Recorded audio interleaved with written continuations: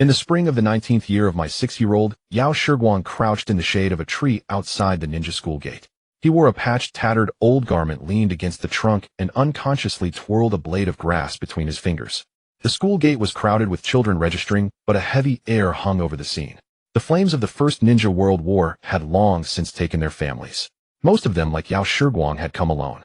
Their clothes lacked patches like his, but were far less clean. Just then laughter and noise erupted from the school gate, breaking the heavy atmosphere. Everyone's gaze turned toward the sound.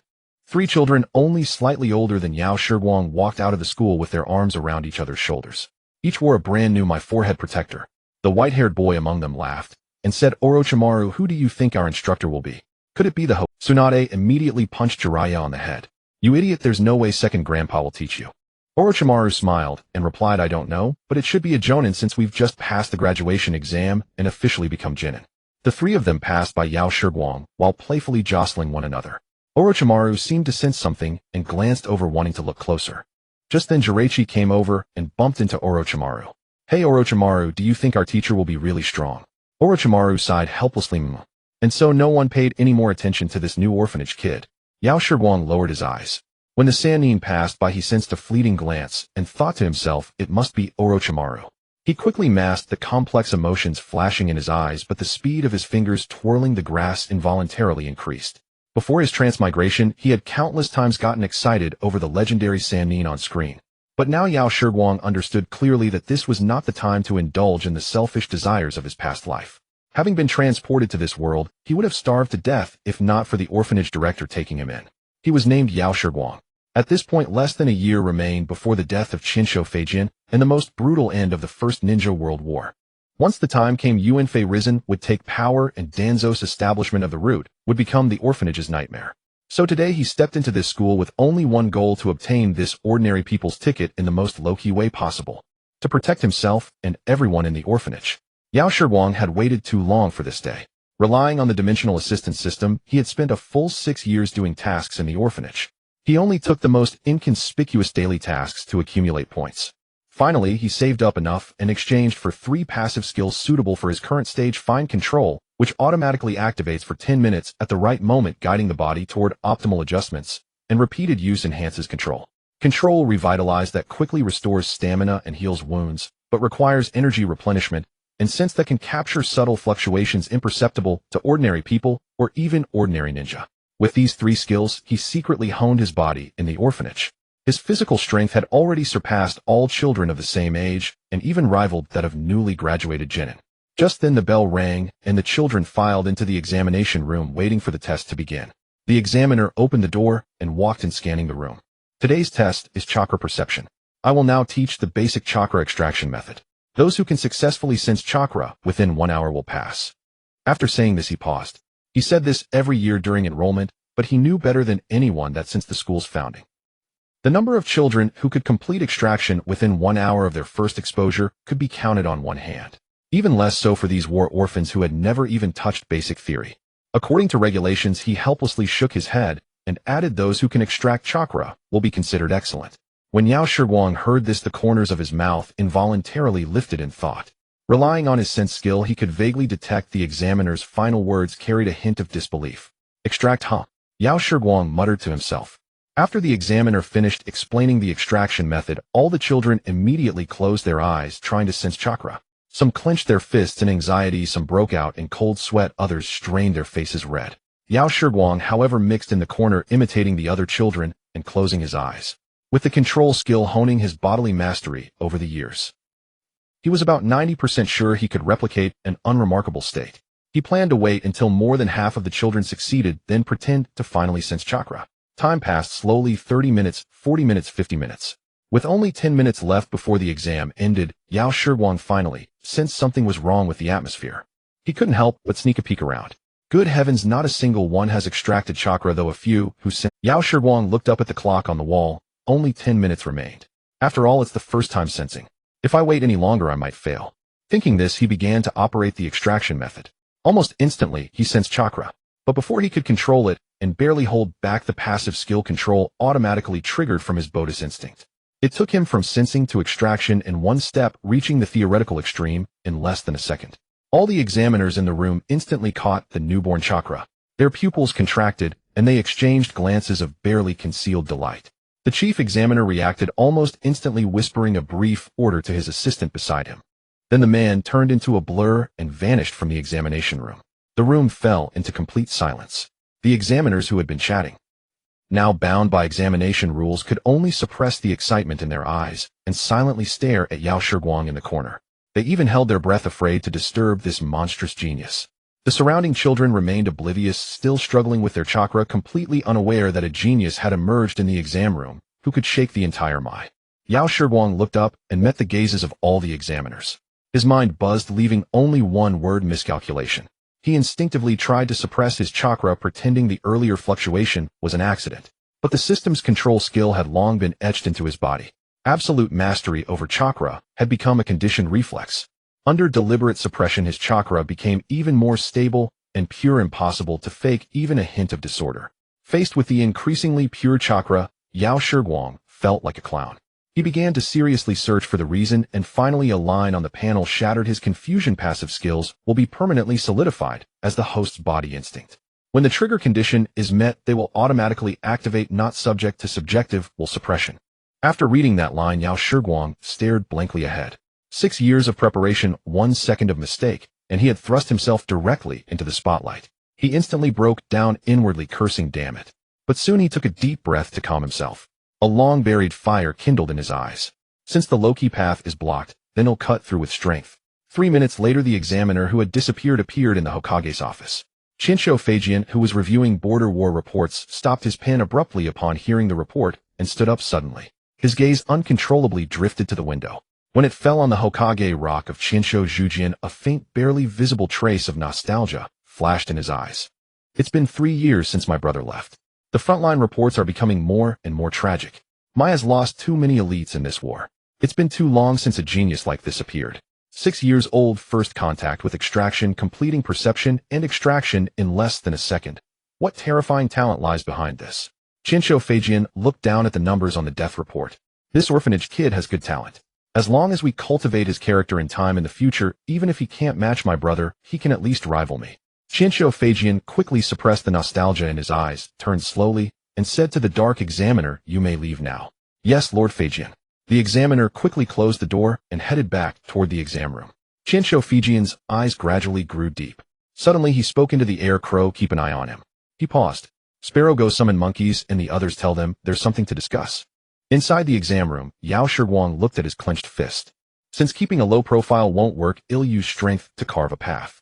After this realization, Yao Shiguang slowly opened his clenched fist, ceasing his attempts to suppress the instinct of his skills. Rather than hiding and eventually being targeted by the shadows lurking in the dark, it's better to stand directly under the sunlight and become the genius that Mai urgently needs right now. No matter how dangerous the road ahead, as long as he stands high enough, he can protect the headmistress who gave him a second life after Feijian falls in battle a year later and Tuanzang takes power. Yao Shiguang began to follow that extreme sense of control, allowing the newly born chakra to flow steadily through his meridians, aiming only to refine purer and more stable chakra, maximizing his strength to gain more leverage. With each cycle of chakra, Yao Shiguang's aura grew stronger than the second before. The breathing in the examination hall grew more urgent as his presence intensified. He stopped only when the chakra's stability and the boat's carrying limit were firmly locked at the level of an ordinary genin.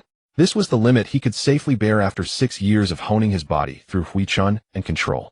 After completing all this, feeling somewhat mentally fatigued, Yao Shiguang silently stopped and closed his eyes to rest.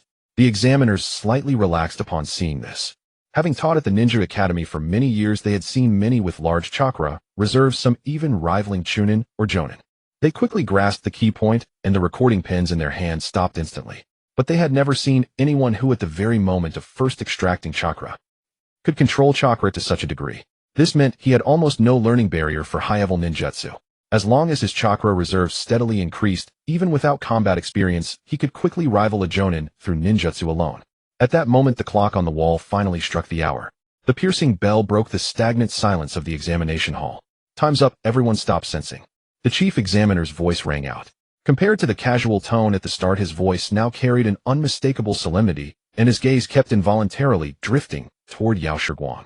Compared to the children who had barely sensed chakra, this true genius, who had completed chakra extraction, was the only focus of the entire hall. Yao Shiguang calmly stood up and sat in his seat waiting for the final announcement of fate. Unlike him, the other children opened their eyes, and the hall instantly filled with sighs. Most hadn't even touched the shadow of chakra. Only 3 or 4 children raised their hands, excitedly shouting that they had sensed chakra waiting for the examiner's praise. The chief examiner suppressed his inner turmoil. He coldly announced the fate of the children in the hall, his voice only showing a slight fluctuation when reading Yao Shiguang's name. Cao Shanghua Pass. Yiyuan Jian Pass. Yao Shiguang. Special Excellence. The above students pass. Go to the playground. Join the others from other exam halls for the next test class division. The rest exit the exam hall. Having said this, he glanced at Yao Shiguang and found him sitting calmly, unlike the others who sighed or rejoiced. The chief examiner walked slowly to Yao Shiguang, bent down to look at the child who was not much taller than the desk, and asked in a low voice, "What's wrong? Are you feeling unwell?" According to the rules, examiners could not show any favoritism, but geniuses always had privileges. "Thank you, I'm fine. I was just thinking about something." He looked up at the chief examiner, his eyes devoid of arrogance or the previous timidity, only calmness. The chief examiner silently gazed at Yao Shiguang and nodded, thinking to himself, "Neither arrogant nor impatient, this child will surely surpass me in the future." He did not ask further, just nodded. At the top of the assessment form, he heavily wrote Yao Shiguang's name. Next to the special excellence mark, he added the exclusive stamp for reporting to the Horying office. The children who failed looked bewilderedly at this orphan in the corner, wondering why he received the highest rating. Only the few who had sensed chakra vaguely sensed that the strange aura in the exam hall earlier seemed to be related to this inconspicuous child. Yao Shiguang paid no attention to the surrounding gazes, quietly stood up and left the exam hall to prepare for the next class division test. As soon as he stepped out of the exam hall, Yao Shiguang sensed a dangerous gaze fixed on him, following his every move. His heart trembled. Expressionless, he walked to the playground track, waiting for the others to arrive. He knew this was the inevitable path of a genius. On a distant tree, an umbu wearing a crow mask was intently watching Yao Shiguang. In the Horying office, Senju Feijian sat behind a large desk. His fingers tapped on the complete dossier of Yao Shiguang, just delivered. A thin 2-page document, yet it recorded the child's entire life. War, orphan parents died in border conflict, adopted as an infant by the current director of the My Orphanage, Yao Shihui. Named Yao Shiguang, he lived quietly in the orphanage for 6 years. No records of misconduct, not even a handful of arguments with others. At that moment, the office door opened, and 6 young men in ninja attire strode in quickly. Leading them was Yuanfei Risen, followed by Jitsuin Tuanzang. Behind them were Zhuanqin Xiaochun Shuahomen, Yin Xiudao Chifeng, and Yuzibo Jing. The 6 bowed in unison, their tone respectful. Feijian Sensei. Senju Feijian swept his gaze over them. These 6 were his most valued disciples, and the future core pillars of Mai. He did not beat around the bush, directly pushing the dossier forward, and said in a deep voice, "I called you here for a child, the new student of the Ninja Academy, Yao Shiguang." Yuanfei Risen was the first to pick up the dossier, quickly scanning it, his brow slightly furrowed, seeing nothing special. He looked up at Feijian, his eyes full of confusion. Tuanzang and the others also read the dossier and turned their faces equally puzzled. An ordinary war orphan. Why would Feijian Sensei specifically call all 6 of them here? During the entrance exam just now, this 6-year-old child, upon first contact with the chakra extraction method, took less than a second from sensing to completing the extraction. Senju Feijian's voice was calm, but it exploded like a detonation charm in the ears of the 6. "What a—" Yuanfei Risen almost dropped the dossier, his face full of disbelief. He himself was a recognized genius, but it had taken him 3 full hours to complete the extraction, which was already a unique talent in Mai at that time. Now 1 second. He instinctively looked at Tuanzang. Tuanzang's pupils also abruptly contracted, his originally casual gaze instantly sharpening. He stared at the 3 characters Yao Shiguang on the dossier. Beyond the shock, his eyes contained barely restrained fervor. Extreme chakra control, innate top-tier perception, a war orphan with no parents, a blank slate background. If he could bring this child under his wing, he would surely become the greatest asset in his quest to become Hokage. He suppressed his inner agitation and spoke in a deep voice. "Less than a second. Feijian Sensei, this. Is it possible? Could there be a mistake?"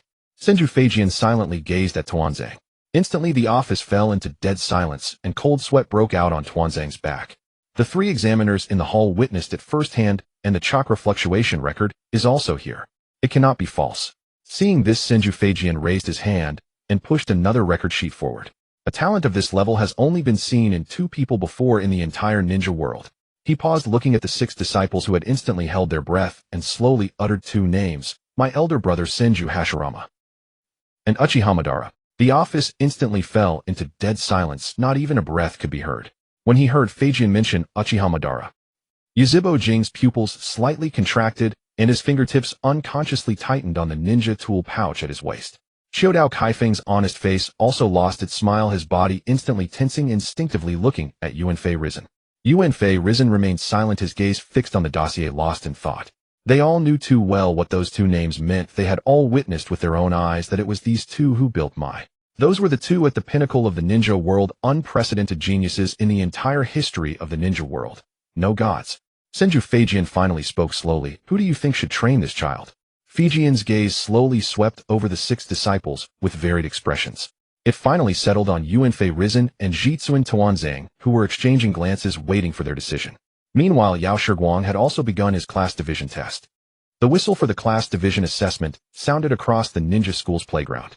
Several newly admitted students who successfully sensed their chakra gathered here, their faces filled with excitement and nervousness.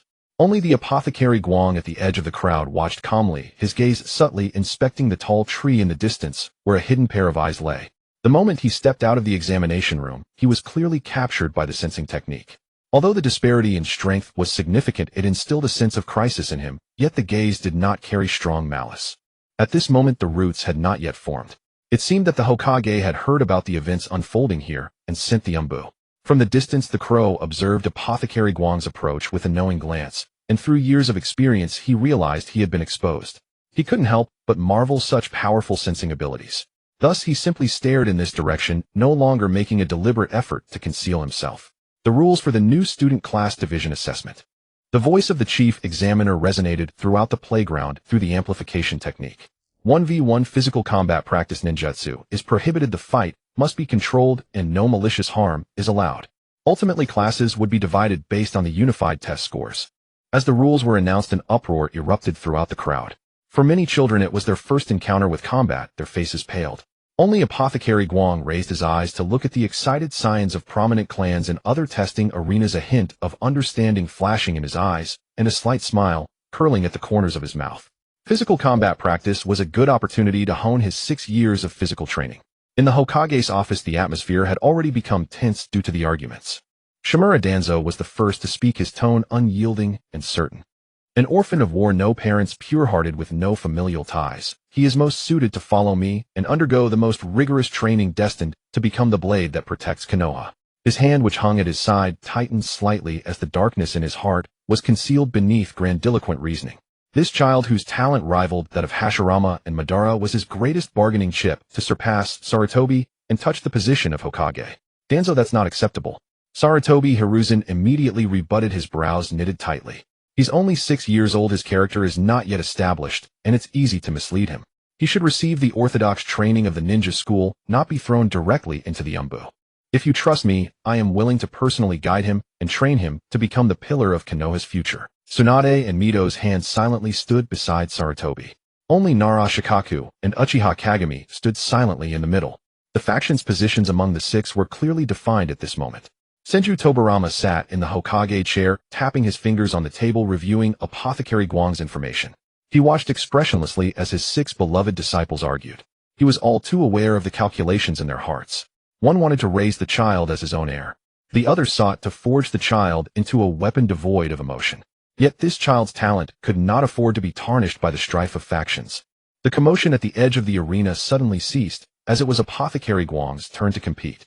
Third arena, Apothecary Guang versus Noara Kinta. The chief examiner announced the names.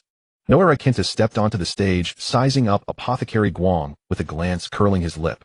An orphan from the orphanage, he looked ragged and weak. After he took his stance, he raised his hand to form the snake seal, the sign for confrontation. Apothecary Guang recalled the memories from before his crossing and awkwardly mimicked the formation of the snake seal. Begin. The examiner waved his hand. Without hesitation, Noara Kinta launched a punch straight at Apothecary Guang's face. Apothecary Guang slightly tilted his head to evade. Noara Kinta was taken aback and immediately followed up with a second punch. Apothecary Guang's feet shifted slightly, dodging again. Noara Kinta, unwilling to back down, unleashed a flurry of punches, his attacks growing fiercer.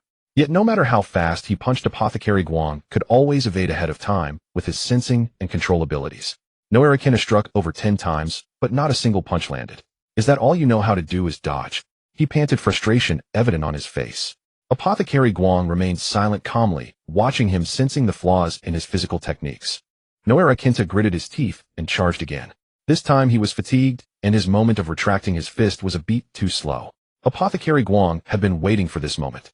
He stepped forward, gently pushing against Noera Kinta's elbow. He precisely directed a bit of force to the node, using the opponent's momentum to amplify the push. Noera Kinta felt a sudden force instantly, losing his balance and sitting down on the ground. The arena fell silent for a second, then a few chuckles erupted. "You call yourself the son of a chunin. You can't even beat an orphan." Upon hearing this, Noera Kinta's face flushed red, and he scrambled to get up and charge again. The chief examiner immediately raised his hand to stop him. "That's enough." Noera Kinta was momentarily stunned by the examiner's intervention. Looking at Apothecary Guang, who had hardly broken a sweat, he finally realized the gap between them. He remained silent for a few seconds, walked up to Apothecary Guang, and raised his hand to form a sign of reconciliation. Apothecary Guang also raised his hand to form a seal, their hand signs aligning together. Noera Kinta, his face flushed, finally managed to speak. "How did you train?" Apothecary Guang pondered, and replied with what he sensed before. "You punch your shoulder moves first." "I see," Noera Kinta responded, his expression serious, nodding earnestly. "I will remember that. Next time I will be better than you." After speaking, he turned and left the arena, and Apothecary Guang noticed his back seemed a bit straighter. From the distance, the crow put away his binoculars and wrote a line in his notebook. "Untrained in physical techniques, yet able to precisely predict the opponent's movements, adept at using force against force. Calm and composed." Closing the notebook, the crow's gaze fell upon the figure walking towards the edge of the arena, then vanished from sight. Apothecary Guang, sensing something, glanced back at the tree, then withdrew his gaze and continued forward. Suddenly a knocking sound echoed in the Hokage's office. "Knock knock. Come in." The Umbu Crow appeared in the office, kneeling on one knee. He reported everything that had just happened at the arena to Senju Tobirama, without missing a word. Untrained in physical techniques, yet able to predict the opponent's movements. Sarutobi Hiruzen's voice was filled with surprise upon hearing this. "I didn't expect this little guy to have such talent in physical techniques." Danzo's expression darkened instantly, his gaze on the intel in the crow's hand growing more intense. At that moment, Senju Tobirama finally stopped tapping his fingers on the table, raising his eyes to scan the arguing six, a hint of disappointment flickering in his gaze. His voice was calm, yet it struck like thunder in the office. "Stop arguing. I will take him as my disciple personally." One sentence plunged the entire office into silence. Sarutobi Hiruzen immediately voiced his doubt. "Sensei, do you have the time?" Senju Tobirama cast a sidelong glance. "What? Do you need me to teach you how to do your job?" Danzo's lips moved as if to say something, but under Tobirama's icy gaze, he dared not utter a word. He knew all too well that once his teacher made a decision, there was no possibility of change. Konoha has lost too many elites in this war. What we lack is not obedient pawns, but capable leaders who can bear the future. Senju Tobirama slowly rose, picking up the Hokage hat from the corner of the table, his gaze sharp as a knife. "This child's talent, character, and control are Konoha's only opportunity. I cannot allow him to be ruined by your ambitions." After saying this, he put on the hat, the shadow of its brim obscuring the sharpness in his eyes. As he passed by the six, he did not pause, walking straight towards the office door. The chief examiner cleared his throat and announced the final matchup loudly. In the first arena, the last match, Pharmacist Guang versus Uchiha Hayato. As soon as the words fell, a wave of astonishment swept through the crowd. Clearly no one believed that Pharmacist Guang could win. This was because Uchiha Hayato was a side descendant of the Uchiha clan.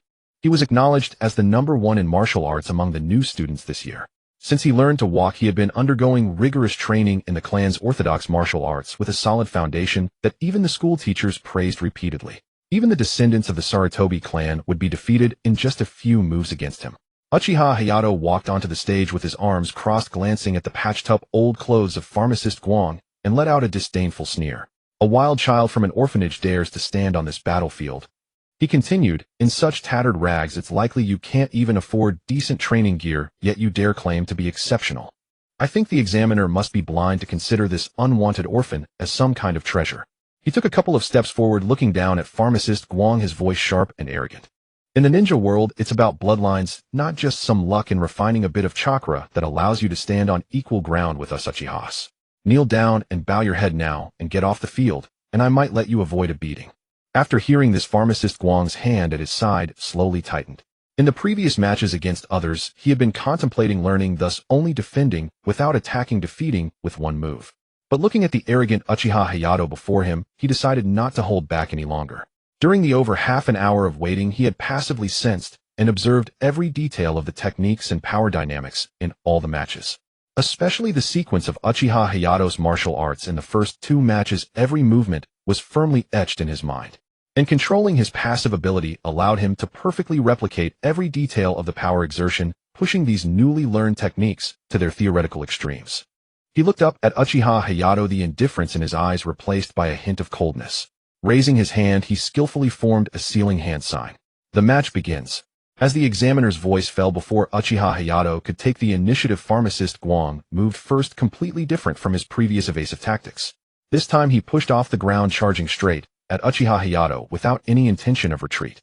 The crowd gasped in surprise. No one expected that this orphan from an orphanage would dare to charge at the genius of the Uchiha clan. Uchiha Hayato was momentarily taken aback, then a ruthless smile appeared on his face, looking for death. He raised his hand and unleashed the most basic yet fierce combo of Uchiha style, punching the punches aimed directly at pharmacist Guang's face with precise and fierce movements. But in the next second his pupils suddenly constricted. Pharmacist Guang not only did not dodge, but instead raised his hand to execute an identical combo. The angles of the punches, the points of power exertion, even the coordination of footwork were all flawlessly identical. The only difference was that thanks to his control of the passive ability, his movements were even more precise and extreme, without a hint of unnecessary motion. Bang! The two fists collided, producing a dull sound. Uchiha Hayato felt a tremendous force transmit from the impact, causing his entire arm to go numb, and he instinctively staggered back 2 steps. He looked up at pharmacist Guang in disbelief. This was the Uchiha basic martial arts he had trained for 3 whole years. How could this orphan from an orphanage possibly match him? And to execute it even more flawlessly than him.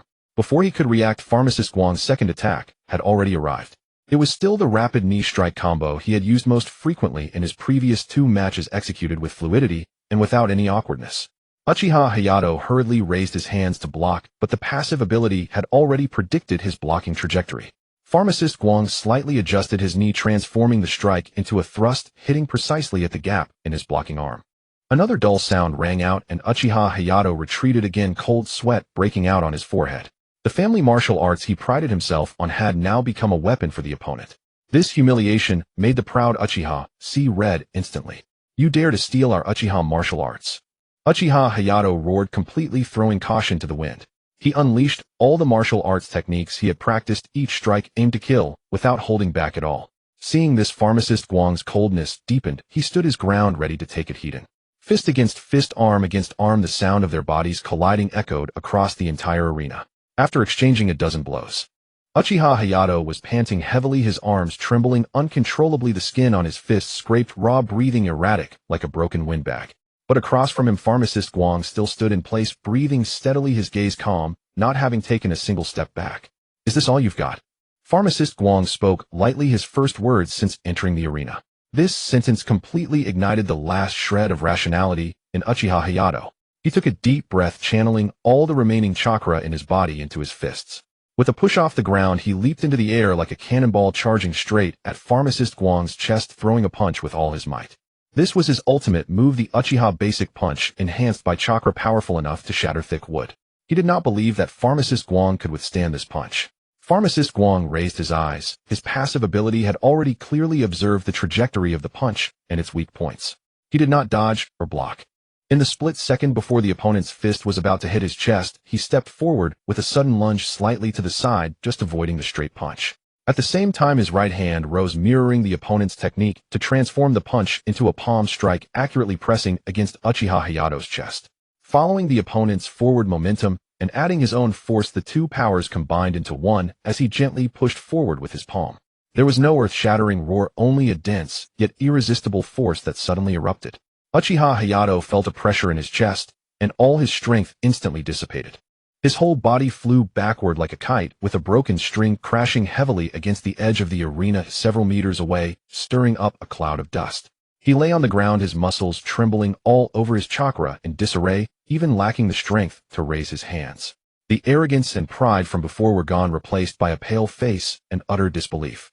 The martial arts he had trained for 3 years were actually defeated by an orphan from an orphanage who had never fought before, using his own techniques, without any ability to counter. The entire arena fell silent. The sound of a pin dropping could be heard. The children and teachers watching all gaped, unable to utter a single word. Even the examiners in the same examination room as Pharmacist Guang were prepared, but still couldn't help but look toward the center where Pharmacist Guang stood. In the previous match, he had evaded and danced around using one move to defeat his opponent, leading everyone to believe he only relied on tricks. But in this match, he faced Uchiha's martial arts genius Hiden. The stolen techniques were used to perfection, landing punches with raw power in a dozen exchanges, and in the end, with just one palm strike, he completely sent his opponent flying. There was not a hint of flamboyance, nor any clever tricks. It was all about the ultimate control over timing, power, and body mechanics, along with that terrifyingly extreme learning ability. How could this be an ordinary battle orphan? This was clearly a born ninja monster. Uchiha Hayato took a full half-minute to barely crawl up from the ground. He gritted his teeth, his jaws clenched tightly, staring fixedly at Pharmacist Guang, but ultimately, he humiliatedly lowered his head and formed a standard sign of reconciliation. Without saying another harsh word, he turned away, head down, staggering off the stage, his back shadow, revealing the shattered pride.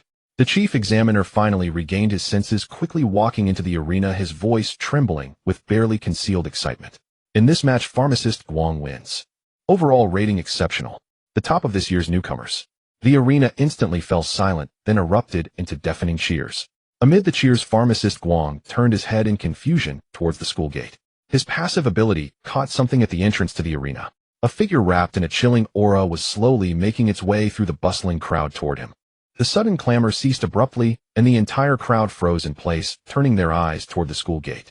The guards on duty at the entrance bowed in unison and announced in a loud voice, "Lord Hokage." Tobirama Senju, clad in his Hokage robe and wearing a conical hat, strode slowly into the arena. Following closely behind him were Hiruzen Sotobi, Danzo Shimura, and 4 others, their expressions solemn and reverent, not daring to overstep the slightest boundary. The second Hokage of Konoha had personally graced the scene of the new student team assignment examination. When the entire faculty and student body saw the Hokage approaching their direction, with expressions of astonishment, they instantly bowed and chorused in salute, "Greetings, Lord Hokage." Only Yakushi Hikari, standing at the center, had sensed the arrival from afar thanks to his perception ability. He joined the others in a respectful bow. Tobirama Senju ignored the collective salutation. His gaze pierced through the dense crowd and landed directly on the 6-year-old child in patched clothing standing in the middle of the field. Yakushi Hikari felt a slight tremor of tension. "No way, Tobirama Senju actually came for me. I thought with talent like mine I'd at most attract someone like Hiruzen Sarutobi." Until Tobirama Senju's next words revealed the reason. "You are Yakushi Hikari." Tobirama Senju, his eyes exposed, addressed Yakushi Hikari, his voice not loud, but carrying clearly across the entire training ground. "Yes." Yakushi Hikari suppressed the inner tension, not out of fear but the natural reaction of a commoner meeting an emperor for the first time. He adjusted after a moment and returned to normal. He met the sharp gaze with composure, showing neither childish timidity nor fawning flattery. "At 6 years old you first attempted the chakra refining method, completing perception and refinement in 1 second. Tobirama Senju's piercing eyes swept over him. "You mastered taijutsu without a teacher, replicating the Uchiha clan's basic techniques. After watching them once, and through direct confrontation, you became the top taijutsu practitioner of this class." Yakushi Hikari, now more experienced, replied with even greater calm, and he also understood the reason. 1 second refinement. Yes. Observing Yakushi Hikari's unruffled demeanor before him, Tobirama Senju's stern face revealed a rare faint smile. Under the breathless gaze of the entire crowd, he slowly uttered the words that would detonate across the training ground. "Yakushi Hikari, excellent. From today onward you are my personal disciple, Tobirama Senju's own apprentice." The moment the words fell, the entire scene erupted into chaos. Gasps and exclamations rose and fell in waves. Everyone stood dumbfounded, unable to believe their ears. The second Hokage was actually going to personally take in a war orphan from an orphanage as his disciple. Hiruzen Sarutobi smiled with relief, and together with the other 4 they bowed in salute. "Congratulations, master, on finding such an excellent disciple." Only Danzo Shimura's face instantly turned pale. His hands hanging at his sides clenched tightly, nails digging into his palms. The resentment in his eyes nearly overflowed. But the moment he looked up, he met Tobirama Senju's cold, sweeping gaze. He instantly suppressed all emotions, lowered his head, and bowed in salute. "Congratulations, master, on finding such an excellent disciple." He dared not show any further sign of dissent. Yakushi Hikari, gazing at Tobirama Senju before him, felt his heart tighten again slightly. He had envisioned countless scenarios, yet he still felt the heavy weight of this public promise. He took half a step back, executed a standard apprentice bow, and spoke with a child's clear, firm voice. "Disciple Yakushi Hikari greets master."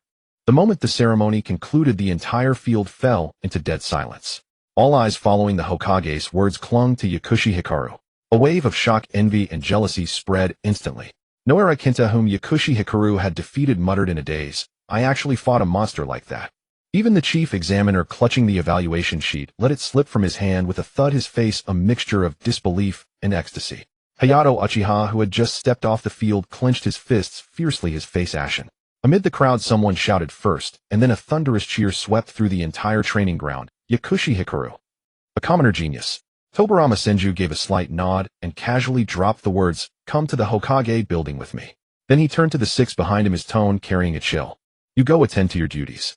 From now on, Yakushi Hikaru is my responsibility. You are not to approach him." With that, he turned and walked out of the field. The six exchanged glances and departed in different directions.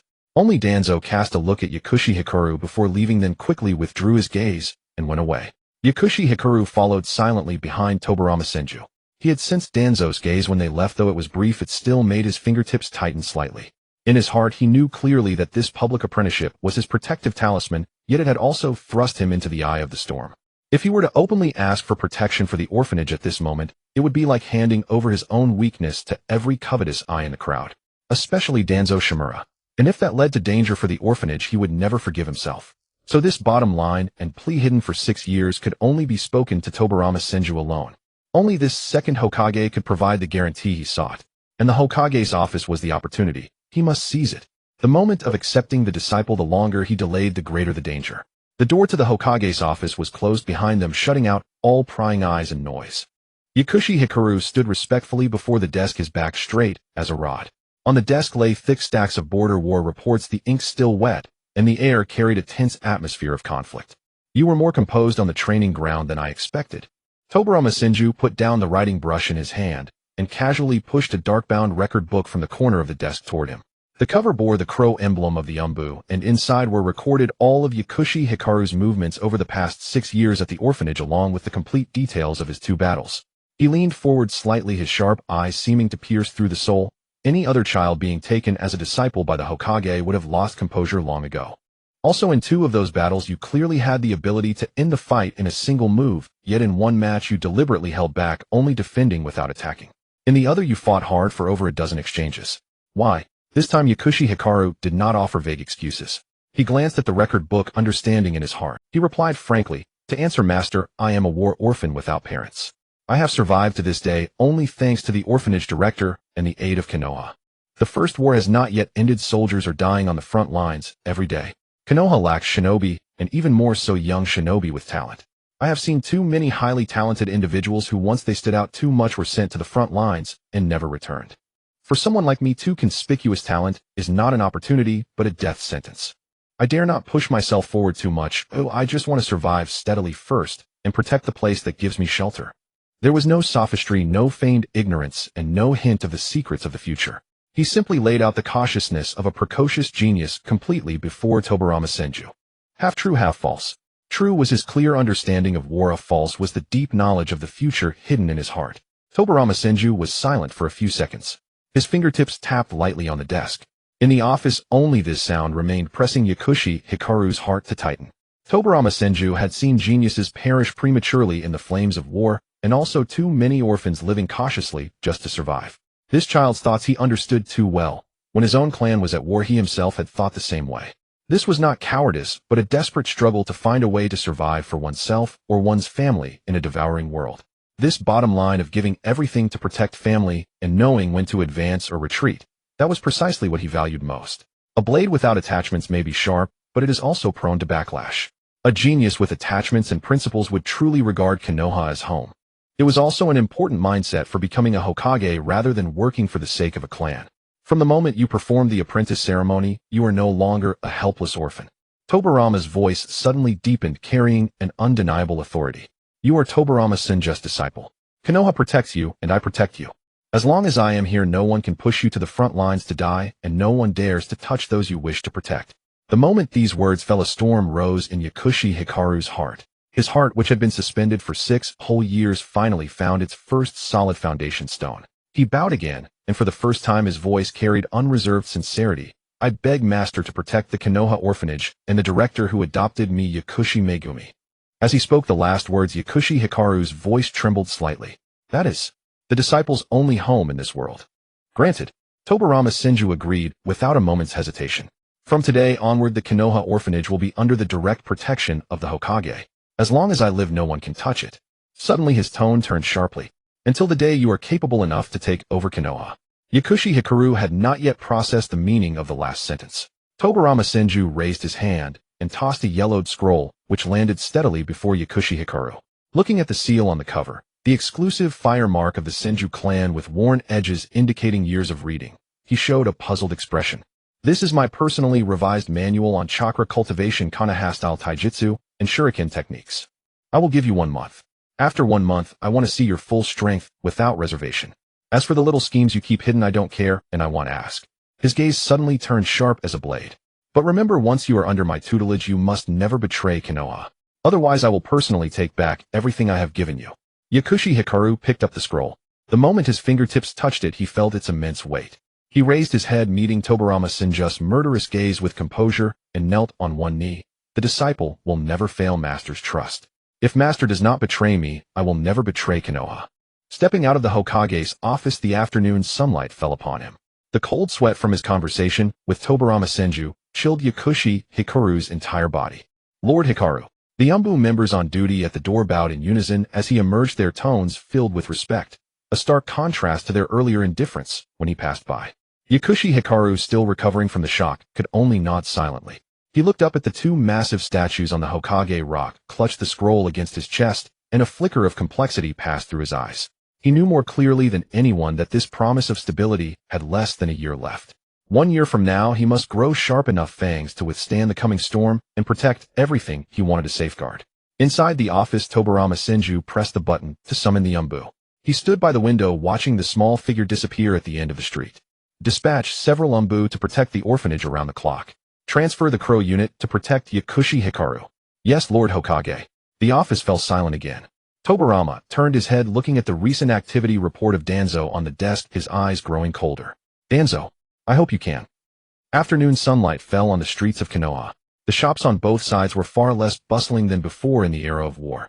After walking out of the Hokage's office building, Yakushi Hikaru headed straight toward a sparsely populated direction, the way home. Along the way, orphans who were once ignored now drew gazes as people stopped to watch. Even the clan children who had previously joined Uchiha Hayato and Jiren during the team placement test. Now upon seeing him from afar, they lowered their heads and shrank to the roadside, daring not to overstep. He paid no heed to the shift in gazes, knowing that this deference was not for him. It was for the Hokage behind him, Senju Tobirama. Only the scroll belt in his arms and Tobirama's promise, "I will protect you," were the true support he held in his hands. After turning 2 streets, the familiar wooden door appeared before him. Under the sunlight, the sign above the door stood in stark contrast to the old orphanage. Now it seemed to sparkle in Yakushi Hikaru's heart. He pushed open the wooden door and stepped into the lively noise so different from the quiet outside. Children were chasing and playing around the old locust tree.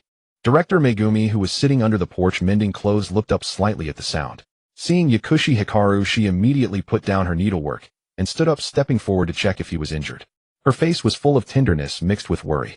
"Xiaoguang, you're back. How did the exam go?" Yakushi Hikaru quickly ran forward, supporting Yakushi Megumi, and all the cold hardness on his face melted away, revealing a gentle smile.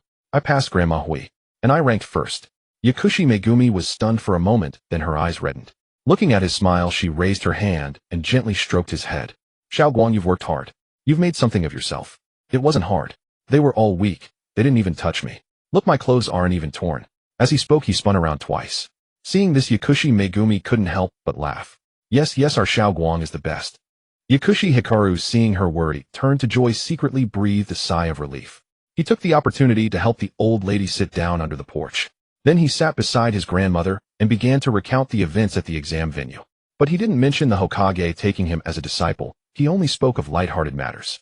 He told amusing anecdotes from the exam and how the examiners had praised him, saying he would surely become a jonin. He never mentioned the gossip, the harassment from certain clans, nor the blade hidden in his heart. He didn't want the old woman who had given him a second life to spend her days in worry. Yakushi Megumi listened quietly beside him, her eyes brimming with tenderness. Occasionally, she handed him a cup of warm water, murmuring over and over, "As long as you're safe and things go smoothly." Before long, a few of the younger children gathered around, clutching his legs and chattering with endless questions. Yakushi Hikari stood up, patiently crouched among them, and answered each child's questions one by one. Afterward, he played a game of beanbag toss with them, watching their carefree, smiling faces. Finally, the blade in his heart was laid to rest. He had transmigrated into this war-torn, chaotic era, spent 6 full years taking on missions, and struggled with all his might to climb upward. What he sought was never the position of Hokage nor the pinnacle of the ninja world. It was this small courtyard, a place he could call home, with the gentle old woman on the porch and these children with light in their eyes.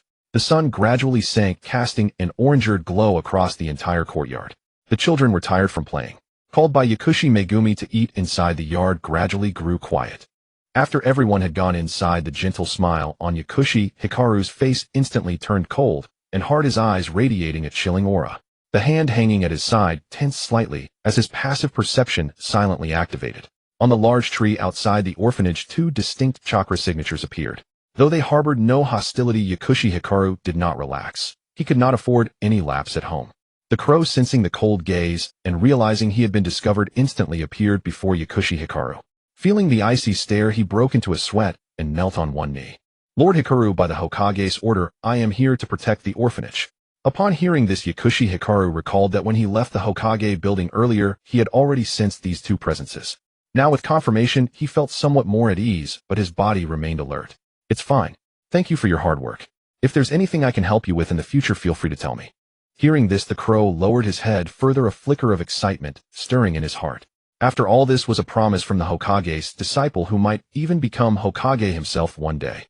But he certainly couldn't accept outright. Such was the wisdom of a veteran subordinate. "Thank you, Lord Hikari. This is my duty. I will protect the orphanage without a moment's pause, 24 hours a day." Yakushi Hikari nodded. "You may go now. As long as the orphanage stands, this promise stands." "Yes, Lord Hikari." With that, the crow returned to the tree, diligently watching the surroundings.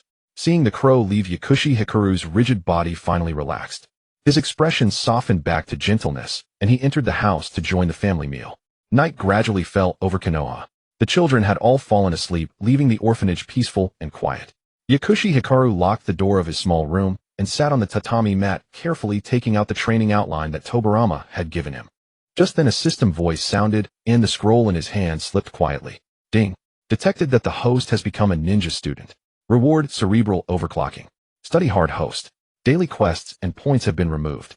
Instead, upon reaching certain achievements, skills will be automatically drawn. Detected that the host has become the Hokage's personal disciple. The control skill has been upgraded to precision. The original functionality is retained, and the 10-minute limit is removed. With this, we wish the host to become a genin soon and defeat the Otsutsuki clan. Seeing this, Yakushi Hikari didn't know whether to laugh or cry. On the bright side, control had become precision, usable at any time. And with cerebral overclocking, he could memorize and learn any technique just by glancing at it, though his body would need to meet the corresponding requirements. On the downside, skill acquisition now depended on unknown achievements. For now, it seemed only promotions would allow skill draws, the rest was uncertain. After calming himself, Yakushi Hikari looked at the scroll on the floor. He picked it up and opened it. With his newly acquired passive, cerebral overclocking instantly memorized everything. At the same time, his perception passive activated, precisely capturing the residual chakra imprints on the paper and every cinnabar annotation left by Tobirama. The logic of chakra flow that would take others half a month to grasp, he saw through at a glance. The taijutsu power techniques that others would need to practice 1,000 times to master. He instantly replicated the core essence using his newly upgraded precision passive. He didn't try to overreach, because what he lacked was the most basic chakra refinement. So he began practicing chakra refinement, carefully honing the chakra within his body, controlling every strand to the utmost. His regeneration passive operated silently, quickly repairing the minor cell damage caused by training. This allowed him to sharpen his body without interruption, maximizing training efficiency. A single night of training was worth half a year of ordinary new students' cultivation. When the sky began to lighten with the pale gray of dawn, he slowly stopped refining. He opened his eyes, revealing undisguised exhaustion. His stomach growled. Apparently, physical recovery required energy. He needed to find some high-calorie food. His mental state was also somewhat lacking, with no current way to restore it. He sighed, then quickly roused himself. Because today was the first day of school, there was still a month left, and he had to perform well.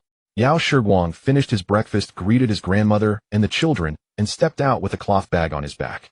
The crows in the trees immediately followed him.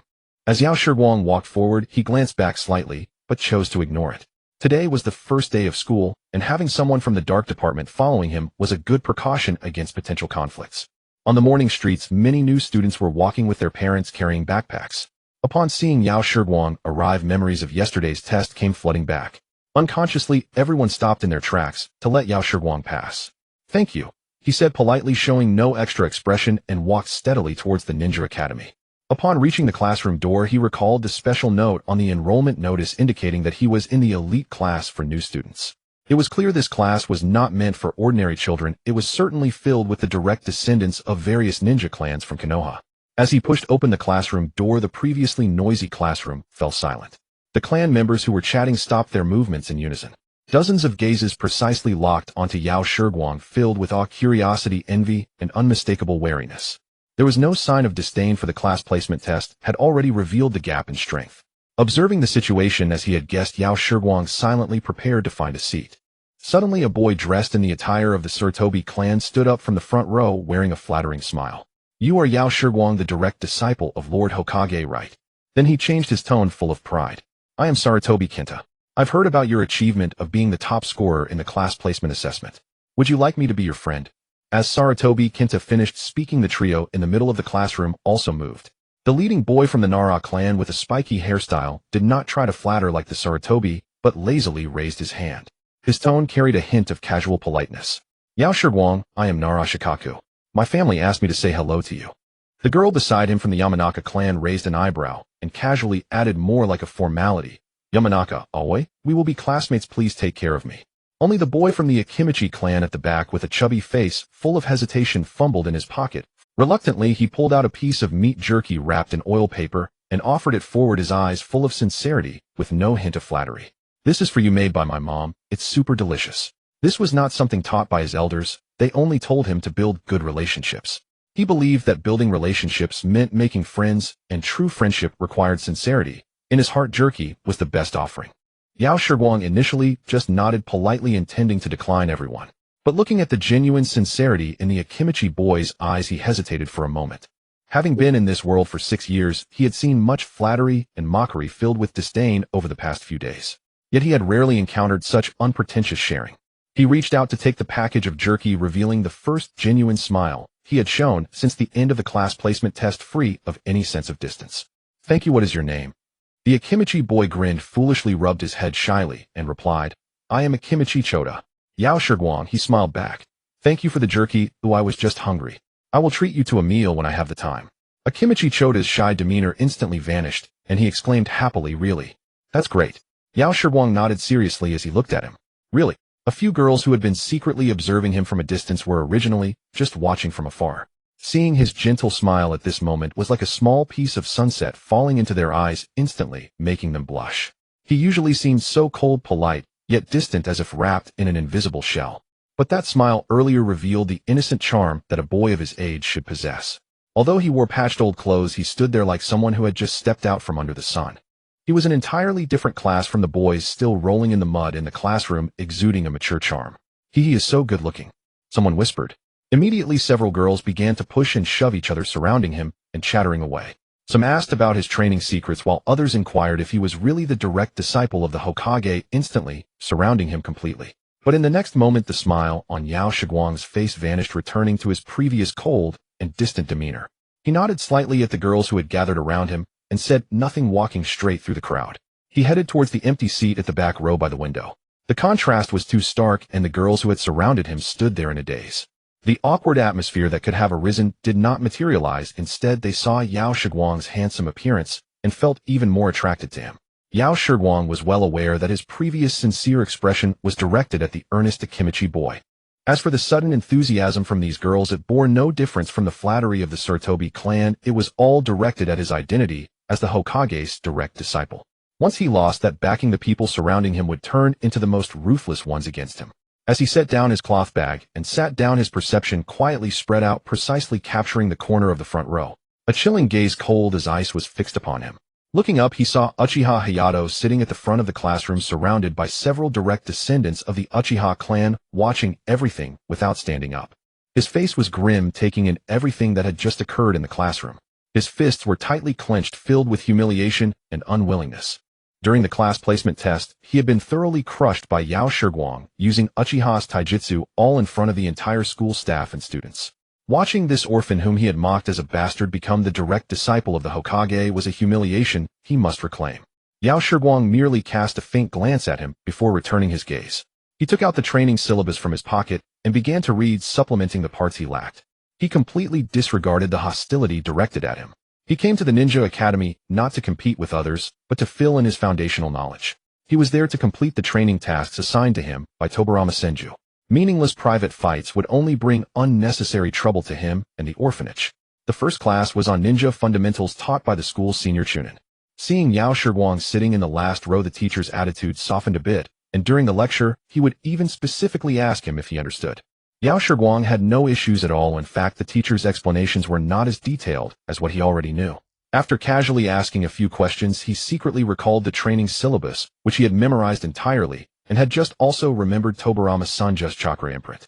By the end of the class, his classmates frequently glanced back at him, and even the teacher paid special attention to him. This forced him to split his focus to answer questions, indicating that he had no doubts. The only one who seemed to be unsettled was Uchiha Hayato.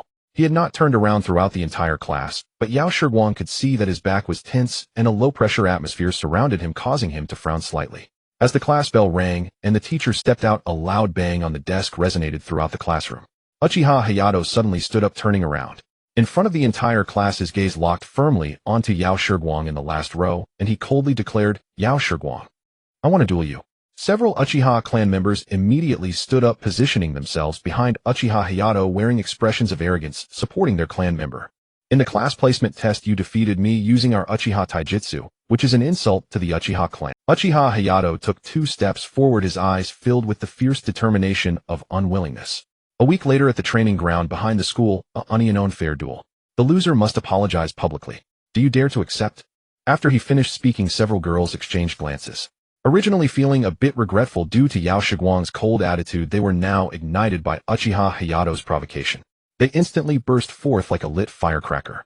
The girl with a ponytail was the first to rush out, hands on her hips, standing in front of Yao Shiguang's seat, shouting at Uchiha Hayato, "Hey! Uchiha Hayato, on what grounds do you want to duel Yao Shiguang?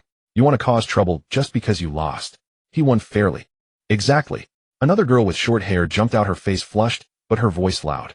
"Yao Shiguang hasn't offended you, you just lost to him, and still dare to provoke him. How shameless can you be, right?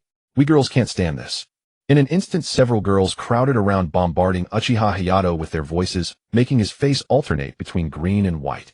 Although they were somewhat afraid of the Uchiha clan's reputation, their courage surged to defend the male god that had just risen in their hearts. Uchiha Hayato gritted his teeth, fists clenched tightly. "You guys, what about us?" The ponytail girl stood her ground. "If you have the ability, then come in first place too, and let Lord Hokage take you as a disciple. If you don't have the strength, don't humiliate yourself here." "Exactly. A loser who can't take defeat. You think you can bully Yao Shiguang? Not a chance." Several Uchiha clan members tried to retort, but were drowned out by the girls' chatter, unable to interject. The entire classroom turned chaotic.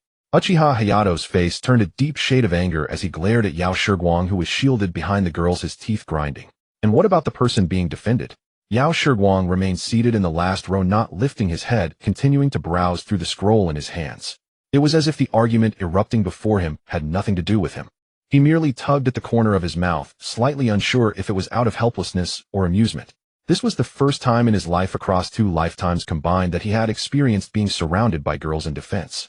However, he stole a glance at Uchiha Hayato's flushed face and knew in his heart that he could not avoid this duel, nor did he intend to.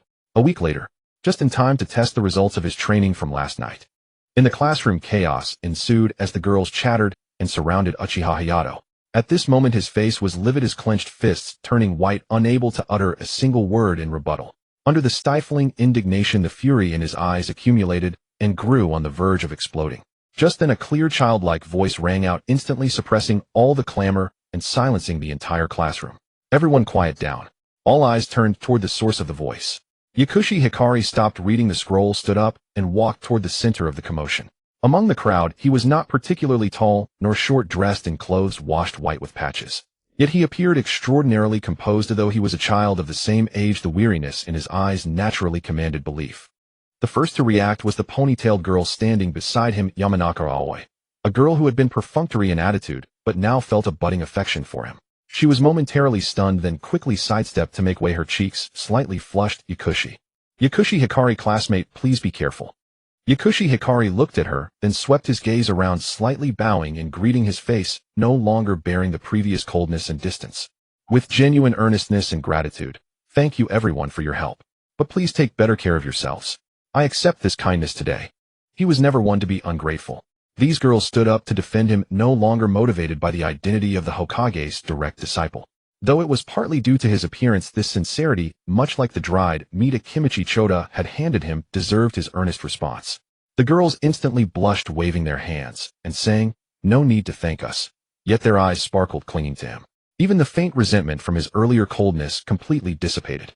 After thanking the girls, Yakushi Hikari turned around and looked up at the ashen-faced Uchiha Hayato. The surroundings fell silent instantly, everyone holding their breath, waiting for the Hokage's direct disciple to respond. "You want a rematch in the training ground 1 week from now on, Inon?" "I accept." Yakushi Hikari's voice remained steady without any fluctuation, as if stating something very ordinary. "But I have 2 conditions." Uchiha Hayato was momentarily stunned, clearly not expecting him to agree so readily. After snapping out of his daze, he was overjoyed and quickly replied, "Tell me what conditions."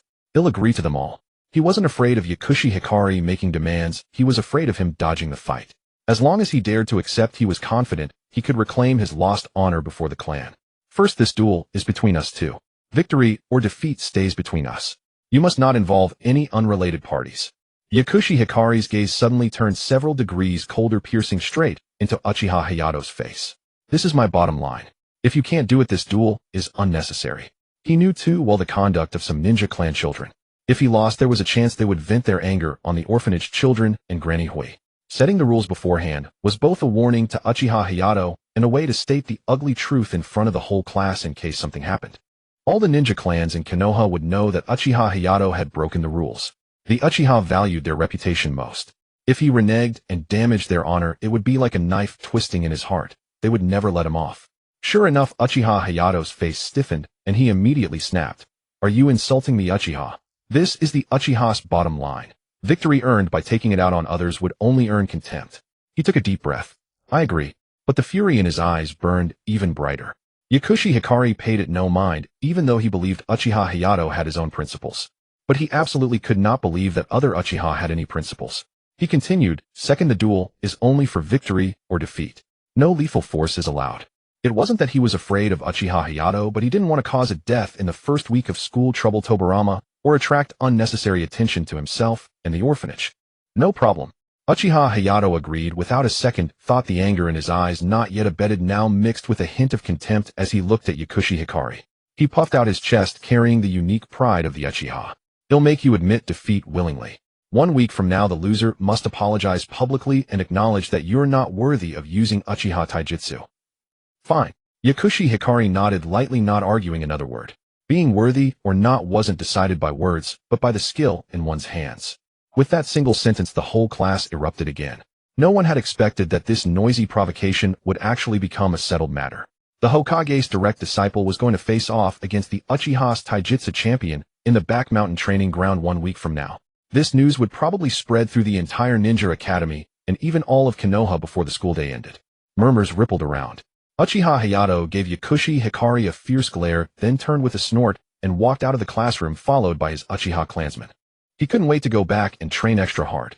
In 1 week, he would crush this orphan who had trampled on Uchiha's honor right in front of everyone. The classroom's noise gradually subsided. Yamanaka Aoi and the plump figure of Akimichi Choda immediately squeezed over their young faces full of worry. Akimichi Choda reached out and stuffed another handful of candy into Yakushi Hikari's hand. "Hikari, if you can't beat him, Roku Aoi, and I can help you." He raised his chubby little hand. "Hikarikin, are you really going to fight him? Uchiha Hayato is super strong." Yamanaka Aoi asked with concern. "Don't worry." Yakushi Hikari took the candy and smiled at them. "It's just an ordinary spar. A good chance to test the results of my recent training. Nothing will happen." Not far away, Nara Roku lazily glanced over, a hint of surprise in his eyes. He had originally thought this Hokage's disciple would simply avoid the fight out of annoyance. He never expected him to actually accept the Uchiha's challenge, and from start to finish he remained composed beyond belief. This person was clearly far deeper than he had imagined. Soon the school bell rang. Yakushi Hikari slung his cloth bag over his shoulder, said goodbye to Akimichi Choda and Yamanaka Aoi, and walked out of the ninja academy. As soon as he left the school gate, the crow lurking in the shadows appeared before him in an instant, kneeling on one knee and bowing. Hikari-sama. Sorry for the trouble.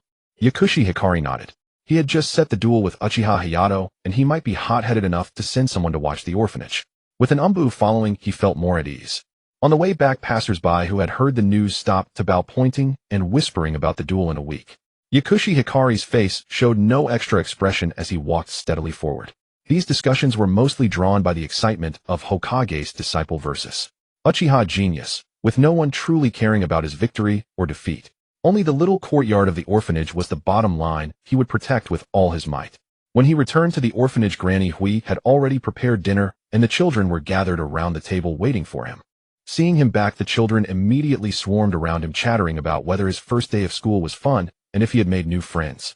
Yakushi Hikari smiled and responded to each one, picking light-hearted anecdotes to share. He didn't mention a word about Uchiha's provocation or the duel in a week. After dinner, after putting all the children to bed, he locked the door of his small room. The warm light of the oil lamp spread over the tatami mat. He sat cross-legged on it. The duel in a week, seen by others as a contest of honor, was in his eyes the best opportunity to test his training results.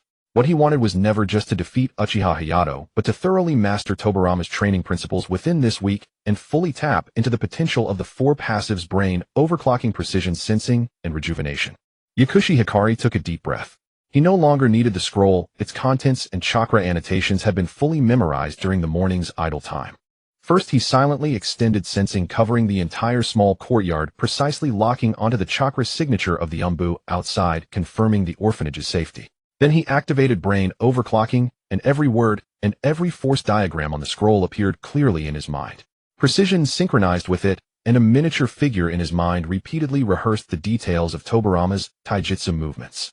Finally, rejuvenation laid the foundation for refinement. Moonlight streamed through the window lattice, falling on the boy's straight back. In a certain room, Shimura Danzo sat in a chair, his eyes lost in thought. On the desk lay a file, the first line of which prominently read the three characters Yakushi Hikari. One morning a week later, the training ground behind the mountain was packed with students from the ninja academy. Everyone had gathered for the same duel. The Hokage's direct disciple Yakushi Hikari was to face off against Uchiha Hayato of the Uchiha clan. At the edge of the training ground, Akimichi Choda, who had been waiting there for a while, was holding a large bag of snacks, his gaze fixed anxiously on the entrance. Beside him, Yamanaka Aoi clenched her fists tightly, her brow furrowed as she muttered incessantly. Not far away, Nara Roku leaned against a tree trunk, watching the scene helplessly. I really don't know what kind of poison that Yakushi Hikari has, but the Ino Shikacho duo has both fallen for it. Yet despite his seemingly lazy posture against the tree, his gaze was locked on the entrance, betraying his own restless heart. Members of the Sarutobi clan and youths from various ninja clans had gathered in a circle, discussing heatedly, all betting on who would win this duel. In the center of the training ground, Uchiha Hayato had already arrived. He wore a training suit with the Uchiha clan emblem, and his ninja pouch was bulging, clearly well prepared. His eyes were filled with fighting spirit as he awaited the arrival of the one who had trampled on the honor of the Uchiha. Just then the crowd parted automatically, and Yakushi Hikari walked in slowly, still wearing that same faded old outfit. He carried only a single basic kunai in his hand, his face expressionless. With steady steps, he walked to the opposite side of Uchiha Hayato. As Yakushi Hikari appeared, the murmuring in the crowd instantly ceased, and all eyes were fixed on the two figures in the center. Uchiha Hayato stepped forward, looking at Yakushi Hikari, who had only one kunai. Frowning, he said, "You actually dared to come. Just one kunai? Want me to share some with you?" Yakushi Hikari looked at Uchiha Hayato in slight surprise, his expression softening a bit. "It's fine. Just a friendly spar as long as no one else gets involved." Uchiha Hayato agreed, without a second thought, tightening his grip on the kunai. "Enough talk. I accept. Let's start right now." Just as they formed the seal of confrontation, a week's worth of training flashed rapidly through Yakushi Hikari. In taijutsu, relying on his brain, overclocking, and precision passive, he had deconstructed Tobirama's Konoha-style basic taijutsu to the extreme, refining every movement to theoretical perfection. In throwing techniques, using his sensing and precision passives, he had mastered the core logic of Tobirama's shuriken jutsu. Although he could only practice with stones, he achieved 100 accuracy against targets with 0 deviation. As for the 3 basic techniques from Tobirama Senju, he had honed the transformation, clone, and substitution techniques to perfection, consuming less than a tenth of the chakra of an ordinary ninja and able to activate them instantly without the need for hand seals. This week, he didn't practice any flashy jutsu. He only perfected the most fundamental skills. His goal was never to defeat Uchiha Hayato, but to use this duel to test the fruits of his training. Snapping back to reality, the moment the seal of confrontation was completed, Uchiha Hayato moved. He exploded forward, charging like an arrow released from the bow. His kunai thrust straight toward Yakushi Hikari's face, combining the power techniques of Uchiha Taijutsu.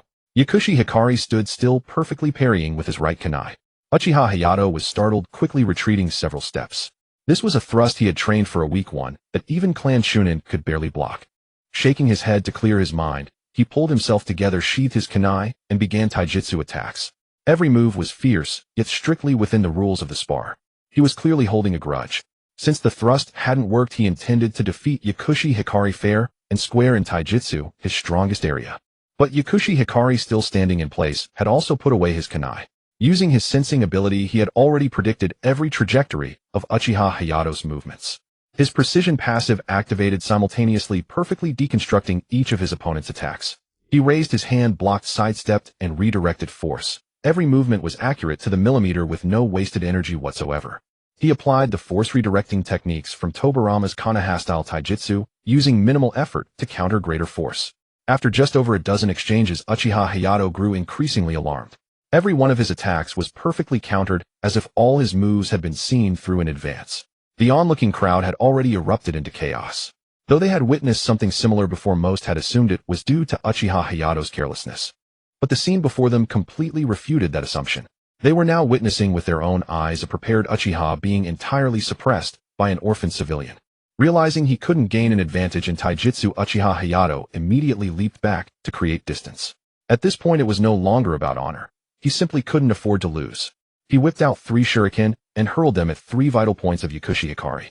The Ino Shikacho trio's hearts tightened. This was Uchiha throwing technique. Yakushi Hikari hadn't even learned throwing yet. But Yakushi Hikari simply picked up his kunai again, slashing in 3 directions, up, down, left, right. The crisp clang of metal striking metal rang out in succession.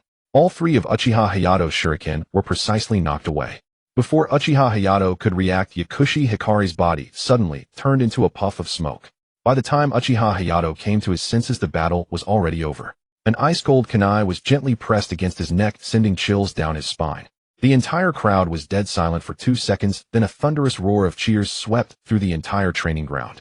Yakushi Hikari withdrew his kunai and patted Uchiha Hayato on the shoulder. There was no trace of mockery in his voice as he said calmly, "You're not bad, otherwise just a bit slow in reaction." Uchiha Hayato collapsed to the ground, listening to Yakushi Hikari's words.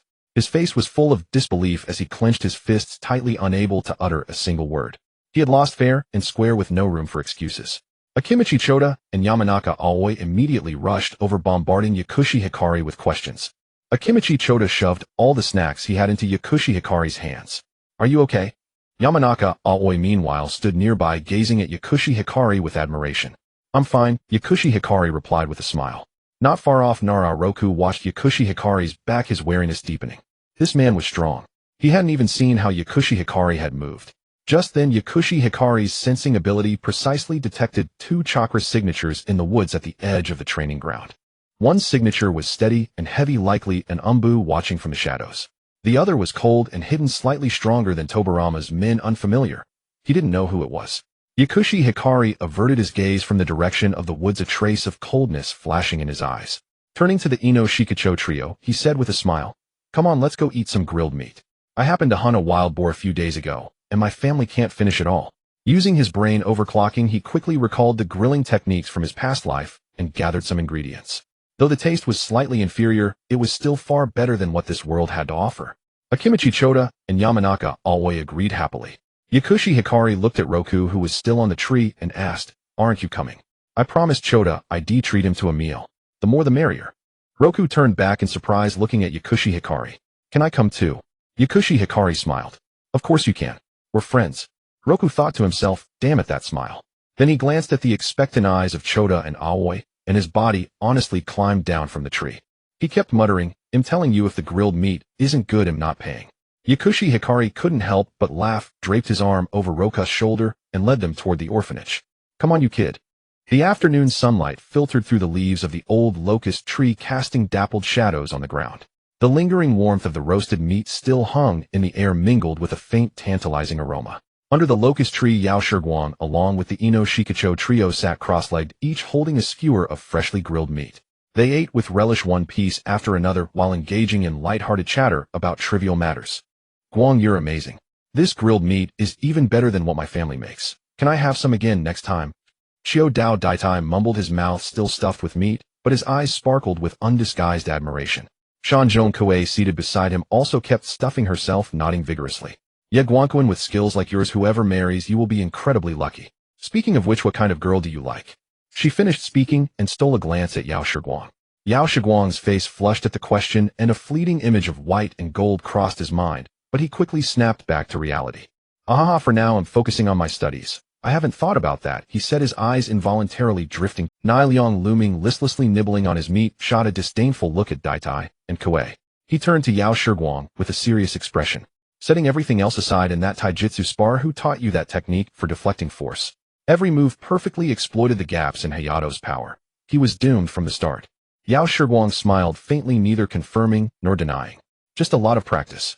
Looming rolled his eyes and resumed his assault on the skewer in his hand. The group chatted and laughed, their youthful exuberance filling the air, completely oblivious to the footsteps approaching along the corridor. By the time Yao Shiguang noticed, his expression stiffened. Granny Hui had already arrived beside them, carrying a tray of chrysanthemum tea, her face etched with concern. Every word of their earlier conversation had fallen upon her ears. The courtyard fell into an abrupt silence. Even Daitai, who had been stuffing his face, hurriedly swallowed and stood up. Shanzhong Kuei scrambled to her feet as well, and Looming dropped his listless demeanor. They realized they had let something slip, causing trouble for Yao Shiguang. He quickly explained, Grandma, it's not what you think. It was just school training. He signaled to the other two, who nodded in hasty agreement. Yes, Grandma, Looming is right. But Granny Hui paid no heed to their explanations. She simply set down the tray of chrysanthemum tea and walked over to Yao Shiguang. Silently, she reached out and gently stroked his head. Xiao Guang, did you get into a fight? Yao Shiguang quickly took her hand, putting on a carefree smile. It's nothing, just like they said, school training. If you don't believe me, look. He stood up, turned around twice, and lifted his shirt to reveal fair, unblemished skin without a single mark. See? Not a scratch. Really? Granny Hugh's expression softened slightly as she scrutinized him, but still asked doubtfully, but what about that taijutsu spar you mentioned? Nothing, the teachers supervise during sparring. They stop us if it gets dangerous. Yao Shiguang interrupted, coaxing her with a smile. And besides, you forgot. I'm a student at the Ninja Academy now. I have to learn this stuff to protect the orphanage and you. He cajoled her gently for a long while, and finally Granny Hugh's worries eased. She knew that becoming a ninja inevitably involved injury, but she still urged, you must always be careful. Only then did she pick up the empty tray and return to the house. Only after the elderly figure disappeared inside did everyone breathe a sigh of relief. Then Looming looked apologetic. Sorry, Guang, I shouldn't have brought up your spar here. It's fine. Yao Shiguang waved his hand with a smile, his gaze soft as he looked toward the house. Anyway, she was bound to find out sooner or later. The sun gradually sank lower, and after sipping chrysanthemum tea, it was soon time to head home. The Ino Shikacho trio bid farewell to Granny Hui, and Yao Shiguang got up to see them off. Outside the house, a crow which had been keeping watch silently fell in behind them. On the streets of Konoha, the afternoon crowd was gradually thinning. Yao Shiguang first escorted Shanzhong Kuei home, situated in the eastern part of the village, and met her mother. He didn't say much, but as he left he cast a glance back inside. Shanzhong Kuei's mother also looked at him, then leaned down with a satisfied expression to whisper something in her daughter's ear.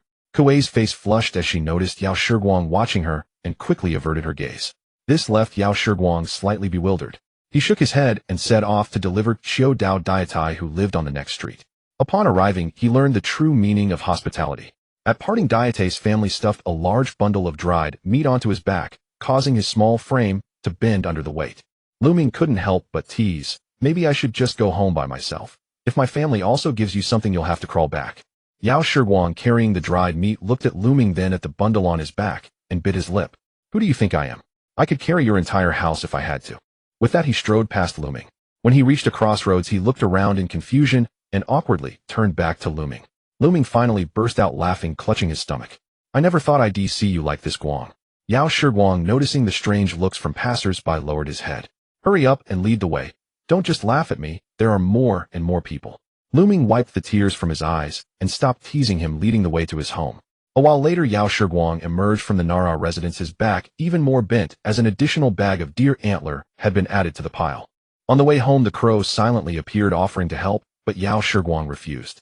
For his genin physique, the load was no burden at all. It felt almost weightless. Yet carrying it made his heart feel warm, a comforting sensation.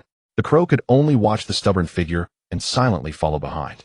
By now the sun had mostly sunk below the horizon, and shops on both sides of the street were closing one by one, the entire thoroughfare falling quiet. Just as he was about to reach the orphanage gate, the crow, which had been trailing him, suddenly appeared before him in a body flicker. Kneeling on one knee, the crow spoke with urgency. Lord Guang, an urgent summons from the Hokage's office. Border war reports have arrived. The Hokage requires my immediate presence. Go ahead, I'm almost at the gate. Nothing will happen on the way. Yao Shiguang nodded, not asking for details. He knew well that the First Shinobi World War was far from over and border skirmishes had never ceased. The crow bowed once more, scanned the surroundings with a vigilant eye, and then vanished from the street with a flicker. The moment the crow left, Yao Shiguang's aura tightened. He silently extended his perception, blanketing the entire street. Without the Umbu's protection, he dared not let his guard down for an instant. Just as he was about to turn into the alley leading to the orphanage, a chilling presence he had sensed earlier that morning suddenly materialized nearby. Yao Shiguang halted, letting the bag on his back slide, slightly ready to spring into action. He silently tightened his grip on a kunai hidden in his sleeve, pushing his perception to its limit, locking onto that presence. From the shadows, a man clad in black stepped out slowly. An shaped scar marked his chin, and his oppressive aura made it hard to breathe. This was none other than the future founder of the route, Ji Cun, Tuanzong. Recognizing Tuanzong, Yao Shiguang slowly loosened his grip on the kunai and carefully set down the bundle on his back. His face betrayed no emotion as he gave a slight bow. Lord Tuanzong. He realized that the crow's sudden recall was no coincidence. Tuanzong had calculated the moment he would be alone and had deliberately waited for him here. Tuanzong regarded him, the corners of his mouth twisting into a forced benign smile, his voice carrying a feigned elder's concern.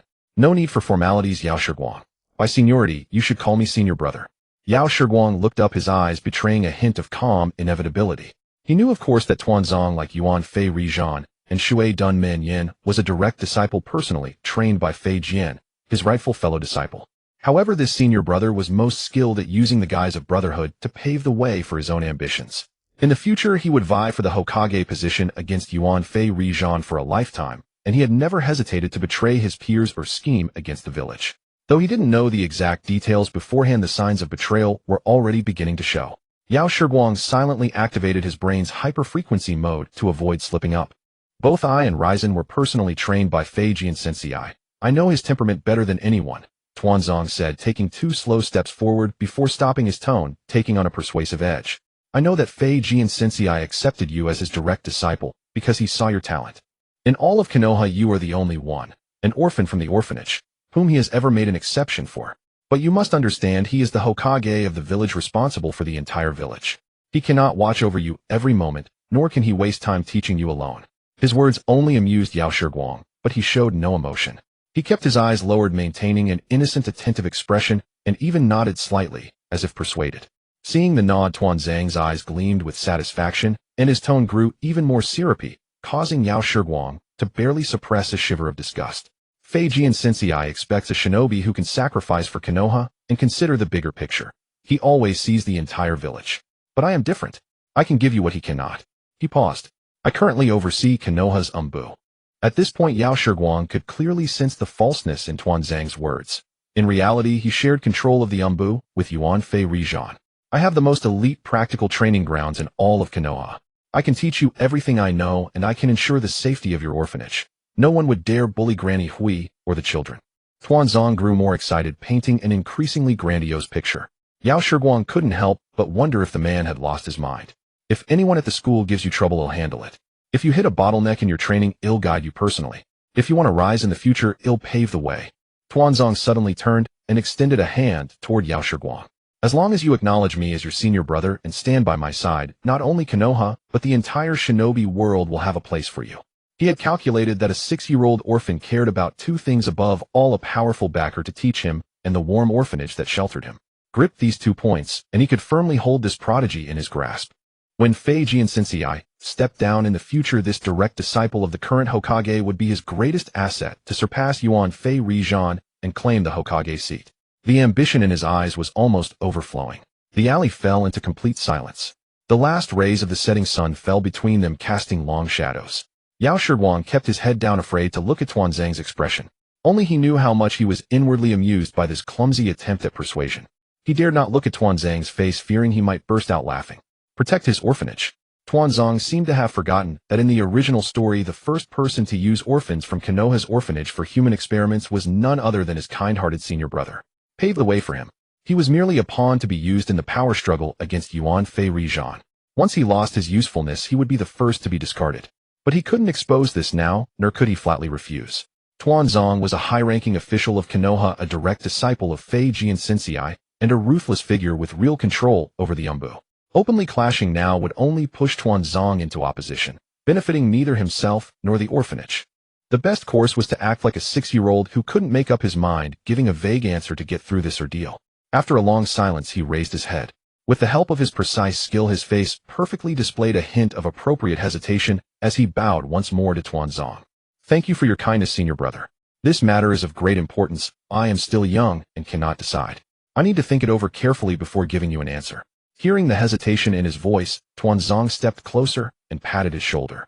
Junior brother, though time is limited, I will give you time to consider. Remember, in this Konoha, the only one who can truly protect you without reservation and give you a real future is me.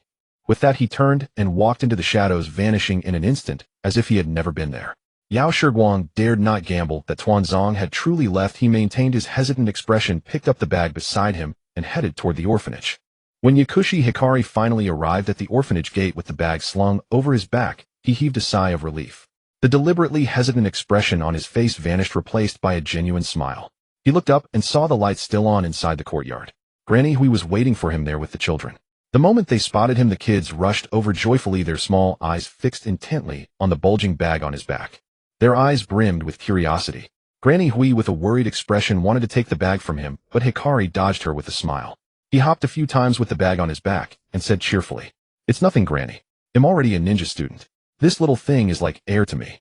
Seeing how relaxed Hikari looked, Yakushi Hui finally set her mind at ease. She stood by with a gentle smile, watching him play and laugh with the children. "Brother Hikari, you're so amazing. And what's that you're carrying?" The youngest child tugged at his sleeve, looking up with a tiny face. "It's from the elder brothers and sisters who had barbecue here at noon. There's Brother Diete's jerky and Brother Looming's deer antler." Hikari smiled and ruffled the child's hair, setting the bag down. One child mimicked him, walking over to the bag and trying to lift it. He tumbled right onto the bag, but instead of crying, he hugged it and giggled, making everyone burst into laughter.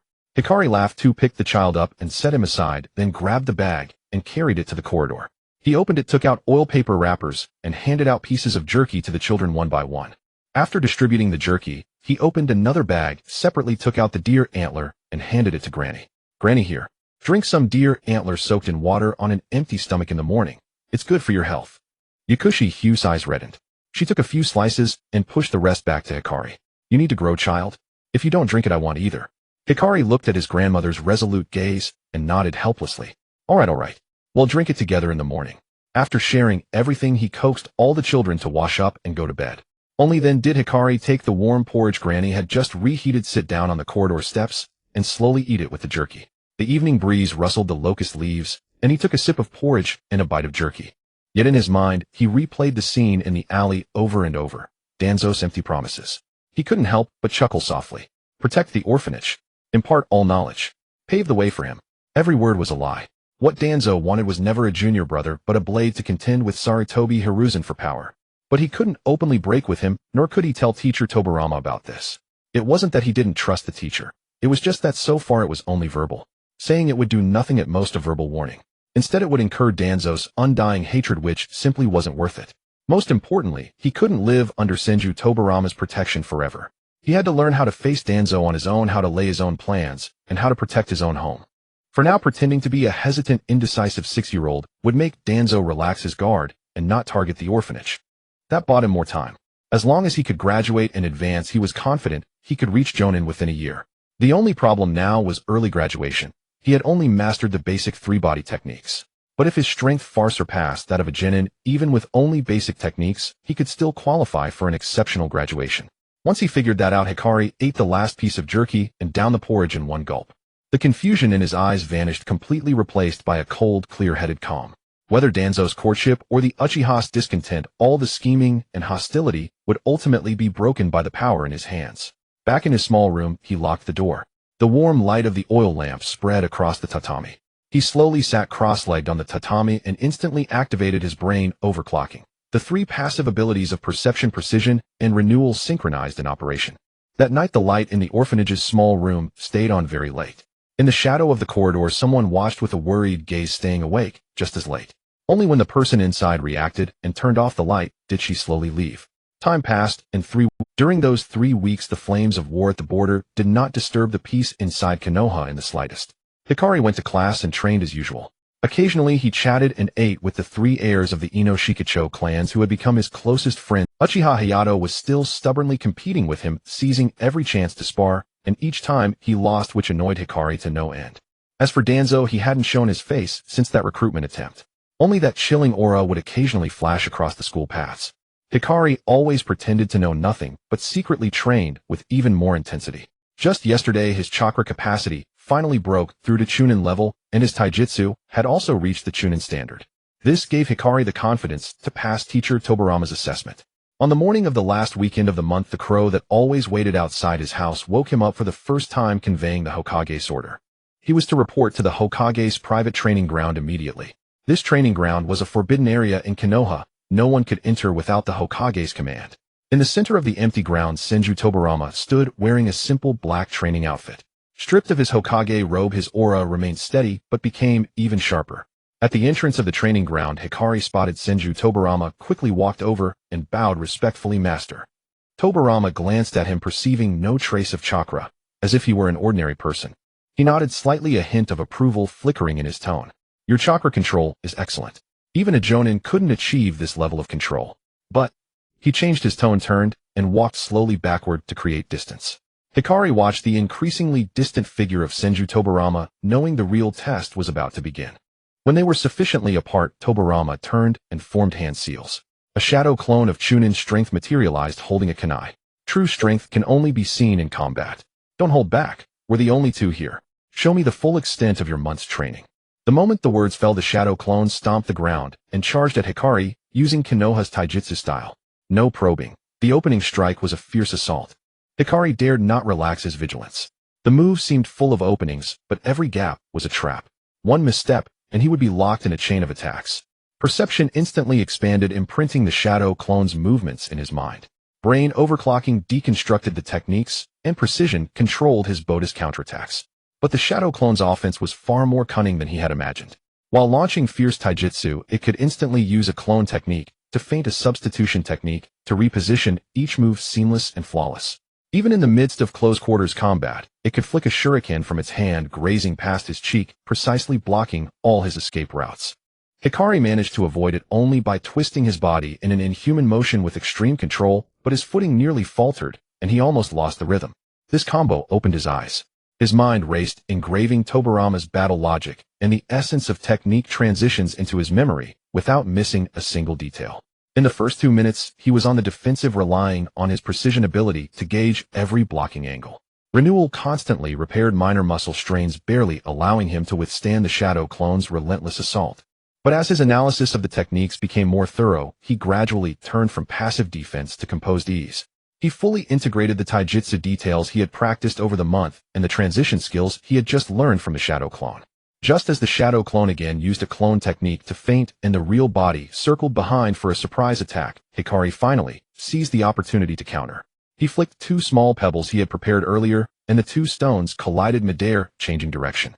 One knocked the kunai out of the shadow clone's hand, while the other directly blocked its retreat path, perfectly sealing off all its escape routes. If the shadow clone hadn't instantly used a substitution technique to dodge, the fight would have ended right there. In just over 10 minutes of sparring, he had gone from being on the defensive to handling with ease.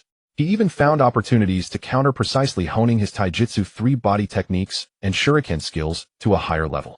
Even under the shadow clone's full-force Chunin-level assault, he remained as steady as a mountain, breathing calmly, with barely a bead of sweat on his forehead. Tobirama, standing at the edge, took it all in. The approval on his stern face grew deeper. He saw clearly that this child hadn't just withstood the shadow clone's attacks. He had also learned and comprehended during the battle, absorbing much of his combat essence in just over 10 minutes. The moment the shadow clone charged again with renewed power, Tobirama raised his hand and dispelled the clone. The training ground fell silent once more. The wind swept through the training ground's forest, rustling the leaves with a gentle whisper. Yao Shiguang gripped his soul kunai, his gaze fixed warily on Qinsho Feijian. Though the shadow clone had dissipated, the test might not be over yet. The teacher could still spring another surprise. After all, he too was a time traveler who had watched Naruto. In every final assessment, those with a dark heart would always add extra trials. Qinsho Feijian approached Yao Shiguang with a satisfied air, his eyes sweeping over the young man from head to toe. Though pleased inwardly, his words were not praise, but a biting critique that struck at the core. Your taijutsu foundation is solid, and your on-the-spot adaptability far exceeds that of your peers. But your flaws are equally obvious. Yao Shiguang put away his kunai, listening intently to the guidance that followed. First, you lack a decisive finishing move. Qinsho Feijian's next words pierced straight into Yao Shiguang's most critical weakness. Throughout the spar, you kept blocking and dismantling the clone's techniques, and when you counterattacked, you had no lethal move that could finish it off. If you rely only on taijutsu and the 3 basic techniques against a ninjutsu-type opponent of the same level who can form seals from a distance, you'll be forced into a passive position. Second, your counterattacks are still too conservative. He paused, then posed a question. Though that's not wrong, have you ever considered, if you were on a battlefield, would the enemy give you such an opportunity? Yao Shiguang thought it over and broke out in a cold sweat. This past month, he had focused only on honing his taijutsu and chakra, neglecting the training of a finishing technique. Moreover, his cautious nature made him always hold back in combat, lacking the decisive ruthlessness a ninja should possess. He finally understood. Qinsho Feijian nodded. This was a genius. A few words of guidance, and he grasped the key. Thinking of the other 6, he couldn't help but sigh inwardly. If they had half of Yao Shiguang's mind, he wouldn't be so exhausted. Hearing the sudden sigh, Yao Shiguang thought he had done something wrong, and quickly bowed. Master, have I made a mistake? Please enlighten me. Qinsho Feijian chuckled inwardly, thinking too smart can be a problem too. He patted Yao Shiguang's shoulder. Nothing much. It's just that some people are so dull compared to you, it's a bit frustrating. Yao Shiguang said no more, silently standing aside. Seeing his silence, Feijian's stern face finally showed a hint of approval. Not bad. You can accept criticism and have self-awareness. That's far better than those who get cocky after winning a few spars. At 6 years old, you've reached a stable chunin level. Since the founding of my, you're the only one. Now I can finally say this, because with your temperament, these words will make you proud, but not arrogant. Saying this, he took out a chakra induction paper from his pocket and handed it to Yao Shiguang. At the entrance exam, we only tested your ability to sense chakra, not your affinities. Here, inject your chakra into this, and let me see your nature. Yes, master. Yao Shiguang took the paper and slowly infused it with a thread of highly refined chakra. The next second, the blank paper transformed instantly. First, it became wet, indicating water affinity. Then it burst into flames, indicating fire. Then it split apart, indicating wind. Then it wrinkled, indicating lightning, and finally, it turned to dust, indicating earth. The 5 affinities manifested in rapid succession within a single second. Feijian's pupils contracted sharply, his face for the first time showing undisguised shock. He had lived half his life, seen countless geniuses. Even Sarutobi Hiruzen had only fully awakened all affinities as a jonin. Yet this 6-year-old child was born with all 5 chakra natures. Good, good, good. Feijian exclaimed 3 times, his joy no longer concealed. All 5 affinities, a natural ninjutsu prodigy. No wonder you can control chakra with such precision. All affinities meant he could save time on countering element weaknesses and learn any ninjutsu except bloodline limits, becoming an unstoppable force. Since you have all 5 affinities, there's no limit to your ninjutsu training. But you must eat your meal bite by bite, walk your path step by step. Feijian suppressed his excitement, resumed his stern expression, and began forming hand seals. I'll teach you 2 of the most basic and practical water release techniques, the ones I used when I first started. First, crank water release water curtain, a defensive technique. He quickly formed 2 seals and chakra surged, manifesting a half-a-man-high water shield before him with a high-speed vortex at its center. My improved version reduces the seals from 6 to 2 with minimal chakra consumption, perfect for your precise control. It can block taijutsu kunai and most crank ninjutsu, the most versatile defensive technique in combat. The core lies in the shape transformation of chakra. Make the water spin at high speed to deflect force rather than absorbing the impact directly. Feijian explained every detail, the sequence of hand seals, each node of chakra flow, the key points of shape transformation, breaking it down so thoroughly that every word struck at the heart of the technique. Yao Shiguang held his breath, his mind hyper-focused. Every hand seal gesture, every explanation, every thread of chakra flow from Feijian was etched into his memory with perfect precision, leaving no node unnoticed. Try it now if you understand. Yao Shiguang nodded, raised his hands, and formed 2 seals with fluid grace. Chakra gathered in front of him. With a soft splash, a water shield identical to Feijian's demonstration materialized instantly before him, the water spinning at high speed, steady as a rock, without a trace of deviation. A perfect first attempt, flawlessly executed. Feijian's eyes flickered with a second wave of shock. He had taken 2.5 days to master the improved water curtain with a single perfect cast. Yet this child, after hearing the explanation once and seeing the demonstration once, had succeeded immediately. Before Feijian could recover, Yao Shiguang spoke again. "Master, please teach me an offensive technique." Feijian suppressed his astonishment and continued. "Second branch water release water pulse. An offensive technique, also my simplified version, reducing the seals from 12 to 4. It's highly controllable, and its power scales with your chakra reserves. It's the foundation of all high-level water release techniques."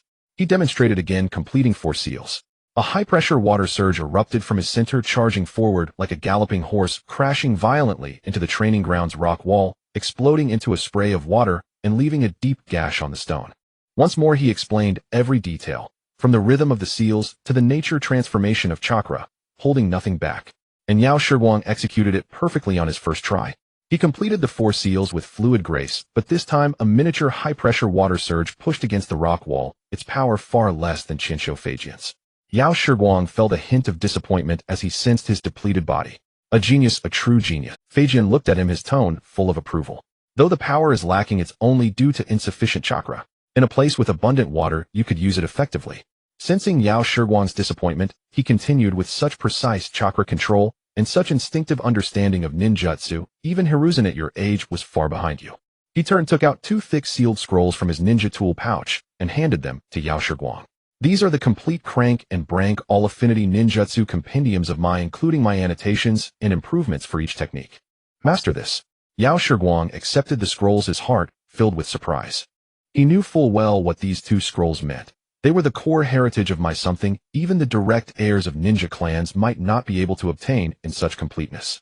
"Take it since I gave it to you." Feijian's tone was stern but carried the expectation of a master for his disciple. "I give it to you because you have the ability to master it, not to show off. Remember 2 things. First, ninjutsu is a tool. A chakra training and body refinement are the foundation of a ninja. You must ensure your daily chakra cultivation is not compromised, and only then learn the techniques from the scrolls. Don't put the cart before the horse and neglect your foundation for the sake of piling up jutsu. Second, don't bite off more than you can chew. Master every technique to its peak before moving on to the next. If you have any doubts, come to the Hoying building anytime. Don't try to figure things out on your own and go astray." This disciple remembers. "Thank you, Master." Yao Shiguang hugged the scrolls, tightly bowed deeply, his voice filled with sincere gratitude. Feijian nodded in satisfaction, then continued, "One more thing. There's a crank merchant escort mission within the whole country in a week. A Jonin will be in charge. The route is safe and the difficulty is low. It's perfect for your first mission outside the village at your Chunin level. If you complete the mission successfully, I'll personally vouch for your early graduation from the Ninja Academy and officially grant you a Jinin number. Of course, if you want to play it safe, you can graduate normally. The choice is yours."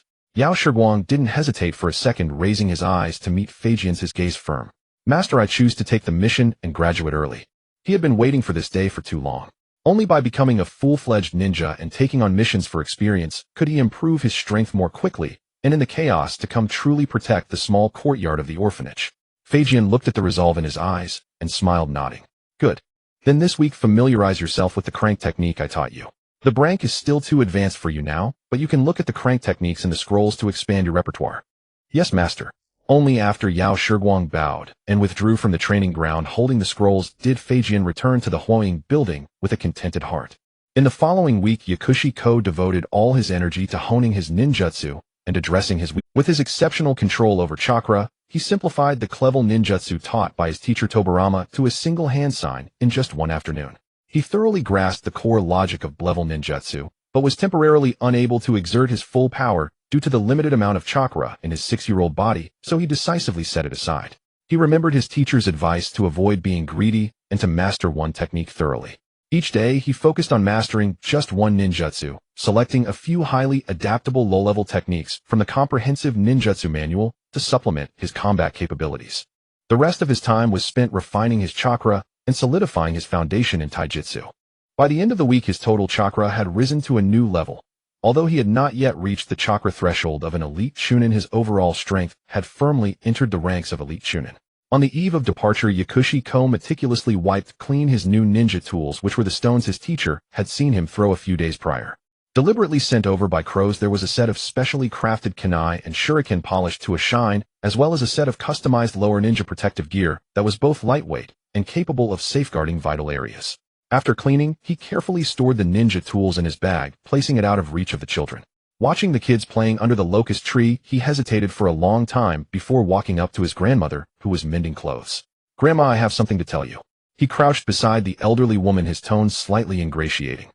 Yakushi K put down the needle and thread, puzzled as she touched his head, smiling as she replied, "What is it, little adult? Do you want something to eat?" "No." Yakushi Ko scratched his head awkwardly and replied casually, "Tomorrow Lord Hokage has arranged a protective mission for me to gain some experience." "No way. You're still so small. How can you go out now? Besides, there's still fighting outside. It's too dangerous." The hand that was touching his head froze, and her smile vanished as her expression turned serious. "Grandma." Yakushi Ko gently shook her arm, looking at her with a pitiful expression. "It's just to gain experience, and besides, the team leader is a high-ranking ninja from the village who will protect me." A flicker of wavering appeared in Yakushi Ki's eyes, but that moment of uncertainty was quickly replaced by determination as she continued to shake her head in refusal. Seeing this, Yakushi Ko put away his coy demeanor and stepped forward, looking at Yakushi K with earnestness in his tone. "Grandma, I will grow up eventually. Oh, I can't hide here forever. I must become stronger to bring you a better life." The old woman fell silent for a few seconds before pulling him into her embrace. After a while, her voice became a bit hoarse as she said, "All right, Grandma will wait for you to come back, but you must ensure your safety. If you encounter danger, run away and don't hold on, understand?" As she spoke, her hot tears fell on his head uncontrollably, and she choked out a repeated question, "Understand?" Yakushi Ko felt his grandmother's trembling body, and his nose turned sour. He lifted his head and wiped away her tears from the corners of her eyes, took a deep breath, and replied, "I understand." His tone grew increasingly resolute. "I promise I will come back alive." Yakushi K gently pushed Yakushi Ko away, turning her face to wipe away her tears. "Go ahead. Rest early. You need to be on the road tomorrow." She picked up the needle and thread again, lowering her head to continue mending, as if the previous tears and worries had never happened. The next morning, Yakushi Ko donned his fitted lower ninja protective gear and strapped on his well-prepared ninja tool bag. Just as he reached the courtyard entrance, he saw his grandmother standing in the kitchen, holding a tightly wrapped cloth bag made of oiled paper. Inside were the last pieces of jerky the family had. She stepped forward and stuffed it into his bag. "Come back early, Grandma, and your younger siblings are waiting for you." With that, she turned and hurried back inside, not allowing him to see her reddened eyes. Yakushi Ko squeezed the thick bag in his pack, raised his head to suppress the tears from falling, and secured the bag tightly. After a long moment, he finally walked out of the courtyard, glancing back at the wooden sign of the orphanage. His heart was filled with mixed emotions as he prepared to set off. "Ko!" A loud voice came from behind, and Akimichi Shotai hurriedly ran over with his short leg. He stuffed a bulging oiled paper bag directly into Ko's ninja tool bag, mumbling, "Ko, this is the jerky and energy rice balls my mom made overnight. You must eat well on the way, don't go hungry." Behind him, Yamankai shyly handed over a stitched good luck charm, whispering, "Coke and I made this myself this week. Keep it close to you, and you'll be safe." Nara Shikame handed him a folded piece of parchment, his tone still lazy, but hiding a seriousness. "This is a simple map of the Land of Fire. I've marked safe water sources and rest spots along the way, as well as the recent movements of bandits near the borders." Also, he leaned closer to Yakushi Ko's ear and lowered his voice. "Don't trust anyone easily outside, not even those who issue missions. Be cautious, bits advice my father gave me." Yakushi Ko looked at the three of them, feeling warm in his heart, and smiled, nodding in agreement. "Thanks. When I come back, I'll treat you all to barbecue unlimited." The three of them then reminded him a few more times to pay attention to safety before watching his figure disappear completely at the entrance to the south gate of Konoha. At the south gate of Konoha was also the assembly point for this mission. The elite ninja team responsible for this task had already assembled and was ready to depart. Standing at the front of the team was the captain of this mission, the seasoned Konoha ninja Iwabito. He bore a shallow scar on his face from the border battlefield, stood tall, and had a composed demeanor. Before departure, Tobirama had privately given him a strict order: if attacked during the mission, prioritize Yakushi Ko's safety above all else. Everything else is expendable. Aside from that, there were no additional instructions, just to follow the normal escort procedures and not reveal any special considerations unless in danger. Behind Iwabito stood three lower ninjas. The leader was a teenager wearing a brand new lower ninja vest with a freshly sharpened ninja blade at his waist, his eyes filled with youthful pride and eagerness. This was his first time accompanying an elite ninja team on a long-distance mission. His mind was filled with thoughts of making contributions and promotions, eager to set off immediately and achieve a great feat in the mission.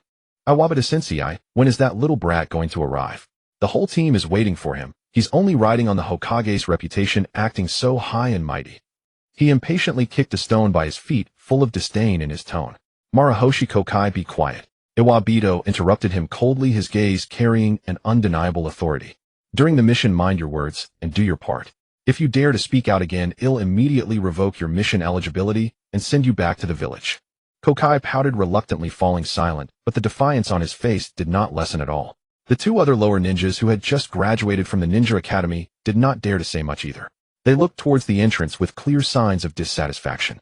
They simply could not understand why a 6-year-old brat could make the entire elite ninja team wait for him and accompany them on a mission. Wouldn't they have to be distracted to protect him and drag the whole team down?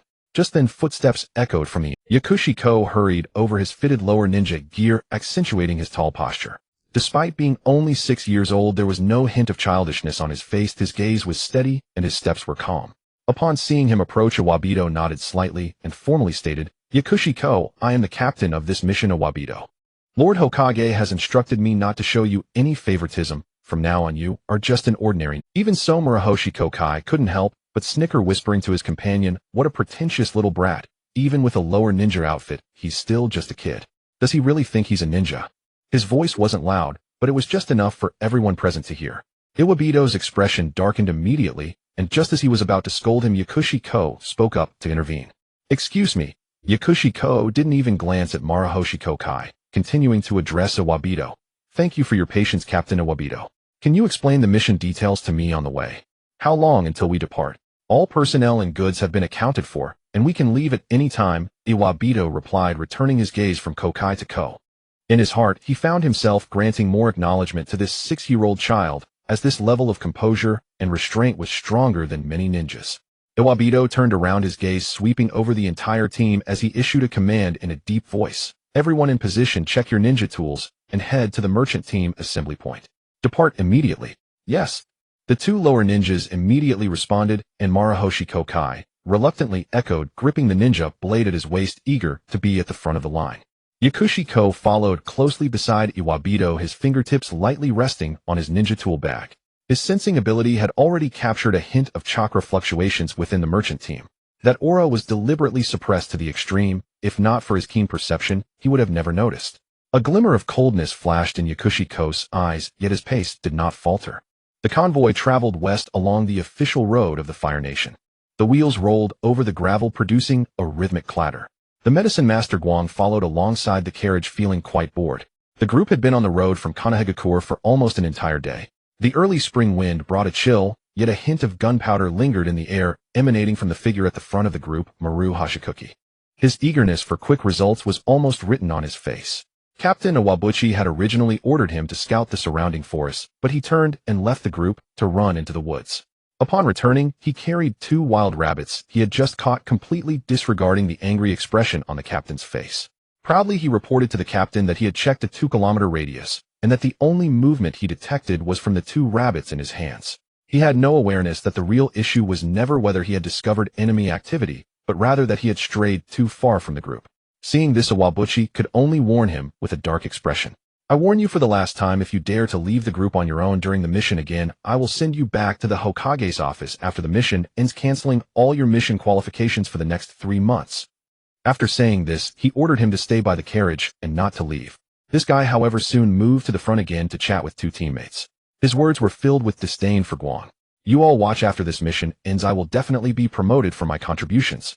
Unlike some people, a 6-year-old baby who can only rely on the relationship with the Hokage to get by, when danger comes, won't he just hide behind us and cry, eh? The 2 lower ninjas were already dissatisfied with Guang, and with his provocation, they glanced back at Guang in the group, their contempt evident in their eyes. Guang remained indifferent, following closely behind Iwabuchi, seemingly casually observing the scenery along the way. In reality, his passive sensing was silently expanding, firmly locking onto the unusual chakra presence from the 3rd carriage of the merchant convoy. That presence had been quiet in the carriage all day, without any movement. However, the more tranquil it was, the more vigilant he became. In missions that seemed calm, hidden dangers off. Guang, can you really endure this? That kid is practically wearing his mockery on his face. The Wabuchi approached, lowering his voice with a hint of displeasure. If it were me, I would have lost my temper and given him a good beating already.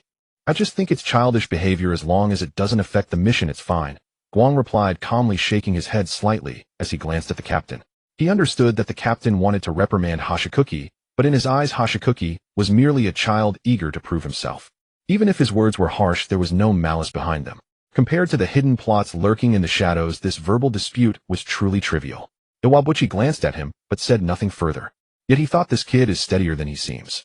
His gaze towards Hashikuki grew a bit more severe. As the sun set, Iwabuchi ordered the convoy to halt and rest for the night in a clearing by the roadside. This place backed onto a stream, and the open view ahead made it an excellent resting spot. The nearest guard point was less than 3 miles away, allowing for quick assistance in case of an attack. Sato, Tanaka, you two set up warning traps around the area. Hashikuki, go gather some dry firewood for the fire. Guang, you stay here to guard the merchant convoy while I check with the convoy's manager about tomorrow's itinerary. Iwabuchi quickly issued his orders, clear and organized without any delay. Yes. Sato and Tanaka immediately responded and turned to enter the nearby woods. But Maru Hashikuki was displeased, frowning and shouting, Captain Iwabuchi, why should I do such menial work like gathering firewood? Can't the convoy's guards handle it?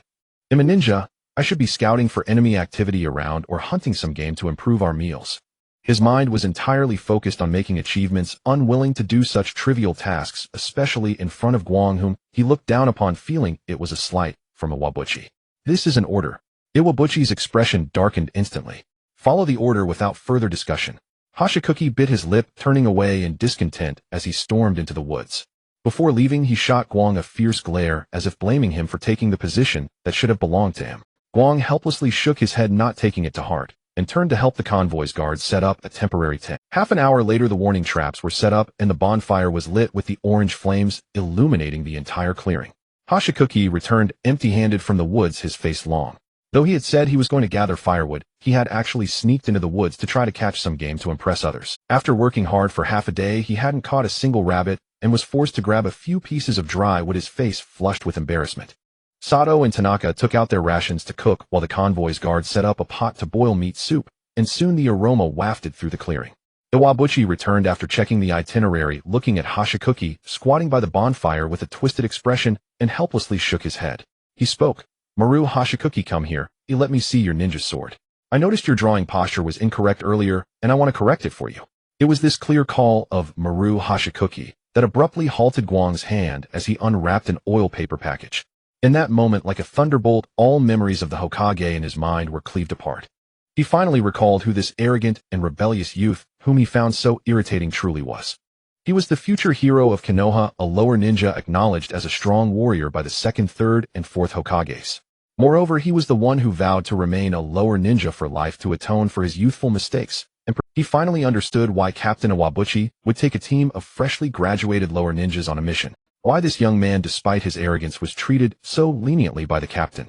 Because his essence was not bad, he was just too eager to prove himself, leading to reckless commands that would cost him his comrades and a lifetime of unshakable guilt. Guang lifted his head and looked at the awkward youth across the bonfire. The irritation from earlier vanished in an instant, leaving only a sense of melancholy. He did not know what the future held for this young man, but at least now there was still a chance to guide him away from that old. He looked down at the oil paper package in his hands, which contained the dried meat prepared overnight by Grandma Hui along with the secret meat strips made by Mama Dai Tai. He hesitated for a moment, then stood up holding the oil paper package and walked over to Hashikuki. Hashikuki, having just finished training with the captain, was squatting on the ground sulking. Upon seeing him approach, he immediately frowned, speaking harshly, "What do you want? Are you here to laugh at me?" Guang did not reply, but simply offered the oil paper package to him. "The dried meat is from my grandma and friends, but tastes good. Want to share some?" Hashikuki was taken aback, looking at the dried meat in the package, then up at Guang's calm face. The hostility on his face froze instantly as he stammered, You want me to eat? After what I said earlier, aren't you angry?" "There's nothing to be angry about," Guang smiled and handed him a piece of dried meat. "You just want to prove yourself. There's nothing wrong with that. But Captain Iwabuchi is right. In mission, stability is always more important than speed. Being reckless will only harm yourself and your comrades." He did not preach, but gently made a point, stopping there. He knew that now no amount of lecturing would penetrate the Iagurdo-Chief mind of this young man. It was better to let him realize it gradually. Hashikuki took the dried meat, holding it in his hand, his cheeks slightly flushed, feeling both guilty and he had previously mocked this child, yet the latter not only bore no grudge, but also took the initiative to share dried meat with him, even offering him advice. Taking a bite of the dried meat, the salty and fragrant taste spread in his mouth. The awkwardness built up over the day finally dissipated, and he lowered his head, whispering, "Earlier, I was wrong to mock you. I'm sorry." Yao Shiguang was chewing on dried meat when his expression stiffened, a scene flashing in his mind. A Guji of the same age as now was kneeling by, a stream, tears streaming down his face, with Tobirama Senju standing behind him. He had only been thinking about Guji's future as an eternal Genin, but had forgotten the most crucial thing. The actual time when Guji swore to remain a Genin forever happened during his own Genin period. At that moment, Yao Shiguang's back was instantly drenched in sweat, and his chewing of the dried meat involuntarily stopped. He had previously thought that this was just a crank mission within the Land of Fire, and even if there were ninjas hidden among the merchant caravan with a jonin present, there wouldn't be too much danger. But now realizing it, Guji's tragedy was not from an apparent rank or strength mission, but precisely from this kind of escort mission that seemed safe, yet was brimming with hidden dangers. He glanced sideways at the third carriage, instantly maximizing his passive perception. That chakra, aura, deliberately suppressed all day long. It was still huddled inside the carriage. The other party had endured for a whole day, definitely waiting for a perfect opportunity to strike. Yao Shiguang's heart sank to the bottom. He looked at Wanshin Guji, who was laughing and chatting with Sato and Tanaka by the campfire, and opened his mouth. He wanted to warn him to be careful, but the words died in his throat. He had no evidence to prove that there were ninjas hidden in the caravan, nor could he explain how he knew about Guji's future tragedy. Saying this now would only be seen as alarmist talk, and would make Guji, who was eager to prove himself, even more determined to show him up. He also recalled that in the original story, Guji ultimately survived, albeit at a terrible cost. It indicated that this crisis was not a dead end. As long as he protected Sato and Tanaka, he could avert Guji's tragedy at its root. If he told the squad leader, he might be believed, and in the best case they would resolve it smoothly and return home. But the worst case was that after resolving it, everything afterward would be unpredictable, possibly leading to the annihilation of the entire squad. After thinking this much, he could only sigh inwardly and choose a safer approach. Silently, he tightened his grip on the kunai hidden in his sleeve, keeping his passive perception fully extended, waiting for the moment to come. The night grew darker, the temperature in the forest dropped sharply, and the campfire's flames grew smaller. Except for the chirping of insects and the sound of the stream, the entire clearing fell silent. Squad leader Iwamoto arranged the night watch shifts, first half by Wanshin Guji, second half by Sato and Tanaka, in rotation, with Yao Shiguang on standby. He himself would be on standby in the tent by the caravan, ready for any emergencies. "Don't worry, Iwamoto-sensei. Leave it to me, absolutely no problem. At the slightest sign of trouble, I'll report immediately." Guji patted his chest in assurance, his face beaming with excitement at the chance to stand guard alone.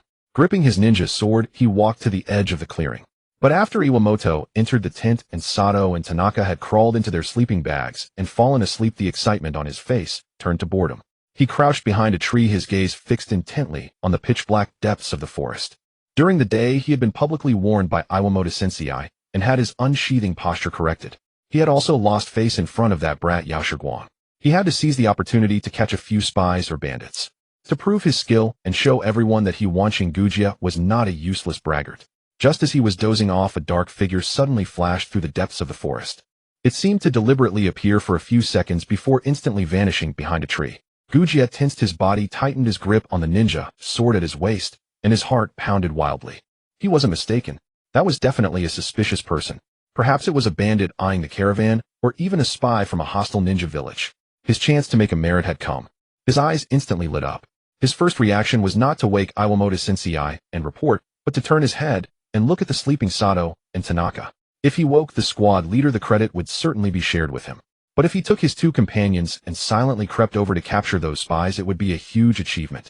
Then Iwamoto-sensei would surely never scold him again, and perhaps even the Hokage would take notice of him. Promotion to Chunin would be a certainty. He tiptoed over, woke Sato and Tanaka, and made a shushing gesture to them. Lowering his voice, his tone brimming with excitement, he said, "Don't make a sound. There's a spy in the forest. Follow me and creep over, catch him, and we'll make a great contribution this time." Sato and Tanaka instantly woke up. Hearing the chance to earn merit, their eyes lit up, but they were still hesitant. "But Iwamoto-sensei said not to leave the team without permission. Maybe we should report first." "Report what?" By the time we report, they'll have run away. Gujia frowned, immediately tempting them. The three of us together dealing with a little spy who only knows how to run, it'll be a piece of cake. When we bring them back, Iwamoto Sensei will only praise us. Do you want to be Jinin forever? Don't you want to? These words instantly struck a chord with the two newly graduated Jinin. They exchanged glances, immediately tightened their grips on their ninja swords and nodded. Guji's gaze swept over Yao Shiguang, who was in his sleeping bag not far away. He hesitated for a moment, then decided against calling him. A 6-year-old child, even if he was the Hokage's personal disciple, what strength could he have? Bringing him along would not only be unhelpful, but might even be a hindrance. If he alerted the spy the credit, he made a go-ahead gesture to Sato and Tanaka. The three of them crouched low, silently crossed the warning traps, and plunged into the pitch-black depths of the forest, completely disappearing into the night. Almost the moment the three left, Iwamoto inside the tent lifted the curtain. He had just been confirming the next day's route details with the caravan manager when he vaguely sensed the chakra of 3 genin running toward the forest. His face instantly turned pale. Damn it! Those 3 brats. Iwamoto cursed under his breath, instantly drew his ninja sword, and was about to rush into the forest to bring them back. But just as he took a step, the door of the 3rd carriage suddenly swung open. A dark figure leaped out of the carriage, landing silently, yet with a suffocating, killing intent blocking his path. It was a burly man dressed entirely in black, his chakra aura released without restraint, matching Iwamoto's level. A genuine elite jonin. Jonin Iwamoto, don't be in such a hurry to leave. I've been enduring in this carriage all day. The man's voice was deep and powerful, and his short blade instantly crackled with dazzling lightning. Let's have some fun. Lightning released lightning blade. He charged straight at Iwamoto. Iwamoto's face sank to the depths. He quickly formed hand seals to counter, wind release, great breakthrough. You're a cloud ninja. He finally understood that this mission was a trap from the very beginning. The enemy's target was not the caravan's grain but him. He was about to shout for Yao Shiguang to hide, but the opponent's lightning-wreathed short blade was already slashing through the air toward him. Iwamoto responded in kind, using wind-natured chakra transformation to counter. The chakra of 2 elite jonin clashed in an instant, unleashing a storm of wind and lightning. The terrifying shockwave overturned the nearby campfire, and the caravan guards and drivers instantly screamed and scattered in all directions. Relying on the warning from his passive perception, Yao Shiguang had already taken cover in the distance.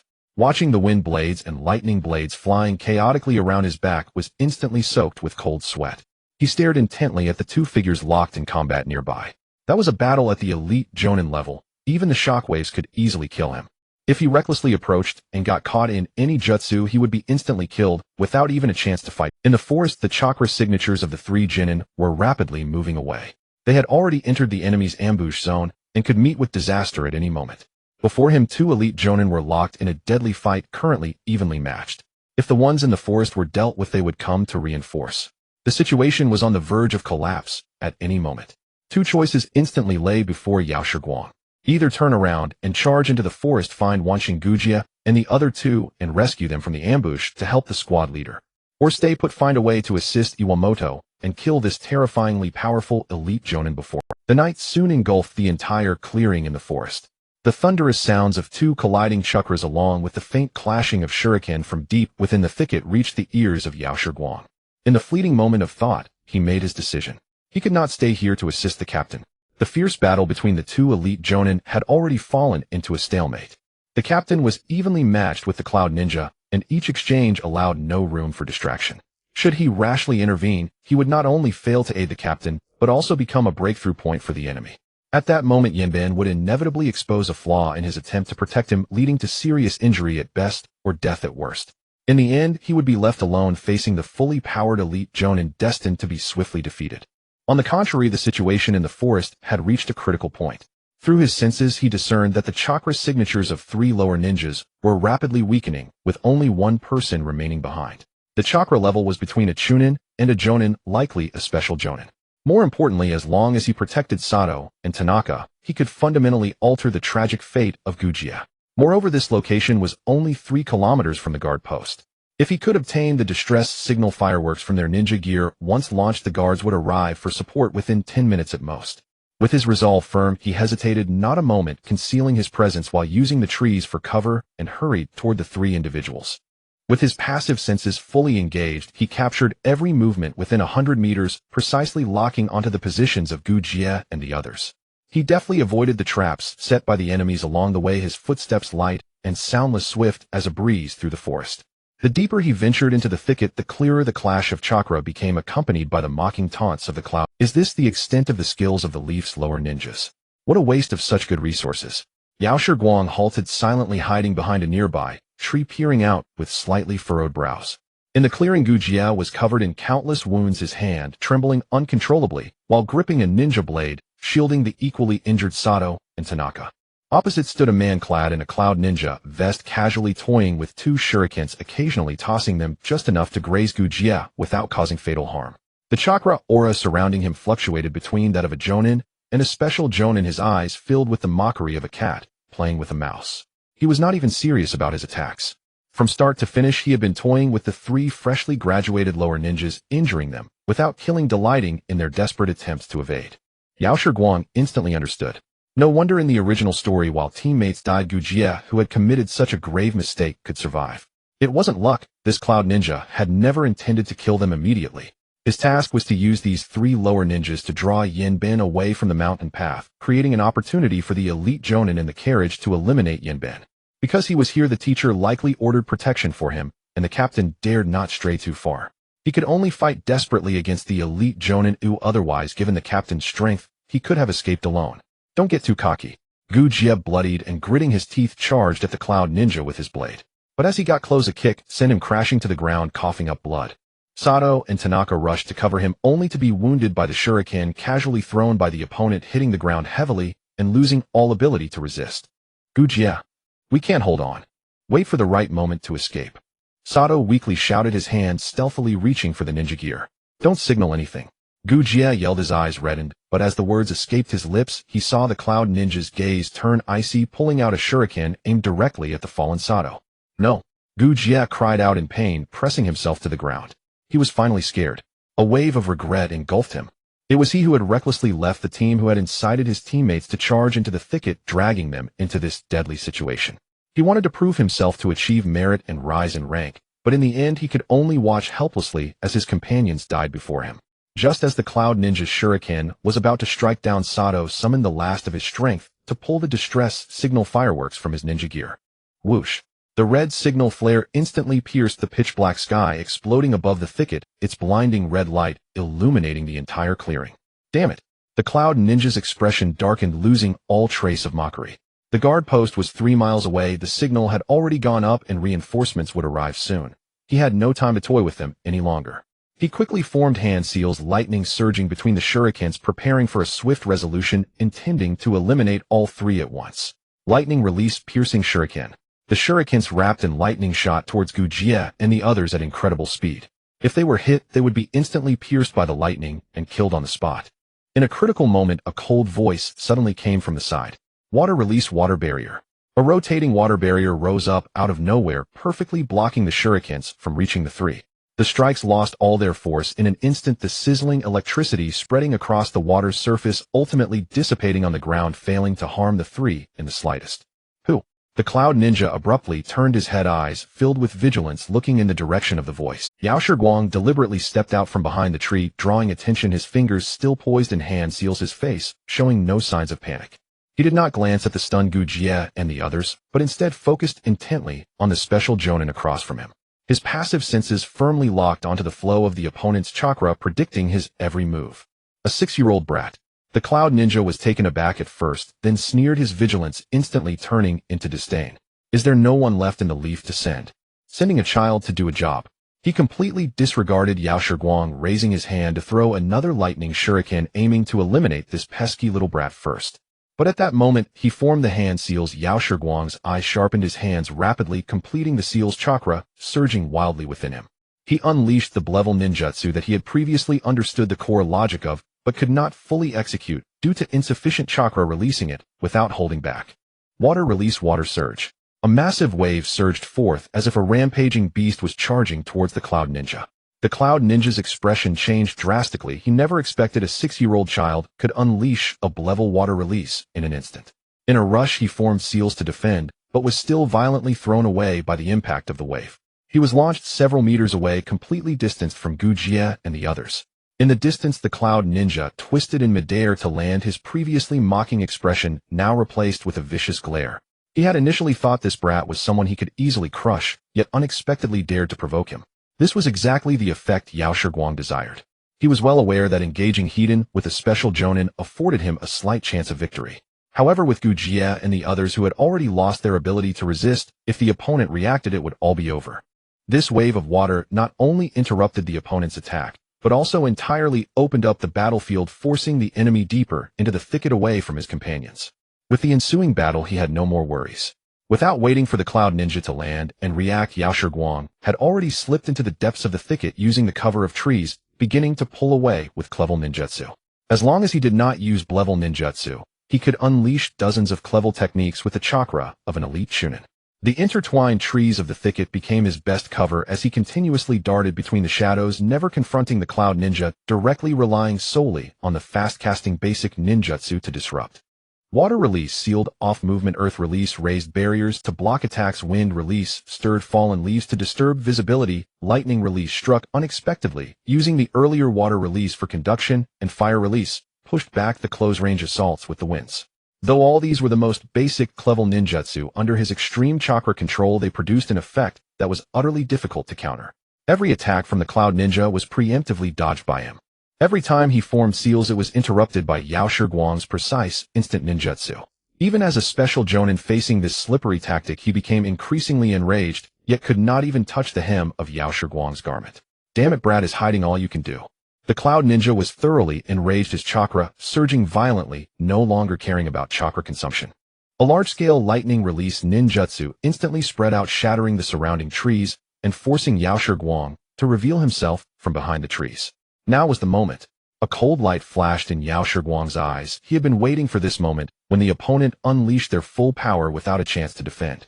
His hands rapidly formed seals in front of him. 5 seals completed almost simultaneously, the remaining chakra within him surging wildly. The 5 types of Clevel ninjutsu perfectly merged under his ultimate chakra control. Water release water cannon. Earth release rock spikes. Wind release wind blade. Lightning release lightning ball. Fire release great fireball. The 5 Clevel ninjutsu instantly fused together with rock spikes enveloped in raging flames. Wind release fervently fueling the fire, wild lightning entwining the water cannon, completely sealing off all escape routes, forming a combined technique with power comparable to the peak of Blevel smashing towards the Cloud Ninja. The Cloud Ninja's pupils constricted suddenly, and for the first time his face showed extreme terror. He could never have imagined that a 6-year-old child would master 5 types of ninjutsu at such a young age, capable of fusing them and using the most basic Clevel techniques to unleash such terrifying power. He attempted to dodge, but his feet were ensnared by the lightning from the earlier water cannon explosion, and it was already too late. The combined ninjutsu completely engulfed him, the terrifying explosion reverberating through the thicket, sending shards of stone and broken wood flying. As the dust settled, the Cloud Ninja had been pierced and roasted by the rock spikes. Meanwhile, having unleashed this attack, Yao Shiguang also instantly exhausted all his chakra. Additionally, as it was his first time unleashing it, he was injured internally by the residual wave of the ninjutsu, tasting blood in his throat, his vision darkening, his legs giving way, and he collapsed straight to the ground. Guang. Gu Jie finally snapped out of his shock, rushing forward like a madman to catch the nearly fallen Yao Shiguang. Looking at the pale-faced Yao Shiguang, then at the Cloud Ninja, who had completely lost his life force in the distance, a heavy weight struck Gu Jie's heart, a surge of guilt, gratitude, and regret flooding over him. It was he who had recklessly left the team, who had incited his teammates to charge into the thicket, dragging everyone into this dangerous situation. Yet in the end it was this person he had mocked all along, whom he had looked down upon from the bottom of his heart, who had given their all to save them. I'm sorry. I'm really sorry. Gu Jie's voice choked as he clumsily bandaged Yao Shiguang's wounds. It was my mistake. I shouldn't have left the team without permission, shouldn't have disregarded your advice, shouldn't have mocked you. I ruined everything for everyone. Stop talking nonsense. Yao Shiguang weakly opened his eyes, speaking softly with resignation. Quickly go to the guard post. The captain is still. But before he could finish, his vision darkened, and he fainted. Gu Jie gritted his teeth, fiercely stifling his rising tears. He carefully placed Yao Shiguang on his back, then turned to support the injured Sato and Tanaka. He glanced back at the direction of the camp, then at the guard post in the distance. The boy's earlier impatience had completely dissipated, replaced by an unprecedented determination and steadiness. To Sato and Tanaka, he said, let's go. We're heading to the guard post. Call for reinforcements. Sato and Tanaka silently nodded, looking at the different Gu Jie. In the night, the boy steadily carried the unconscious Yao Shiguang, supporting his injured companion's step by step, resolutely moving toward the guard post 3 miles away. The booming sounds from the camp continued to echo in his ears. 3 days later, Yao Shiguang slowly opened his eyes. He sat up and looked around the simple, yet unfamiliar room. Feeling a slight lingering weakness in his body, he sensed the passive recovery technique still silently operating as the discomfort within him gradually faded away. Images from the moment of his fainting swirled in his mind, the shockwave of the ninjutsu explosion, the recounting before losing consciousness, and the rumbling sounds from the camp. At that moment, the paper sliding door was gently pulled open. Senju Tobirama walked in holding a scroll. His gaze fell upon Yao Shiguang, scanning his body, and the worry hidden in his eyes dissipated somewhat. "You're awake." Senju Tobirama approached him, placing a hand on his shoulder. Yao Shiguang felt a surge of pure chakra entering his body, swiftly circulating through him. Senju Tobirama retracted his hand and spoke sternly. "Indeed, your meridians have recovered well, but don't do that again. If it were any worse, you might not be able to become a ninja." Yao Shiguang snapped back to reality and smiled nonchalantly. "Isn't it my duty to protect my companions?" Tobirama's stern expression froze momentarily, and he said nothing further, only patting his shoulder. Yao Shiguang looked up at his teacher in confusion and suddenly remembered the mission, hastily asking, "Teacher, how are Gu Jie and the others? Is the captain still alive?" The mission was completed successfully. Tobirama opened the scroll in his hand and conveyed the complete battle report to him. 10 minutes after the distress signal was activated, reinforcements arrived from 3 miles away. Iwabuchi, along with 2 accompanying jonin, worked together to eliminate that elite enemy jonin. The supplies of the merchant convoy remained intact, and only a few of the guards and drivers sustained minor injuries, with no fatalities.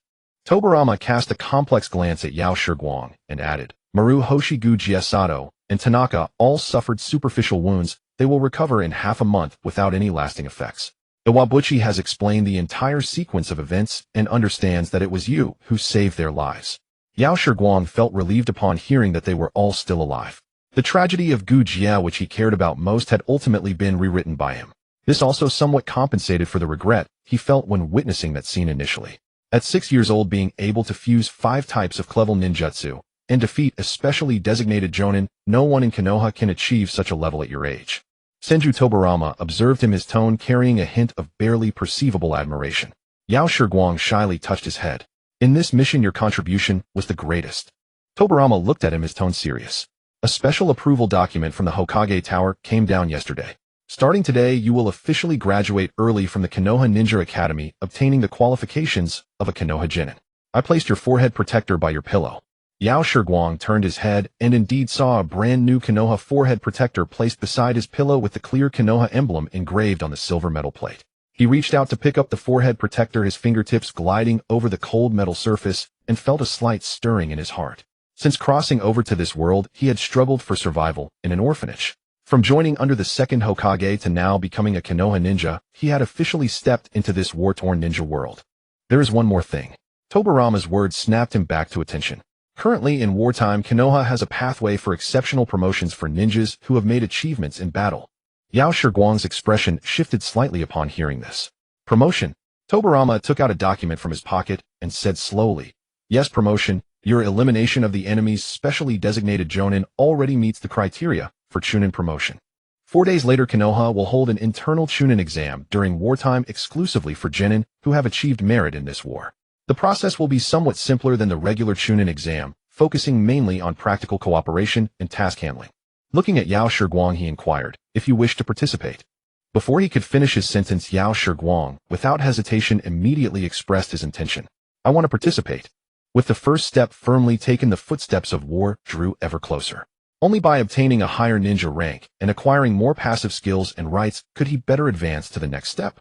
Senju Tobirama displayed an understanding expression, clearly having anticipated this choice from him, and continued, "Then tonight, I will have someone deliver the match team report to you. Tomorrow morning, you should go to Training Ground No.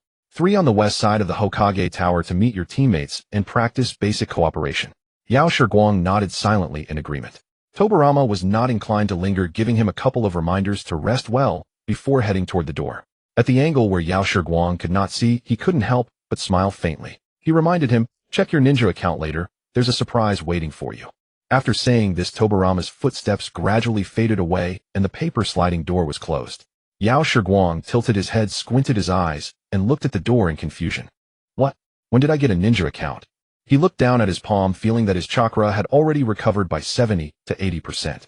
The recovery technique was still silently operating, and even the last bit of soreness completely disappeared. He gazed at the Konoha forehead protector in his hand, rubbed it a couple of times, and ultimately decided to carefully store it in his ninja pouch. He resolved to wear it only when on missions. After packing up his belongings, he thanked the butler of the Tobirama household and pushed open the courtyard door to step outside. Just as he exited the alley of the Hokage residence, his sensing passive ability captured a familiar chakra presence. He raised his eyes toward the direction of the branches, recognizing it as one of Tobirama's Umbu the Ninja Crow.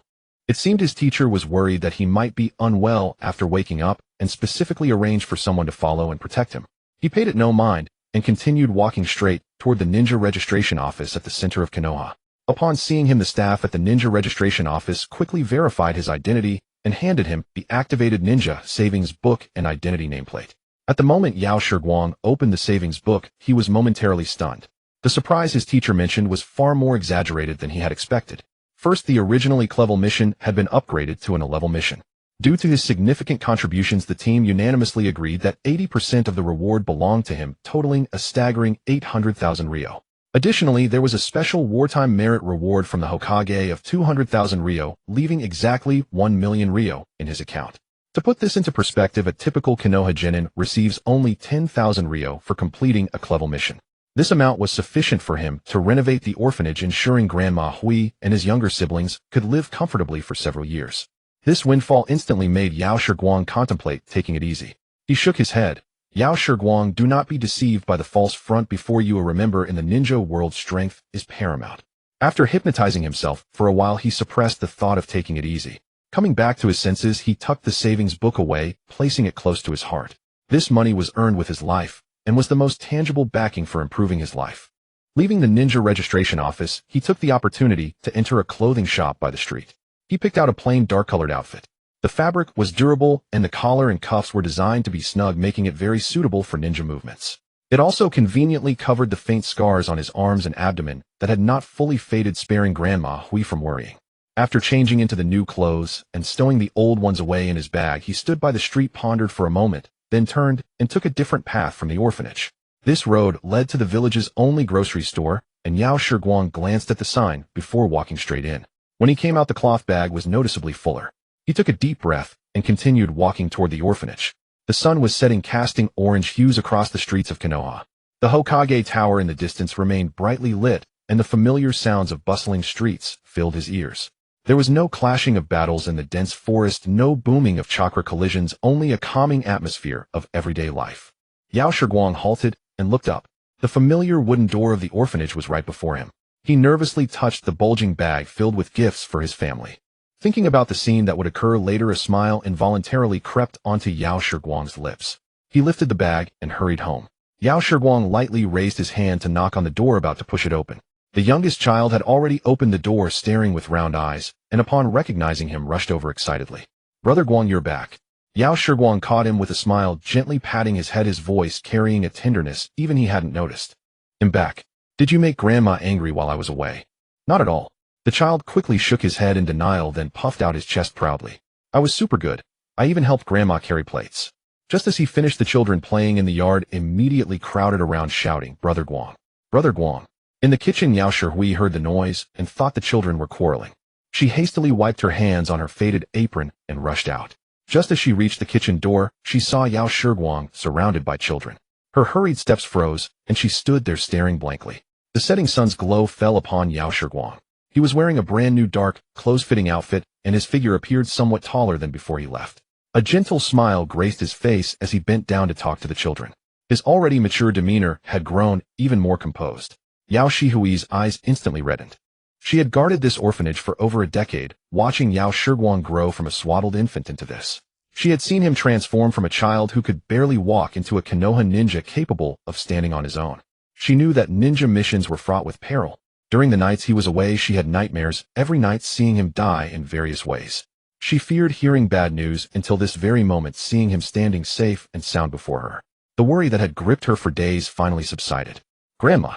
At that moment, Yao Shiguang also spotted her at the door. He took out the candies he had prepared from his cloth bag, distributed them to the children, then rose and walked toward her. "It's good that you're back. It's good that you're back."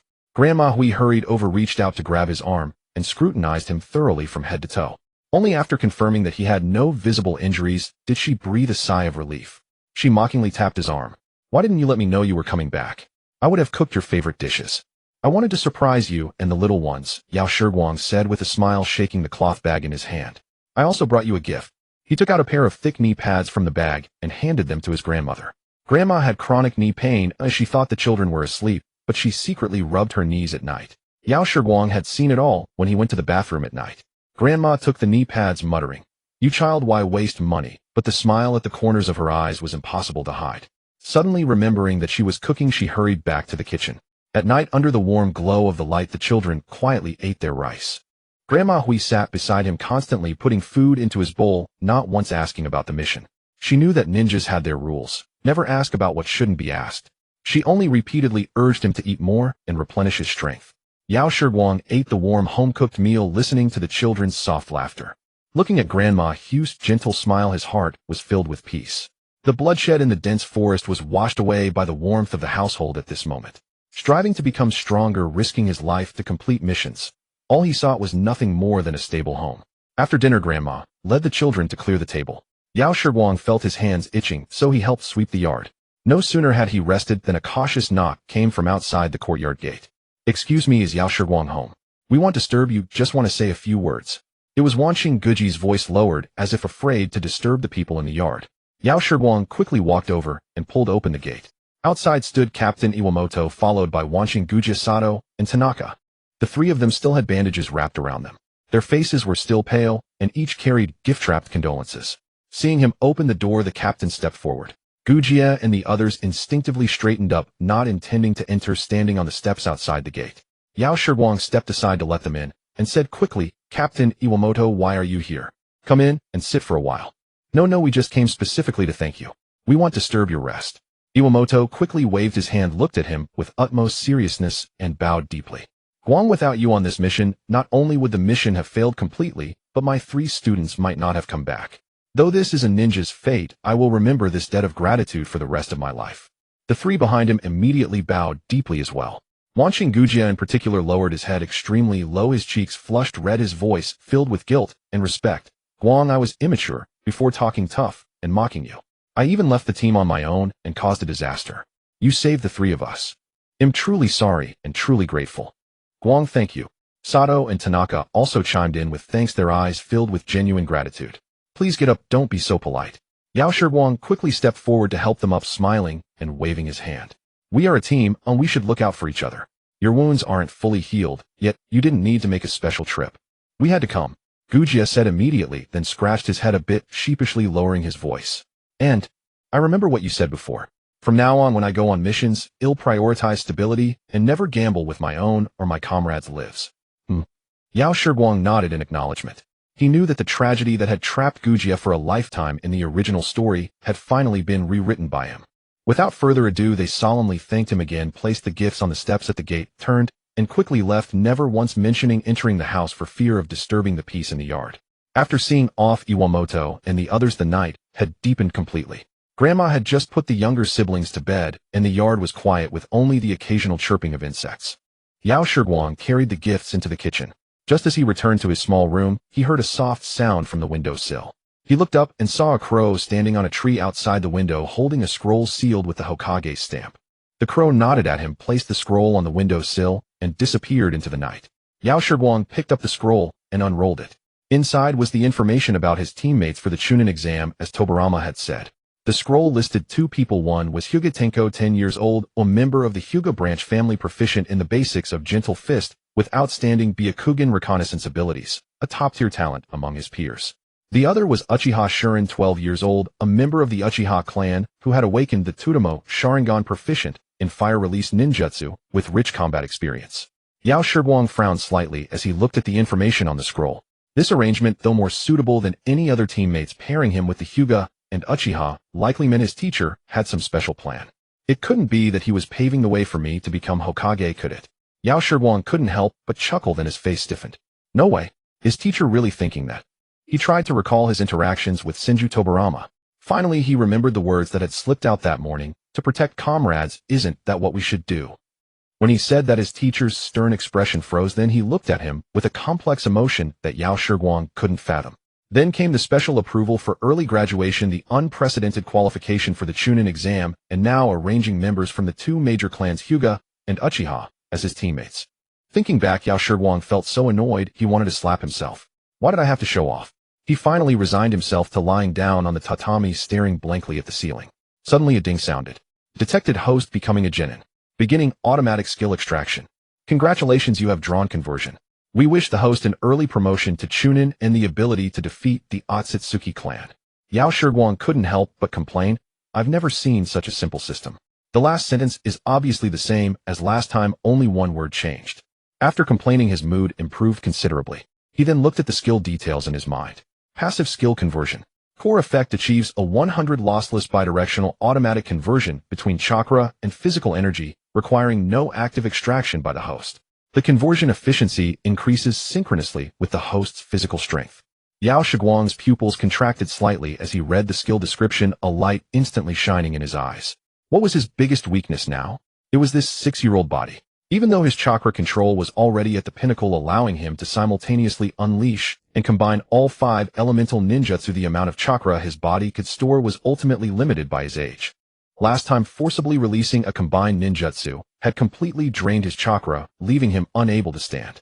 Even with the rejuvenation passive repairing his damage, his physical foundation was still bound by his age, severely restricting both his physical training and chakra extraction.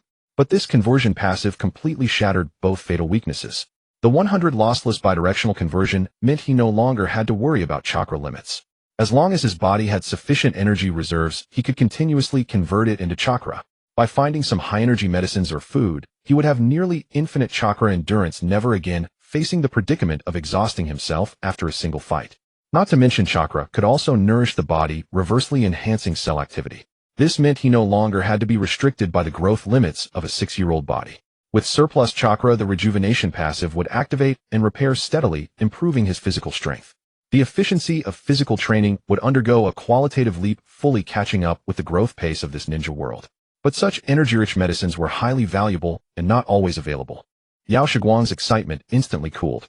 As he racked his brains, he suddenly thought of the tailed beasts. But he quickly shook his head. The tailed beasts were all guarded, it was still too early. He sighed and decided for now to focus on physical training, supplementing with ninjutsu. As long as his physical skills improved, his stamina would increase. With improved physical skills, his chakra would also grow. With that thought, the last trace of confusion in his heart vanished. The anxiety from Tobirama's idea of grooming him to be Hokage, along with the fatigue after the mission, all dissipated at this moment. Moonlight streamed through the paper sliding door, spilling onto the tatami. The yard was quiet except for the soft chirping of autumn insects.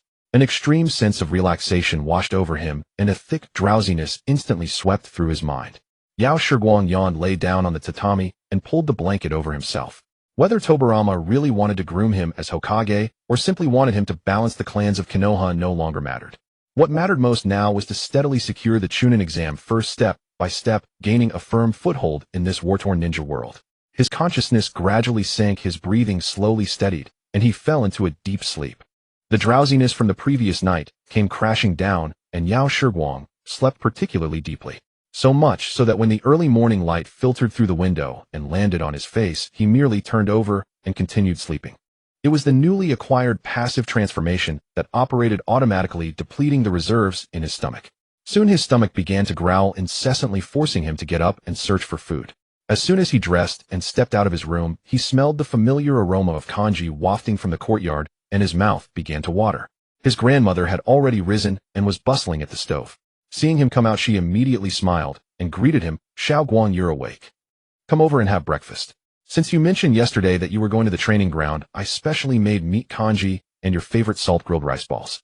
I've packed 2 for you to take on the road."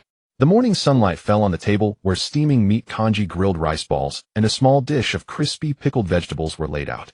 Yao Shiguang sat down and finished a bowl of kanji in a few gulps. His stomach felt warm, and the food was quickly transformed into bodily energy, filling him with vigor. His grandmother sat beside him, watching him without asking what he was going to do. Only when he stood up did she repeatedly remind him, "Be careful on the road. If you get too tired from training, come back early. They'll always keep your meal warm." "I know, Grandma, don't worry." Yao Shiguang replied with a smile, stuffing the rice balls his grandmother had packed into his ninja tool pouch. then waved goodbye to her. He then shouldered his ninja tool pouch and hurried toward Training Ground No. 3, located west of the Hokage Tower. With a quarter of an hour left before the appointed time, the training ground came into view. This training ground was specifically set aside by Konoha for Genin training. It was spacious with wooden posts and targets for practice. Tall oak trees surrounded the area, shielding it from outside view. As Yao Shiguang reached the entrance of the training ground, he saw two people already standing inside. The one in front was unmistakably Uchiha Chien of the Uchiha clan. Dressed in a black combat suit with a short sword strapped to his back, he stood with his arms crossed, leaning against the training ground railing, exuding an air of aloofness that warned others to keep their distance. When he saw Yao Shiguang approaching, he merely raised his eyelids. A flash of crimson Tobirama Sharingan flickered in his eyes, his gaze brimming with undisguised disdain. Standing beside him should be Hyuga Tianguang. Clad in a clean white combat suit with his hands naturally hanging at his sides, he stood as straight as a javelin. His pure white Byakugan turned slightly, scrutinizing the approaching Yao Shiguang without being obvious. His attitude was much more restrained than Uchiha Chien's. He offered no mockery, yet carried a hint of distance and assessment. As Yao Shiguang drew near, he only gave a slight nod as a greeting. Yao Shiguang was not surprised at all. One was a genius of the Uchiha clan who had awakened the Tobirama Sharingan at 12 and had no rival in fire release techniques among his peers. The other was a top expert from the Hyuga branch family who had mastered the basics of Gentle Fist by 10, and his Byakugan's reconnaissance ability was unrivaled at the same level. Both were the cream of the crop among Konoha's genin of the same period. Naturally, they would feel defiance and doubt toward a 6-year-old child who on the surface had earned the right to take the Chunin exam solely as the Hokage's personal disciple. "So you're Yao Shiguang." Uchiha Chien spoke first as he watched him approach, stepping forward a couple of paces to look down on him with a sweeping gaze. Seeing that he didn't even have a ninja headband, his tone immediately dripped with mocking sarcasm. "The Hokage's personal disciple. I thought you'd be someone impressive, but you are just a kid who hasn't even graduated." He let out a scoff, crossed his arms, and his tone practically oozed provocation. "I don't know what the Hokage was thinking assigning us to be teammates with someone who hasn't even finished the ninja academy. The Chunin exam tests practical cooperation, not something you can coast through on the Hokage's reputation. Don't end up on the exam field forcing us to babysit a deadweight." Hyuga Tianguang remained silent, merely furrowing his brow slightly, but he did not refute Uchiha Chien's words. Clearly, he harbored the same concerns. He simply refrained from voicing his mockery outright, constrained by the rules and upbringing of the Hyuga clan. Yao Shiguang listened without a trace of anger, then calmly took a headband from his ninja tool pouch, put it on, and looked up at the two of them. Seeing him put on the headband, Uchiha Chien's expression stiffened. He turned his head away with a snort and stubbornly said, "So what if you have a headband? It just means you're a freshly graduated genin." "I know you're not convinced," Yao Shiguang said calmly. "You think him too young and unworthy to be captain, and you're afraid he'll hold you back. Am I right?" Uchiha Chien was about to retort with more mockery when Yao Shiguang cut him off directly. "Simple." Yao Shiguang pointed to the open space in the center of the training ground and said briskly, "Let's have a spar right here. Both of you come at me together. If I win, you'll follow my orders throughout the upcoming Chunin exam. If I lose, you'll go to the Hokage right now and request a team change, so I won't hold you back." These words stunned not only Uchiha Chien, but also made the ever-silent Hyuga Tianguang widen his eyes in disbelief. The two of them, one adept at fire release and the Sharingan, the other skilled in Gentle Fist and Byakugan reconnaissance, could each hold their own even against a Chunin individually. Yet this 6-year-old brat dared to challenge them both at once. Arrogant. Uchiha Chien was instantly enraged. The disdain in his eyes turned into blazing fury, and his Tobirama Sharingan manifested. "Kid, you asked for this. Don't go crying to the Hokage when you get beaten. Don't worry, it's a spar, no killing." Yao Shiguang walked to the center of the training ground and stood still, scanning the two. Hyuga Tianguang gave a slight bow to Yao Shiguang and said earnestly, "Yao Shiguang, since you proposed the spar, we won't hold back. Please forgive us if we offend." Yao Shiguang nodded. In an instant, both of them moved. Hyuga Tianguang flashed forward, closing in on Yao Shiguang with the opening stance of Gentle Fist, his Byakugan locking onto Yao Shiguang's chakra points.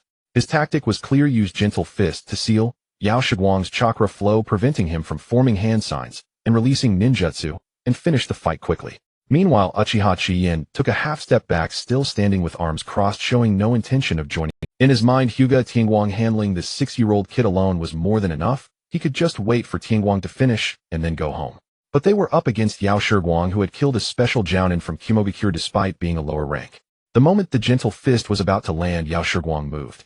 His sensing passive had already predicted all of Hyuga Tianguang's movements. He didn't even need to dodge much. With a single hand, he formed a hand sign, so fast that even Uchiha Chiyin couldn't see it. Water release water curtain wall. A spinning wall of water materialized in front of Hyuga Tianguang. His fully charged gentle fist punch slammed into it, but all the force was completely absorbed. The spinning suction of the water wall caught his entire arm, and he couldn't pull it out. Before the two could react, Yao Shiguang's figure vanished behind the cover of the water jutsu, reappearing in the next instant at Hyuga Tianguang's side. He raised his palm and struck Hyuga Tianguang's chest with a burst of pure, yet gentle chakra. Hyuga Tianguang was sent flying backwards several meters, crashing heavily to the ground. Lying on the ground, his chakra sluggish, only one thought occupied his mind: how did he form that hand sign? The entire exchange took less than a second. They hadn't even seen how Yao Shiguang struck before Hyuga Tianguang was utterly defeated. The training ground fell into dead silence. Uchiha Chiyin's casual demeanor vanished completely, and his Tobirama Sharingan spun rapidly. He stared fixedly at Yao Shiguang, who stood there without even having his breathing disturbed. All arrogance and disdain had drained away, replaced by unprecedented seriousness. Yao Shiguang turned his head calmly to look at Uchiha Chiyin. Still want to continue? Uchiha Chiyin slowly drew the short ninja sword from his back. His Tobirama Sharingan locked onto every movement of Yao Shiguang, and his previously flippant tone turned grave. Uchiha Chiyin, I humbly request your guidance. Yao Shiguang said nothing more, only walking slowly toward him. His steps were light, yet each footfall on the training ground seemed to press on Uchiha Chiyin's heart, tightening his nerves to the breaking point. As Yao Shiguang drew closer, Uchiha Chiyin could no longer hold back. He quickly formed hand signs and shouted, "Fire release, great fireball technique." A massive fireball materialized and hurtled toward Yao Shiguang, the heat wave rustling his clothes. But Yao Shiguang simply raised his hand, coating his palm with pure chakra, and with extreme chakra control, he casually waved. That great fireball, powerful enough to heavily injure an ordinary genin, was deflected, as if by an invisible hand, veering past Yao Shiguang's side, and exploding on the empty ground, leaving a scorched black mark. Impossible. Hyuga Tianguang struggled to sit up, his Byakugan wide with disbelief, and the words as Uchiha Chiyin was drenched in sweat, his hand holding the short sword trembling uncontrollably. His proud fire release, defeated with a mere wave. He gritted his teeth, gripped his sword, coated the blade with chakra, and charged at Yao Shiguang. But every movement he made was accurately predicted by Yao Shiguang's sensing passive. Yao Shiguang didn't even need to use ninjutsu. With precise footwork alone, he easily dodged every slash, occasionally injecting a bit of chakra to make Uchiha Chiyin's movements increasingly sluggish. Half an hour later, the training ground was covered with marks of battle. Uchiha Chiyin and Hyuga Tianguang lay on the ground, panting heavily. They looked up at Yao Shiguang, still standing straight, not a drop of sweat on his forehead. The terror in their eyes slowly faded, replaced by complete submission and admiration.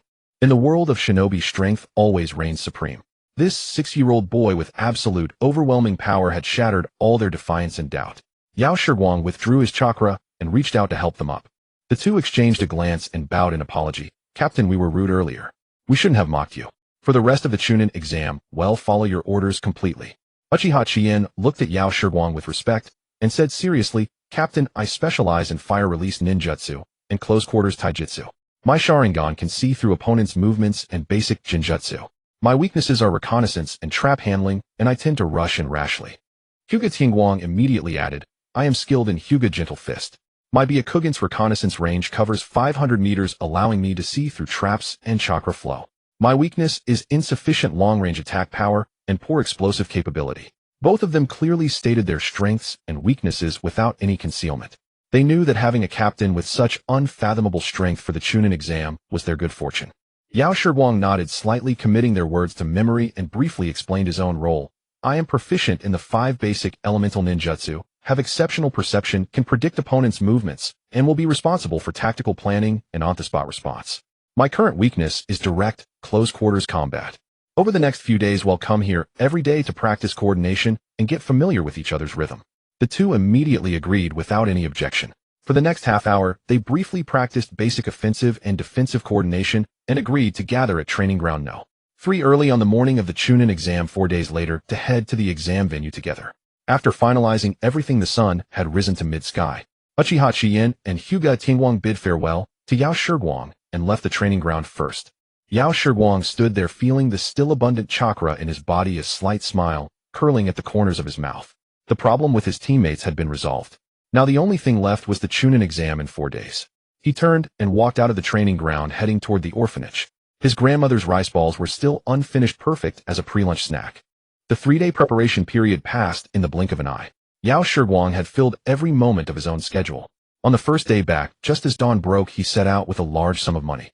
He headed straight for the exclusive supply center of the Mai Ninja, which was only open to registered ninjas of Mai. They sold only professional ninja supplies, but one item, a high-compression ration designed for long-term use by ninjas, was his sole target on this trip. Previously, thanks to his conversion passive, he could already convert 100 of the energy from ordinary food into chakra and physical strength. Yet the energy density of ordinary food was ultimately limited. He had to eat a great deal each time, forcing his grandmother to replenish the orphanage's food 3 times a day. Moreover, to efficiently hone his taijutsu and avoid the frequent interruptions of eating during training, he could only rely on the high-compression rations specially designed for ninjas. "Boss, give me 5 packs of the special compressed rations." Yao Shiguang handed over his ninja tag. The shopkeeper behind the counter glanced at the tag first, then scanned his youthful face. A flicker of surprise passed through his eyes, but he asked no further questions. He simply placed the packaged rations on the counter and said, "Special compressed rations, 1 pack lasts 3 days. 5,000 Rio each, 5 packs, total 25,000 Rio. Even Yao Shiguang, who had a large sum of money on hand, could not help but raise an eyebrow. The price was indeed outrageous. An ordinary genin earned only 10,000 Rio for completing a crank mission. These few packs of rations effectively cost 2.5 missions. Thinking this, he did not hesitate for a moment. He paid the money directly and stowed the items in his ninja tool pouch. As soon as he stepped out of the supply center, he tore open a pack of rations, broke off a small piece and tasted it. The next second, his small face nearly scrunched up.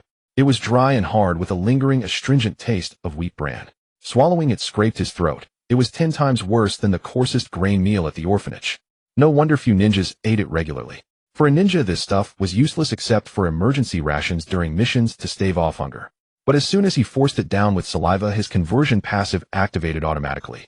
The concentrated grain energy in the rations was converted without loss into pure physical energy, which then transformed into chakra. It flowed through his limbs and bones, sending a slight tingling sensation through his muscle cells.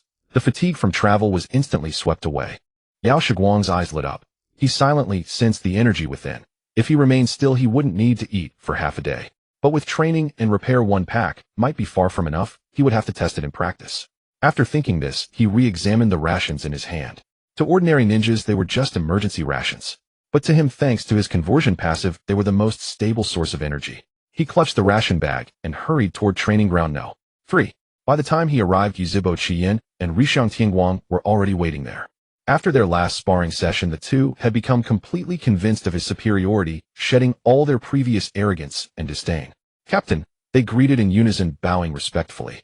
Yao Shiguang nodded, walked to a stone block at the edge of the training ground, sat down, tore open the pack of compressed rations again, and swallowed small pieces with water from his canteen. He strove to keep his energy at a sufficient level so that the upcoming training would achieve optimal results. Yuzibo Qiyin and Rishang Tianguang exchanged glances, both curious as they watched him eat. They had never seen such rations before. Seeing Yao Shiguang eating so heartily, they couldn't help but sidle over. "Captain, is that the compressed ration used for missions?" Yuzibo Qiyin swallowed, his eyes full of curiosity. "We've only heard about them from the clan elders, never tasted them. Give us a piece to try." Rishang Tianguang also nodded slightly, clearly intrigued by the legendary 1 pack lasts 3 days ration. Yao Shiguang said nothing, expressionless, and silently broke off a small piece for each of them. They eagerly stuffed it into their mouths. The next second, both their faces changed color. Yuzibo Qiyin even spat out what was in his mouth, gulped down a large swig of water, and wrinkled his face. "My God, what is this stuff? It's absolutely useless aside from staving off hunger. It's terrible." Rishang Tianguang also frowned and swallowed, but even the usually composed him couldn't help shaking his head. "The texture is awful. Besides emergency supply, it's impossible to eat daily." "Captain, how can you eat this every day?" Seeing Qian's reaction, Yao Shiguang smiled. "To you it's only for staving off hunger. But to me it's different." He didn't explain further, just patted the crumbs off his hands, stood up, and stretched his limbs. "All right, let's start with taijutsu sparring in the morning. Qian, you come with me first." Yuzibo Qiyin, who had been listless after eating the ration, instantly perked up. He gripped the short ninja sword on his back and walked to the center of the training ground, standing firm. After losing yesterday, he had gone home and trained frantically, reflecting on everything. He was bursting with determination, eager to see just how big the gap was between him and the captain. He said defiantly, "Captain, I won't hold back." At that moment, Rishang Tianguang couldn't help but laugh. Seeing Yuzhibo Qian's calm eyes, he quickly covered his mouth, but the amusement in his eyes was unmistakable. Come on. Yao Shiguang stood still, not even assuming a stance, his tone flat. The moment the words fell, Yuzhibo Qian moved instantly. He drew his short sword and slashed directly at Yao Shiguang's side. Yao Shiguang lightly tapped the ground, shifted his body slightly, and effortlessly dodged that powerful heavy strike. Before Yuzhibo Qian could change his technique, Yao Shiguang raised his hand and blocked, precisely striking the other's wrist. Yuzhibo Qian instantly lost his grip on the sword. The short sword flew out of his hand and embedded itself in a wooden post far away. Then Yao Shiguang drove his elbow forward, lightly pressing it against Yuzhibo Qian's chest. There was no superfluous movement, yet it completely sealed off all his escape routes. The entire process took only 3 moves. Yuzhibo Qian froze in place, his face burning with shame. He had stayed up all night reviewing the last sparring session, thinking he could at least last 10 moves this time. But he never expected that the other party hadn't even used chakra and had effortlessly subdued him. Rixiang Tianguang, standing nearby, widened his Byakugan in astonishment and could not help but exclaim, "Perfect taijutsu." This time he didn't use any chakra at all. Yuzhibo Qian heard this and said bitterly, "This, Captain, your taijutsu is insane. Before you said close combat was your weakness. My weakness is relative to my own abilities." Yao Shiguang withdrew his hand, his tone calm. "I am proficient in all 5 elemental ninjutsu. My perception, jinjutsu, resistance, and tactical planning are all at the highest level. Among all my skills, taijutsu is the weakest link." He paused, looking at the stunned pair, and added, "But that doesn't mean my taijutsu can't defeat Yujinin. Even relying solely on taijutsu, an ordinary chunin might not be my match." Only then did the two realize that they had always thought the captain's claim of weak, close combat was genuine. Now they understood it was merely the least outstanding aspect of his all-around abilities. A 6-year-old child whose taijutsu could overwhelm a genius of the Yuzhibo clan. How powerful must his other abilities be? Thinking this, the admiration in their eyes for Yao Shiguang deepened even further. During the subsequent training, Yao Shiguang continued to focus on honing his taijutsu. His conversion passive operated silently throughout, and the unpalatable compressed rations were swallowed piece by piece, continuously converting into physical energy and chakra. With the rejuvenation passive constantly repairing muscle strains, and the conversion passive providing an endless supply of energy, his taijutsu progressed at an astonishing rate. Consuming 2 packs of rations daily, within just 3 days his taijutsu had completely surpassed the level of an elite chunin. Even relying solely on taijutsu, he could firmly suppress an elite chunin. Yuzhibo Qian and Rixiang Tianguang had their perception of him refreshed every single day. They had seen geniuses before. The Yuzhibo and Rixiang clans lacked no geniuses. But they had never seen a monster who at 6 years old could instantly cast all 5 elemental ninjutsu, perform one-handed seals, and improve taijutsu so rapidly. What impressed them even more was Yao Shiguang's terrifying tactical planning. Every time they simulated a escort, he could always predict all the enemy's moves in advance and formulate the optimal response plan. Training under him, both of their abilities also advanced by leaps and bounds. Over the 3 days, the trio developed a complete escort tactical system. Rixiang Tianguang used his Byakugan to scout the route in advance, identify traps and ambushes, and handled close-range defense and tenketsu sealing. Yuzhibo Qian was responsible for frontal fire-style ninjutsu suppression and used his Sharingan to see through jinjutsu and sudden attacks. Yao Shiguang controlled the overall battlefield tactics, provided supplementary ninjutsu from all 5 elements, and handled emergency support. The 3 worked together with ever-growing synergy to the point where a single glance sufficed to understand each other's intentions. During the breaks in training, Yao Shiguang did not forget about matters at home. He used the remaining bounty from the last mission to hire the most reputable construction team in Konoha, completely renovating the orphanage from top to bottom. He repaired the leaking roof, laid new tatami mats in all the rooms, reinforced the courtyard wall with wooden fences, and built a new awning in the yard for the younger children to play under. Beyond that, he bought each child fitted new clothes, new picture books, and wooden toys. He replaced Grandma Hugh's old knee pads with thicker ones, and gifted her soft-soled shoes that wouldn't fatigue her feet on long walks. He also stocked up on common medicinal ointments and pantry staples like rice flour and cooking oil. Grandma Hui looked at the transformed courtyard, muttering over and over, "You child, why spend so much money?" Yet the smile at the corners of her eyes could not be hidden. She prepared Yao Shiguang's favorite dishes every day, changing the menu constantly, and the pride in her gaze when she looked at him was unmistakable. One evening, as Yao Shiguang returned from the training grounds, he saw 3 familiar figures standing at the orphanage. Mariboshi Kosuke Sato and Tanaka were leaning against the wall waiting for him. The bandages on their bodies had mostly been removed, and their complexions had regained a healthy flush. When they saw him approaching, they immediately smiled and walked over. Guang. Finally caught you. We've been looking for you for days. Kosuke chuckled and scratched his head, handing over a cloth bundle. We three went to the mountains behind the training grounds to pick mushrooms, dried them, and brought some for you and Grandma Hui. They'll make a delicious broth. You went out of your way to come here. Come in and sit. Yao Shiguang took the bundle and pulled open the gate. They leaned against the old locust tree by the entrance, chatting casually. During the conversation, Kosuke grumbled about Captain Iwamoto's recent increase in training intensity, drawing laughter from the others. As they talked, Kosuke mentioned with a smile, "Oh, by the way, Guang, we three also signed up for this Chunin exam." "Oh." Yao Shiguang raised an eyebrow, slightly replying with a grin, "Nice. You got the qualification through your battle merits from this mission, right?" "Exactly." Tanaka immediately chimed in, eyes gleaming with excitement. "Captain Iwamoto submitted our applications, and the Hokage's office specially approved the exam slots. We're still on the same team." "Great. If we run into each other in the exam, don't go easy on me," Yao Shiguang teased. "No way we'll hold back." Kosuke laughed, all traces of his earlier impatience and guilt gone. "Well, give it our all. Won't be a..." They chatted a while longer, then, not wanting to disturb Yao Shiguang's rest, waved farewell and left. Watching their retreating laughing figures, a deeper smile spread across Yao Shiguang's face. He knew that this young man had completely emerged from the shadow of that mission. The regret that had trapped him for a lifetime in the original story had finally been erased. After seeing Kosuke and the others off, the night had grown deep. As Yao Shiguang returned to his room, he sensed a presence at the window. He turned to see a man wearing a crow mask standing outside. It was the Yanbu member assigned by Tobirama to guard the orphanage, codenamed Crow. Lord Guang. Crow's voice came through the mask. He bowed slightly and handed over a scroll sealed with the Hokage's stamp. "The Hokage ordered me to deliver the rules and content of this Chunin exam to you." Yao Shiguang took the scroll and nodded. "Thank you for making the trip. It's my duty." Crow bowed once more without adding a single unnecessary word and vanished into the night with a flicker. Back in his room, Yao Shiguang unrolled the scroll. Inside were the complete rules and assessment content of the wartime internal Chunin exam.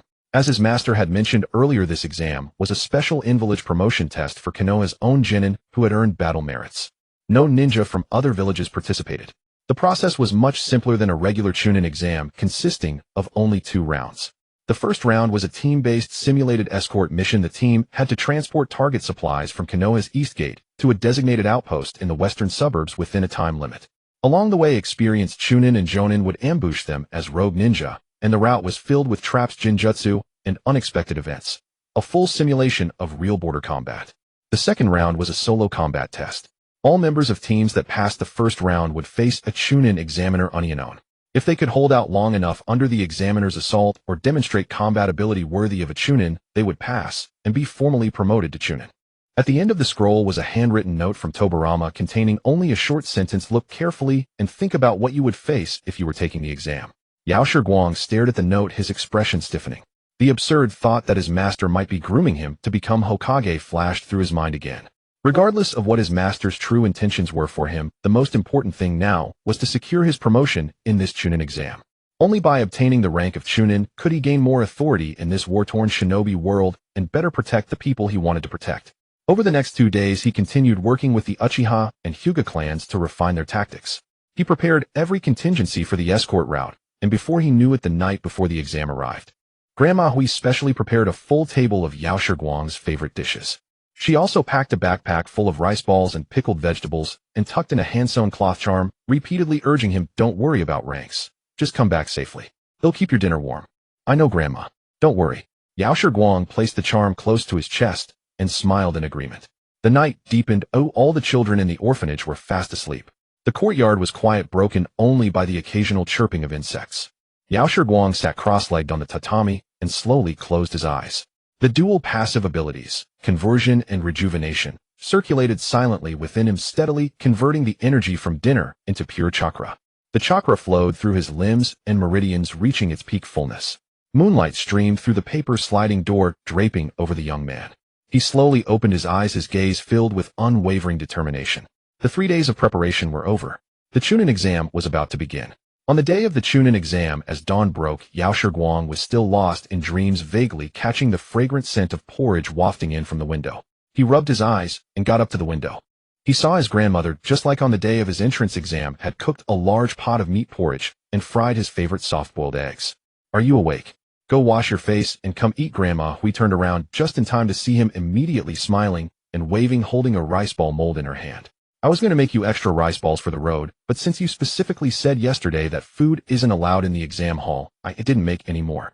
Not a little, but rather double. Yao Shiguang thought to himself, his body drawn by the tempting aroma, quickly getting dressed and washing up, then sitting at the dining table and indulging in the meal. Eat slowly, no rush, there's still plenty of time. Grandma sat beside him smiling as she watched him devour his food like a starving ghost, skillfully packing his ninja tools bag with medical supplies and rations, repeatedly reminding him, don't be impulsive at the exam. If you can't win, just run. It's not shameful, a grandma will wait for you at home to eat.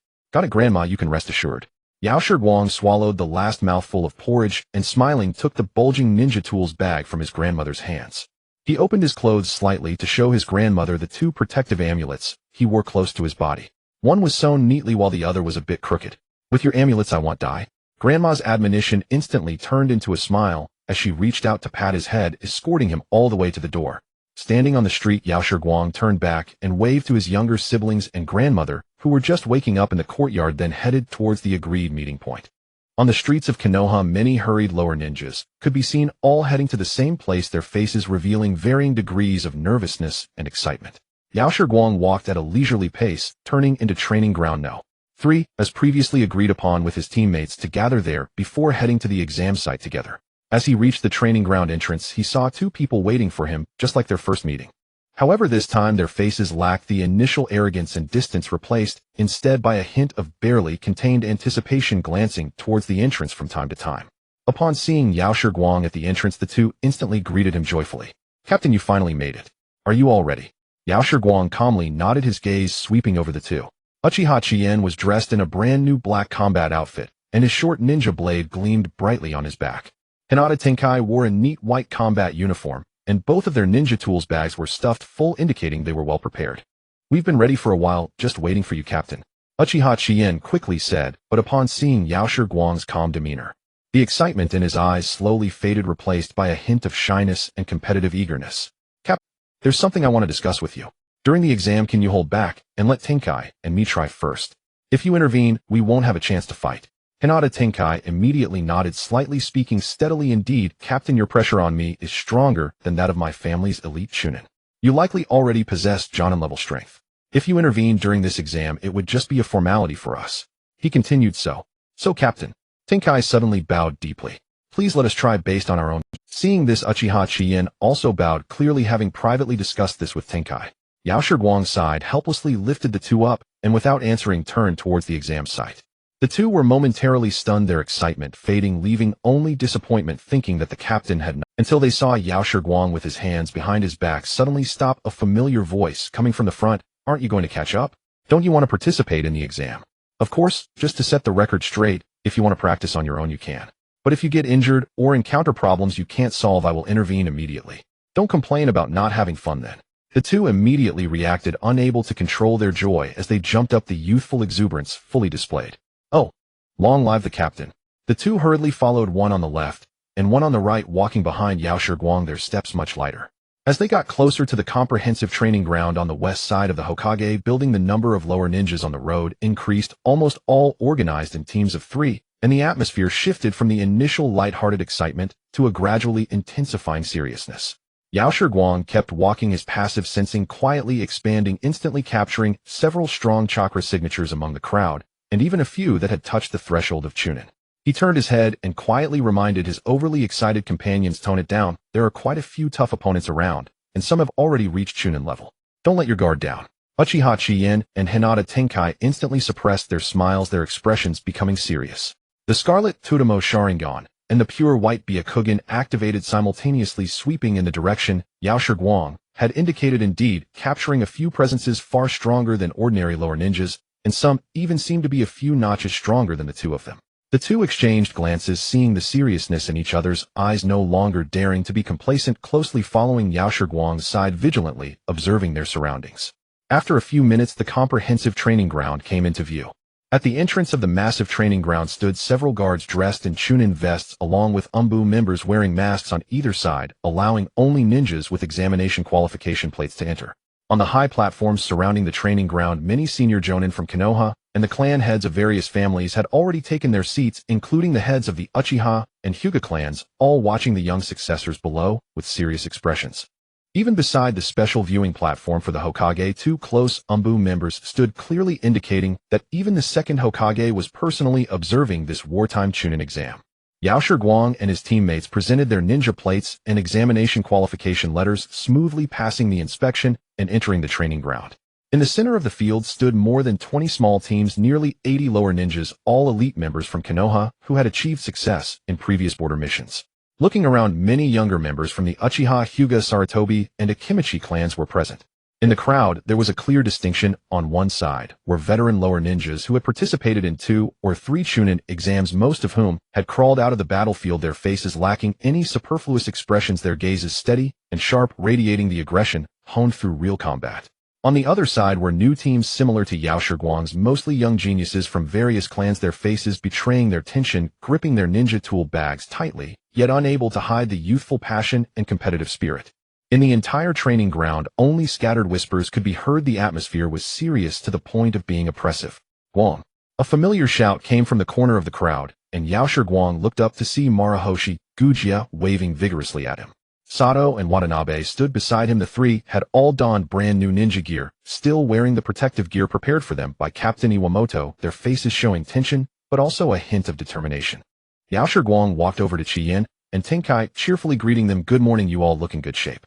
Of course, Gujia scratched his head, but facing such a large scene for the first time, he couldn't help but sweat in his palms, yet he stood tall. "Captain Iwamoto trained us all night yesterday, going over all the precautions for border escort missions. I just didn't expect that there would be so many formidable opponents in this exam. After all, it's wartime. Being promoted to Chunin means taking on more core missions, and no one will miss this opportunity." Yao Shiguang smiled, still reminding them of his most frequently said phrase. "Remember, safety comes first throughout. No matter what happens, prioritize your safety. Don't act impulsively. If it gets tough, just squeeze the signal flare. There's no shame in that. Don't worry, Guang. We will definitely remember." Gujia nodded vigorously. After chatting for a while, the tension in his eyes dissipated considerably, replaced by a bit of confidence, jokingly teasing Yao Shiguang, "If we run into each other in the exam, don't hold back." "Likewise," Yao Shiguang replied with a smile. After chatting briefly, a loud clearing of the throat suddenly came from the high platform in front of the training ground. The originally scattered whispers instantly vanished without a trace, and the entire venue fell into dead silence, all eyes turning to the high platform. On the high platform stood a middle-aged man dressed in a jonin vest with a scar running from his brow to his chin, emanating a sharp aura. He was the chief examiner for this wartime Chunin exam, a senior jonin from Konoha who had experienced the First Ninja World War, Shimizu Shigeru. His gaze swept across the crowd like a hawk, his voice booming loud enough to be heard clearly even from the farthest corner of the venue's silence. "I am the chief examiner for this Chunin exam, Shimizu Shigeru. First of all, congratulations to all of you here for obtaining the qualification for this exam, proving your worth as Konoha ninjas on the battlefield." He paused, his tone suddenly becoming more serious, "But I must clarify in advance, this is an internal promotion assessment during wartime, completely different from the regular Chunin exams of the past. It will be a 1-1 simulation of a real battlefield with no unnecessary written tests, no half-hearted sparring, only the test of life and death. The elimination rate will be even higher than before. One small mistake could leave you with a lifelong disability or even cost you your life. So you can turn around and leave now, and no one will laugh at you." The venue fell silent, not a single person moved. Those who could stand here were all ninjas who had survived the border battlefield, and no one would back down at this moment. "Very well." Shimizu Shigeru nodded and continued. "This exam consists of 2 rounds. Only the teams that pass the first round will be eligible to participate in the second round. Now I announce the rules for the first round of assessment. The first round will be a cooperative simulation escort mission for the teams. The starting point is the east gate of Konoha, and the end point is the western suburban border outpost, covering a total distance of 15 kilometers with a time limit of 6 hours. You will be escorting a sealed standard supply crate. Each team will receive 1. If the supply crate is damaged, if you fail to arrive on time, or if all members of the team lose their combat ability and cannot continue, it will be considered direct elimination. During the assessment, 30 experienced Chunin and Jonin will impersonate rogue ninjas to launch surprise attacks on you. The route will also be filled with numerous traps, jinjutsu blocks, and unexpected situations. There are no rules throughout, aside from prohibiting the intentional killing of teammates. You may use any means to accomplish the mission. Those who cannot hold on should crush the signal flare in their hand, and Umbu will immediately come to assist, which will also be considered voluntary elimination. His gaze swept across the entire venue once more, his tone carrying an undeniable authority. "Is that clear?" "Crystal clear." The nearly 80 lower ninjas in unison responded, their voices shaking the training ground as if it were vibrating slightly. In the previously oppressive atmosphere, the youthful flames of passion and combat spirit ignited. Very well. Shimizu Shigeru raised his hand, and the umbu on the high platform immediately carried down dozens of sealed wooden crates. Now each team come up in order to collect the supply crates and signal flares. After collecting them, proceed to the east gate of Konoha to await orders. I hereby announce the Chunin exam first round escort assessment. He suddenly raised his hand and swung it down forcefully. Now it officially begins. In an instant, the entire venue was in motion, each team quickly stepping forward to collect their supply crates, then turning to rush towards the east gate of Konoha. Uchiha Chien picked up their team's supply crate and looked at Yao Shiguang, his eyes filled with excitement. Captain. Yao Shiguang nodded, his gaze sweeping over Gujia and the others who had also collected their supply crates, then looking towards the Hokage building in the distance, where he could clearly sense his teacher's chakra watching over the exam. He withdrew his gaze and looked at his two teammates, his tone resolute and undeniable. Let's set off. We will follow the plan. Tenkai will scout ahead, Chien will provide flank cover, and I will bring up the rear. The three exchanged glances, holding their supply crates, turning to blend into the crowd, hastening towards the east gate of Konoha. As they stepped out of the wooden gates, the atmosphere around them suddenly turned sharp and oppressive. Before them lay a continuous expanse of dense forest, towering oak trees blocking the sun with rays of light only able to seep through the leaves in scattered patches. The forest was eerily silent, with only the rustling of leaves in the wind exuding an air of tension. Captain, which way do we go now? Uchiha Chien tightened his grip on the supply box, excitement fading from his face, leaving only seriousness. Pharmacist Guang lifted his gaze, scanning the dense forest. His sensing ability quietly spread out, absorbing the chakra fluctuations within a radius of 500 meters into his awareness. His expression remained impassive.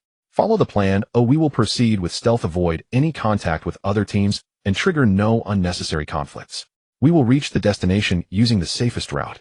He turned to Hinata, Tianguang beside him. Tianguang, activate your Byakugan and scout the area within a kilometer ahead, marking traps, Jinjutsu barriers, and the positions of other teams. Understood. Hinata. Tianguang responded immediately, his pure white Byakugan activating in an instant, the veins around his pupils slightly protruding, his gaze penetrating through layers of dense forest, taking in the road conditions ahead. As he surveyed the area, he quietly reported, Captain, there are chakra fluctuations from 3 teams 50 meters to the right moving in our direction. Further ahead, there is a large-scale Jinjutsu barrier with chakra flowing inside, indicating that someone has already breached it. Received. Pharmacist Guang nodded slightly, pointing to a steep slope on the left. We won't take the main road. Instead, we'll go around the steep slope on the left, avoiding those 3 moving teams and the traps ahead. Tianguang, use your Byakugan to lead the way, move quietly, and make no noise. Try and observe the surroundings in the middle, protect the supply box, and I will bring up the rear. All right. Hinata. Tianguang responded, immediately softening his steps as he headed towards the steep slope. Uchiha Chien gripped his short ninja blade tightly, following closely behind Tianguang. He had originally thought of encountering other teams along the way, a perfect opportunity to test the results of his training over the past few days. However, seeing Pharmacist Guang's calm demeanor and recalling the captain's words before departure, always prioritize stability, he suppressed that urge and focused intently on safeguarding the box in his arms. The 3 of them moved with utmost stealth, concealed by the dense foliage, slipping into the steep forest like 3 shadows, making no unnecessary sounds. Pharmacist Guang walked at the end of the line, his sensing ability continuously active, firmly locking onto the movements around them. Occasionally, he would raise his hand to signal the other 2 to stop, avoiding traps hidden beneath tree roots or bypassing signal-triggering devices concealed in fallen leaves. Throughout the journey, he fully adhered to the agreement with his 2 teammates, refraining from neutralizing any traps, merely providing early warnings and leaving the opportunities for resolution to Chien and Tianguang. The 2 did not disappoint him, skillfully avoiding all traps through the precise scouting of Byakugan and the detail capturing of Sharingan, their cooperation growing increasingly harmonious. In less than 10 minutes of avoiding the main road, they began to hear commotion from the main road behind them. First came the hurried footsteps, followed by a few shouts, and then the deafening explosion of a detonation tag, causing leaves in the forest to tumble down. Uchiha Chien instinctively started to rise to take a look, but was pressed back down by Pharmacist Guang's hand against the tree trunk, who gently shook his head, signaling him not to move. The 3 held their breath, peering down through the foliage, witnessing 3 rookie teams crowding on the main road, caught up in an argument. It turned out one of the teams accidentally triggered a trap, blowing off half a tree and exposing everyone's positions. Are you crazy? Don't you watch where you're stepping? Now everyone within miles knows we're here. Is it my fault? You pushed me just now. If you hadn't rushed ahead, would I have stepped into the trap? Stop arguing. What good does it do now? Let's get moving. If we stay any longer, the examiners will be here. The few of them bickered, quickly packed their things, and frantically ran forward, their footsteps chaotic, completely lacking any sense of stealth, startling flocks of birds into flight in the forest. It wasn't until the figures of the group completely vanished into the dense forest that Uchiha Chien let out a sigh of relief, lowering his voice to complain to Pharmacist Guang. What kind of escort mission is this? It's like they're banging drums and announcing to everyone that we're here. It's so reckless. They're all rookies taking the exam for the first time. It's normal to be flustered and lose their composure under pressure. Pharmacist Guang retracted his gaze, his tone still calm. Our core objective is to safely deliver the supply box to the destination, not to compete with others on who is braver.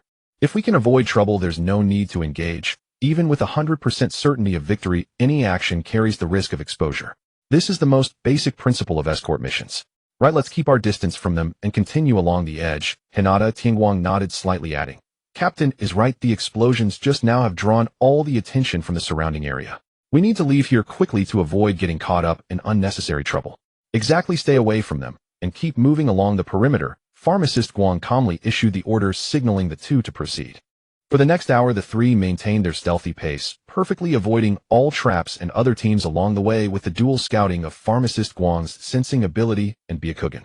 During this time, they saw the figures of other participating teams more than once. There were veteran lower ninja teams that had participated in multiple exams, working together with remarkable synergy, quickly clearing traps with ninjutsu, their style fierce, yet loud, clearly unconcerned about revealing their positions, demonstrating absolute confidence in their strength. There were also teams like theirs choosing stealth, moving lightly, and sticking to the shade of the trees, clearly possessing experience in escort missions. There were even two Uchiha teams that ran into each other, exchanging hostile glares, nearly coming to blows in the forest, but ultimately refrained out of fear of being discovered by the examiners, cursing at each other as they parted ways. Throughout, Pharmacist Guang led the two of them far around, avoiding contact with any teams and not even exposing themselves. Even when Chien watched other teams boldly charge into traps, thinking they were taking shortcuts and feeling a bit eager to try, he was held back by Pharmacist Guang, who consistently adhered to the original plan, taking the most concealed and prudent route. During this time, they unexpectedly encountered a situation. Near the mid-valley, they discovered 4 rookie teams had banded together, 12 people crowded together, marching along the main road in a grand display. Some were clearing traps up front, others were on guard on the sides, and some were protecting the supply box in the center. While it seemed organized with so many people clustered together, they were an enormous target, and even from several hundred meters away, their footsteps and voices could be clearly heard. They actually teamed up. Hinata Tianguang frowned slightly and whispered, while having more people can provide mutual support, their target is too big and easily caught by the examiners. It's impossible to disperse and hide, making them easy prey. Newbies taking the battlefield for the first time, just banding together for courage, Pharmacist Guang replied calmly. This union may seem impressive, but it is utterly insignificant in the face of Jonin. Once faced with a high-intensity ambush, they'll be fighting individually and suspecting each other, leading to a faster demise than single-person teams. On the battlefield, having more people does not guarantee safety. He pointed to the dense forest on the side of the valley. We'll circumvent them from the upstream of the valley, avoiding any encounter. Their commotion will soon attract the examiners disguised as rogue ninjas. We must not get caught up in it. Understood. The two responded immediately, following Pharmacist Guang as they turned and slipped into the dense forest upstream of the valley. Sure enough, less than 10 minutes after they made their way around, they heard a loud noise from behind, along with people shouting and screaming. Then the sounds completely vanished, clearly the work of the Jonin examiners. Uchiha Chien instinctively glanced back when he heard the silence. Don't get distracted, keep moving. Pharmacist Guang's voice came from behind, observing Uchiha Chien halt. There are still 7 kilometers to the destination. The valley area ahead is the true perilous zone. Do not lose focus. Distractions are a grave mistake on the battlefield. Uchiha Chien finally came to his senses, nodding vigorously, gripping his short knife tightly. The restlessness in his eyes completely dissipated, replaced by a steadiness forged through experience. As the sun set, golden rays of light seeped through the gaps in the leaves, casting a warm glow over the entire. The three had already stealthily reached the edge of the valley area, with 3.5 hours remaining of the 6-hour limit, leaving them ample time. But at that moment, Hinata Tianguang, who was leading the way, suddenly stopped, his expression changing slightly as he turned back to Pharmacist Guang and whispered, Captain, something's off. There are massive chakra fluctuations in the mountain walls on both sides of the valley. At least 20 of them. All at the level of middle ninjas. Almost simultaneously, Pharmacist Guang's sensing ability also issued a warning. The mountain walls on both sides of the valley were hiding countless chakra signatures, each one steady and formidable. Clearly, the examiners were aware that some might circumvent from the sides, and had set up a massive encirclement here waiting for the participating teams to venture in. What made his heart tighten further was that he distinctly sensed the chakra signatures of Gu Jie's trio rapidly approaching within 500 meters of the valley, completely unaware of the ambush ahead. Pharmacist Guang immediately raised his hand grimly, signaling the two to stop, lowering his voice to say, "Remain hidden, hold your breath, and make no sound." Qian and Tianguang instantly tensed, swiftly hugging the supply box and hiding behind a sturdy tree trunk. At this moment, they did not dare to be careless, using the dense leaves to conceal their figures, even controlling their breathing to be incredibly light. Even more critically, the examiner behind had detected the faint chakra signatures of others accelerating their pace, and the two encirclements were quickly closing in. In just a few minutes, they would completely seal off all their escape routes. Pharmacist Guang leaned against the tree trunk, his gaze heavy as he stared at the valley ahead, his mind racing rapidly, quickly deducing all possible solutions for the current predicament. The encirclement is rapidly closing in, and in no more than 3 minutes all escape routes will be complete. Hinata Tianguang's Byakugan firmly locked onto the ambush circle ahead, his previously calm face turned anxious. The encirclement is about to close completely. Uchiha Yin also gripped his short blade tightly, looking at Yakushi Guang, waiting for his command. Even though he wished to rely on his own experience, he knew that in this situation only by trusting the captain could they find a way out.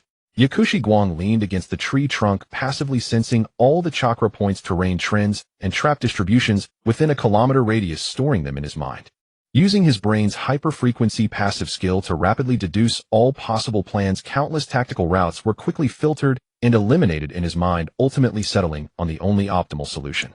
He raised his eyes, a hint of exhaustion from the deductions flashing in his gaze, his tone calm to the utmost, as he issued clear and simple commands. Tianguang, immediately use your Byakugan to mark 3 locations under the third protruding rock on the left hillside, the pile of dead wood downstream in the valley, and the explosive tag trap group on the west side of the ambush circle. Sync the coordinates to me. Qian, wait for my signal, and use the great fireball technique to accurately strike the pile of dead wood. Don't worry about anything else, the bigger the noise the better. The two immediately replied without a hint of doubt. After speaking, Yakushi Guang looked towards the direction of Gu Jie and the others, praying that they would understand the sounds to come and quickly retreat, otherwise they would be stuck in the first exam. Watching the two prepare, he quickly formed hand seals, with one hand completing the release of the ninjutsu, with a single seal so fast that even the Byakugan could hardly catch it. Earth release ground sound. A deep chakra spread along the ground, and the next second continuous muffled sound suddenly came from under the rock on the left hillside. It sounded as if a large number of ninjas were rapidly moving, instantly attracting the attention of more than half of the examiners on the west side of the ambush circle. This was a ninjutsu simplified from the ground movement technique used to mimic footsteps, unable to attack. With the other hand forming seals, a bolt of lightning formed into a miniature 1,000 needles. Lightning release rapid 1,000 needles was a technique he had previously stolen from a cloud ninja, successfully modified into a crank ninjutsu. Although the damage capability decreased, the speed and precision increased, making it perfect for triggering explosive tags. After successfully triggering the explosive tag trap group on the west side, the footsteps had already attracted a large number of examiners, and the sound of the explosion drew several elite ninjas over. Almost simultaneously, Yakushi Guang shouted, "Qian, make your move." Uchiha Qian immediately formed hand seals, a massive fireball spewed from his mouth, accurately hitting the pile of dead wood downstream in the valley. The dry trees ignited in an instant, thick smoke billowing up, completely blocking the view from the south side of the ambush circle. The huge commotion instantly attracted most of the remaining examiners' attention. "Now's our chance. Go!" Yakushi Guang shouted in a low voice, leading the two as they used the cover of the thick smoke, darting out like 3 shadows from the connecting gaps on the east and west sides of the ambush circle. This gap was the only weak point he had identified in the examiner's defenses during countless deductions. On the other side, Gu Jie and the 3 felt the sounds and immediately froze, coming to a halt. The 3 exchanged glances without a moment's hesitation, quickly turning to retreat into the dense forest at the side, perfectly avoiding the ambush circle that was now within arm's reach, following the safe route Yakushi Guang had previously sensed. In just 10 seconds, the seemingly hopeless deadlock was completely revitalized by Yakushi Guang using 3 low-level ninjutsu. On the high platform, the chief examiner Shimizu Shige, who had been observing everything through the Umbu's real-time communication, looked at the marked routes on the sand table. A hint of approval suddenly appeared on his previously tense face as he waved his hand to the nearby Umbu. "No need to block them, let them go." Chief Examiner. The few kids have already rushed out of the encirclement, and the team that turned back has also avoided the ambush. To be able to accomplish the tasks of breaking out, saving people, and diverting firepower simultaneously in just a few minutes with minimal cost, their tactical planning ability has already far exceeded that of ordinary ninjas. Shimizu Shige smiled, his eyes filled with admiration. This is just a Chunin exam. They already possess the thinking skills of Chunin. Let it go, don't pursue them. He paused, looking at a man next to him dressed in a Jonin vest, and added, however, Shingetsu Jonin, go follow that team captain Yakushi Guang, don't eliminate him, just test his limits, and see what this kid is capable of aside from tactics. Understood. The Jonin, named Shingetsu Rin, nodded slightly, his figure flashing as he disappeared from the high platform, like a ghost silently pursuing the direction Yakushi Guang and the others were retreating. On the other side, Yakushi Guang and his team had already dashed out of the valley area, quickly sneaking along the edge of the dense forest towards the destination. Uchiha Yin couldn't hide his excitement as he ran. Captain, you were amazing just now. You completely outsmarted those examiners. Don't relax, we aren't at the finish line yet. Yakushi Guang did not slow his pace, but his passive sensing remained active. Suddenly, he halted sharply, turning to look back at the dense forest behind him, his expression slightly tightening. Something's wrong. O chakra is approaching, only one, but it's very strong at the Jonin level. As soon as he finished speaking, a figure appeared on a tree trunk several meters behind them. It was Shingetsu Rin. He crouched on a branch looking at Yakushi Guang, his tone flat. Yakushi Guang, the direct disciple of Lord Hokage. Interesting. That strategy you used earlier was quite impressive. Hinata Tian Guang instantly activated his Byakugan, standing in front of the supplies box, while Uchiha Yin drew his short blade, activating his Totemo Sharingan, his body tensing up, entering a combat stance. You two take the supplies box and head to the finish line along the original route without looking back. Yakushi Guang raised his hand to block the two, his tone calm, but with an undeniable command. I will hold them off. Captain. Uchiha Yin immediately panicked. The opponent is a Jonin. You alone. Don't worry, I won't be in danger. Yakushi Guang said indifferently, this is an order. Follow the plan and wait for me at the finish line. The two exchanged glances, knowing that once the captain made a decision, it would not change. They gritted their teeth, clutching the supplies box, and quickly dashed towards the finish line. Shingetsu Rin crouched on the branch, not pursuing, but instead watching Yakushi Guang with interest. What? You alone want to fight me, a Jonin? You aren't here to eliminate us, otherwise you would have attacked just now. Yakushi Guang stood still, expressionless, but his transformation and regenerative dual passives quietly activated, buying time to recover stamina, as he intentionally asked, you are here to test my limits, right? Sent by Lord Hokage. A hint of surprise flashed in Shingetsu Rin's eyes, then he smiled. Indeed, you are clever. But I wasn't sent by Lord Hokage, I just wanted to see how much weight a 6-year-old kid who was exceptionally accepted as a direct disciple by Lord Hokage has. As he spoke, he stood up and stretched lazily. Show me all your strength, and let me see. The moment his words fell, Shingetsu Rin's figure suddenly disappeared from the spot. Fast. Extremely fast. Even though the passive sensing had predicted his movements in advance, Yakushi Guang could only barely sidestep, avoiding the hand chop that brushed against his throat, the fierce wind making his cheeks sting. Not bad, you actually managed to dodge. Shingetsu Rin's voice rang from behind him, his tone filled with increasing interest. No wonder you could kill a special Jonin from the Cloud Ninja at a higher level.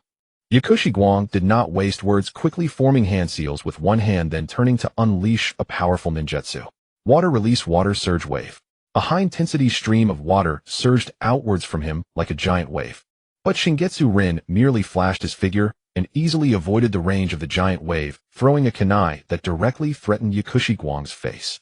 Suddenly 4 water walls appeared around him, blocking Shingetsu Rin's kunai and his line of sight.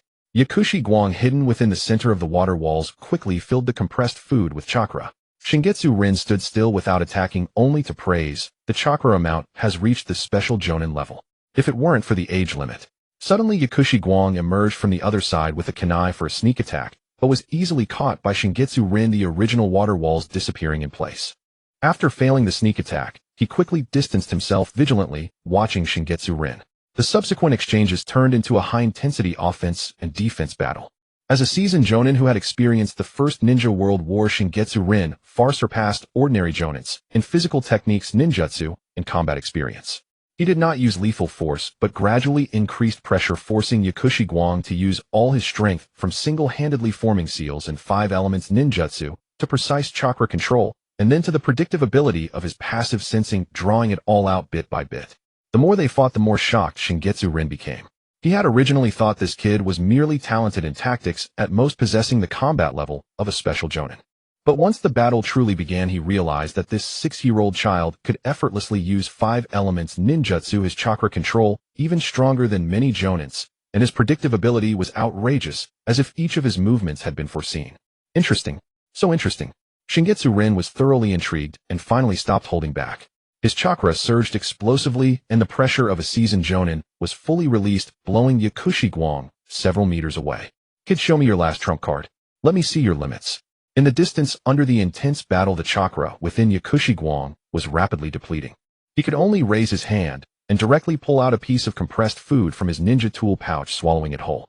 The transformation passive instantly operated at its peak. The energy concentrated in the food was transformed into pure physical energy and chakra, without any loss flowing through his meridians into every part of his body. The regenerative passive also operated rapidly, repairing the muscle strains and chakra depletion caused by the high-intensity battle, the dual passives working in concert, forming a perfect closed loop. Water release, water surge wave. Just as Shingetsu Rin's ninjutsu was about to crash down. Water release, water shield. Yakushi Guang hurriedly formed seals. A water wall appeared before him, barely managing to rotate, with the straight line rushing water. To maintain the water wall, his chakra was rapidly dissipating, but suddenly it felt as if a barrier had been broken and chakra surged out wildly.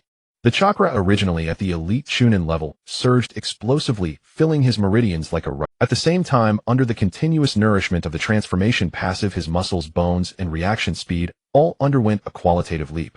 Jonin. During this high-intensity battle against a seasoned jonin, with the support of the dual passives and the infinite energy supply from the compressed food, his physique and chakra amount completely broke through the shackles of Chunin, firmly stepping into the realm of jonin. How is this possible? Shingetsu Rin's pupils constricted, stopping his ninjutsu, as he clearly sensed the surging chakra aura from Yakushi Guang, his face filled with disbelief, a breakthrough in battle. A 6-year-old jonin. Before he could react, Yakushi Guang was already on the move. After breaking through to the jonin level, the range of his sensing passive immediately expanded to a radius of 5 kilometers. The surrounding wind movements, chakra flows, and even Shingetsu Rin's next muscle power trends were all captured in his mind. His predictive ability stepped up a notch. Next, he directly formed hand seals, releasing Brank ninjutsu in 5 elements: fluidly, water release for control, fire release for suppression, earth release for defense, wind release for surprise attacks, and lightning release for paralysis, seamlessly coordinating without any hesitation. Shingetsu Rin was instantly pushed into a disadvantageous position. The moment he revealed himself, he was struck with a combo, and then shocked to discover that after the breakthrough, Yakushi Guang had completely kept pace with him in terms of chakra amount, ninjutsu power, and battle rhythm, even surpassing him in chakra control and tactical prediction. In just 30 moves, the battered Shingetsu Rin was bound by Yakushi Guang's lightning release, with his palm pressed against the pure chakra infused into his chest. The victor was already determined. After the examiner lost the ability to act, there was no further action. He could clearly sense that several chakra signatures at the jonin level were rapidly approaching from all around, clearly drawn by the noise from the earlier battle. "Thank you for the lesson," he said, faintly, turning and vanishing with a flash, using the cover of the dense forest to quickly retreat towards the finish line, disappearing into the woods in just a few breaths. Shingetsu Rin shook off the feeling of paralysis and stood in place, watching the direction Yakushi Guang had vanished, still wearing a look of stunned disbelief that quickly turned into a bemused admiration. At that moment, several figures landed beside him, the other jonin examiners responsible for the ambush. The leading jonin looked at Shingetsu Rin's disheveled clothes and couldn't help but tease. "What happened? Shingetsu, you a seasoned jonin, actually lost to a 6-year-old jonin." "Don't laugh." Shingetsu Rin shook his head, his tone filled with amazement. "You all didn't see it. That kid just broke through to jonin during the battle. A 6-year-old jonin. Such a figure can't be found in the entire history of the ninja world, can it?" Upon hearing this, the surrounding jonins were instantly stunned, their smiles disappearing, replaced by shock. "A 6-year-old jonin? You must be joking. What kind of monster did Lord Hokage pick up? No wonder Lord Hokage specifically included him in this exam. This talent is simply outrageous." A hurried breath echoed through the dim, dense forest. Yao Shiguang had run an unknown distance until he could no longer sense the pursuers. Only then did he lean against a tree trunk, slowly closing his eyes, concentrating to calm the chakra that had surged violently during his recent breakthrough. With the aid of his control passive, he quickly regained an exceptionally precise level, even surpassing his previous state.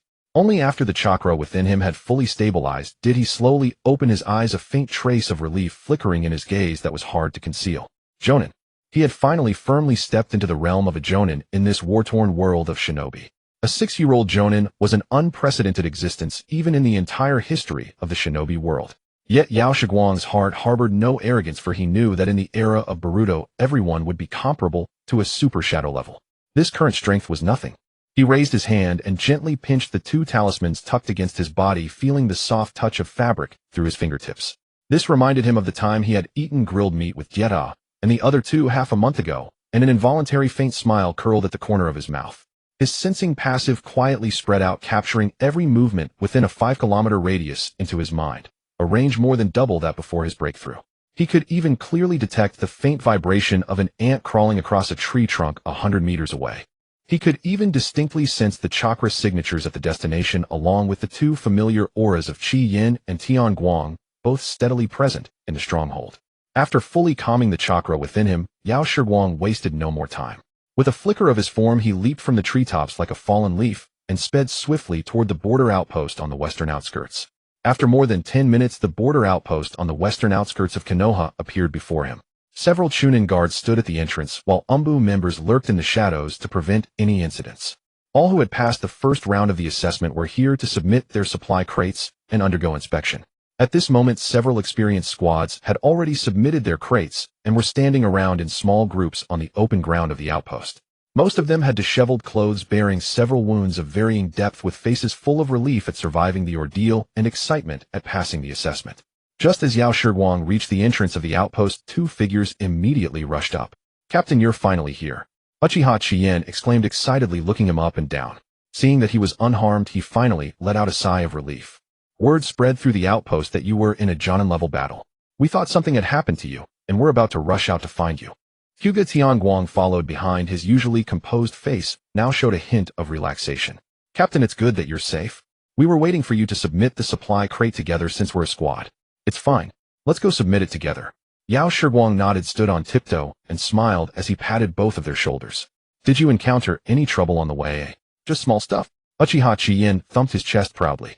"Following the drills we practiced, we stayed hidden and moved stealthily the whole way. We passed 2 squads without them noticing us, and Tianguang used his Byakugan to detect the few traps in advance. We reached the outpost smoothly. But we were worried the whole time because you hadn't come back yet." Hyuga Tianguang also nodded slightly and added, "We've been at the outpost for over half an hour. When we heard the sounds of battle from the forest, we remembered your order to deliver the crate to the destination. Otherwise, we would have gone back long ago." "Captain, are you all right?" "That battle? It's fine.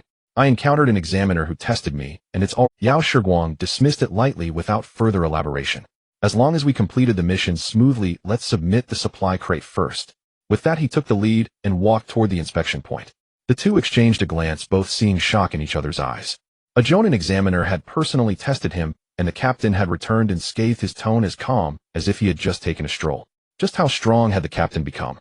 They asked no more questions, merely following behind, their gaze on his back filled with even deeper respect. After successfully submitting the crate, Yao Shiguang had just received the receipt when a familiar voice called out from nearby. "Guang." Yao Shiguang turned his head and saw Gu Jiezhua Tung and Tian Zhong walking toward him. The 3 looked utterly battered, their clothes tattered and covered in scratches, bandages wrapped around their bodies, faces smeared with mud and bloodstains. Clearly they had been through a fierce battle. But their eyes were astonishingly bright, filled with the excitement and thrill of passing the assessment. "Congratulations, you all passed too." Yao Shiguang walked over, happily raising an eyebrow at their disheveled state and teasing, "Looks like you ran into quite a bit of trouble on the way." At that, Gu Jie instantly recalled the ordeal, his face full of lingering fear as he waved his hands repeatedly. "Don't even mention it. If it weren't for that loud explosion, we would have been completely surrounded just a few hundred meters ahead." He scratched his head sheepishly and continued, "Later we detoured around the ambush in the valley, but stepped into a trap, which drew a surprise attack from 3 Chunin examiners. If it weren't for remembering your advice, I would have recklessly charged in trying to defeat them. I'd probably have been eliminated by now." Zhuotung nodded in agreement, still shaken. "We used the terrain to evade running when we couldn't fight, dragging it out until the examiners stopped. We gritted our teeth and made it here, nearly timing out." "It's good that you made it safely." Yao Shiguang smiled. "Surviving a surprise attack from Chunin examiners and reaching the destination shows you've already surpassed ordinary genin." Uchiha Chien suddenly interjected, tilting his chin proudly. "Before that, you owe the captain another big—" Gujia looked at him in confusion. Chien grinned and revealed the truth. the series of explosions that lured away the examiners in the valley. The captain made them happen. Otherwise, do you think half the examiners in the ambush would have been drawn away? If not for the captain, you'd have been surrounded the moment you reached the valley.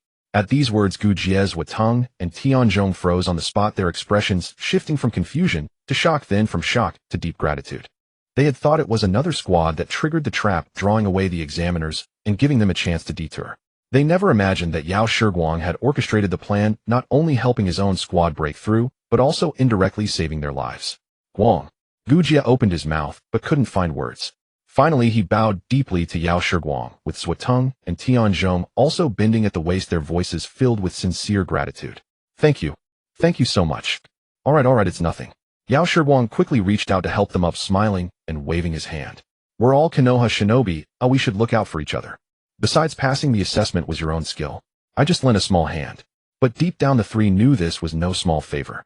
In that desperate situation of being caught between two forces, not only did Yao Shiguang break through himself, but he also took the effort to leave them a path to survival. This tactical planning and kindness would be remembered for a lifetime. As they were chatting, a loud voice suddenly rang out from the platform in front of the outpost.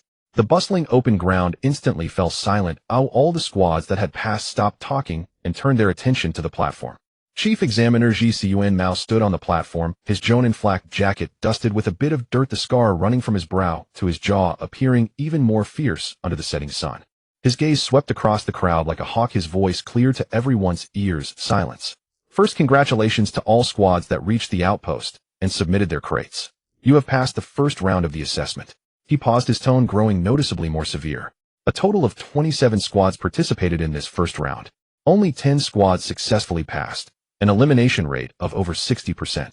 Those who failed either had their crates destroyed, arrived late, or crushed their signal flares to surrender voluntarily. But I must make this clear to you, on the battlefield, a single mistake doesn't cost you elimination.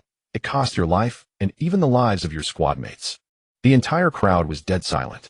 All the genin who had passed put away their excitement, their expressions turned. Most of them had truly experienced the cruelty of the battlefield in this assessment, and no one regarded it as an ordinary promotion exam anymore.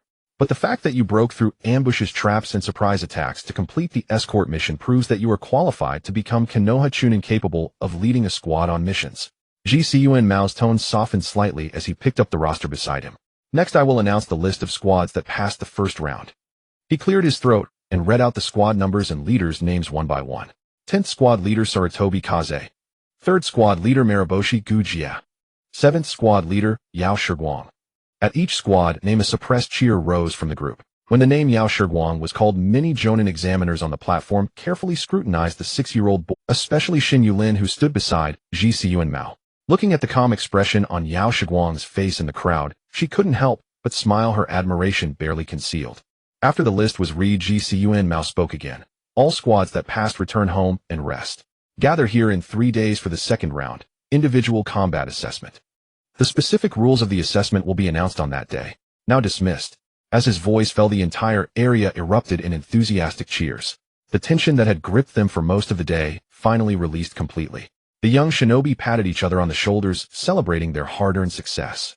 The sun was setting, casting golden rays over the group, stretching their shadows long.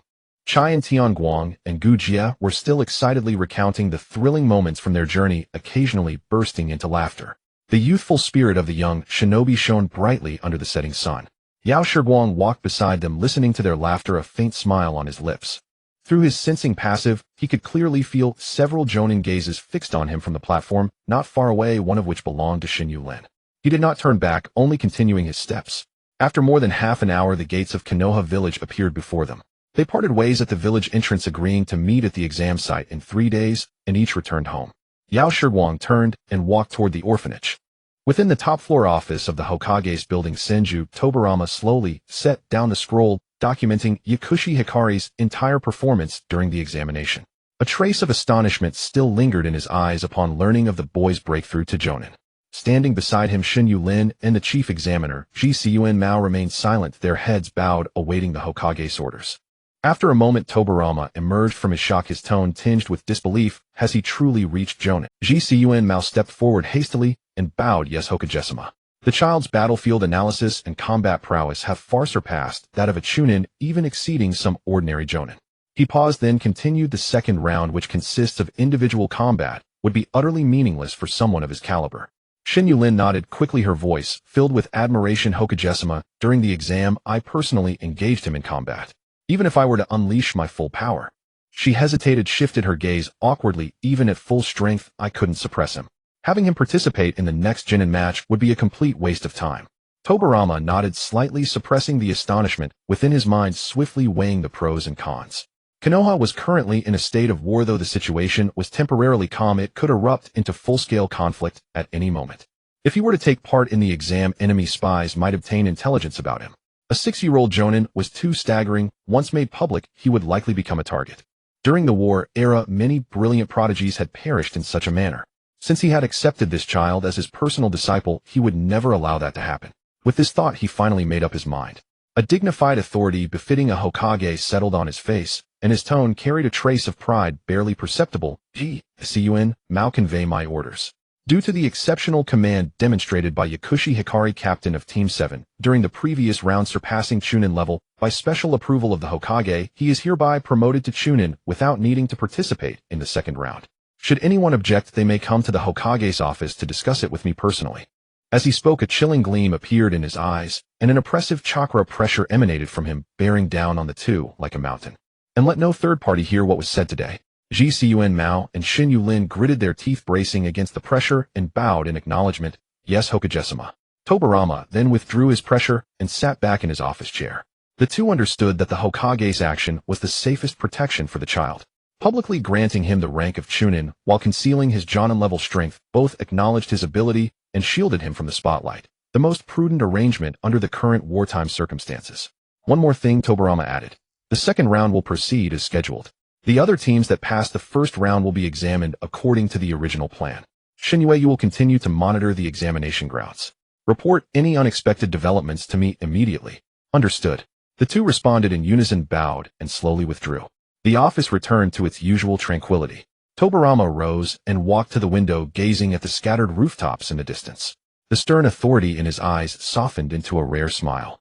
He had made an exception to take this 6-year-old child as his personal disciple, drawn by the boy's maturity and talent far beyond his years. Yet he never expected the surprises the child would bring, far exceeding his anticipation. A 6-year-old jonin. Perhaps this child could truly fulfill his elder brother's wish and bring genuine peace to this war-torn ninja world. Meanwhile, Yakushi Hikari had just returned to the orphanage. His grandmother pulled him to the dinner table, about to start eating. Just then a voice came from the entrance. Is Yakushi Hikari at home? A message from the Hokage's office. Hearing this, Hikari quickly set down his chopsticks, rose, and strode out. He saw two people wearing umbu vests standing at the gate. As soon as they saw him, they immediately bowed and handed him a formal notice stamped with the Hokage's official seal. Hikari-sama, by order of the Hokage-sama, we deliver your promotion notice. Hikari frowned slightly, thinking, is a Chunin promotion such a grand affair? He took the notice, opened it, and scanned its contents. The surprise in his eyes deepened, then quickly returned to calm. The notice stated that due to his outstanding performance in the first round, by special approval of the Hokage's office, he was promoted to Chunin of Konoha without needing to participate in the second round of individual combat. He could report to the Hokage's office in 3 days to receive his Chunin vest and identification plate. After seeing off the Chunin messengers, Hikari stood at the door, instantly grasping the key point. His teacher had deliberately sent the umbu to deliver the notice personally, and only announced a promotion to Chunin, concealing his Jonin-level strength. The intention was simply to prevent him from standing out too much and becoming a target of enemy nations during wartime. Realizing this, Hikari returned inside with the notice. His grandmother immediately approached, asking anxiously, Xiaoguang, what happened? Why did the Hokage-sama personally issue an order? It's nothing, Grandma. Hikari smiled and handed her the notice, pointing to the word promotion. The Hokage-sama thought, I was too outstanding, so I don't need to take the second exam. I'm being promoted to Chunin directly. His grandmother was stunned for a long moment, reading the notice over and over again 3 times before she finally reacted. She pulled him into a tight embrace, her eyes instantly reddening. She kept murmuring, you've been too tired these past few days, child. I hope you can relax a little. Don't carry everything on your own. I understand far more than you think. Hikari's smile froze in her arms. Grandma, you know everything. She released him and rolled her eyes in mock exasperation. Do you think I run this orphanage for nothing? My parents were both Konoha ninja. This orphanage was passed down from them. I may not be a ninja myself, but I've seen too much of ninja affairs and the battlefield. Hikari scratched his head awkwardly and let out a dry chuckle, but his heart felt warm. Just then the younger children in the courtyard heard that he had become a Chunin. They cheered and crowded around him, chirping, "Big brother is amazing." The small room instantly erupted into lively chaos. His grandmother stood by watching with a mix of pride and concern. She knew that higher rank meant more dangerous missions, but seeing the light in the child's eyes, she couldn't help but feel happy for him. Hikari was surrounded by the children, the awkwardness melted away by this warm scene, a faint smile tugging at his lips. With the exam cancelled, the next 2 days found Hikari completely idle. The second round of the exam would officially begin only 3 days later. Qi Yin and Tian Guang were busy in closed-door training, while Gu Jie and his 2 teammates were undergoing final special training under Captain Yin Ben's guidance. With no one to train with him, and his grandmother too, doting to let him help with chores around the orphanage, he became the idle person in the entire place. He wanted to practice taijutsu, but his grandmother scolded him, telling him to rest properly for a few days. So with nothing to do, he patted the money pouch in his pocket and recalled the time he had eaten barbecue with Dai Tai and the other 2. He glanced at the calendar. It happened to be a weekend. The Ninja Academy was also on holiday. He got up, left the house, and headed toward the clan district of the Ino Shikacho. Near the Nara clan's residence, Nara Rumming lay on the grass, lost in thought. Hearing footsteps, he lazily opened his eyes, and upon seeing the visitor, he was momentarily taken aback before sitting up and yawning long. "Hikari, didn't you go on a mission? I thought you wouldn't be back for at least a month." "The mission ended early. I just wanted to see if you Daida and Aoi wanted to go for some barbecue this weekend. Are you in?" "Yao sure." Hikari smiled and walked over, lying down next to him, looking at the sky like he was.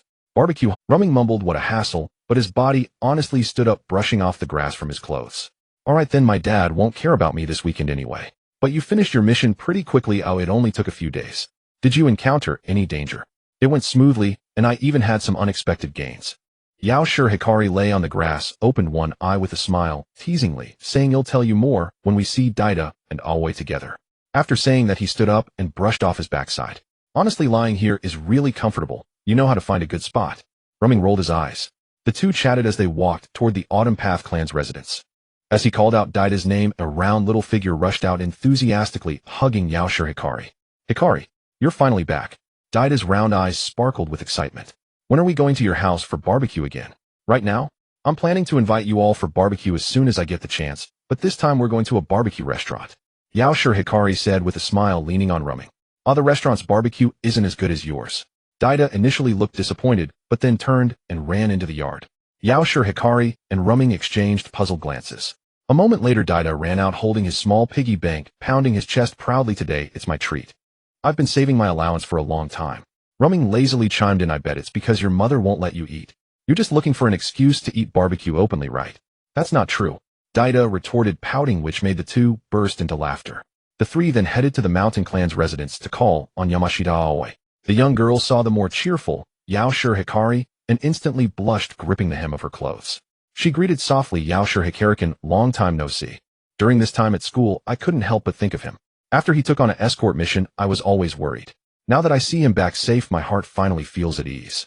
However, seeing his increasingly steady demeanor made her feel a bit shy, even lowering her voice when speaking. The 4 of them chatted and laughed as they quickly reached their destination, finding a quiet booth by the window to sit down. Daida took the menu and skillfully ordered a table full of meat. Soon the grilling platter was brought out, and the marbled pork sizzling on the grill filled the booth with a rich aroma. Rumming lazily flipped the meat, casually asking, "By the way, did anything interesting happen during your escort mission?" Yamashita Aoi, who had been quietly eating her grilled meat, raised her head slightly, her eyes filled with concern. But when she met Yao sure. Hikari's gaze, she immediately looked down again, her ears pricked up attentively. "Nothing interesting. It was done in 3 days." Yao sure. Hikari picked up a piece of grilled meat and put it in his mouth, smiling as he said, "As for not going to school, it's because on the day my mission ended, Lord Hokage specially approved my early graduation, so I could go collect my Jinin plate." As soon as he finished speaking, the booth fell silent, with only the sizzling sound of the grilled meat remaining. Daida, who had just stuffed his mouth with meat, forgot to chew, staring wide-eyed at him in disbelief. Rumming stopped flipping the meat, his previously lazy expression suddenly stiffening as he looked up at him. "What? Didn't you just enter school? You graduated early, before even a month had passed. I thought you would stay with us for a few years, but you graduated right after entering school." Yamashita Aoi, who had been looking down, suddenly lifted her head, her eyes filled with shock. She forgot her shyness and stared directly at Yao sure. Hikari. She had always thought that Yao sure. Hikari was just a bit stronger than them, but she didn't expect the gap to be this vast. The 3 of them entered school at the same time as Yao sure. Hikari, and now they were still practicing basic techniques in school, not even touching the threshold for graduation. They could hardly imagine that Yakushi Hikari, who was not of their age, had quietly completed his graduation. Seeing the astonished expressions on the three, Yakushi Hikari couldn't help but chuckle, taking another piece of grilled meat, and adding after receiving the news, Lord Hokage said my merits are sufficient and I can participate in this Chunin exam. I passed the first round just the day before yesterday. Lord Hokage said my command was good, so I don't need to participate in the second round of practical assessments, and will be promoted to Chunin directly. Tomorrow, after the second round is over, I can go collect my Chunin vest and plate. Once again the booth fell into silence, and even the sounds of the wind from outside were clear. Daida and Yamashita Aoi were so shocked that they couldn't say a word, only repeating, amazing, truly amazing. Rumming finally snapped out of his shock, leaning back against the chair with an incredulous expression, muttering, absurd, too absurd. There has never been a 6-year-old Chunin in history. You're the first. What kind of monster are you? He was joking about the absurdity, but his eyes were filled with genuine laughter. He raised the soda in his hand, saying, alright, congratulations, the youngest Chunin in Konoha. Maybe after graduation, you'll still be our leading jonin. Yamashita Aoi finally regained her composure, staring blankly at the cup in her hand. She looked up at the smiling Yakushi Hikari, her heart filled with mixed feelings of joy for his remarkable achievements and bitterness over the growing gap between them. She took a deep breath and pulled out a brand new safety talisman from her small bag, much more delicately sewn than the last one, and handed it to Yakushi Hikari with a sincere and trembling hand. Yakushi Hikari, congratulations. This is newly sewn by me. Keep it close, it will surely keep you safe. After saying this, she immediately looked down, pretending to fiddle with the meat on the grill, her ears turning crimson.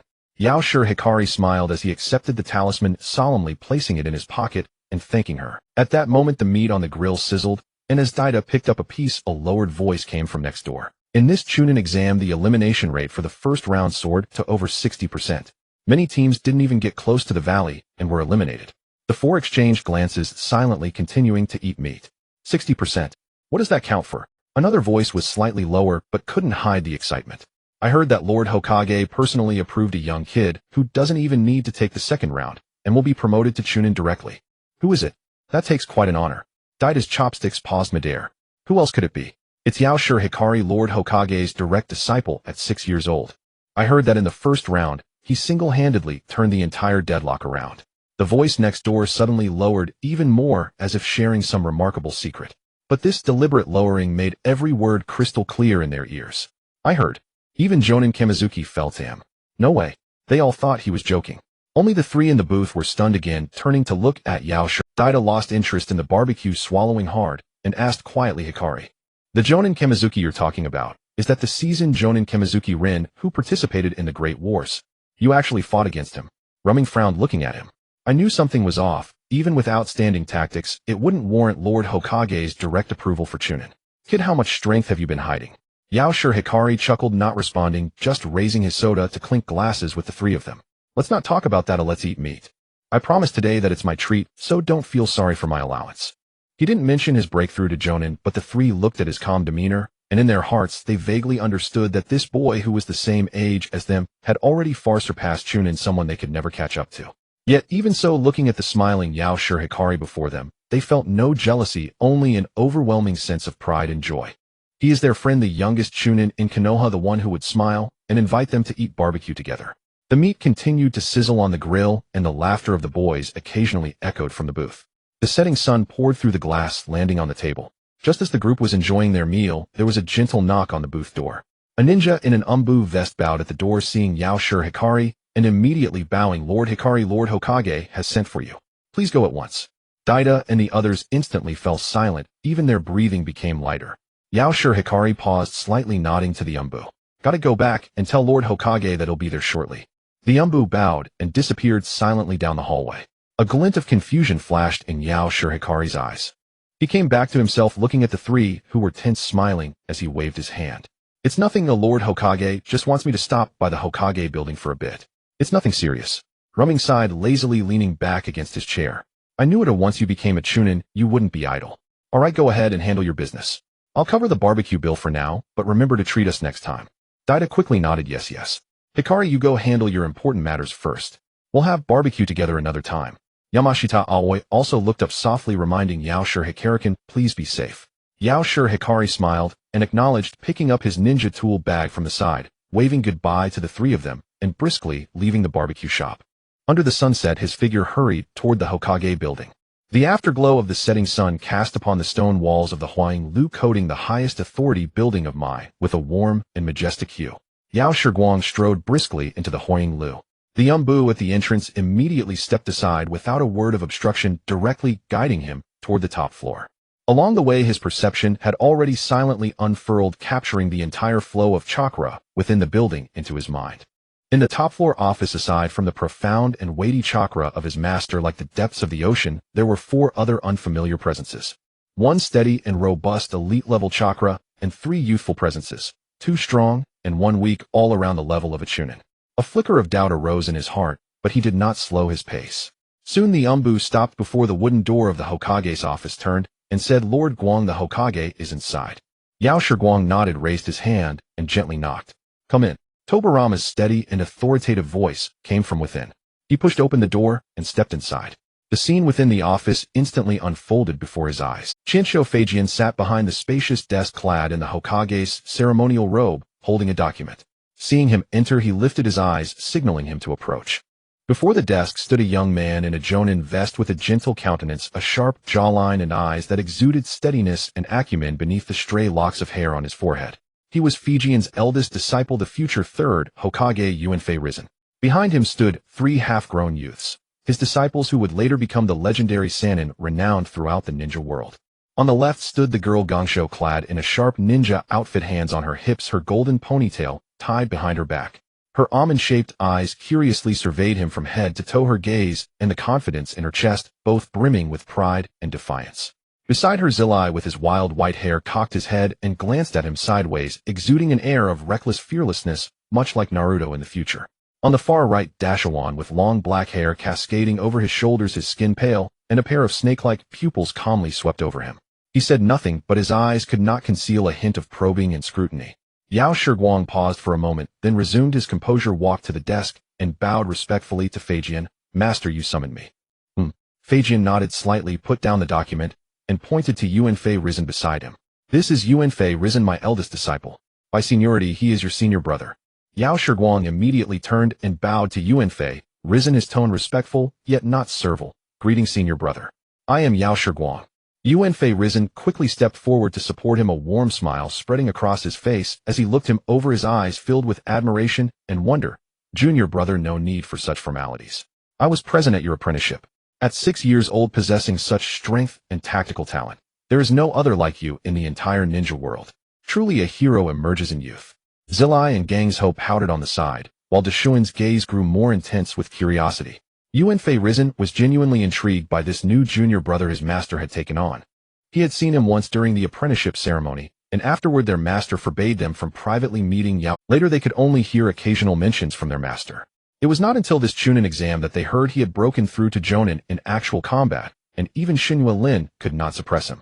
Now seeing him in person, he realized the child was even more composed than the rumors suggested. Such a temperament alone far surpassed countless ninjas of the same age. After the greetings, Yao Shiguang turned to Feijian and asked, "Master, you summoned me urgently. Is there a mission assignment?" Feijian nodded and spoke slowly. "Indeed, I called you here because there is a task for you." His tone turned serious as he continued, "An urgent report from the border indicates unusual activity between the land of fields and the land of iron. Risen must immediately lead a team to the border for reconnaissance and defense. He departs shortly." He paused, his gaze sweeping over the 3 youths behind Yuanfei Risen. His 3 disciples are at a critical stage of building their foundation and cannot afford to miss their training. This mission requires Risen's presence, and taking them along would be too dangerous. After much thought, I have decided that during this period you will be the one to lead them and take them on missions for training." At these words, Yao Shiguang was momentarily stunned, a twitch at the corner of his mouth. Lead the setting aside the seniority issue. These 3 were Yuanfei Risen's disciples, his junior nephews, all several years older than him. He was only 6 years old.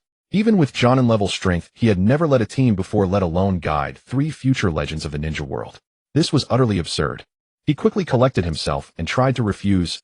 "Master, this may not be appropriate. I am only 6 with no experience in leading teams, and the seniority is awkward. Moreover, the 3 are senior brothers, personal disciples, exceptionally gifted. I fear I cannot shoulder this responsibility and might hinder their training." He spoke the truth. Well, mainly because he himself found it hard to accept. These were the future Sannin, and having a 6-year-old lead them on missions No matter how one looked at it, it didn't fit. But before he could finish, Feijian cut him off. Feijian looked at him, his eyes sharp, yet filled with unwavering trust, his tone decisive, and without room for negotiation. I believe in you. Your tactical planning, combat adaptability, and battlefield control are far beyond many veteran jonin. Leading 3 young apprentices on training is more than sufficient. Feijian continued. In wartime, there is no room for excessive formalities. Age and seniority are irrelevant. Ability determines the teacher. This is not only a training for them, but also for you. I have made my decision. This matter is yours to handle. The Hokage's word was law, and Feijian was a man of few words and firm resolve. Once he made a decision, there was no turning back. Yao Shiguang looked at Feijian's unyielding gaze, then at Yuanfei Risen, who nodded with a smile, clearly agreeing with the arrangement. Swallowing his refusal, he bowed silently in acceptance. Yes, master. I will do my utmost to guide the 3 junior nephews. I will ensure their safety and complete the training mission. Hearing his acceptance, Feijian's expression softened, and he nodded slightly. Good. I have already opened the mission permissions for you. You can take on crank and below missions directly at the mission hall. For any that need reporting, just have the Umbu relay it to me. Remember, safety first, training second. Do not take unnecessary risks with them. Yes, I understand, master. Yuanfei Risen stepped forward with a smile, bowing slightly to Yao Shiguang, his tone sincere. Junior brother, I entrust them to you. These 3 are spirited and have caused me no small trouble. During this period, I appreciate your patience in guiding and disciplining them. You're too kind, senior brother. It's my duty. Yao Shiguang quickly stepped aside to avoid the bow, replying with a smile. With that, Yuanfei Risen turned to his 3 disciples, his expression turning stern, and said in a low voice, Gongsho Zilai Dashawan, during this time, you will follow your master's junior brother for training. Do not act willfully, and do not disobey his orders. Understood. The 3 youths responded immediately, but their reactions varied. Zilai gave a casual salute, his eyes darting toward Yao Shiguang, his mouth twisted in defiance, his voice loud enough to echo through the office. Got it, master. But he's only 6. 4 years younger than us. Are we supposed to take orders from a diaper-wearing kid? That's insane. I'm going to be the strongest ninja in my. How can I be bossed around by a brat? The moment those words left his mouth, Yuanfei Risen's face darkened, and he barked, Zilai. Silence. Do not disrespect your master's junior brother. Strength has no age. Your junior uncle's abilities surpass 10 of you combined. If you speak nonsense again, I will double your training punishment when this mission is over. Zilai shrank back at the scolding, but still defiantly shot a glare at Yao Shiguang. Beside him, Gangsho subtly tugged at his sleeve, signaling him to stop, though her own lips were pursed in disapproval. She was a member of the Qianshou clan, already 10 years old, 4 years older than Yao Shiguang, and deeply resented having to obey a 6-year-old's commands. But since it was an order from both her master and her grandfather, she dared not openly defy it, and reluctantly replied, Understood, master. Only Dashyuan remained as calm as ever, bowing to Yuanfei Risen, then lifting his snake-like eyes to study Yao Shiguang once more. He knew that for the second Hokage to trust him so deeply, and for their master to entrust them to him, without hesitation, this 6-year-old was far from ordinary. His true strength likely exceeded their wildest imaginations. After giving his instructions, Yuanfei Risen exchanged a few more details about the border mission with Feijian, then hurriedly left the Huanglu. The border situation was urgent and could not be delayed. In the office, Feijian gave Yao Shiguang a few more reminders about the mission, emphasizing that he must not let the 3 rashly charge ahead, then sent him off with the 3 disciples. As they stepped out of the Huanglu, the sun had mostly set, painting the sky in shades of orange and crimson.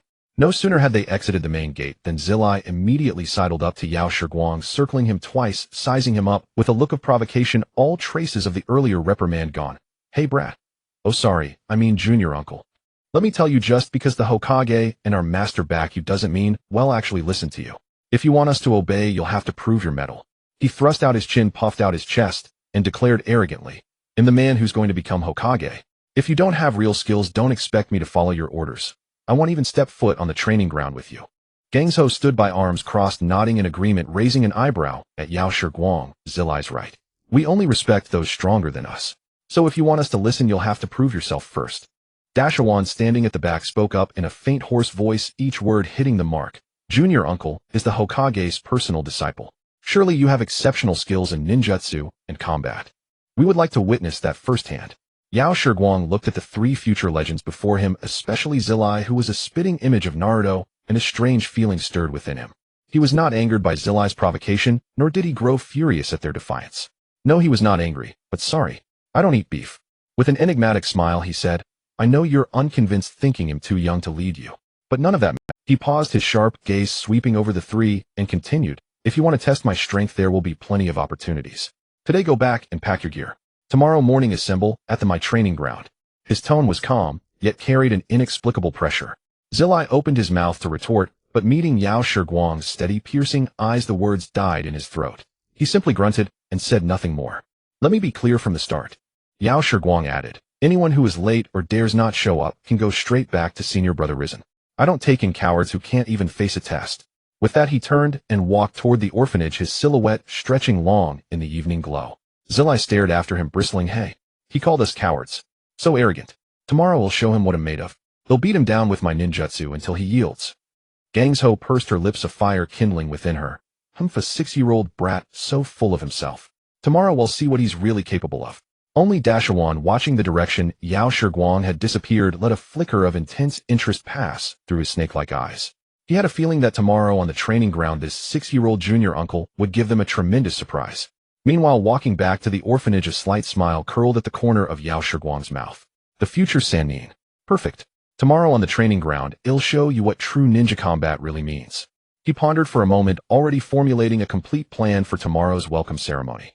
On the morning training ground, Jiraiya was hurling shuriken at the target with reckless abandon, as if it were the very embodiment of Yakushi Hikari, muttering curses under his breath. What kind of 6-year-old master is that? He's only got the Hokage's backing. Today I, the great Jiraiya, will show him who the real genius is. He had gone home yesterday and thought about being intimidated by a mere child, and the more he thought about it, the angrier he became. At 10 years old, having studied ninjutsu under his teacher for so long, how could he possibly lose to his 6-year-old brat? Today he was determined to reclaim his pride. Beside him, Tsunade stood with her arms crossed, leaning against a wooden post, watching Jiraiya's childish antics with a hint of exasperation. But as she recalled, she was a member of the Senju clan, blessed with monstrous strength and a ninjutsu talent that was among the best of her generation. Deep down she refused to believe she could be inferior to someone 4 years her junior. Yet unlike the boisterous Jiraiya, she was more restrained, only speaking coldly. When he arrives, don't rush and recklessly like you usually do. Let's first figure out his capabilities. Though she said this, her clenched fists, which cracked audibly, betrayed her true thoughts. Only Orochimaru stood quietly in the shadows, filled with curiosity about this 6-year-old master, eager to uncover the truth behind his identity. For the second Hokage to trust him so deeply, and even entrust their teacher to leave them in his care, this child must harbor power far beyond his years. Just then the sound of bells rang out from the entrance of the training ground. Yakushi Hikari stepped into the training ground, punctually clad in a light black training uniform, with a compact ninja tool pouch slung at his waist. 3 silver bells were tied to the side of his waist with a red string. He had searched his home for quite a while to find red thread. As for the bells, they had to be bought from a general store on the spot. With each step they emitted a crisp sound. His 6-year-old figure appeared particularly slender against the wide path, yet his steps were remarkably steady. Seeing him enter, Jiraiya immediately bristled and charged forward, drawing a kunai with a sharp shing and pointing it at Hikari, shouting, Hey, master, you were quite arrogant yesterday, weren't you? Today I'll show you my strength. Tsunade also stepped forward, raising an eyebrow as she looked at him, her tone dripping with pride. Jiraiya is right. A ninja is ultimately judged by strength. If you don't have real skill, even with grandfather's orders, we won't accept you. Hikari looked at the 2 oblivious fools before him, then glanced at the composed Orochimaru lurking in the shadows. A slow smile curled at the corners of his mouth. He raised his hand and lightly touched the bells at his waist. The crisp sound immediately drew the attention of the 3. No more idle talk, Hikari said calmly. Your graduation exam was to steal the bells from the teacher, wasn't it? Then today let's follow that rule. He paused, his gaze sweeping over the trio. Seeing the fire of anger blazing in their eyes, he continued nonchalantly. I have 3 bells on my waist. Time limit 30 minutes. Whether you come at me unknown or together, if you can get even 1 bell, I lose. From then on you can do whatever you want, take whatever missions you like, and I won't interfere. With a wink he added with a smile, they'll even cover for you with the teacher. Even if we get caught, it'll be mine. The anger in their eyes instantly dissipated, replaced by a burning desire for victory. Even Orochimaru's eyes showed a flicker of interest. But then his tone shifted. If you lose, however, all future training and missions will be under my command with no objections. When he finished, Jiraiya burst into laughter. Steel bells. That's our specialty. You're way too cocky. The 3 of us could take all 3 bells, not just 1. He completely refused to believe that after years of training under their teacher as Jinin, they couldn't even touch a single bell from a child. Tsunade was somewhat pleased with the reward for success, but still felt that Hikari was too arrogant, convinced she would win. Her defiance grew. Are you sure? Don't go crying to grandfather when you lose. Only Orochimaru stepped out of the shadows, his snake-like eyes fixed on the bells at Hikari's waist, and spoke in a low voice, "Since the master has set the rules, we'll play along. Just don't regret it." Clearly Hikari's arrogant words had piqued Orochimaru's interest as well. Hikari didn't answer. Instead, he looked at the eager Jiraiya and beckoned him with a finger. "Come on, let me see what you've learned from my senior brother. You asked for it." Jiraiya, seeing such a contemptuous gesture, was instantly consumed by rage. He stepped back, his hands forming seals rapidly, chakra gathering fiercely in his throat. Fire-style fireball jutsu. A massive fireball hurtled toward Hikari, instantly engulfing the entire area in front of him. This was his most prized ninjutsu, capable of seriously injuring a genin. Even Sarutobi Sensei had praised his fire release as surpassing that of the Uchiha. But the next second his smugness was shattered. Facing the oncoming fireball, Hikari yawned and casually waved his hand. There was no earth-shattering collision, no explosive clash of chakra, only the soft sound of a breeze passing by. The fireball, capable of gravely wounding a genin, was deflected, directly flying past Hikari's side and crashing violently into the open ground beside him, where it exploded with a roar. Standing in place, Hikari merely had his clothes ruffled by the blast of wind. He stretched lazily. "Did you attack? I thought you were just warming me up because you were afraid I'd catch a cold." The entire scene fell into dead silence. Tsunade's pupils contracted sharply, as she hadn't even seen how Hikari did it, only that the fireball was deflected. Orochimaru's snake-like eyes narrowed slightly, a faint, almost imperceptible smile curling at the corner of his lips. Interesting. He secretly retreated half a step deeper into the shadows, concealing himself further. Jiraiya's eyes were wide, his mouth agape, as if he could swallow an egg. He hadn't even registered what was said, he only felt as if all the blood in his body had frozen in that instant. He couldn't believe that his prized fireball had been casually deflected with a wave of the hand. This was no longer a gap in talent, it was a difference in dimension entirely. Before he could recover from his shock, Hikari's form had already become a blur, appearing in front of him in an instant. Jiraiya only saw a flash, felt a sharp pain in his rear, and lost his balance, completely crashing heavily to the ground. A cold kunai was gently pressed against his neck. The entire process took less than a minute, 58 seconds of which he had stood still. "First round, you lose." Hikari's voice rang out above him, calm and flat, yet carrying the weight of a mountain. Jiraiya froze, his face turning crimson from the base of his neck to the top of his head. He scrambled to his feet, but no longer dared to shout as before. He just stiffened his neck and muttered defiantly, "That's just too ridiculous." "Ridiculous?" Hikari sheathed the kunai, his expression cold as he looked at him, his tone carrying a hint of frost. "On the battlefield, enemies don't care how grand your ninjutsu looks. They only care if you can control it precisely. Your fireball just now had chakra scattering inside like a leaky bag. It looked impressive, but the core was empty. I only needed a trace of chakra to alter its trajectory. What's even more laughable is that you charged in blindly and unleashed your ultimate move without knowing anything about your opponent, exposing your back and all your weaknesses. On a real battlefield, you would have died 10 times in the moment you launched that fireball." Jiraiya was rendered speechless, his face burning red, unable to utter a single word of rebuttal. He finally realized that it wasn't a matter of carelessness. Their understanding of being a ninja existed on completely different planes. He retreated to the side in defeat, and the look he gave Hikari no longer held the previous disdain and contempt, but instead contained a hint of reverence he hadn't even noticed himself. Meanwhile, Tsunade, watching Jiraiya's consecutive defeats, grew more serious. Yet the stubbornness deep within her bones was fully ignited. She clenched her fists and took a step forward. 6 years old. Arrogant. Then let her fists do the talk. Gangsho stepped forward, standing in the center of the training ground, staring intently at Yao Shiguang. She knew Zilai's strength. Even she would have to exert considerable effort to defeat him, yet in Yao Shiguang's hands he couldn't even last a single move. But the more so the bloodline of the Qianshou clan within her bones forbade her from backing down. "They'll fight you," Gangsho said in a low voice. "I don't use ninjutsu much, so we'll compete with you in taijutsu. Fine, I happen to know some taijutsu as well. They'll fight you with taijutsu," Yao Shiguang said indifferently. Gangsho instantly flushed red with anger, thinking he looked down on her, and immediately shouted, "Let me see if your taijutsu is as formidable as your mouth." She believed her taijutsu and monstrous strength were top among her peers. This was the pride engraved in the bloodline of the Qianshou clan. She refused to believe that in her own strongest field, she couldn't defeat a 6-year-old brat. As her words fell, she suddenly exerted force from her feet, leaving 2 shallow craters in the training ground. Her entire body shot out like a meteor, her fist enveloped in a blue halo, hurtling straight toward Yao Shiguang's front. This punch held no reservation, even hard rock would be shattered by it. She wanted this 6-year-old brat to know what absolute power meant. Just as Gang Shou's fist was about to land on him, he too raised his fist, pure chakra instantly enveloping his small fist. Meeting her monstrous strength Hiden, without dodging or avoiding, he clashed directly. Boom!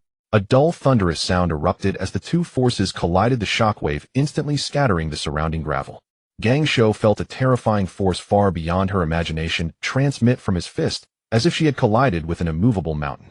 Her proud, monstrous strength before this power was like a mantis trying to stop a chariot, utterly crushed. Her entire arm instantly went numb and lost sensation, her tiger's mouth stinging from the impact. Uncontrollably, she stumbled back more than 10 steps before barely managing to steady herself. Staring at her trembling hand, her face was full of disbelief. Meanwhile, Yao Shiguang opposite her remained standing exactly where he was, not moving a step, not even swaying his body, as if that collision of fists had been nothing more than casually brushing aside a fallen leaf. The entire arena fell into dead silence again. Zilai's mouth hung open, and he even forgot. He knew too well how terrifying Gang Shou's monstrous strength was. In daily training, he was beaten by her every day. Yet this 6-year-old junior uncle, using an even smaller fist, had directly shattered her most proud, monstrous strength. You lost. Yao Shiguang lowered his fist, looking at Gang Shou's pale face, his tone calm. Gang Shou stood frozen, her face instantly flushing red, both ashamed and angry, the rims of her eyes turning slightly red. Her most proud bloodline talent, the pride etched into her bones, was shattered to pieces in that heated clash of. She bit her lips, slowly unclenching her tightly clenched fist, and silently stepped aside. In her eyes, looking at Yao Shiguang, there was no longer the previous arrogance and defiance, only the loss and shock after being utterly crushed. Taijutsu is not just about brute force, Yao Shiguang said slowly, looking at her. Your monstrous strength is formidable, but your understanding of taijutsu only stays at the level of smashing outward. Do you think brute force is the pinnacle of taijutsu? On the battlefield you might kill one enemy with a single punch, but the moment you miss 10 enemies could take your life. Gang Shou silently nodded, engraving every word of that sentence into her heart.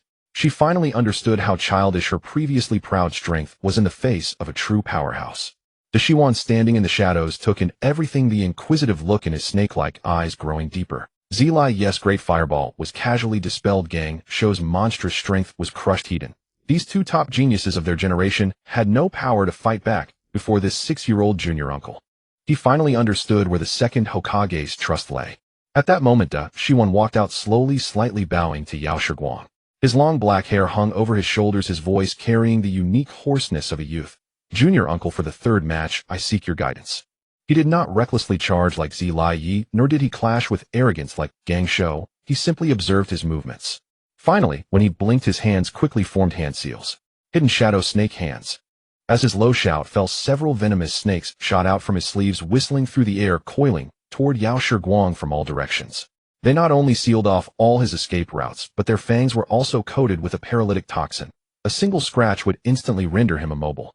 This move was unexpected to Shiwan's most prized ninjutsu. But just as the snakes were about to wrap around Yao Shiguang, he moved. Several shuriken flew from his hand, precisely pinning each snake's vital spot. At the same time, Yao Shiguang stepped back a few paces, forming a seal with one hand, and deliberately shouted, "Water release, water wave." A stream of water, not overwhelming but extremely precise, surged from his center, instantly dispersing the remaining snake attack and rushing toward Deshiwan. Deshiwan did not expect his hidden shadow snake hands to be so easily countered. He hurriedly retreated to avoid, but the residual wave of water swept his ankle, causing him to slip and fall backward. Just as he was about to hit the ground, a hand reached out, steadily grabbing his arm and pulling him up. It was Yao Shiguang. "I have lost, junior uncle," Deshiwan said, steadying himself and bowing to Yao Shiguang, his snake-like eyes shining brightly as he looked at him.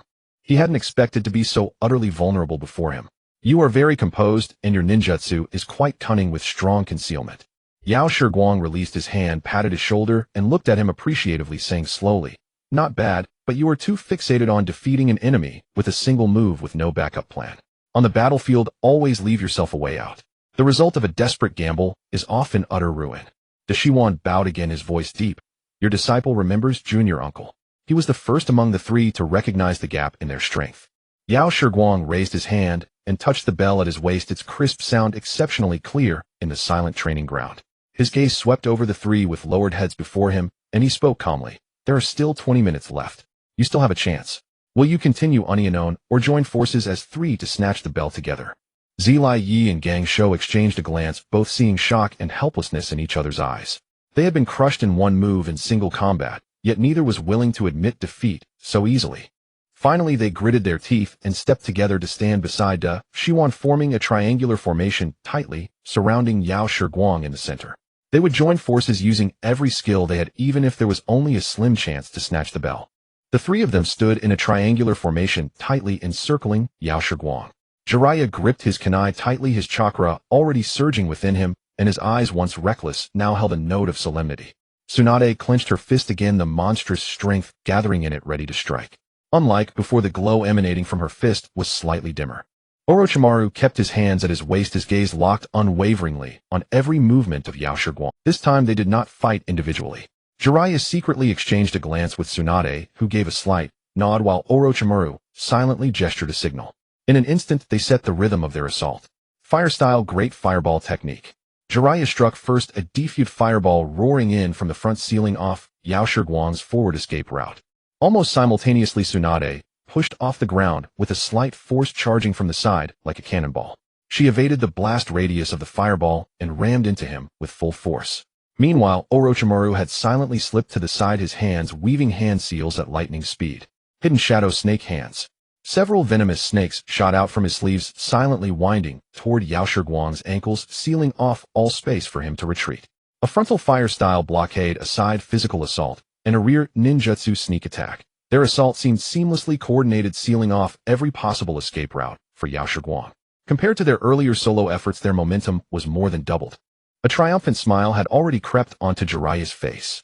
This time he refused to believe that even with the three of them working together, they couldn't so much as touch the hem of that brat's robe. But the very next second, Jiraiya's smile froze on his face. Yao Shiguang's passive sensory awareness had already spread out silently.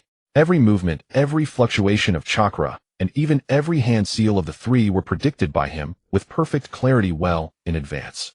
Facing the three-pronged assault bearing down on him, he didn't even resort to any high-level ninjutsu. With a light tap of his foot, he precisely evaded Tsunade's charge, and also avoided the blast range of the great fireball from the front. At the same time, several shuriken flew from his hand, striking with deadly accuracy at the vital points of the snakes that Orochimaru had summoned. Finally, using the momentum of his sidestep, he turned his body and struck the side of the great fireball with a reverse palm. His pure chakra instantly altered the fireball's trajectory, sending it flying past him toward an empty area of the training ground. The entire sequence was fluid and seamless, taking no more than a second. The trio's impeccably coordinated assault was casually and completely neutralized. What made their expressions even more sour was that the deflected great fireball was now heading straight for Tsunade, who had yet to halt her charge. Forced to make a clumsy sideways roll to dodge her original offensive, was thrown into utter chaos. "Hey, Jiraiya, can't you aim? You nearly set me on fire." Tsunade regained her footing and immediately shouted at Jiraiya. "How was I supposed to know he could deflect the fireball like that?" Jiraiya shot back in frustration. Their quarrel instantly created an even larger gap in their already loose coordination.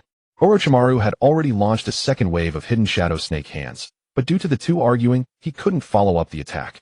Instead, a simple basic wind-style great breakthrough from Yao Shiguang scattered the snakes in all directions. The next 10+ minutes became a nightmare for the three of them.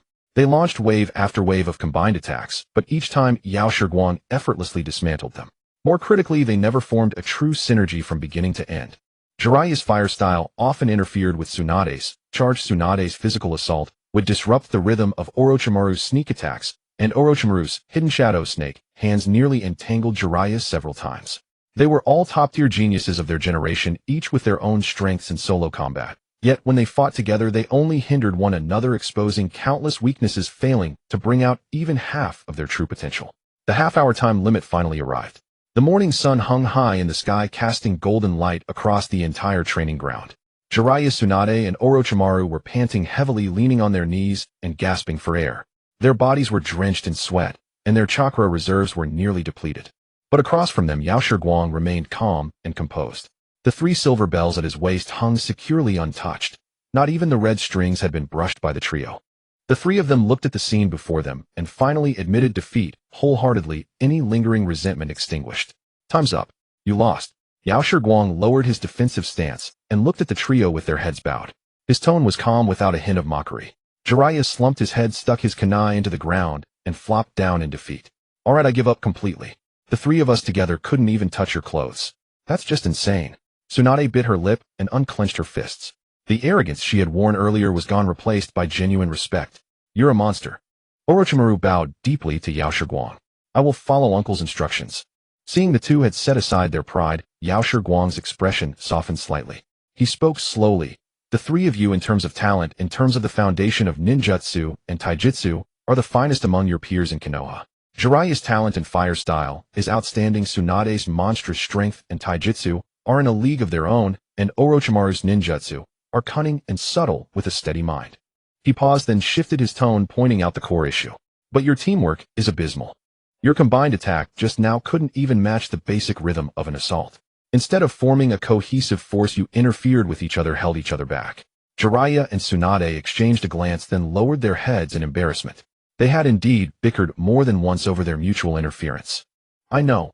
Probably Brother Sarutobi is too busy handling village military affairs and guarding the border on a daily basis. Yao Shiguang continued. He could teach you ninjutsu, instruct you in taijutsu, but he didn't have much time to teach you how to cooperate, how to be a real ninja squad. These words struck the root of the problem. As Tobirama's foremost disciple, Hiruzen Sarutobi held multiple wartime roles, spending most of his time on high-risk missions for the village. Finding time to teach the three of them ninjutsu was already a remarkable feat. He simply had no energy to drill them in teamwork and squad tactics. The trio instantly realized this. They had been learning ninjutsu from their teacher all along, but they had never seriously practiced squad coordination. They had rarely even performed missions together as a trio. Their earlier combined attack had been nothing more than a makeshift, independent effort. A ninja is never a lone wolf fighting alone. Yao Shiguang's tone grew serious. In the future, when you go to the battlefield, you will face enemy ninja squads, seasoned killers who have coordinated countless times. Relying solely on individual strength, you might defeat one or two enemies, but against a well-coordinated squad, you will only die miserably. So for the next training, we want practice high-level ninjutsu, or engage in intense sparring. Hearing this, Jiraiya immediately looked up, his eyes filled with confusion. Then what will we train if not ninjutsu? Basics, coordination, patience. Yao Shiguang said calmly. Starting tomorrow, we'll go to the mission hall and take drank missions. We'll start from the most fundamental tasks. Drank missions? Tsunade was also stunned and couldn't help asking. Aren't those just chores like finding cats, weeding, delivering letters, and helping villagers repair houses? What can we possibly learn from that? They had long since passed the basic assessment of the Ninja Academy. In their eyes, drank missions were nothing but trivial tasks meant for fresh genin with no value for their own growth. Useless. Yao Shiguang raised an eyebrow, looking at the three of them as he broke it down one by one. Finding a cat trains your observation, tracking, and information gathering abilities. If you can't even find the trail of a cat, how can you expect to locate an enemy scout deliberately hiding on the battlefield? Weeding, delivering letters, helping villagers. These train your patience, stealth skills, familiarity with Konoha's terrain, and the most basic teamwork. If you can't even divide tasks to repair a villager's house, how can you expect to cover each other and fight side by side on the battlefield? Drank missions may seem like chores, but they are the most fundamental compulsory lessons for a ninja. If you can't even master the basics, no matter how advanced your ninjutsu or how great your strength, it's all just a castle in the air. His words, clear and deliberate, sank into the ears of the three. The three, who had been full of confusion, fell silent. They had always thought drank missions were mindless chores, but they had never realized how much depth lay hidden in these seemingly simple tasks. Jiraiya scratched his head, a look of sudden understanding dawning on his face. So that's how it is. I used to think finding cats was a waste of time, but it's actually training for tracking and observation. Tsunade also nodded, her earlier doubts completely gone. She said seriously, I understand, uncle. We'll start from drank missions and build a solid foundation. Orochimaru bowed as well. I understand, disciple. I will follow uncle's arrangements. Seeing that the three had fully grasped his intention, Yao Shiguang gave a slight, not a faint smile appearing on his face. Good. Since there are no objections, let's set it in stone. Tomorrow morning at 8, meet at the Konoha Mission Hall in Trance. He paused, looking at the three youths before him, and added, if you're late, don't bother coming. See you tomorrow. With that, he waved at them, turned, and walked out of the training ground. The morning sun cast a glow on his small figure, but it radiated a steady, reassuring strength. In the training ground, the three of them watched his retreating back, remaining silent for a long time. I never thought there was so much to finding cats and weeding. Jiraiya smacked his lips, his eyes full of anticipation. Tomorrow I'll see for myself what these drank missions can actually teach us. Tsunade pursed her lips, but said seriously, don't be late tomorrow, and don't drag our squad down. And next time we coordinate, aim your fire style properly. Don't almost set me on fire again, or he'll punch you to death. Got it. Got it. Jiraiya waved his hands hastily. Only Orochimaru, watching the direction where Yao Shiguang had disappeared, felt his serpentine eyes growing more intrigued. He had always thought that the pinnacle of a ninja was mastering more powerful ninjutsu and delving into deeper powers. But today Yao Shiguang had taught them an entirely new lesson. A thought suddenly occurred to him. This 6-year-old uncle. Perhaps he could answer the question that had always troubled him: what is the meaning of life? Found it. Jiraiya couldn't help but lower his voice and exclaimed excitedly, quickly gesturing to the two. He moved with utmost stealth, quietly circling to the side of the abandoned wooden box.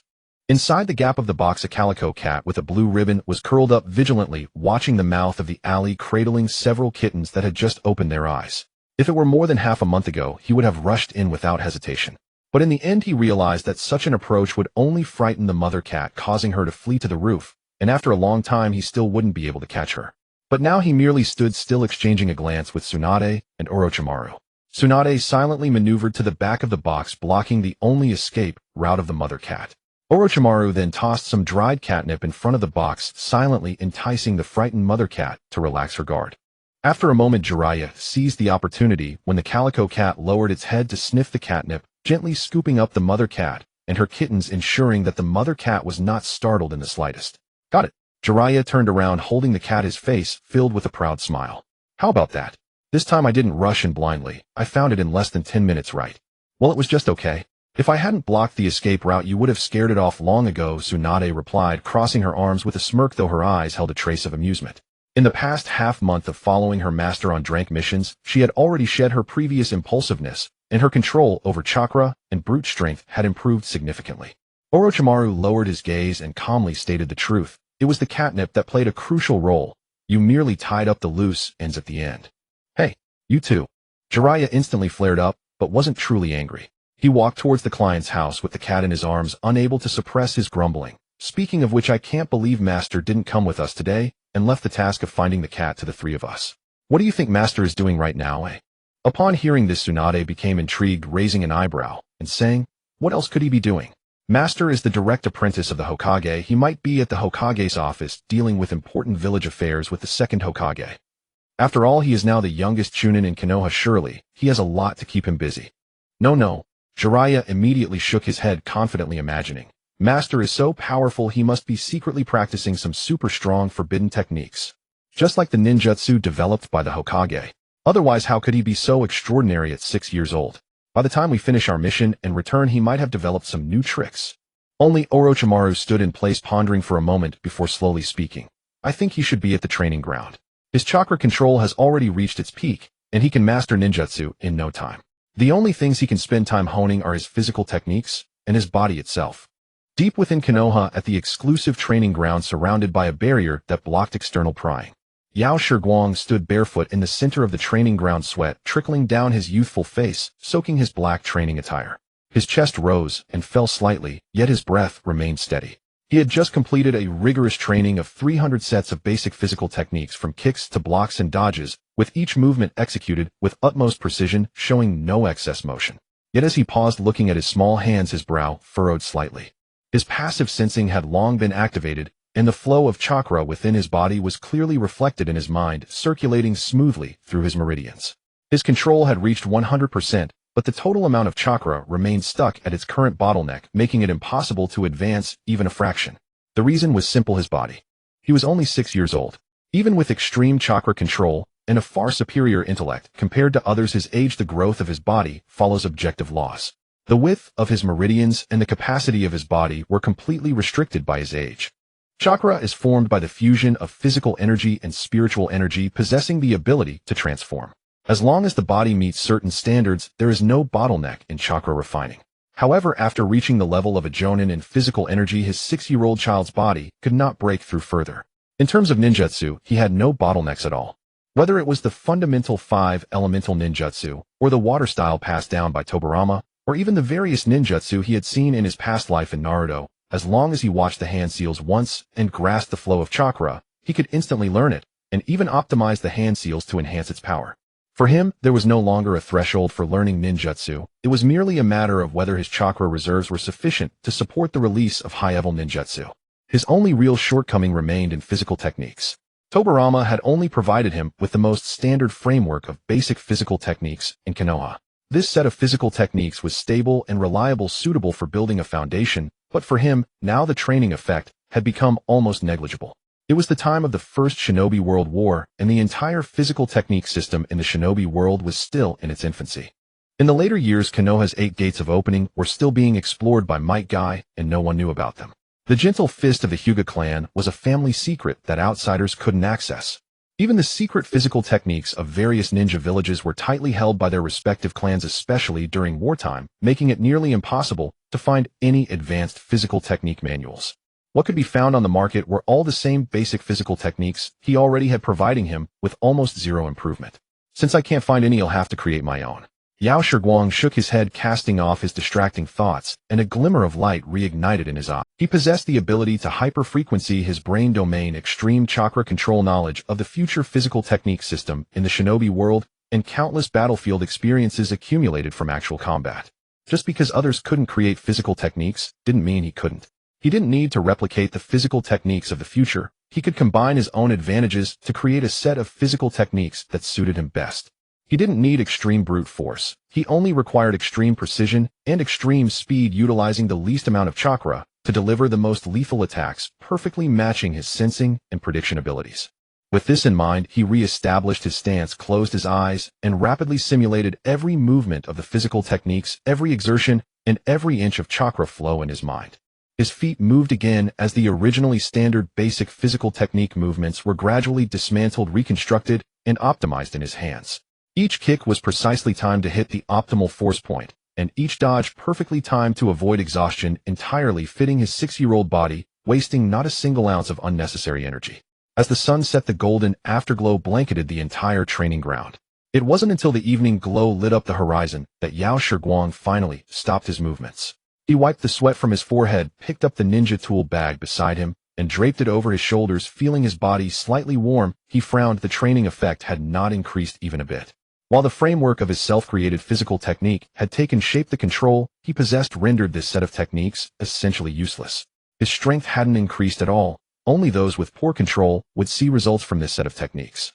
For him, it was completely redundant. It seemed he could only pursue a style like Night Guy or Raikage's Lightning Guy, a body technique that harnessed extreme chakra explosions. Yao Shiguang glanced at the sunset, deciding to explore it later. Creating one's own ninjutsu was like this. The idea was good, but once you created a bit, you found it differed from your expectations.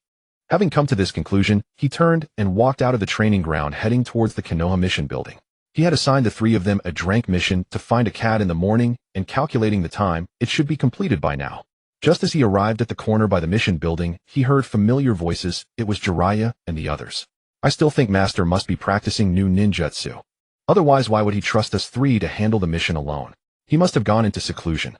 Jiraiya's voice was filled with conviction. Tsunade's annoyed voice followed. Can you stop thinking about fighting all the time?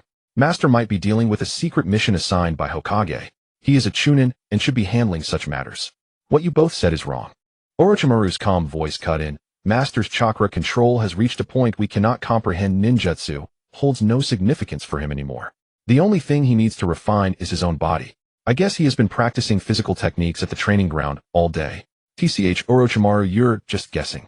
While the 3 were bickering loudly, they completely failed to notice the footsteps behind them. Yao Shiguang listened to their discussion, unable to resist raising an eyebrow. He quickly stepped forward and gently tapped each of the 3 heads he found huddled together. Thud, thud, thud. 3 light sounds echoed. The 3 boys stiffened, instantly touching their heads, and turned around to find Yao Shiguang standing behind them, their faces instantly filled with embarrassment, unsure of where to put their hands. Master, when did you arrive? Jiraiya's face turned beet red, stammering as he spoke. His previous imagined conversations had all been overheard by the person in question, wishing he could just find a hole to hide in. Tsunade turned her face away, her ears slightly reddened. Just a moment ago, she had been confidently asserting that the main character was handling village affairs in the Hokage's office, only to find out he had just come back from the training ground. Her face was flushed with embarrassment. Only Orochimaru was the quickest to regain his composure. He bowed respectfully to Yao Shiguang, a flicker of realization in his eyes. He had guessed right. You all seem to be having a lively discussion. Yao Shiguang retracted his hand, looking at the 3 with a smile that wasn't quite a smile. Did you complete the mission? Did you return the cat to the client? Yes, we returned it. Jiraiya immediately nodded and hurriedly pulled out the mission scroll. The client has already signed it. The mission was successfully completed. We three worked well together and finished it in under half an hour.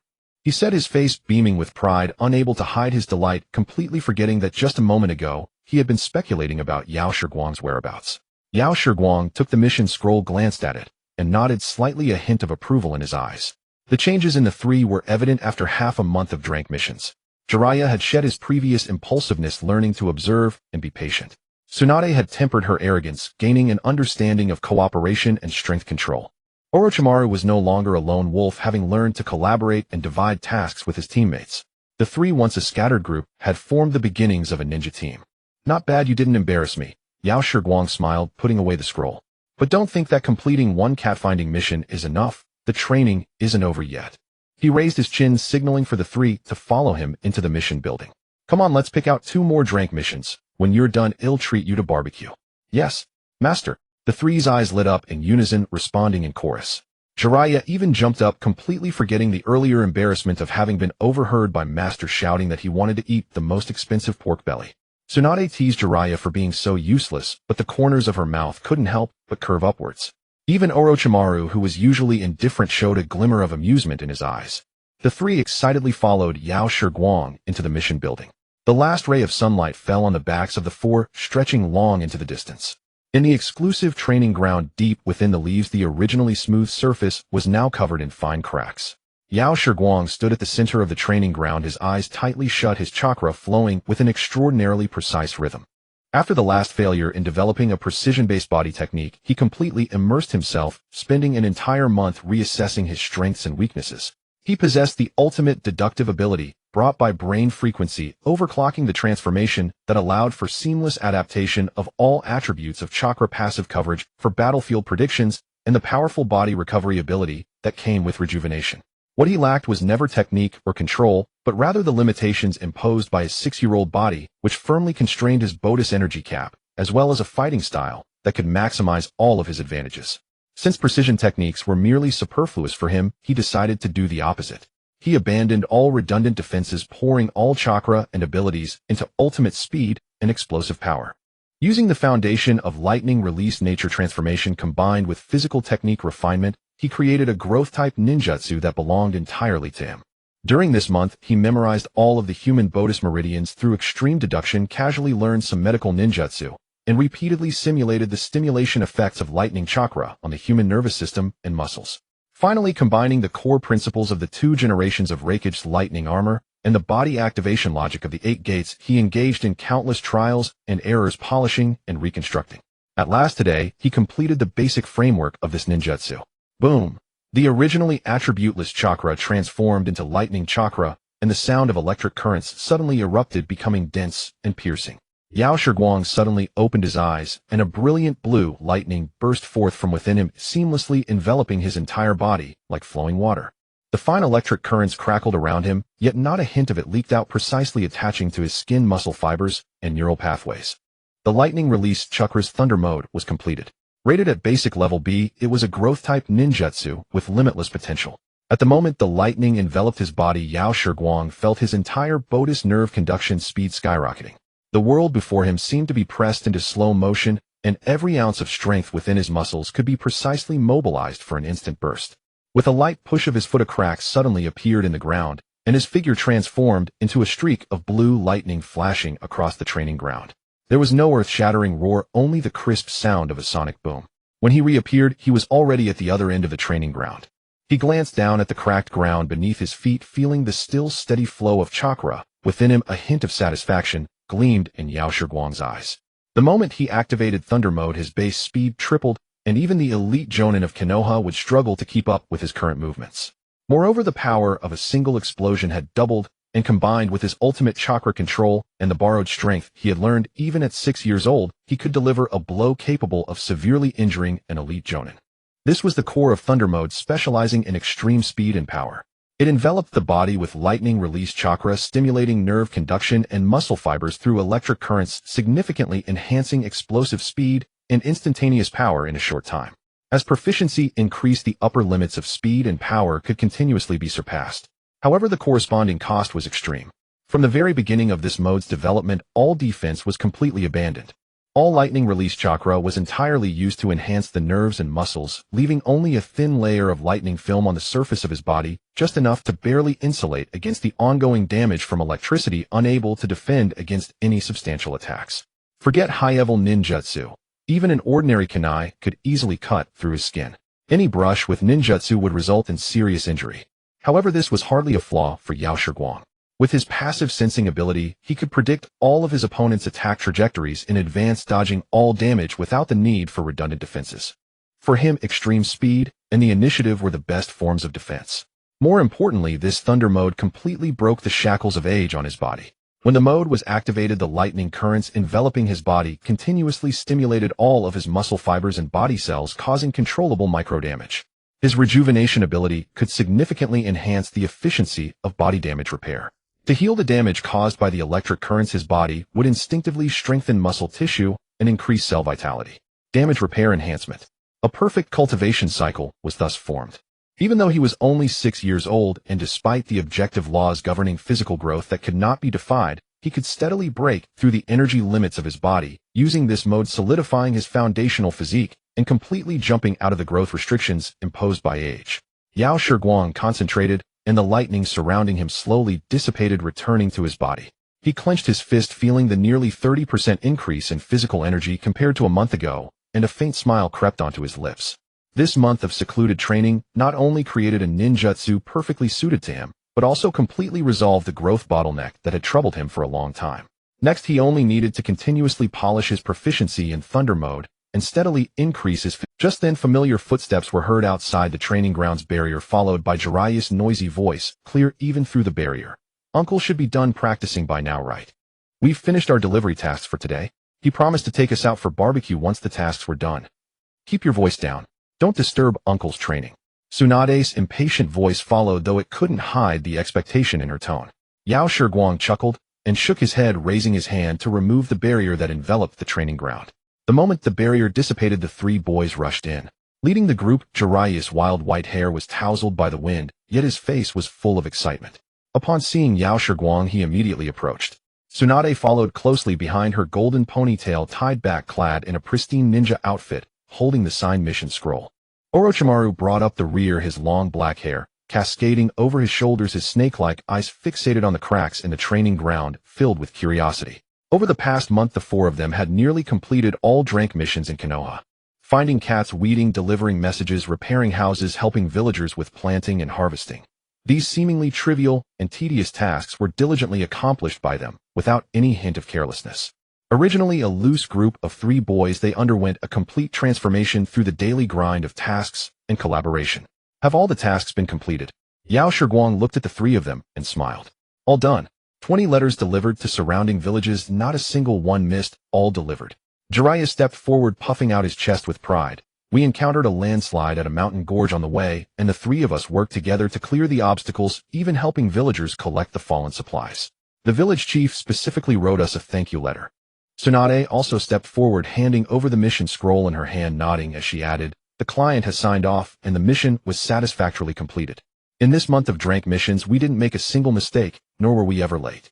She spoke with unusual. During this month, she had completely calmed down, no longer fixated on proving herself through brute strength. One day she entered the hospital and saw injured ninjas, suddenly feeling the urge to heal them, which led her to delve into the training of medical ninjutsu. The Senju clan's naturally vast chakra reserves, combined with her exceptional control over chakra, allowed her progress in medical ninjutsu to accelerate remarkably. From initially only being able to treat superficial injuries, to now being able to accurately repair broken bones, she even started to explore advanced medical ninjutsu, using chakra to stimulate cell vitality. Her once rebellious nature gradually settled into the steadiness and finesse unique to a healer. And standing to the side, Jiraiya was no longer the brash child who only knew how to bluster. He had smoothed out his inherent impulsiveness, spending this month diligently learning tracking, stealth, and information gathering, and had even tackled the basics of summoning techniques as he bit down on the letters sent back from the border by Sarutobi Hiruzen. Among the 3, the one who changed the least was still the enigmatic Orochimaru. In his spare time, he immersed himself in the ninjutsu library, his eyes brimming with obsession for ninjutsu. Only occasionally did he cast curious glances at Yao Shiguang, revealing his admiration for the strong and curiosity for the unknown powers. At this moment, he looked at the cracks in the training ground and curiously turned to Yao Shiguang, slightly bowing. Uncle, your chakra fluctuations are completely different from a month ago. It seems you've created a new ninjutsu during this month of seclusion. Yao Shiguang smiled non-committally, offering no further explanation of the details of Thunder Mode, simply nodding his head to signal the three to exit. Let's go barbecue as promised today, plenty of it. Yay! Jiraiya cheered at once, sprinting towards the training grounds exit, shouting about wanting to eat the most expensive pork belly. Tsunade shook her head, helplessly mocking Jiraiya for being unambitious, yet unable to suppress her smile, as she quickly followed. Orochimaru cast one last deep glance at the center of the training ground before turning to follow. Yao Shiguang watched the three boys laughing and joking as they left, following closely behind. This month the growth of these three children exceeded his expectations. Indeed, they were worthy of being the legendary three ninjas of the future, gradually revealing their brilliance before his eyes. He looked up at the end of the street in Konoha, where the Hokage building stood majestically bathed in the warm hues of the setting sun. Gazing at the highest power structure in Konoha, Yao Shiguang's smile gradually faded and his brow slightly furrowed, revealing a hint of contemplation. Gazing at the highest power structure in Konoha, Yao Shiguang's smile gradually faded and his brow. The unusual movements along the borders of the Land of Fire and the Land of Iron were becoming increasingly frequent, and the ninja squads from Awagakure and Kirigakure were frequently spotted along the border as the smoke of the First Ninja World War grew thicker. Sarutobi Hiruzen had been leading the defenses at the border for nearly 2 months, and Tobirama was appearing less and less in the public eye, spending almost every day in the Hokage building handling wartime military affairs. He knew very well that this war sweeping across the entire ninja world would not allow them much time for gradual growth. Konoha would soon need new strength to take to the front lines. Yao Shiguang looked in the direction of the Hokage building, his fingertips unconsciously rubbing together. At this moment a voice pulled him back to reality. Uncle, hurry up, the barbecue is right in front, aren't you going to pay? In the 19th year of Mu Yi, early April, the first great ninja war had entered its most brutal phase. On the northern main battlefield, the all-out war between Mu Yi and Yunin had raged for a year and a half. The main forces of both sides clashed along the border, suffering heavy casualties. The Second Hokage Chinsho Feijian and the Second Raikage had tentatively agreed on a time for a ceasefire and peace talks. However, within Yunin, the pro-war faction led by Jin Jiao and Yin Jiao was restless. Elite commando units frequently crossed the border for surprise attacks, constantly delaying the peace negotiations. On the southwestern border, Yunin and Wu Yin were locked in a deadly struggle. The Second Tsuchikage Wu and the Second Mizukage Guidang Huanyue led their main forces in fierce combat. Both nations had exhausted their national strength to the limit, yet they still deployed large numbers of elite ninjas to keep a tight watch on the strategic passes between Mu Yi and Yunin. While fighting each other, they also seized opportunities to ambush and intercept the supply convoys of Mu Yi and Yunin, using the plundered resources to replenish their own war consumption.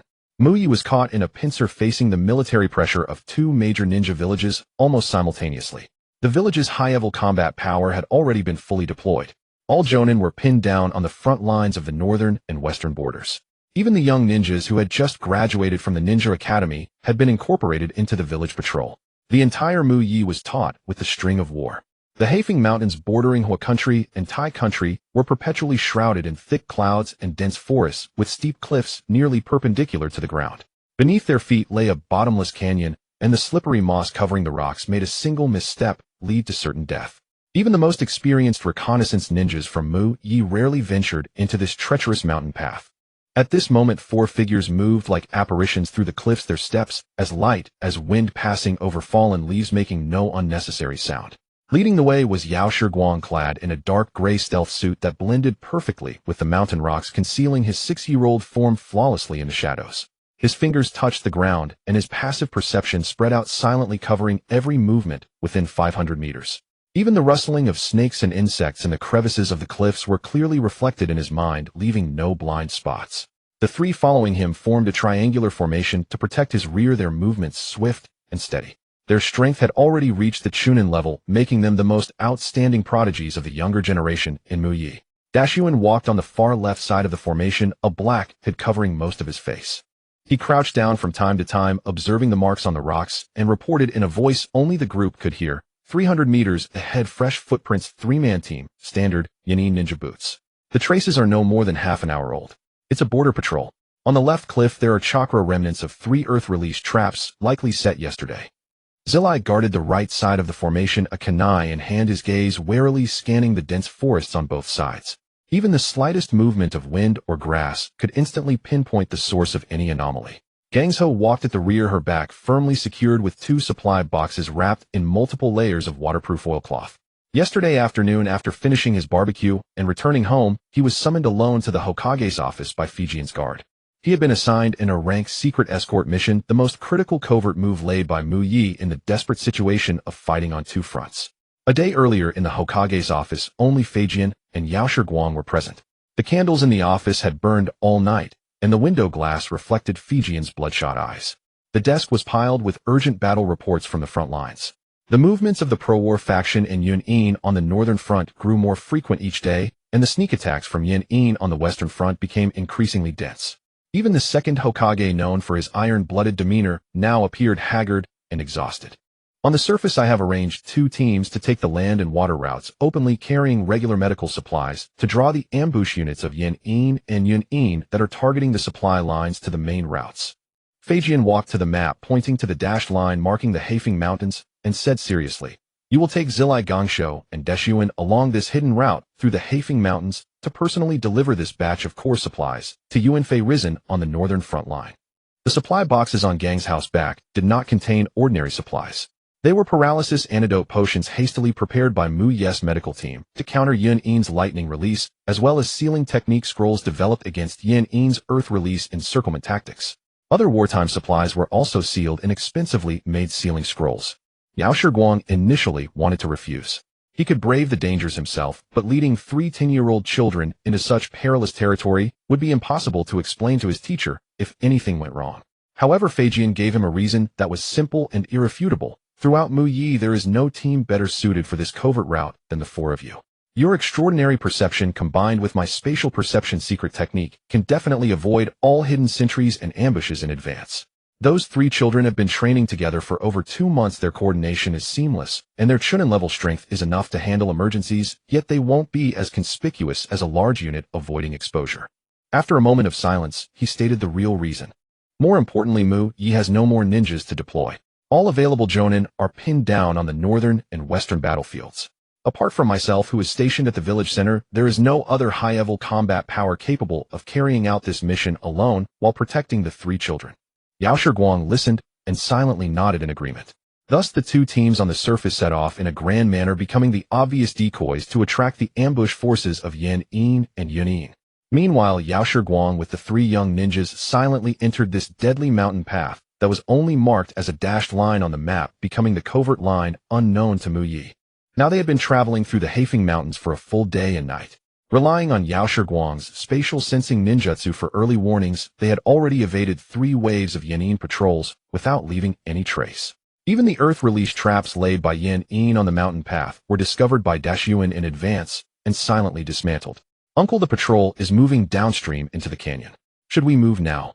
Zilai lowered his voice and leaned close to Yao Shiguang to ask, his tone devoid of his usual carelessness, only the calm of executing a mission. Yao Shiguang nodded slightly, his perception repeatedly sweeping the mountain path ahead. After confirming no anomalies, he raised a hand signal to advance, speed up. "We must cross the Yingzue cliff ahead before dark. That's the only hidden spot for an overnight stay. A major battle could break out any day in the next few days, and we must deliver the supplies to my senior brother within 2 days. The 4 moved again, still in silent stealth, their coordination as seamless as a single entity. Dashuan scouted ahead and cleared obstacles. Zilai guarded the flanks and kept watch. Gangsho protected the supplies and brought up the rear, while Yao Shiguang always walked at the forefront, using his secret technique to eliminate all hidden dangers on the path ahead for the entire team. The setting sun gradually sank behind the western mountains and night began to envelop the entire range. Darkness was the best cover for ninjas, yet also the best breeding ground for ambushes. Just as the 4 were about to reach Yingzue Cliff and prepare to rest in a hidden cave on the cliffside, Yao Shiguang's steps suddenly halted. His expression darkened sharply, and he let out a low cry, "Stop! Ambush! Scatter!" Almost as the words left his mouth, the 3 figures reacted instinctively. Zilai instantly grabbed Gangsho and Dove behind a rock formation to the side, while Dashuan flickered and vanished into the cliff shadow. Not a trace of panic showed among the 3. Their movements were fluid and precise, the tactical discipline of elite Chunin. And at the very moment they scattered, countless kunai laced with paralysis toxin shot out from the dense forests on both sides of Yingzue, cliff tearing through the air with a piercing whistle and slammed into the exact spot where they had been standing. Earth release, earth prison technique. Low chants rang out in succession. Thick earthen walls instantly rose from the ground, forming a massive enclosed cage in the blink of an eye, sealing off the entire area completely, even blocking the escape route toward the cliff. Within his perception, exactly 10 chakra signatures were lurking behind the earthen walls. The leading one was a genuine elite jonin from Yin with heavy and condensed chakra carrying the characteristic solidity of earth release ninjas. Beside him was an ordinary jonin from Yin, and the remaining 8 were all elite chunin, their chakra signatures uniform, clearly seasoned veterans of countless battles. They had been lying in ambush here from the very beginning, setting up a net that caught the team off guard. Who would have thought that Mu Yi would dare send a few brats through the Haifeng Mountains? A voice came from behind the earthen wall, thick, with a two-country accent and a sneer. The leading Yin elite jonin stepped forward slowly, a scar running across the brow bone on his face, and the Yin forehead protector on his head bore the distinctive character Earth. Behind him followed the ordinary jonin and 8 chunin wielding ninja, swords, their gazes greedily fixed on the supply boxes on Gang's house back. Our captain was right. The two teams on the surface were just decoys. The real goods are with you little brats. Yao Shiguang slowly stepped forward, shielding the 3 behind him, his brow slightly furrowed. He couldn't figure out how they had been exposed. From the moment they entered the Haifeng Mountains, the entire team had been suppressing their chakra, even controlling their breathing to the calmest rhythm. His perception had avoided all patrols in advance, leaving no trail possible. Don't bother thinking, brat. The Yin elite jonin seemed to read his mind, sneering as he pointed to the ground. We've set up passive sensing barriers throughout the entire underground of the Haifeng Mountains. As long as the chakra of any living creature stays within range for more than half an hour, it automatically triggers an alarm.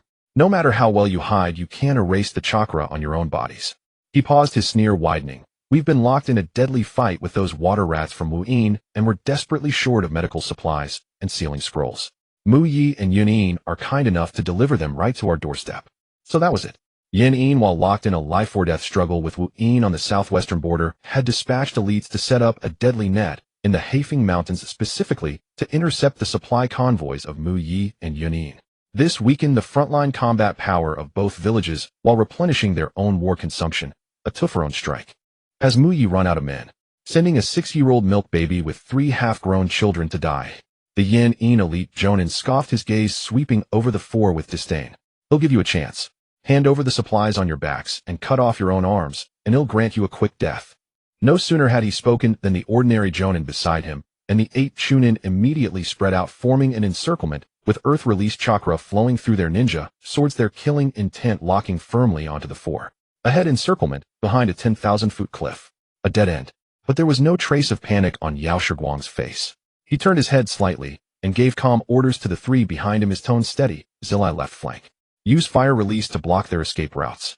Don't charge blindly. Remember our practiced coordination. Gongsho right flank. Guard the supplies. Close-range defense is your responsibility. Conserve your chakra and be ready for emergency treatment at any time. Dashawan move in the shadows. Use hidden shadow snake hands to disrupt their formation. Figure out their earth release patterns. Focus on the chunin, don't fight Hiden. 3 commands precisely tailored to each person's strengths and perfectly matching the tactical coordination they had honed for over a month. Yes, uncle. The 3 replied in unison, their voices low but without a trace of hesitation. The tension in their eyes had already been replaced by fighting spirit, and their chunin-level chakra slowly released, showing no sign of fear. This was not their first time facing enemies, but it was the first time they stood on the front lines of the great ninja war confronting elite ninjas from Yin. Yet they were the future legendary Sannin. Even at only 10 years old, the bloodline pride and honor within them would never allow them to take a single step back. The Yin elite jonin watched the 4 form their battle formation and couldn't help but burst into laughter, struggling in vain. Do you think you little brats who haven't even secured a chunin rank can fight us? He suddenly raised his hand, and earth-released chakra erupted, shaking the rocks beneath his feet. Attack! Kill them! Take the supplies! The 8 Yin chunin charged forward, immediately unleashing earth-release ninjutsu in succession. The ground heaved, sending countless sharp stone spikes from all directions toward the 4. Fire release, great fireball technique. Zilai struck first, his hands forming seals rapidly. A massive fireball roared forth, not aimed directly at the enemies, but precisely blocking their left side escape route, forcing the 2 leading Yin chunin into a narrow area. Hidden shadow snake hands. Deshuan's figure flickered through the shadows. Several venomous snakes shot out from his sleeves, accurately wrapping around the ankles of those two Chunin, forcing them to leap into the air to avoid the attack, completely exposed, without even a chance to form defensive seals. At that moment, Gangso moved. She exploded forward, her body like a cannonball, not using her monstrous strength for wide-area destruction, but delivering two precise punches to the chests of the two airborne Yanin Chunin. Her chakra burst accurately, and with two crisp sounds of cracking bones, the two fell to the ground, like broken sacks, instantly incapacitated. In just 2 seconds, two elite Yanin Chunin were taken down by this seamless coordination. The sneer on the Yanin elite Jonin's face instantly froze, his eyes filled with disbelief. He had never imagined that these 3 half-grown children could possess such terrifying coordination and strength. They were far from the soft targets he had assumed. Useless. The ordinary Yanin Jonin cursed under his breath, his hands forming seals rapidly. Earth release, earth flow river. Viscous mud surged out from the ground, rushing toward the three's feet, aiming to completely restrict their movement. Yaoshi Guang quietly formed seals, water release, water, severing wave. A stream of water perfectly cut the battlefield into two. One for the Chunin, one for the Jonin. Zilai immediately formed seals for a counterattack. Dashuin's snakes shot out again, while Gangso guarded the supply boxes, using her chakra to stabilize the ground beneath her feet. The three worked in perfect coordination against the remaining 6 Chunin. All he had to do now was eliminate the 2 troublesome opponents. Yaoshi Guang slowly raised his hand, and a brilliant blue lightning gleamed at his fingertips. Fine electric currents crackled around his body as the lightning release mode instantly activated. His gaze locked firmly onto the most threatening Yanin elite Jonin, a cold, killing intent flashing in his eyes. Since they had been exposed, there was only one path: fight their way out and deliver the supplies safely to the northern front line. The ordinary Yanin Jonin's pupils contracted sharply, staring in disbelief at the 6-year-old child before him. The chakra fluctuations emanating from the lightning were unmistakably at the Jonin level. How could a 6-year-old possess such power? The killing intent in the elite Jonin's eyes grew even more intense. If he's allowed to grow up, he will bring catastrophic disaster to Yanin. No matter what, this brat and these supplies must be left here today. The ordinary Iwa Jonin stared at Yakushi Guang, whose body was enveloped in surging arcs of lightning. Though startled by the chakra fluctuations of a Jonin-level shinobi, he was a battle-hardened veteran and would not truly fear a mere 6-year-old brat. He swiftly formed hand seals, flooding his limbs with earth nature chakra. His skin instantly took on a rocky, grayish-brown hue. The Iwa secret technique, earth release hardening technique. At the same time, he lunged forward with explosive force, his rock-encased fist tearing through the air with a sharp whistle, aiming directly for Yakushi Guang's head. In his eyes, this brat might possess considerable chakra, but he had surely seen little combat, and his practical experience was a blank slate.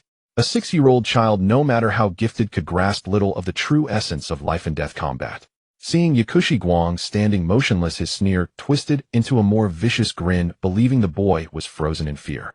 But the next second his sneer froze, replaced by sheer terror. A flash of lightning. Yakushi Guang's figure vanished before his very eyes. With the instant thunder mode fully activated, his base speed tripled. Yakushi Guang left a faint blue afterimage at his original spot, reappearing instantly beside the Iwa Jonin. He employed no flashy jutsu, only the explosive power amplified by instant thunder mode combined with the monster strength technique he had gleaned from Tsunade. He channeled his entire chakra precisely into his right fist and drove a devastating punch into the unprotected side of the Iwa Jonin's waist. There was no earth-shattering explosion, only a dull bone-crushing crack.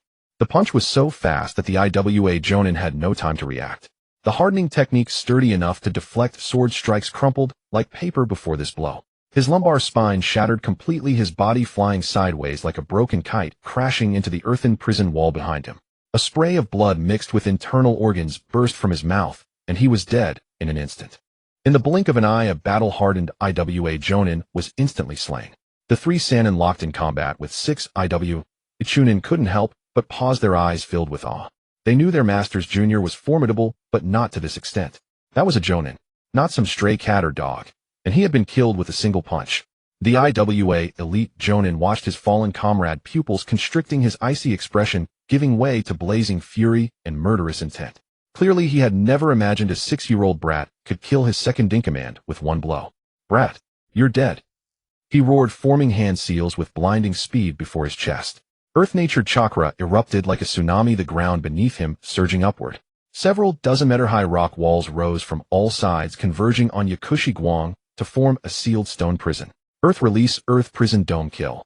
This was a high-level IWA Earth jutsu capable of trapping enemies inside, while the inner walls continuously shrank, sprouting sharp stone spikes to crush and pierce the victim. The thick rock walls boasted immense defensive power. Even a Jonin-level fire jutsu would struggle to blast through them instantly. Yet the IWA elite Jonin knew this technique would not hold the brat. His true killing move was already prepared the moment the prison formed.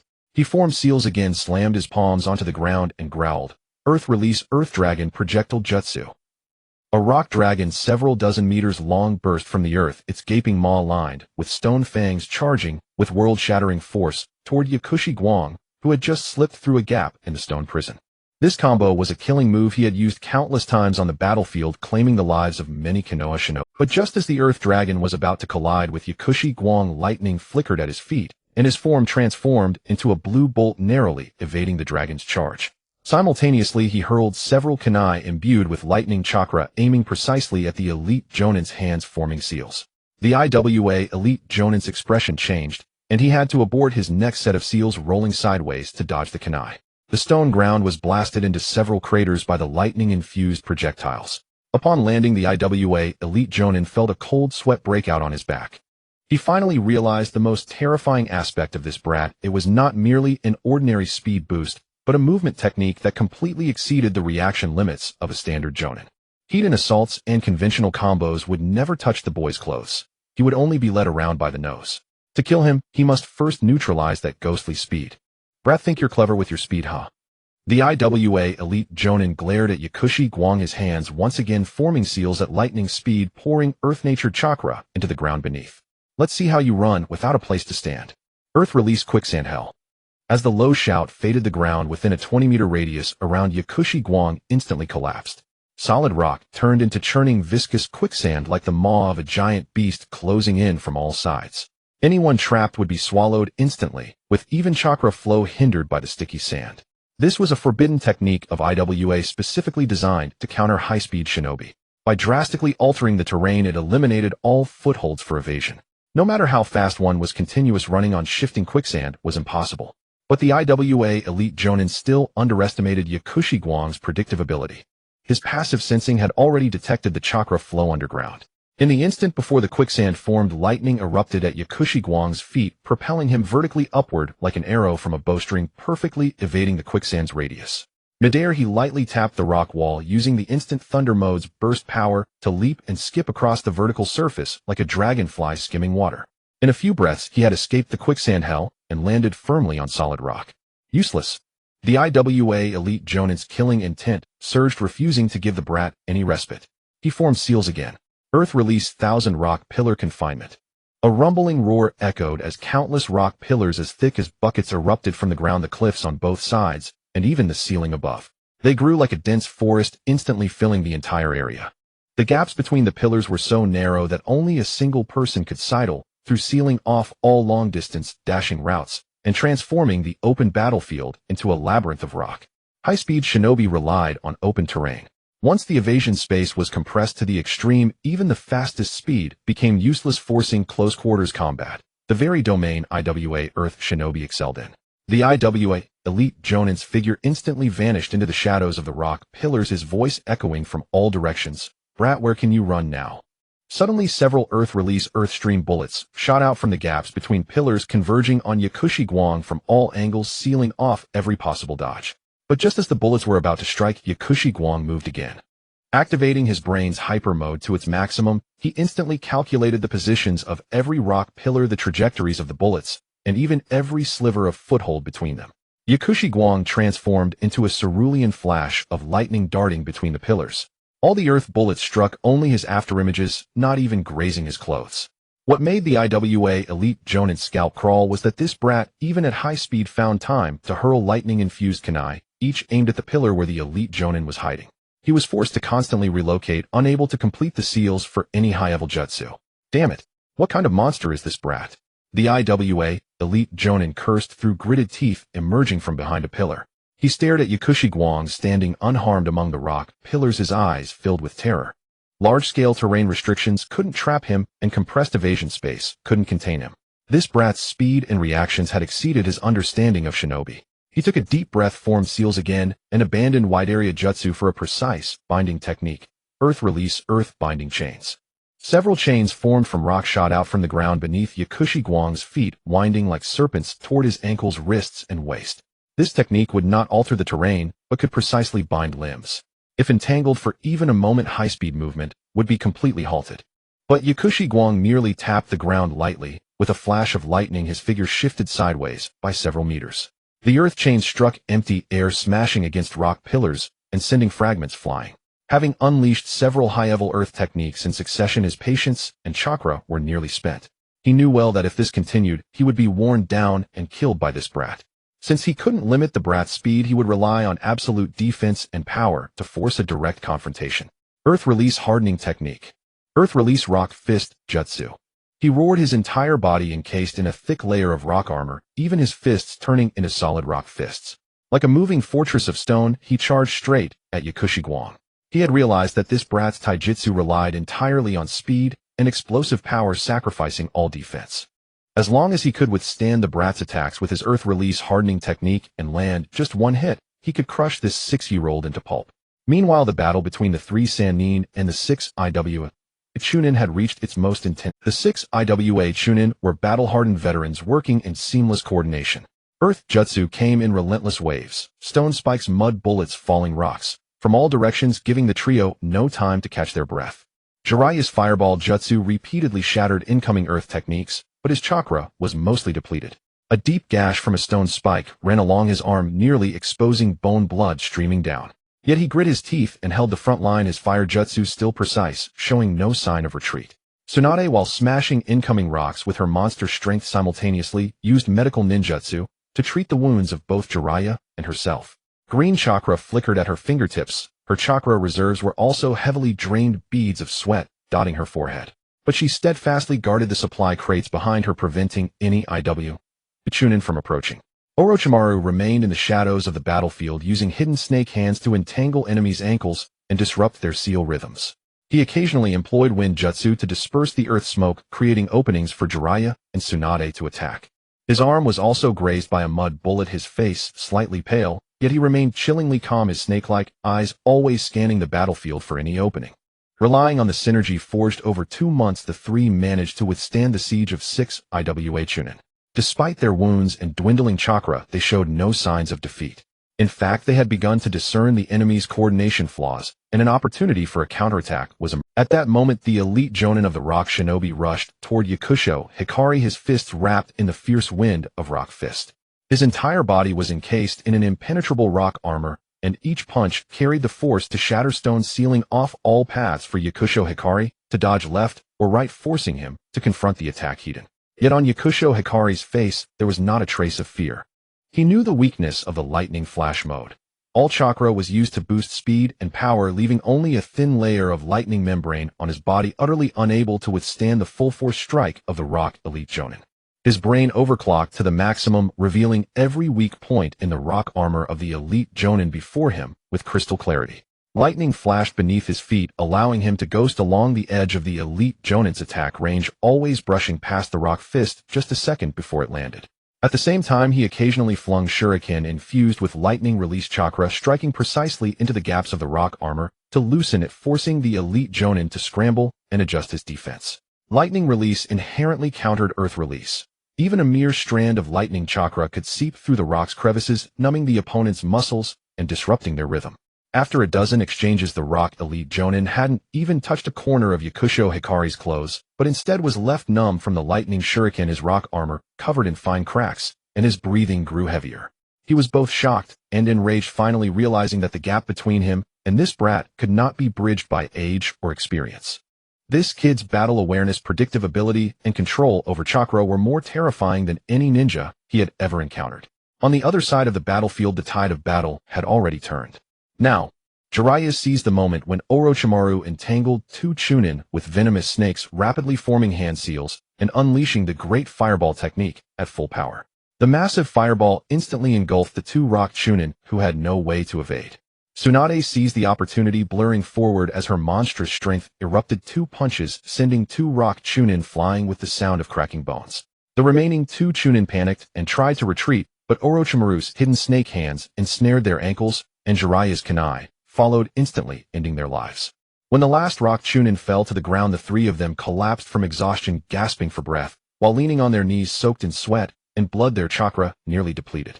But they had no time to rest. Looking up, they saw not far away Yakushi Hikari locked in combat with the rock. That elite Jonin's earth release techniques were terrifyingly powerful, each attack cracking the ground, while Yakushi Hikari relied entirely on positioning to evade, making every move look perilous.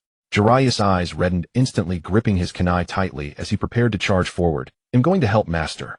But the moment he took a step, Orochimaru reached out and grabbed his arm. "Don't go." Orochimaru's voice was hoarse but resolute. "If we go up, we'll only cause trouble for Master." But Jiraiya's eyes were bloodshot with anxiety. "That's a rock elite Jonin. Master is only 6 years old. Do you think Master needs our help?" Orochimaru looked toward the battlefield, his tone filled with certainty. "Master hasn't used any powerful jutsu from the start. He's been probing the enemy's techniques. If we go up, we'll only distract Master and give the enemy an opening." Tsunade also grabbed Jiraiya's other arm and nodded, saying in a low voice, "Orochimaru is right. Our chakra is bottomed out. Going up won't help, only hold us back.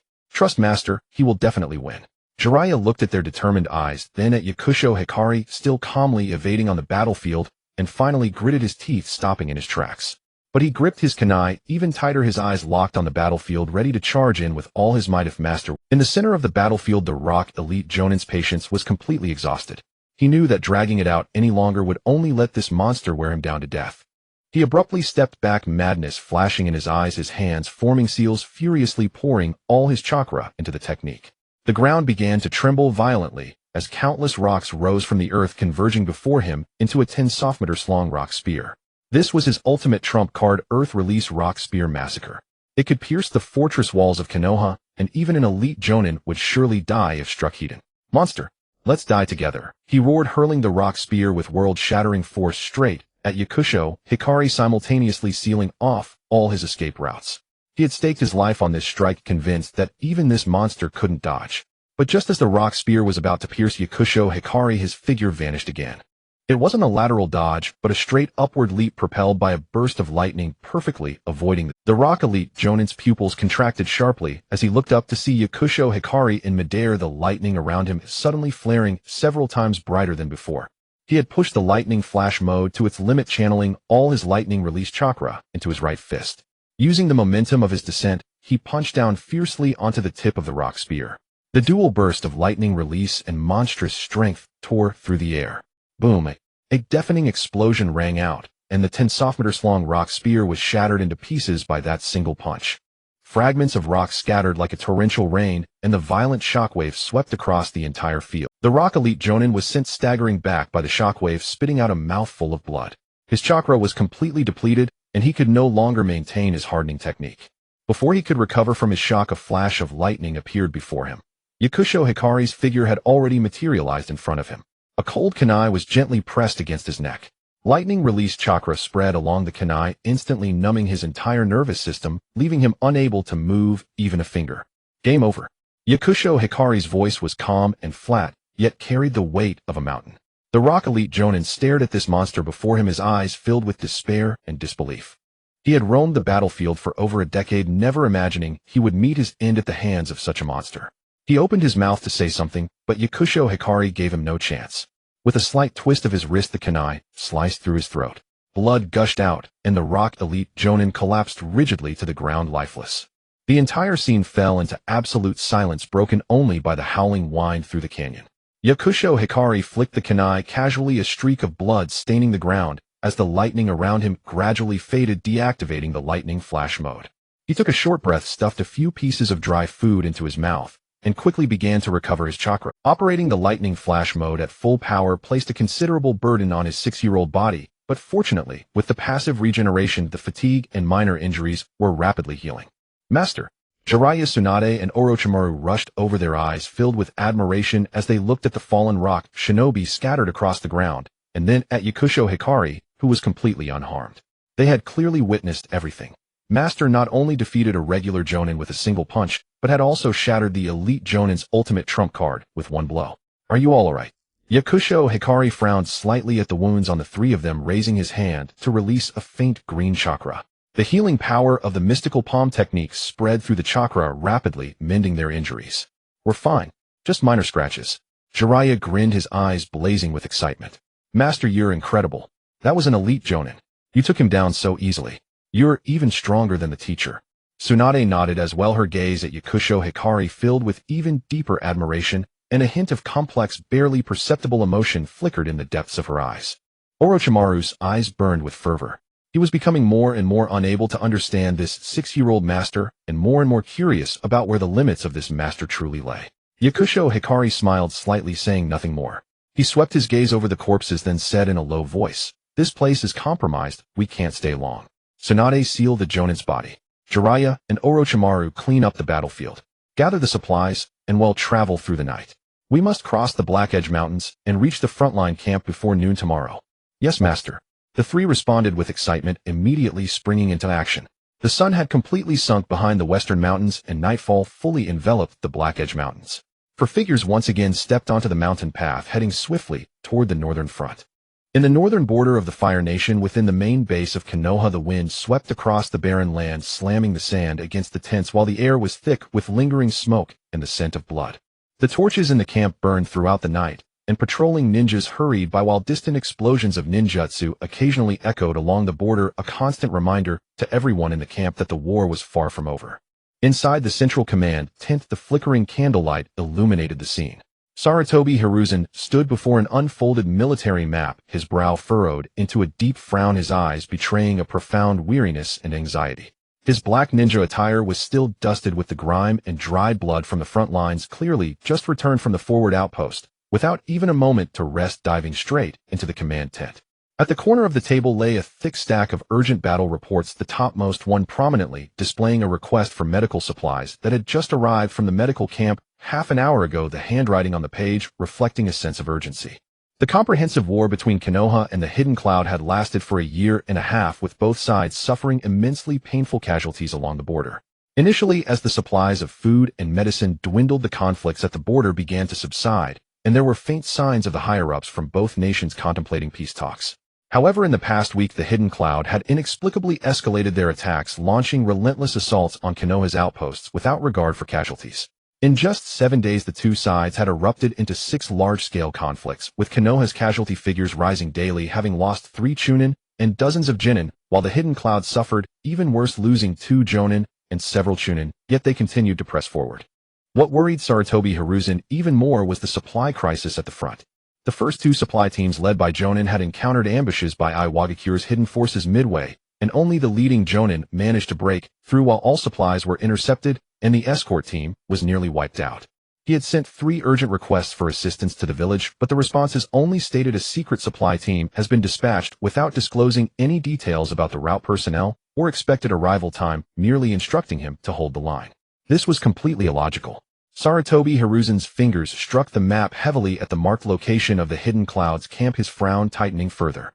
The main forces of the Hidden Cloud had been grinding at the border for a full year and a half, depleting their food, medicine, explosive tags, and ninja tools to astronomical levels. Even the Hidden Cloud, known for its valor among the 5 great nations, would never engage in such reckless combat without regard for their national strength at a time of dwindling resources.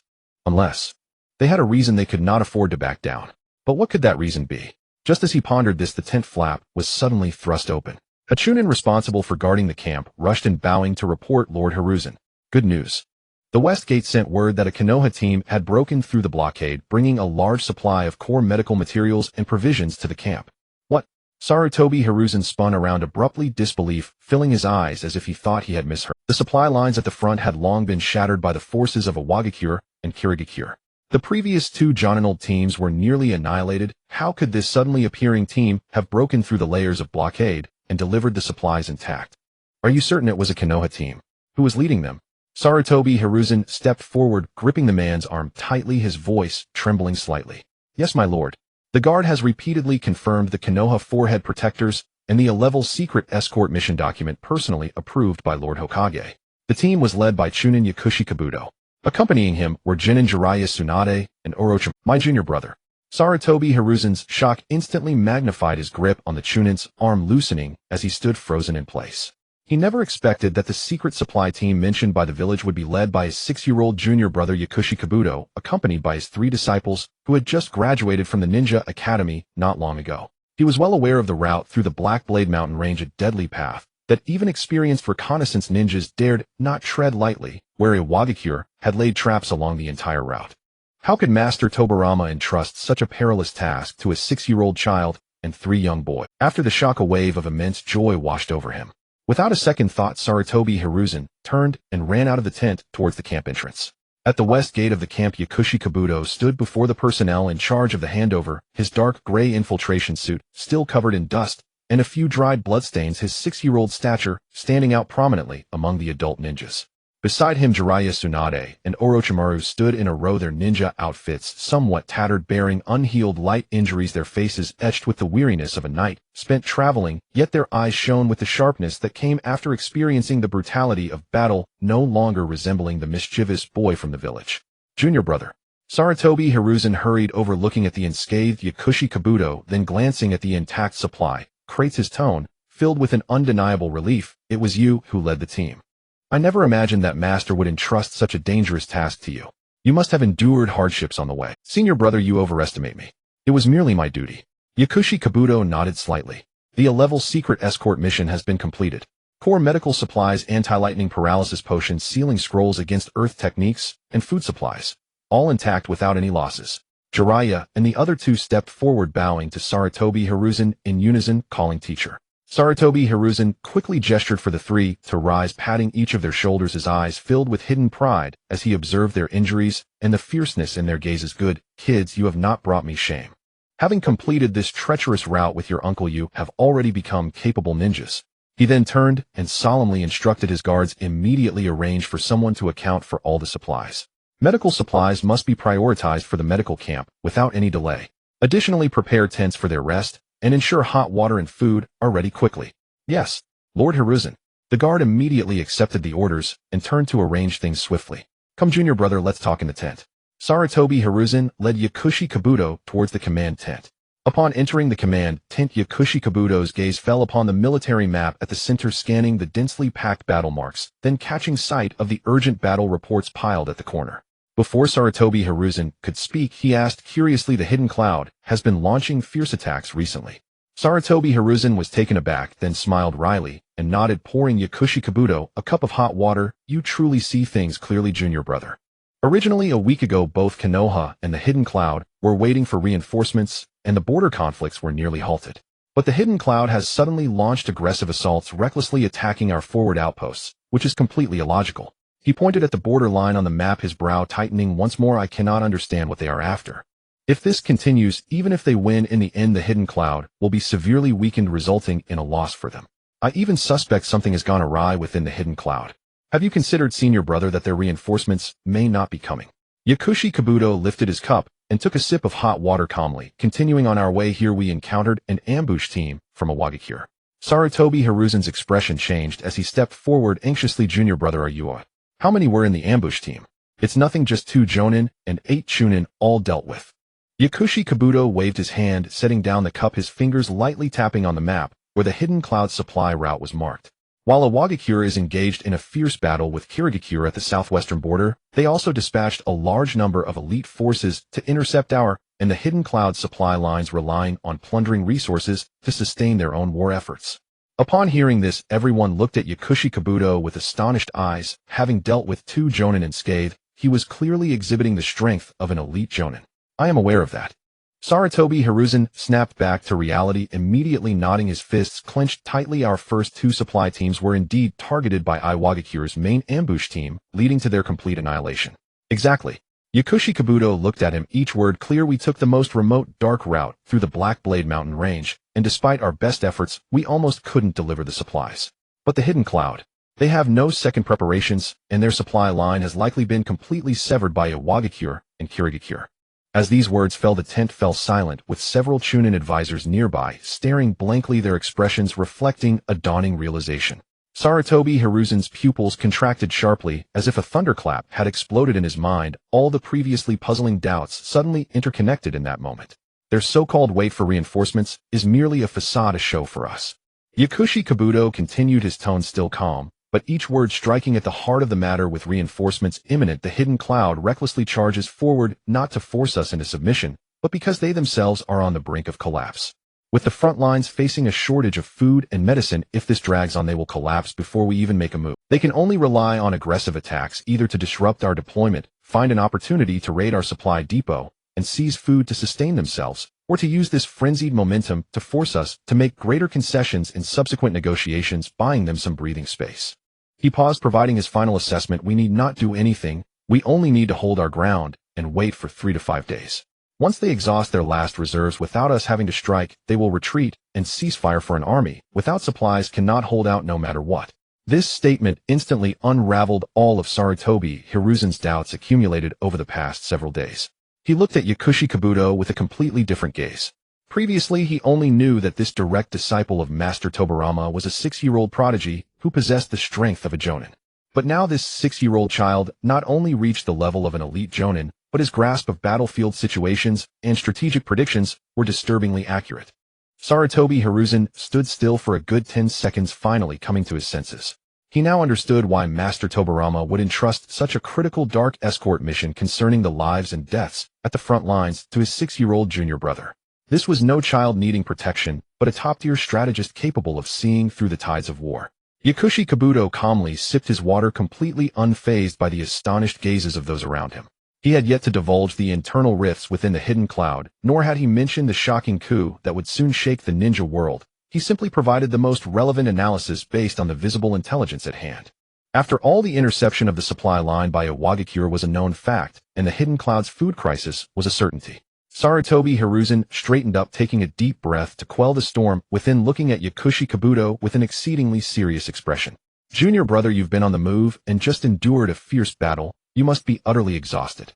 The fighting at the front is perilous, and you are the future of Konoha. I cannot allow you to take risks at the front. He paused, speaking earnestly and deliberately. I would like to ask you to oversee the medical camp at the rear, fully responsible for the safety of the wounded and the supply depot. The medical camp is the lifeblood of our front lines. Since the hidden cloud is facing shortages of food and medicine, they will likely dispatch assault teams to raid here, distracting our main forces. In the entire camp apart from me, only your strength can securely hold that position. His words were both genuinely concerned for his young junior brother, not wanting him to be caught in the deadly combat at the front, as well as the only optimal solution at present. Yakushi Kabuto's current strength was an irreplaceable asset at the entire Konoha front, making him the perfect choice to guard the rear's vital point. Yakushi Kabuto looked into Sarutobi Hiruzen's serious eyes, nodded slightly, and replied decisively, all right. I will take charge of the rear medical camp and oversee the entire area for security. He understood that the main fighting faction of the Hidden Cloud would undoubtedly resort to desperate measures attempting to raid the medical camp while bypassing the front lines. Although the probability was low, it was not impossible. Staying at the rear would not only protect Konoha's remaining forces, but also allow him to respond to any crises that might arise immediately. Seeing him agree, Sarutobi Hiruzen's worried heart finally eased, and he immediately turned to his adjutant officer, issuing orders, sternly relay the command. From now on, all guards at the rear of the camp and all security ninjas at the medical camp will follow Yakushi Kabuto's commands. The sensory barrier across the entire camp will also be open to Yakushi Kabuto with no restrictions on authority. Yes, Lord Hiruzen. The adjutant immediately bowed and accepted the orders, quickly dashing out of the tent. Outside the tent, the night had completely enveloped the barren land. Inside the exclusive tent on the western side of the Leaf Village camp, a dim candle cast a thin, small figure's shadow onto the canvas. The tent was not large, containing only 4 collapsible military cots in a row and a wooden table holding a ninja tool pouch. In the corner, piles of luggage that the 3 had not yet unpacked were stacked. Yao Shiguang sat on the 3rd cot, his fingertips holding a sensing talisman just retrieved from the barrier. He gently channeled a thread of chakra, letting it spiral around the talisman to attune himself to the frequency of the perception barrier. He had just accompanied Yuan Fei Risen to the medical camp, meticulously reviewing the defensive measures from start to finish, and did not return to rest until the sun had set behind the mountains. At that moment, the tent flap was lifted and 3 figures entered, one after another. The foremost Zilai carried a bowl of brown porridge-like substance. Uncle Master, the camp food is terrible, just boiled dry rations. But the mess squad heard we delivered supplies and gave us a few pieces of dried meat. Following him, Gang Shou entered carrying 2 flasks of hot water. A few damp strands of hair clung to her forehead, evidence of a quick wash. She set the flasks on the table and sat on the 4th cot beside Yao Shiguang. She asked with concern, Uncle Master, have you finished coordinating with the medical camp? Everything is sorted out. Yao Shiguang put down the sensing talisman, looked up at the three, and swept his gaze over the lingering fatigue on their faces. Give me the porridge. You eat the dried meat. Huh. The three looked at him in surprise. Zilayi dumbly placed the meat in the brown dry ration. Uncle Master, this stuff tastes terrible. It's fine. I've recovered my strength. You need the meat to recover faster. Yao Shiguang smiled. Dashiwan lowered the tent flap and was about to ask about the sensing talisman, but hesitated and swallowed his words. The three silently ate the dried meat, watching him finish the entire bowl of porridge. The meat in their mouths felt like chewing wax, hard to swallow. Finally, Zilayi could no longer bear the oppressive atmosphere and began to recount an amusing incident from earlier. Uncle Master, you should have seen it. When we delivered the medicine to the camp, the medical ninja's eyes went wide when they heard we'd brought supplies from the Black Edge mountain range. Oh, is that so? Yao Shiguang finished the dry ration porridge, felt his mouth dry, took a sip of water, and asked casually. Yes. Zilayi grew more animated as he spoke. Also, besides us, 2 Jonin returned, but they had lost their entire squad. They didn't believe we had wiped out the IWA ambush team until Gangsho showed them the scrolls sealing the bodies of the 2 Jonin. He grew more excited, gesturing wildly, as if reliving the ambush, especially when you Uncle Master punched that Jonin to death. So cool. And later that elite Jonin, that huge stone lance. You shattered it with one punch. Turning to look at Gangsho, who was chewing dried meat, he said contemptuously, Gangsho, your fist may be bigger than Uncle Master's, but you're not as strong. At that, Gangsho punched Zilayi in the chest from across Yao Shiguang, sending him flying out of the tent. A wail came from outside. Gangsho, you're too harsh. Yao Shiguang shook his head and continued drinking water calmly. He had seen this happen many times during training, yet Zilayi still insisted on provoking her. Dashiwan swallowed the last piece of dried meat, took a sip from the other flask, and analyzed calmly. If Uncle Master hadn't split the battlefield in advance, drawing the attention of the 2 Jonin, the 3 of us would never have won so easily against the remaining 6 experienced Chunin. He looked at Yao Shiguang, curiosity in his voice. Uncle Master, that lightning mode you used at the end, is that a new jutsu you developed these past 2 months? Zilayi walked back and rubbing his chest. Did you have to hit so hard? But as soon as he heard Dashiwan's words, he forgot the pain in his chest and rushed to Yao Shiguang, eyes shining with excitement. Right. Uncle Master, that jutsu is so cool. Can you teach it to me? That's the instant lightning mode derived from the nature transformation of lightning release chakra. It requires extremely precise chakra control and physical conditioning. You're not ready yet. Yao Shiguang explained briefly. His gaze swept over the 3 and his tone turned serious. But all 3 of you have exceeded my expectations in this mission. The 3 immediately sat up straight, even the most restless Zilayi putting aside his disappointment at not being able to learn the technique. He sat on the bed next to Dashiwan, listening attentively. Zilayi, your timing for fire release was excellent. You didn't charge and recklessly like before. You used jutsu to block the enemy's escape routes, creating opportunities for your teammates. That's your biggest improvement. Yao Shiguang looked at Zilayi and nodded. But your chakra control is still too rough. In that battle you used the great fireball technique 7 times, and 3 times you wasted at least 30% of the chakra. Focus on precise chakra control in future training. Zilayi's face turned red. He scratched his head and nodded firmly. I understand, Uncle Master. Gangsho, Yao Shiguang turned to her, praise in his voice. Your technique for the strength of 100 seal is becoming more refined. You know when to release and when to hold back instead of always pursuing destructive power. Your medical ninjutsu timing was also precise, and you stabilized the squad's foundation throughout. Well done. Gangsho's cheeks flushed slightly. She pursed her lips and nodded, barely concealing the joy in her eyes. Dashiwan, Yao Shiguang finally looked at him. Your battlefield awareness is the best among the 3. You always spot the enemy's weaknesses first, use Hidden Shadow Snake to disrupt their formation, and your tactical thinking is clear. You also know how to coordinate with your teammates' rhythm, not fighting alone. He paused and added, but your jutsu release is sometimes too hesitant. Many times you could have used wind release to break through the enemy's earth release defense, but you chose a conservative strategy. Perhaps it's because of what I said last time about thinking more. You can be bolder in the future. Dashiwan nodded firmly. Yes, Uncle Master, I'll remember. From the Leaf Village to the Black Edge mountain range, and then to the northern front, the life and death mission had long made the 3 of them completely admire their 6-year-old Uncle Master. Not only because of his unfathomable strength, but also because he could always pinpoint their flaws and guide them to grow rapidly through life or death combat. Yao Shiguang looked at their earnest expressions, nodded slightly, and began to discuss the real business. In the next few days, large-scale battles are unlikely on the front line, but small-scale ambushes will only increase. The Cloud Village's supplies of food and medicine are running low. They will definitely try to raid our medical camp and supply depot.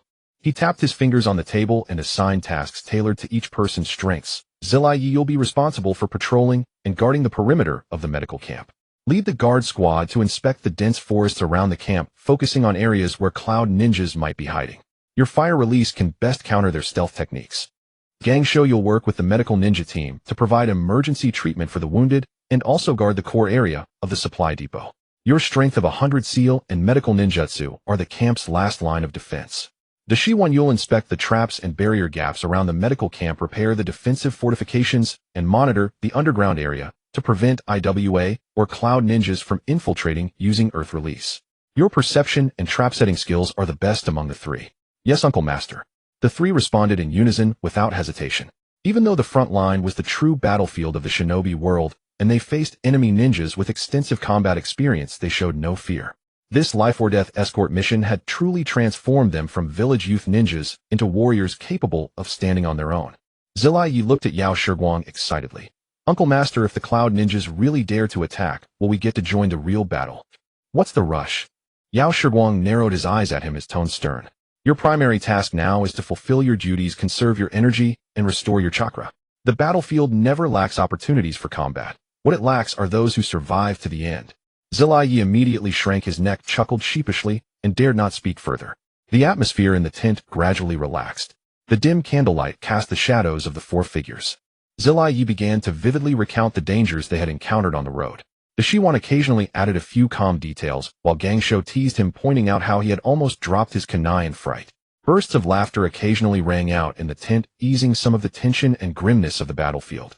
The night deepened, and the wind over the wilderness grew stronger, beating against the tent canvas with a rush. The faint call of the changing patrol guard echoed from outside the camp, and occasional distant explosions from the border reminded them that this was still a perilous battlefield. Zilai Yi, Gangsho, and Shiwan had been exhausted for 2 days and 2 nights, traveling and fighting for their lives. As their tense nerves relaxed, drowsiness quickly washed over them. All right, get some rest early. Yao Shiguang glanced at the three and ordered calmly. We'll keep watch and shifts tonight, 2 hours each. They'll take the first watch, Zilai Yi the second, Shiwan the third. Gangsho, rest well, and help out at the medical camp tomorrow. Whoever is on watch must maintain chakra perception. Report any unusual activity immediately. Yes, Uncle Master. The three responded in unison and immediately began arranging their cots and tools. Gangsho packed away the remaining dry rations and water, refilled Yao Shiguang's flask with hot water, and said softly, Uncle Master, you should rest early too. Zilai Yi can handle a bit of hardship. Don't worry, I know what I'm doing. Yao Shiguang nodded slightly. His fingertips once again picked up the sensing talisman, and his passive perception quietly spread out, merging with the camp's omnidirectional perception barrier. Every rustle within several kilometers was clearly reflected in his mind. Zilai Yi, hearing Gangsho's words, pouted, but said nothing. He lay down on the cot alongside Shiwan and Gangsho, but did not fall into deep sleep, remaining alert as a ninja should, ready to respond to any emergency. The tent gradually fell silent, leaving only the crackling of the candle and the sound of the wind across the woods. Yao Shiguang sat on the edge of the cot, the sensing talisman between his fingers glowing faintly. The range of his perception expanded, sweeping across the entire camp, over the medical camp and supply depot to the west, and finally settling deep in the dense forest outside the perimeter. His brow furrowed slightly. He glanced at Shiwan, Zilai Yi, and Gangsho, who had already fallen into a light sleep, and then quietly rose to his feet. After stepping out of the tent, Yao Shiguang flickered and vanished silently into the dense forest to the west. Inside the camp, Zilai, Gangsho, and Dashyuan remained in a state of light slumber, their breaths steady, completely unaware that their junior uncle had already left the tent. The night wind of the wilderness swept across, carrying grains of sand, rustling the leaves, a perfect cover for his every movement. His passive perception had already spread out the moment he rose, locking onto the 3 chakra auras lurking deep in the forest, now firmly etched in his mind. He did not approach rashly, but instead used the giant trees for cover, halting on a branch less than 10 meters from his target. His chakra was completely concealed, his breath reduced to a minimum, remaining undetected by the three. Deep in the forest, 3 figures clad in the black ninja attire of the Cloud Shadow Village, holding parchment for surveying, traced the defensive layout of the Leaf Village camp under the faint moonlight, their eyes fixed on the target, the medical camp. Their deliberately lowered voices reached Yao Shiguang's ears without missing a single word. The defense of the Leaf Medical Camp is much more lax than expected. The main guards are all at the front gate. Only 2 patrol squads are on the west side, changing shifts every half hour. This is a perfect breach. The shadow ahead spoke, pointing at the patrolling ninjas. The shadow on the left rear nodded while marking the defense. The captain said the Leaf seemed to have successfully delivered supplies yesterday, so we must destroy their medical supplies and provisions. Otherwise we'll run out of supplies and have to retreat. After finishing the defensive map, he handed it to the shadow on the right rear. Keep the survey map safe. According to the plan, we strike tomorrow night. This mission must succeed. No failure allowed.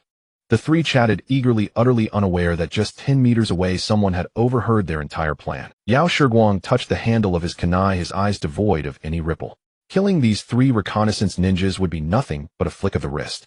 But if dawn came and the cloud shadow received no reply from the reconnaissance team, they would inevitably realize the plan had been exposed, cancel the ambush, and, given their nature, would not let the matter rest.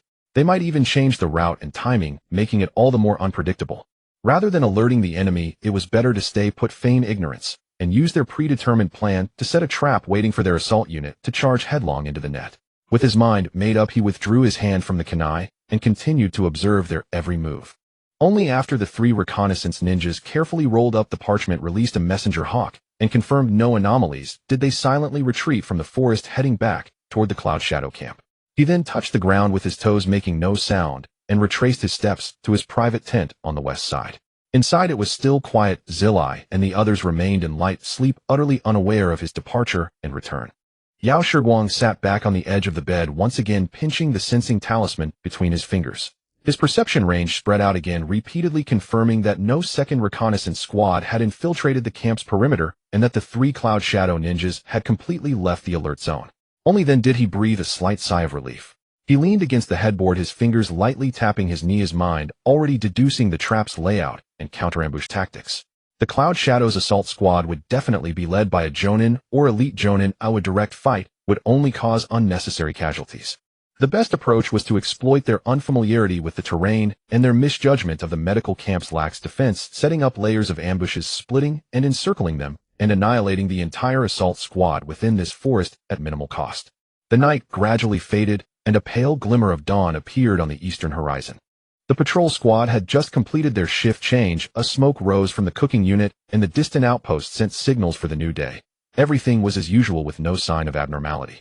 Zilai Gongshou and Dashuan also woke up, rubbing their eyes as they looked at Yao Shiguang, who sat on the edge of the bed without a trace of fatigue. "Junior uncle, now that you're awake, follow yesterday's arrangements," Yao Shiguang said as he stood up, his tone calm and commanding. "Zilai, take the escort team and patrol the usual route. Walk the outer perimeter of the western forest normally. No need to go deep or make deliberate checks. Just as usual. Dashuan, go around the medical camp and inspect the barriers and defensive structures as normal. Repair what needs repairing, but no extra adjustments. Gongshou, go to the medical camp to coordinate, familiarize yourself with the wounded and medicine stock, and handle the handover as usual." The three responded in unison, "Yes, junior uncle." They immediately grabbed their ninja tool pouches and strode out of the tent. Watching their retreating figures, Yao Shiguang adjusted his ninja uniform and turned toward the command tent at the center of the camp. Inside the command tent, Yuanfei Risen stood before a map discussing the outpost's defense with several staff officers. His eyes were bloodshot from staying up all night. Seeing Yao Shiguang enter, Yuanfei Risen immediately paused the discussion and waved the staff officers away, his tone tinged with curiosity. "Junior brother, so early. Is there a problem at the medical camp?" "Something's come up. Let's talk in private," Yao Shiguang said with a slight nod. Yuanfei Risen understood immediately and said to the staff officers, "Go adjust the outpost defense according to the plan we just discussed. Report any developments immediately." The staff officers bowed and quickly exited the tent, closing the flap behind them. Left alone, Yuanfei Risen pulled over a wooden stool for Yao Shiguang and sat on the edge of the table, his expression turning serious. "Tell me what's happened. Has the Cloud Shadow made a move?" Last night, 3 Cloud Shadow reconnaissance ninjas infiltrated the western forest and surveyed the medical camp's defensive layout, Yao Shiguang said, sitting down. He calmly relayed the entire plan he had overheard word for word. They plan to infiltrate from the western forest tomorrow night, attack the medical camp and supply depot. I don't know the exact numbers, but at least a Jonin or elite Jonin will lead the squad. So the Cloud Ninjas are really going for broke. Yuanfei Risen's brows furrowed instantly, his fist clenching. The camp's sensing barrier didn't detect anything. These scouts have some skill. You didn't alert them, did you? No, Yao Shiguang shook his head. Killing them would only alarm the enemy and make the Cloud Shadow change their plan. Let the plan go back intact, and we'll set up defenses in advance to swallow this assault squad whole. You're right, Yuanfei Risen quickly caught on, his eyes lighting up. Better to take the initiative and set a trap than to passively defend. Let them walk right into it.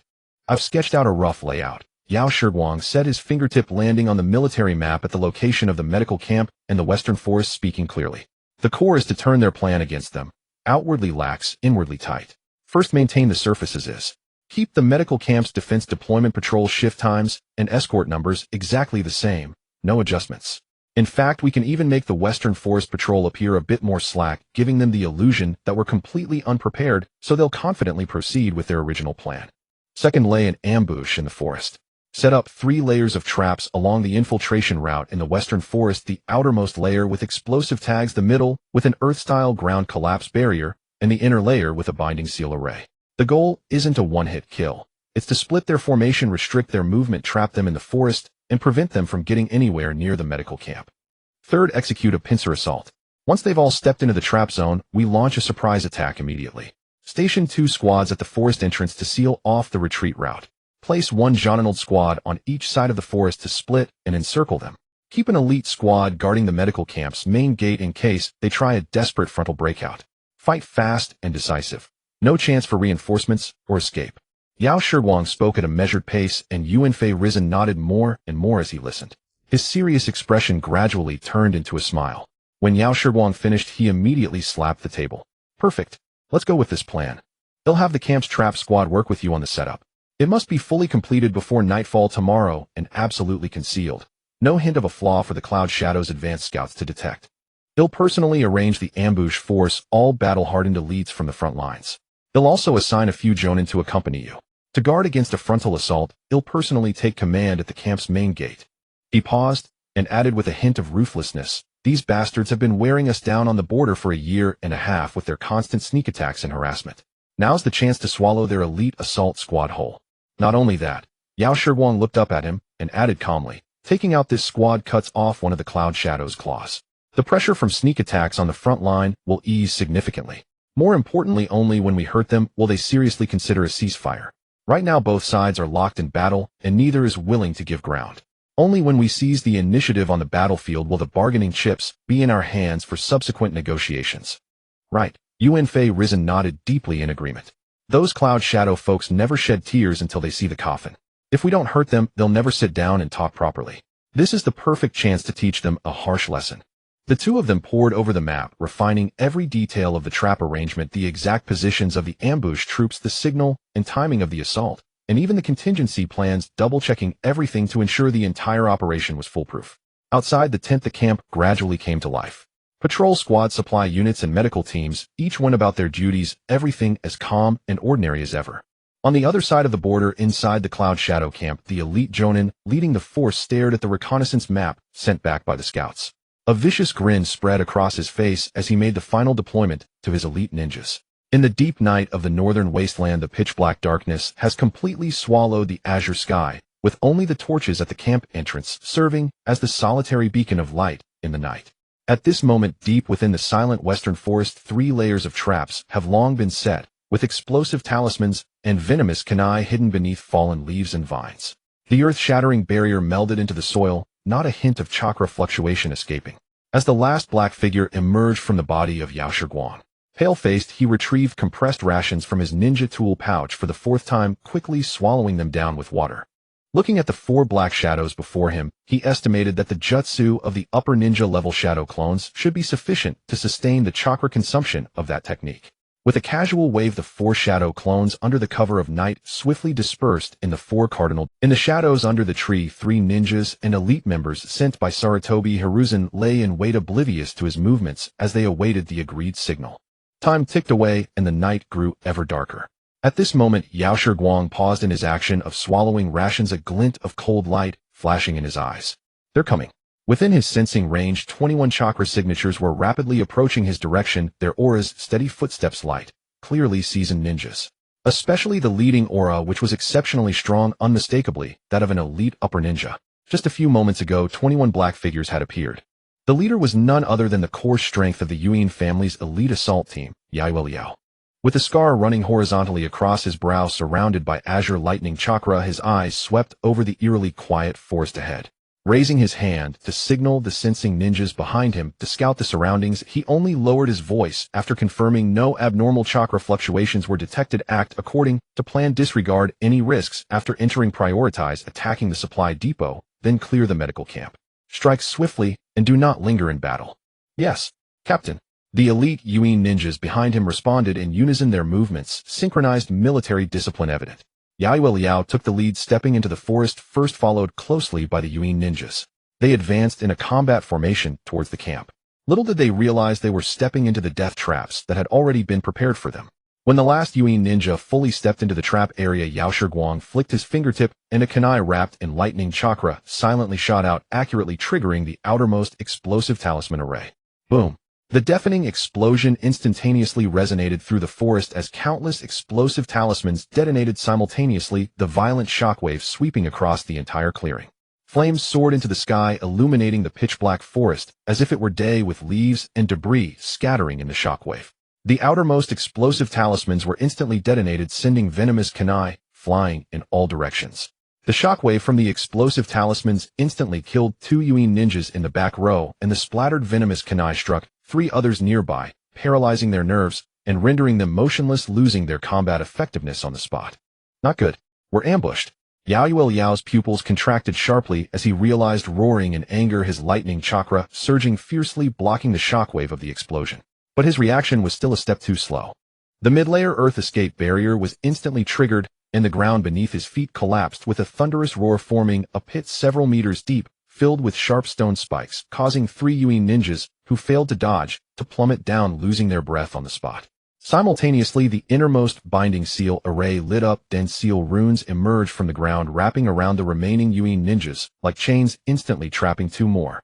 In just 2 seconds, nearly half of the 20 elite assault team members were lost. Attack! Yao Shiguang's voice descended from the treetops like a battle horn. At the entrance of the forest, 2 teams of Konoha ninjas burst forth, instantly sealing off all retreat routes, while ambushers on both sides surged forth kunai and jutsu, instantly targeting the remaining Yuin ninjas. Jiraiya was the first to charge out, swiftly forming hand seals, while roaring fire-style fireball jutsu. A massive fireball erupted forth, hurtling towards the trapped Yuin ninjas in the sealing array, the intense heat instantly sweeping across the clearing, completely engulfing 2 Yuin mid-ninjas, who failed to evade. Tsunade guarded the battlefield's flank, immediately meeting any Yuin ninja who broke through the fire jutsu blockade. With her monstrous strength, a single punch could shatter their ninja tools and defenses, solidly securing the flank and stabilizing Jiraiya and Orochimaru's rear. Orochimaru maneuvered through the shadows of the battlefield, his hidden shadow snake hands constantly springing forth from his sleeves, tightly entangling the Yuin ninjas, trying to break out, disrupting their hand seal rhythm, occasionally using wind-style jutsu to disperse their lightning smoke, creating opportunities for Jiraiya to attack. The 3 worked seamlessly together, having faced life-and-death battles through the Kuroke's mountain range, now standing firm against the elite Yuin, without a trace of hesitation, their strikes fierce and precise, embodying the true form of capable ninjas. Yet Yao Liao was, after all, a seasoned elite upper ninja and the core strength of the Yuin Night Moon clan. After a brief moment of chaos, he quickly steadied himself. His lightning chakra surged, the azure lightning chakra instantly enveloping his body, transforming him into a violent streak of lightning rampaging through the battlefield. Damn Konoha, you dare to plot against me. Yao Liao's crimson eyes were filled with fury as lightning chakra coalesced on his ninja blade, slashing out. The violent lightning blade instantly severed the ninja tools of 2 Konoha mid-ninjas, and with a swift kick, he sent them flying, spitting blood as they fell to the ground. The 2 leading Konoha upper ninjas exchanged glances, immediately forming hand seals to stop his actions. Earth-style Earth Flow Wall. Water-style Water Dragon Bullet Jutsu. The dual earth and water ninjutsu surged towards Yao Liao, but he merely sneered, his body radiating even more lightning as the lightning body technique erupted, shattering the water dragon bullet, and the lightning blade struck the earth flow wall, instantly pulverizing the thick rock barrier. In a flash, he appeared before the 2 Konoha upper ninjas, his fists wrapped in lightning, striking out simultaneously, crashing into their chests. The sound of bones shattering echoed as the 2 upper ninjas were sent flying like kites, with their strings cut, crashing heavily to the ground, blood gushing from their mouths, on the brink of losing consciousness. Yao Liao's eyes gleamed with killing intent as he dashed towards the 2 fallen upper ninjas, intent on completely eliminating these 2 Konoha's high-level threats. At the critical moment, a streak of azure lightning suddenly pierced the night sky, moving at blinding speed, leaving multiple afterimages in its wake. Your opponent is me. As the calm voice sounded, Yao Shiguang's figure had already appeared before the two upper ninjas, his right fist wrapped in lightning chakra and immense strength, forcefully catching Yao Liao's punch. Bang! A tremendous sound reverberated through the forest, the violent lightning shockwave exploding outward from the two, sending debris and leaves flying, causing the surrounding trees to tremble. Yao Liao felt an immense force coming from his fist, accompanied by an electric current more refined and violent than his own, instantly coursing through his arm and numbing it, forcing him to step back uncontrollably 5 steps before barely stabilizing himself. In contrast, Yao Shiguang, passively exerting his recovery, only stepped back 3 steps before standing firm, the instant lightning mode still operating steadily, the azure lightning swirling around him, his 6-year-old figure appearing particularly radiant in the night. Yao Liao stared at the child before him, his pupils constricting in disbelief. "You little brat. Was it you who set this trap? You little brat. I want to see just how much ability you have." Yao Liao roared through gritted teeth, his lightning chakra surging once more, the light on his lightning armor nearly solidifying. At this moment, the remaining 10 Yuan elites broke through the ambush, swiftly gathering behind Yao Liao, forming a combat formation to protect him, their eyes fiercely scanning the surrounding Konoha ninjas. Even though they had suffered heavy losses from the ambush, they remained valiant, relying on the Yuan lightning body technique to endure the assault. Now gathered together, they still had the confidence to break through and counterattack. Yao Shiguang ignored Yao Liao's roar, quickly scanning the battlefield, and turned to Jiraiya, Tsunade, Orochimaru, and the 2 severely injured upper ninjas who had rushed over, solemnly ordering the rest, along with Jiraiya and the 3 of you with the 2 upper ninjas, retreat beyond 100 meters quickly. "Yes, uncle." The 3 ninjas immediately complied, not daring to delay.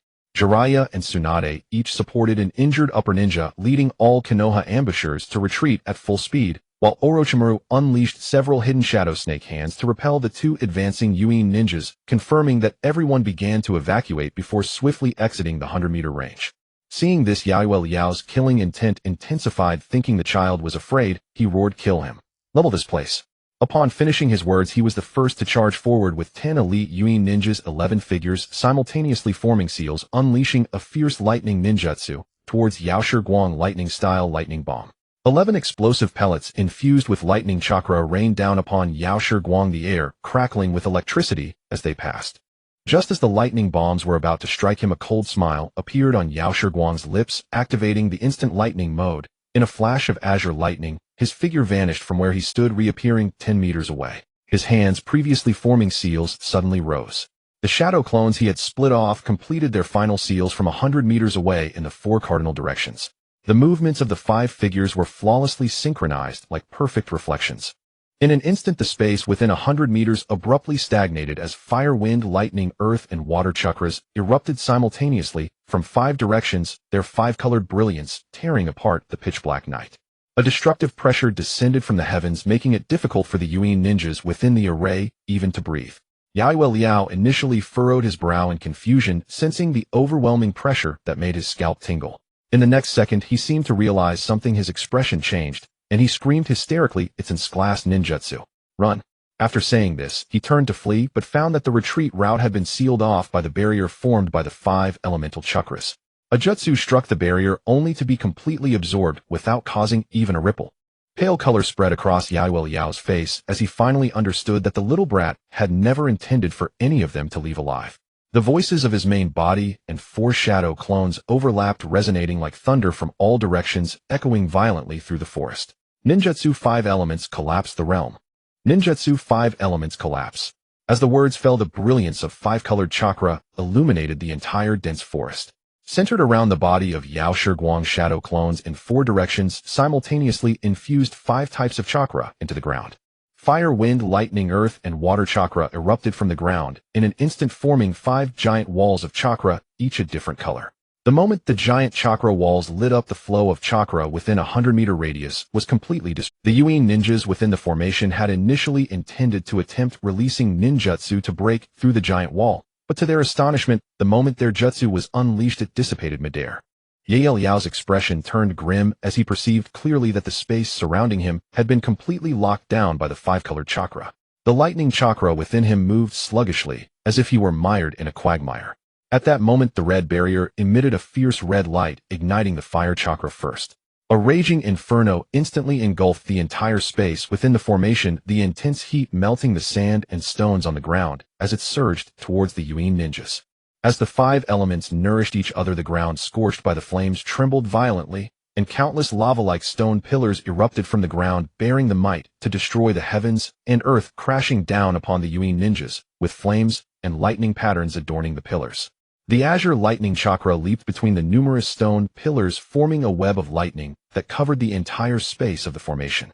It invaded the bodies of the Yui ninjas without any gaps, paralyzing their nerves and tearing apart their chakra circulation. High-pressure water blades erupted from the gaps in the lightning web, like the sharpest surgical knife, slicing through the bodies of the Yui ninjas along the defense gaps split open by the lightning. Where the water flowed, even the rocks were ground into powder. The violent wind chakra suddenly erupted, forming multiple tornadoes that swept through the heavens and the earth, drawing in the flames, shattered stones, water blades, and arcs of lightning within the formation. It transformed into a devastating storm that continuously compressed the space for the Yui ninjas to evade, while amplifying the destructive force of the storm infinitely. The wind aided the fire's strength, causing the flames to swell again, restarting a new cycle of the five elements. The five types of chakra continually enhanced themselves within this cycle, resulting in a geometric increase in destructive power. The Yui elites within the formation were now truly in hell.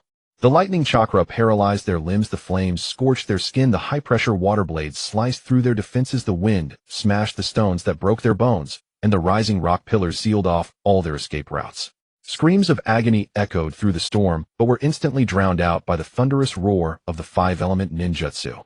Their proud lightning armor in the face of the all-pervasive explosion of the five elements was as fragile as paper instantly torn apart. In just 3 seconds, the 7 elite Yui ninjas at the forefront were completely engulfed by the devastating storm, without even managing to utter a complete scream. The remaining 3 elite Yui ninjas and Ye Liao could only gather together with all their strength. Relying on Ye Liao's elite Jonin chakra, they barely managed to sustain a defensive barrier. However, under the impact of the five-element storm, the barrier trembled like a candle flame in a tempest, covered in countless cracks ready to shatter at any moment. Ye Liao's face was filled with extreme fear and despair. He couldn't comprehend how a mere 6-year-old child could unleash such a high-level strength ninjutsu. This was not a power that an ordinary elite Jonin could master. Even Lord Raikage himself might not be able to unleash such a terrifying large-scale ninjutsu. Suddenly, the center of the barrier collapsed, and everything returned to dust. The destructive storm of the five elements reached its peak after 3 cycles of mutual enhancement. Yao Shiguang's body and 4 shadow clones simultaneously performed hand seals and shouted, "Collapse the world." The moment the words fell, the five-element storm sweeping across the 100-meter range suddenly contracted towards the center of the formation. All the flames, lightning arcs, water blades, howling winds, and rock pillars wildly gathered towards the center, forming a spinning sphere of 5-colored chakra at the heart of the formation. The entire space within the formation generated a terrifying suction, drawing in all the residual chakra, broken ninja tools, shattered stones, and wood chips, and even the corpses of the Yui ninjas towards the central sphere. The directed chakra collapse erupted instantly, as the 5-colored chakra sphere suddenly contracted inward, and then burst forth with a silent, blinding light. The light was so dazzling that even the leaf ninjas 100 meters away couldn't help but raise their hands to shield their eyes. They heard no sound, only felt the ground trembling slightly beneath their feet. When the bright light faded, everything within the formation had vanished. The ground within the 100-meter range had collapsed nearly 2 meters downward, its surface smooth as a mirror, leaving only a charred black base. The previous trees, rocks, storms, along with the 3 remaining elite Yui ninjas and Ye Liao, were all compressed in a fine powder during the collapse, scattered across the charred ground, leaving no trace behind. At this moment, the chakra of the 4 shadow clones had also been exhausted, quietly dissipating, while a strong wave of fatigue struck Yao Shiguang's main body. The battle was over. From triggering the trap, to setting up the shadow clone formation, to clearing the field with the 5 elements collapse ninjutsu, and finally annihilating the elite Jonin leading the team, it had all taken no more than a few minutes. A 20-man elite Yui assault team, led by an elite Jonin, was completely wiped out, with not a single survivor. The entire battlefield fell into a dead silence. All the leaf ninjas stood frozen in place, their eyes fixed on the collapsed 2-meter-deep charred battlefield. The kunai and ninja tools in their hands almost fell to the ground, their minds blank, forgetting to breathe. They had witnessed countless brutal battlefields and powerful ninjutsu, but they had never seen such a terrifying ninjutsu that sealed off a 100-meter space, triggered a 5-element chain explosion, and ultimately crushed 11 elite Yui ninjas along with the terrain into fine powder. This was no ninjutsu that a ninja could unleash, it was simply a natural disaster. The two severely injured jonin who had been saved were supported to a side to rest, their faces pale as they leaned against a tree, their bodies trembling uncontrollably. The two exchanged glances, seeing extreme shock and awe reflected in each other's eyes. When they looked at Yao Shiguang's back, they couldn't help but lower their heads. Jiraiya, Tsunade, and Orochimaru also stood, their mouths agape, as if they could fit an egg inside. At that moment their blood boiled. They knew their uncle was powerful and understood the nature changes of chakra, but they never dreamed that he could unleash such a high-level strength fusion ninjutsu. In a single move he destroyed the heavens and the earth, altering the very terrain. 5 elements fusion ninjutsu. Orochimaru's snake-like eyes sparkled with fervent light, his body trembling slightly with excitement. After studying ninjutsu for so many years, he had never seen such a perfect 5-element nourishing cycle. This had surpassed the realm of ordinary ninjutsu, touching the ultimate essence of ninjutsu. Uncle is so amazing. So cool. Jiraiya finally came to his senses, jumping up in excitement, waving the kunai in his hand, his admiration nearly overflowing as he wished he could rush up and have his uncle teach him this jutsu.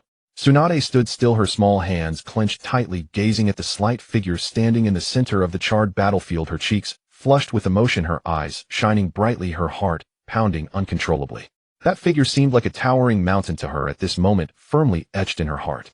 Just then Sarutobi Hiruzen rushed over from the camp entrance with a few guards. Initially drawn by the sound of the explosion, worried about an accident, he had specifically brought people to provide support. But when he saw the scene before him, he froze in place, unable to move a single step. He looked at the 100-meter battlefield that had crumbled, at the remnants of the Yuin ninjas that had turned to powder, and then at Yao Shiguang standing unharmed in the center of the battlefield. His mind went blank, and he stood dazed for several seconds before suddenly snapping back to reality. He had originally thought that as long as his junior could hold off the ambush and delay this assault team, it would be a tremendous surprise. But he never expected that relying solely on his own strength, one move could annihilate the entire elite assault team, even rewriting the terrain. Sarutobi Hiruzen took a deep breath and quickly approached Yao Shiguang, looking at his junior with a tone full of shock, his voice trembling slightly. Junior, this 5 elements fusion ninjutsu in my 20+ years of life I have never seen before. Yao Shiguang's surrounding lightning slowly dissipated as the instant thunder mode was released. He took a slight breath. The 5 elements collapse consumed a vast amount of chakra. Fortunately, the 4 shadow clones shared the burden of sealing, allowing for optimal chakra control without unnecessary waste. However, the moment the clones vanished, the accumulated mental fatigue surged up instantly. This kind of exhaustion couldn't be quickly replenished with food, making his vision darken. Senior brother, I need to go back and rest, he said, a hint of fatigue appearing on his previously expressionless face. Quickly the medical team hurried. Sarutobi Hiruzen thought that casting this ninjutsu had caused some backlash against him and immediately shouted without hesitation. Yao Shiguang looked at the anxious Sarutobi Hiruzen, wanting to explain that he was merely mentally fatigued and was fine, but suddenly everything went black before his eyes and his body uncontrollably fell forward. Junior, Uncle, Jiraiya and the others exclaimed as they rushed forward. Sarutobi Hiruzen acted quickly, catching him as he fell, feeling his entire body limp and his breathing becoming faint. In the last moment before losing consciousness, Yao Shiguang had only one thought: it seems that large-scale fusion ninjutsu demands even higher requirements on mental strength than I had anticipated. The morning sun slowly rose in the sky, the golden light piercing through the morning mist, illuminating the charred forest battlefield, and also shining upon Yao Shiguang. This late-night ambush counterattack ended in complete victory for the Leaf. But all the Leaf ninjas understood that from this night onwards, this 6-year-old Yao Shiguang would become the most fearsome name on the entire northern battlefield. Thanks to those who make it difficult to meet, too, who generate power for love and the flowers. Thanks to Wang E for generating power for love. Thanks to Mo Dai Huakai for generating power. Yunin village inside the Yunin office. Report: Lord Yue Liao's elite team of 20 has been completely annihilated in the dense forest. The site is nothing but a patch of scorched earth compressed to nearly 2 meters with no survivors, not even a fragment of ninja tools found. According to the reports from the investigating ninjas, there are residual traces of extremely strong chakra fluctuations of all 5 elements, as well as information sent back by our embedded spy in Konoha revealing that this was caused by a 6-year-old ninja from Konoha using in strength fusion ninjutsu. The messenger, kneeling on one knee with his head bowed low, trembled as he recounted the results of the incident in the dense forest word for word.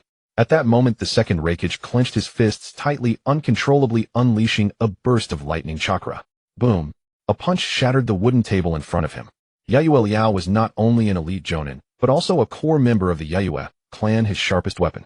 His strength ranked among the best in all of Yunin, yet he hadn't even sent a signal to retreat before being completely wiped out. What weighed heavily on his mind was the fact that Konoha had hidden such a trump card. To be able to unleash strength ninjutsu at the age of 6 is a level of talent that even the pinnacle of the ninja world Senju Hashirama and Uchiha Madara might not have possessed at that age. The northern front has been stalemated for 3 months, and Yunyin's troops' provisions and medicines have long exceeded expectations in terms of losses. The second Hokage closed his eyes briefly, and when he opened them again, fatigue was evident in his tone. Send the order to withdraw and regroup after 3 days returning to Yunyin's homeland. Withdraw. A cold laugh suddenly came from the doorway as the brothers Kinji and Jinji kicked open the door and strode in. Jinji slammed his banana fan heavily onto the ground, creating a dull sound that shook the entire room. Kinji crossed his arms, his eyes scanning the second Hokage with disdain and arrogance. A single elite jonin has died, and you've been scared out of your wits by a 6-year-old brat from Konoha. Kinji, Jinji, watch your words. The second Hokage's expression darkened as the pressure of his lightning chakra erupted.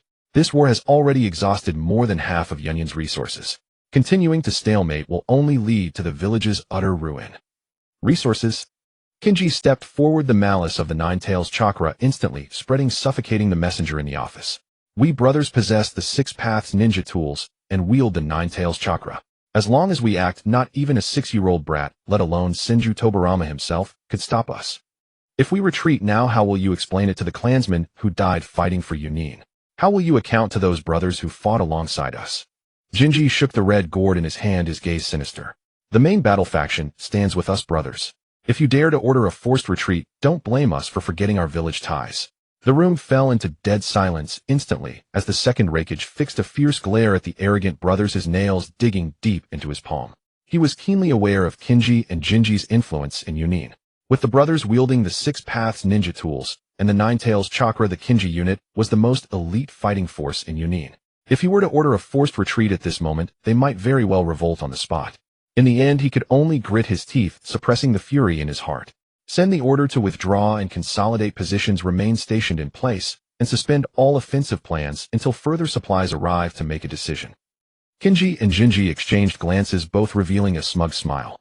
After leaving the office, Kinji whispered to Jinji, that coward will eventually ruin Yunin. Once this battle is over, it will be time for him to make way for us.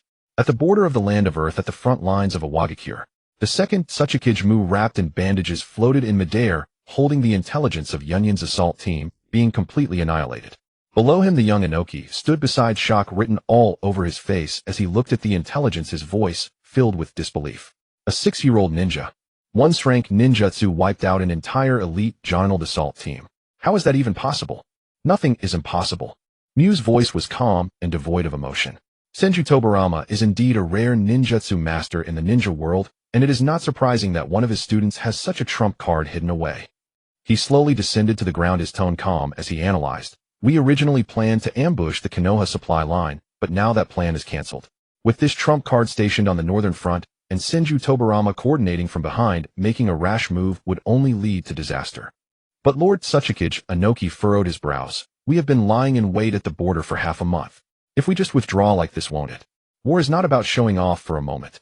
Mu interrupted him. Konoha is now on guard with top-tier combat power capable of unleashing strength ninjutsu. A forced ambush would only lead to unnecessary casualties among Iwagakure's young ninjas. Send the order down, all ambush teams withdraw to the border of the land of Earth, strictly guard the checkpoints, and no unauthorized attacks are allowed. Inoki immediately bowed and accepted the order, yes. At the border of the land of water, on the frontline warship of Kirigakure, the second Mizukage Terumi puffed on a pipe, looking at the intelligence in his hands, suddenly bursting into laughter, slapping the ship's railing as he spoke to the nearby Kirigakure Jonin. Interesting. So interesting.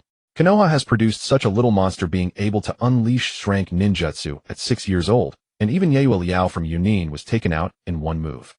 The Kirigakure Jonin hurriedly stepped forward. Lord Mizukage, do we continue with our original plan to ambush the Konoha medical team? Continue what? Terumi waved his hand, exhaling a smoke ring. It was supposed to be watching Yunin make a move while we picked up the scraps. Now that Yunin has suffered such a huge loss, if we go to clash with this hard nut, wouldn't that be insanity? He enjoyed the game of war, but never made meaningless sacrifices. Having fought against the Second Hokage move for a lifetime, he knew best that the ability to develop such a level of ninjutsu must have the shadow of Senju Tobirama behind it. Provoking him and the monster he trained for an inconsequential ambush would be a foolish gamble. Send the order down, all warships turn around, and return to the homeland of Kirigakure.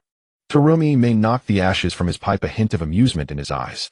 I'm curious to see just how much of a storm this little monster from Konoha can stir up in the future. At the Konoha Northern Front camp, inside the medical tent, Yakushi Kabuto slowly opened his eyes. The first sensations that flooded in were the remnants of mental fatigue and a slight soreness in his limbs. After the dispersal of 4 shadow clones, the pressure and fatigue from the jutsu were significantly alleviated after a day and night of deep sleep, and his chakra had also nearly recovered. Master, you're awake. Jiraiya suddenly leaned over to the bedside, his voice loud enough to nearly topple the tent.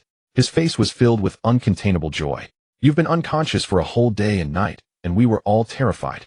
Tsunade immediately approached, sending Jiraiya flying with a punch, then checked his pulse for a moment before sighing in relief. Your chakra has mostly recovered and your mental state is somewhat drained, but it's nothing serious. However, you must not act recklessly again. To create 4 Jonin-level shadow clones and simultaneously perform its strength ninjutsu is extremely dangerous, do you understand? Orochimaru stood to the side, his snake-like eyes devoid of frenzy and obsession, only pure concern. Master, are you alright? Yakushi Kabuto sat up, rubbing his throbbing forehead. Just as he was about to say something, the tent flap was lifted and Sarutobi Hiruzen walked in.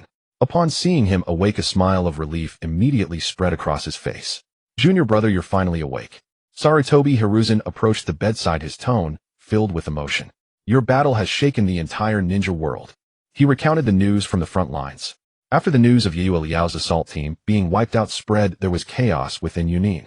The Second Hokage initially wanted to retreat directly, but was stopped by Kinji and Jinji.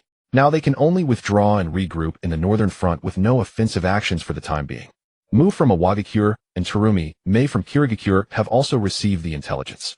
Their original plans to ambush us have all been cancelled, and their teams have retreated to their respective borders. Sarutobi Hiruzen chuckled. The northern front is now completely safe. Yakushi Kabuto nodded, finding the result unsurprising.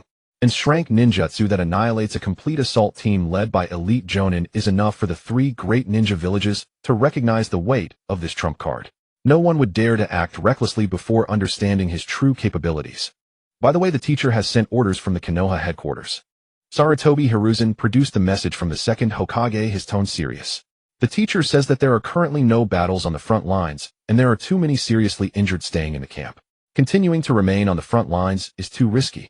You will be appointed as the escort team leader to return this batch of injured ninjas back to Konoha with Jiraiya, Tsunade, and Orochimaru. One reason is to allow you to rest well. The other is that the teacher wants to see you in person. With that, Jiraiya, who had been sent flying by Tsunade, jumped up excitedly and shouted, "Great!" Finally heading back to Konoha. The battlefield on the front lines has been too oppressive, it's much more comfortable in the village. Tsunade also sighed in relief. The continuous battles and casualties on the front lines had left her feeling tense.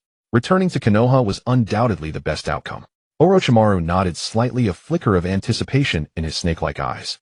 Returning to Konoha would allow him to apply for learning some ninjutsu and to study the principles behind that technique alongside his master.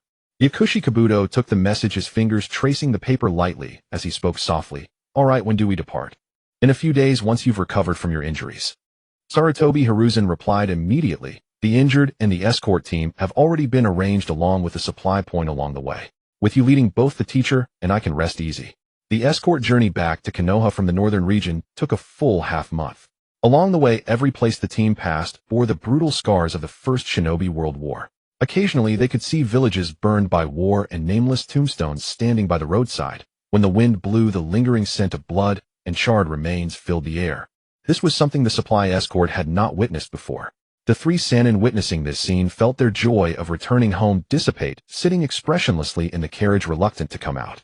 Yakushi Kabuto sat at the front of the team's carriage, still wearing the black combat uniform from when they set off to the northern region. Leaning against the side of the carriage, he closed his eyes to rest, yet his fingertips remained on the kunai at his waist. Throughout the half-month, even during nighttime camping, he maintained a half-hearted vigilance and instinct honed on the battlefield that could not simply be dismissed. In the middle carriage of the convoy were the severely wounded being evacuated from the northern front line.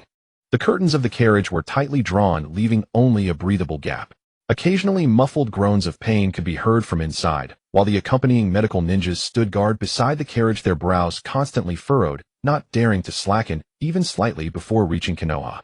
On either side of the convoy were two elite jonin left behind by Sarutobi Hisashi, one on the left, and one on the right, guarding the flanks of the team, with vigilant eyes scanning the mountains and valleys along the way. Before departure, urgent intelligence had suddenly arrived from the northern camp. Kino and Jino would personally lead the Kino Corps to the front line.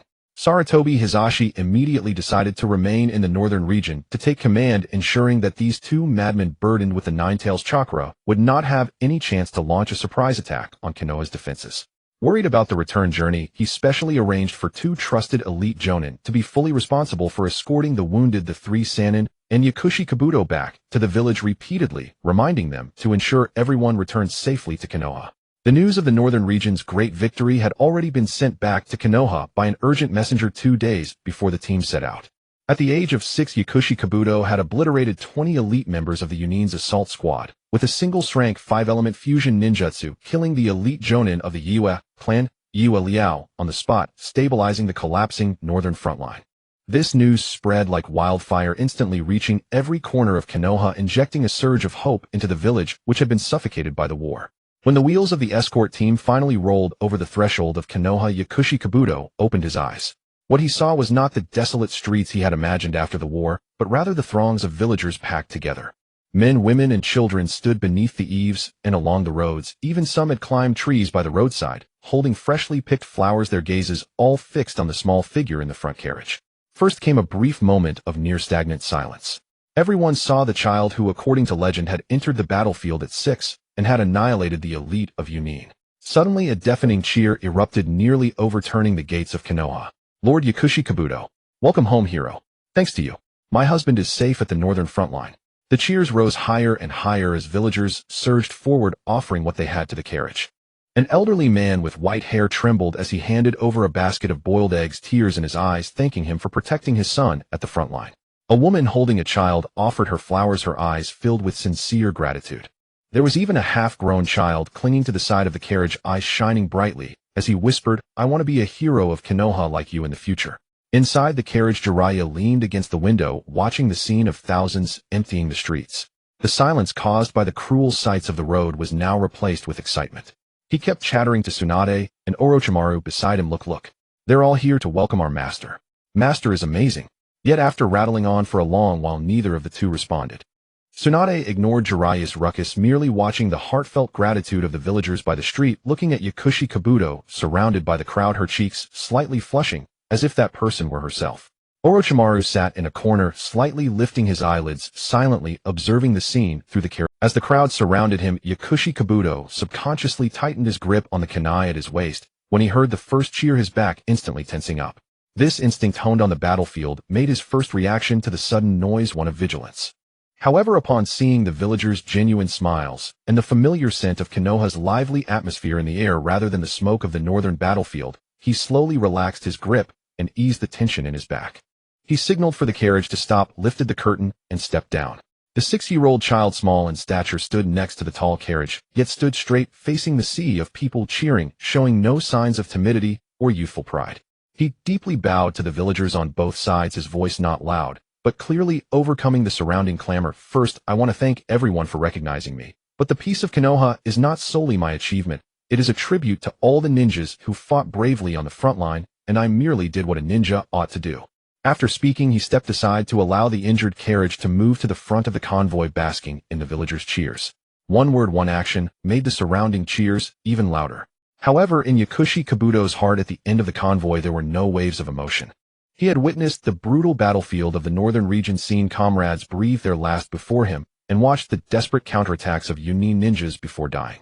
In his eyes, these cheers and flowers were far less substantial than a bowl of hot porridge made by the grandmother from the orphanage. He calmed down the emotionally charged villagers, returned to the carriage, and first took the team to the Konoha medical camp, personally watching as all the severely wounded were properly settled and the medical staff took over the subsequent treatment.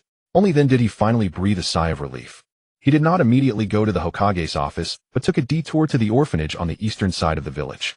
It was the afternoon. The children in the yard were playing, while the grandmother sat on the porch mending the children's worn clothes.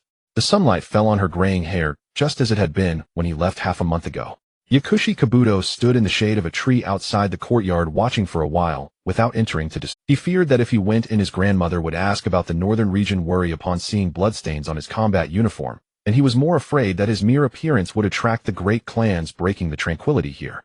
Only when his grandmother went inside did he turn and leave heading towards the Hokage's office. The door to the Hokage's office was slightly ajar. Senju Tobirama sat behind the desk reading through stacks of battle reports sent from the front line. Hearing footsteps, he raised his head, and upon seeing Yakushi Kabuto enter, a rare softness and unabashed appreciation appeared in his usually cold and sharp gaze. "Teacher." Yakushi Kabuto bowed respectfully, his movements steady and standard. "Welcome back. You must have had a hard time on the road these past half-month." Tobirama set down the brush in his hand and gestured to the chair in front of the desk. "Sit. I've already seen the battle reports from the northern region. You did well. You didn't shame me." He paused, his gaze falling on Yakushi Kabuto's slightly fatigued face, brows furrowing slightly. "How is your body? Is there still any effect from the backlash of the shadow clone?" "Thank you for your concern, teacher. I've mostly recovered." Yakushi Kabuto sat down, skipping over excessive pleasantries, directly stating the core request of his visit. "Teacher, I came this time not only to report on the situation in the northern region, but also to request a separate small courtyard for myself." Tobirama raised an eyebrow, somewhat surprised. "You used to live in the orphanage on the eastern side of the village. Why suddenly want a separate residence?" This time the fame from the northern battle has stirred up quite a fuss. The major clans in Konoha will undoubtedly come to visit and court me. Yakushi Kabuto spoke calmly, articulating his concerns clearly. "I grew up in the orphanage. My grandmother is the head of the orphanage, and there are more than 10 homeless children living there. I don't want a constant stream of visitors disturbing their peaceful lives, nor do I wish to bring unnecessary trouble to the orphanage." Tobirama understood his thoughts, immediately nodding, without hesitation. "That's easy to handle. There's a separate house next to mine that's quiet and well secured. It used to belong to a member of the Senju clan, but has been empty for some time. It's yours now. I'll have someone tidy it up right away, and you can move in today." "Thank you, teacher." Yakushi Kabuto stood up, bowing sincerely, feeling relieved as the matter he had been worried about was resolved. He then detailed the movements of Yunin in the northern region and the intelligence regarding Kino and Jino heading to the front line. The teacher and student chatted for nearly an hour before Yakushi Kabuto stood up to take his leave, heading towards the newly assigned small courtyard. In the following days, Yakushi Kabuto lived exceptionally peacefully, as if he had suddenly dropped from the bloody battlefield back into the mundane world. Every morning before dawn, he would rise early to sit quietly in the courtyard, sorting through the chakra within him, gradually repairing the mental exhaustion left by the backlash of the 4 shadow clones dissipating during the battle in the northern region. When the day broke, he would take out paper and pen, repeatedly dissecting and analyzing the 5 elements break world technique, optimizing the cyclical logic of the 5 elemental chakras, compressing chakra consumption for the ninjutsu, and shortening the handseal time. He was very clear that the peace in the northern region was only temporary. As long as Kino and Jino were not eliminated, the threat from Yunin would forever exist. The smoke of the First Shinobi World War would not extinguish completely due to a single ambush. To survive in these chaotic times and protect those he cared about, the only way was to keep growing stronger. As noon approached, Jiraiya, Tsunade, and Orochimaru would regularly come together. Jiraiya was still the most boisterous one, circling around Yakushi Kabuto as soon as he entered, pestering him with questions about the details of the northern battle, crying and begging to learn that world-destroying fusion ninjutsu, each time being punched into a corner by Tsunade, yet still unrelenting. Tsunade would bring some special supplements and fruits from the Senju clan, then quietly sit on the porch listening intently as Yakushi Kabuto explained the core techniques of precise chakra control, her large eyes filled with seriousness. Orochimaru would always be clutching his Philotothibrim ninjutsu notebook, sitting to the side waiting for Yakushi Kabuto to have free time, cautiously asking about the essence of the 5-element ninjutsu, his snake-like eyes full of a fervent obsession with the ultimate ninjutsu. Yakushi Kabuto never held back, giving them the most suitable training directions based on their talents and characteristics, effortlessly breaking through the bottlenecks they had been stuck at for a long time with just a few words. In just a few days, the 3 of them felt as if their minds were opened, growing more and more in admiration and dependence on this master who was only a few years younger than them. Aside from that, the door of the small courtyard hardly ever rested. Clans such as Uchiha Senju Hyuga and Akimichi sent core members to deliver lavish gifts, wanting to visit this genius who had astonished the shinobi world in battle, but Yakushi Kabuto refused them all at the door, citing, "I am not fully recovered and cannot meet guests." He had long anticipated this scene, and was even more grateful that he had requested a separate small courtyard from his teacher. Had he still been living in the orphanage, the constant stream of visitors would have long disrupted his grandmother and the children's peaceful and stable lives. Every night, when the village finally quieted down, Yakushi Kabuto would change into dark clothing, avoid the patrolling ninjas, and quietly visit the orphanage. Sometimes he would peek through the window to see his grandmother and the sleeping children, and other times he would go in to chat with her for a while, leaving his ninja allowances and battle rewards behind along with a few bottles of restorative medicine. His grandmother would always grasp his hand, chattering away, asking if he was eating well, if he was hurt, her eyes full of concern. Yakushi Kabuto would always smile and reassure her, saying he was fine, never mentioning the dangers of the battlefield. Only in front of his grandmother could he relax his defenses and reveal a bit of the innocence that a 6-year-old should have. Until that morning, after finishing a round of morning exercises, the courtyard gate was knocked on. Standing outside was a member of the Hokage's direct umbu. Upon seeing him open the door, he immediately bowed respectfully, speaking earnestly, "Lord Yakushi Kabuto, the Hokage has ordered that you report to the conference room 2 mornings from now, as there seems to be important matters to discuss." Yakushi Kabuto nodded slightly, replying, "Understood. Please inform the teacher that I will be there on time." The umbu bowed and took his leave, vanishing at the end of the street. Yakushi Kabuto stood at the courtyard door, watching the morning sunlight of Konoha passing through the branches of the cherry blossom trees, casting mottled shadows on the ground. He pondered, could there be trouble along the border again? To those who supported me, I'm sorry that due to the number of people, I've placed my acknowledgements at the end of this chapter to avoid disrupting the reading experience. From next time, I will include them in the author's notes. Thanks to User Unknown for their support. Thanks to Wong E for their support. Thanks to KR for their support. Thanks to Tai Hao Lu Bas Shinwei Seiko for their support. Thanks to Zai V Ming for their support. Thanks to Fuze 1 Ren for their support. Thanks to Wu Yu Lu 6 Jiao for their support. Thanks to Ling Hua Fu for their support. Thanks to Li for their support. 2 days passed in the blink of an eye. While the sun had not fully risen, Yao Shiguang donned a sweat-soaked short outfit and stood in the yard, slightly bending his legs as he practiced horse stance. Within him, the lightning release chakra flowed precisely between his limbs, striving to perfectly exercise every inch of his muscles. In the battle of the northern region, he had relied on the 5 elements collapse technique to stabilize the situation. Yet he was acutely aware that large-scale fusion ninjutsu consumed an immense amount of chakra and mental energy. Once engaged in close combat, without having previously created shadow clones, he would be unable to launch any attacks. Thus, solid body techniques became the foundation for survival. During these days of recovery, he rose at dawn each day, refining his foundational body techniques repeatedly, from the most basic stance to swift returns, combining punches and kicks, and engaging in close combat. In the moment of gathering his energy, Yao Shiguang suddenly exerted force in his legs, transforming his figure into several afterimages in the courtyard. The body flicker technique was executed repeatedly in a minuscule area, leaving only faint footprints on the blue stone slabs beneath him, without any unnecessary movements. As he delivered the final straight punch, the punch's wind containing precisely compressed chakra caused a few dew-laden cherry blossom petals to fall from the tree in the courtyard. He then slowly exhaled a breath of turbid air, feeling the lightning release chakra within him gradually stabilize. The mental fatigue from the northern region battle had also completely dissipated through the daily grind. He returned to his room, wiped himself down with cold water, changed into a clean dark outfit, and tied the Konoha headband around his forehead before pushing open the courtyard door to prepare for breakfast. At this time, the villagers had just awakened from their slumber. Though the morning mist had not fully dissipated, the streets were already rising with a hint of smoke from the cooking. Early rising vendors had set up their stalls with steaming white steam rising from the bamboo steamers, mixed with the sweet aroma of grilled rice cakes and the savory scent of miso soup wafting throughout the street. The patrolling ninjas were swapping shifts with their morning colleagues. Upon seeing Yao Shiguang approach, they all immediately halted, bowed deeply, their eyes filled with admiration and excitement.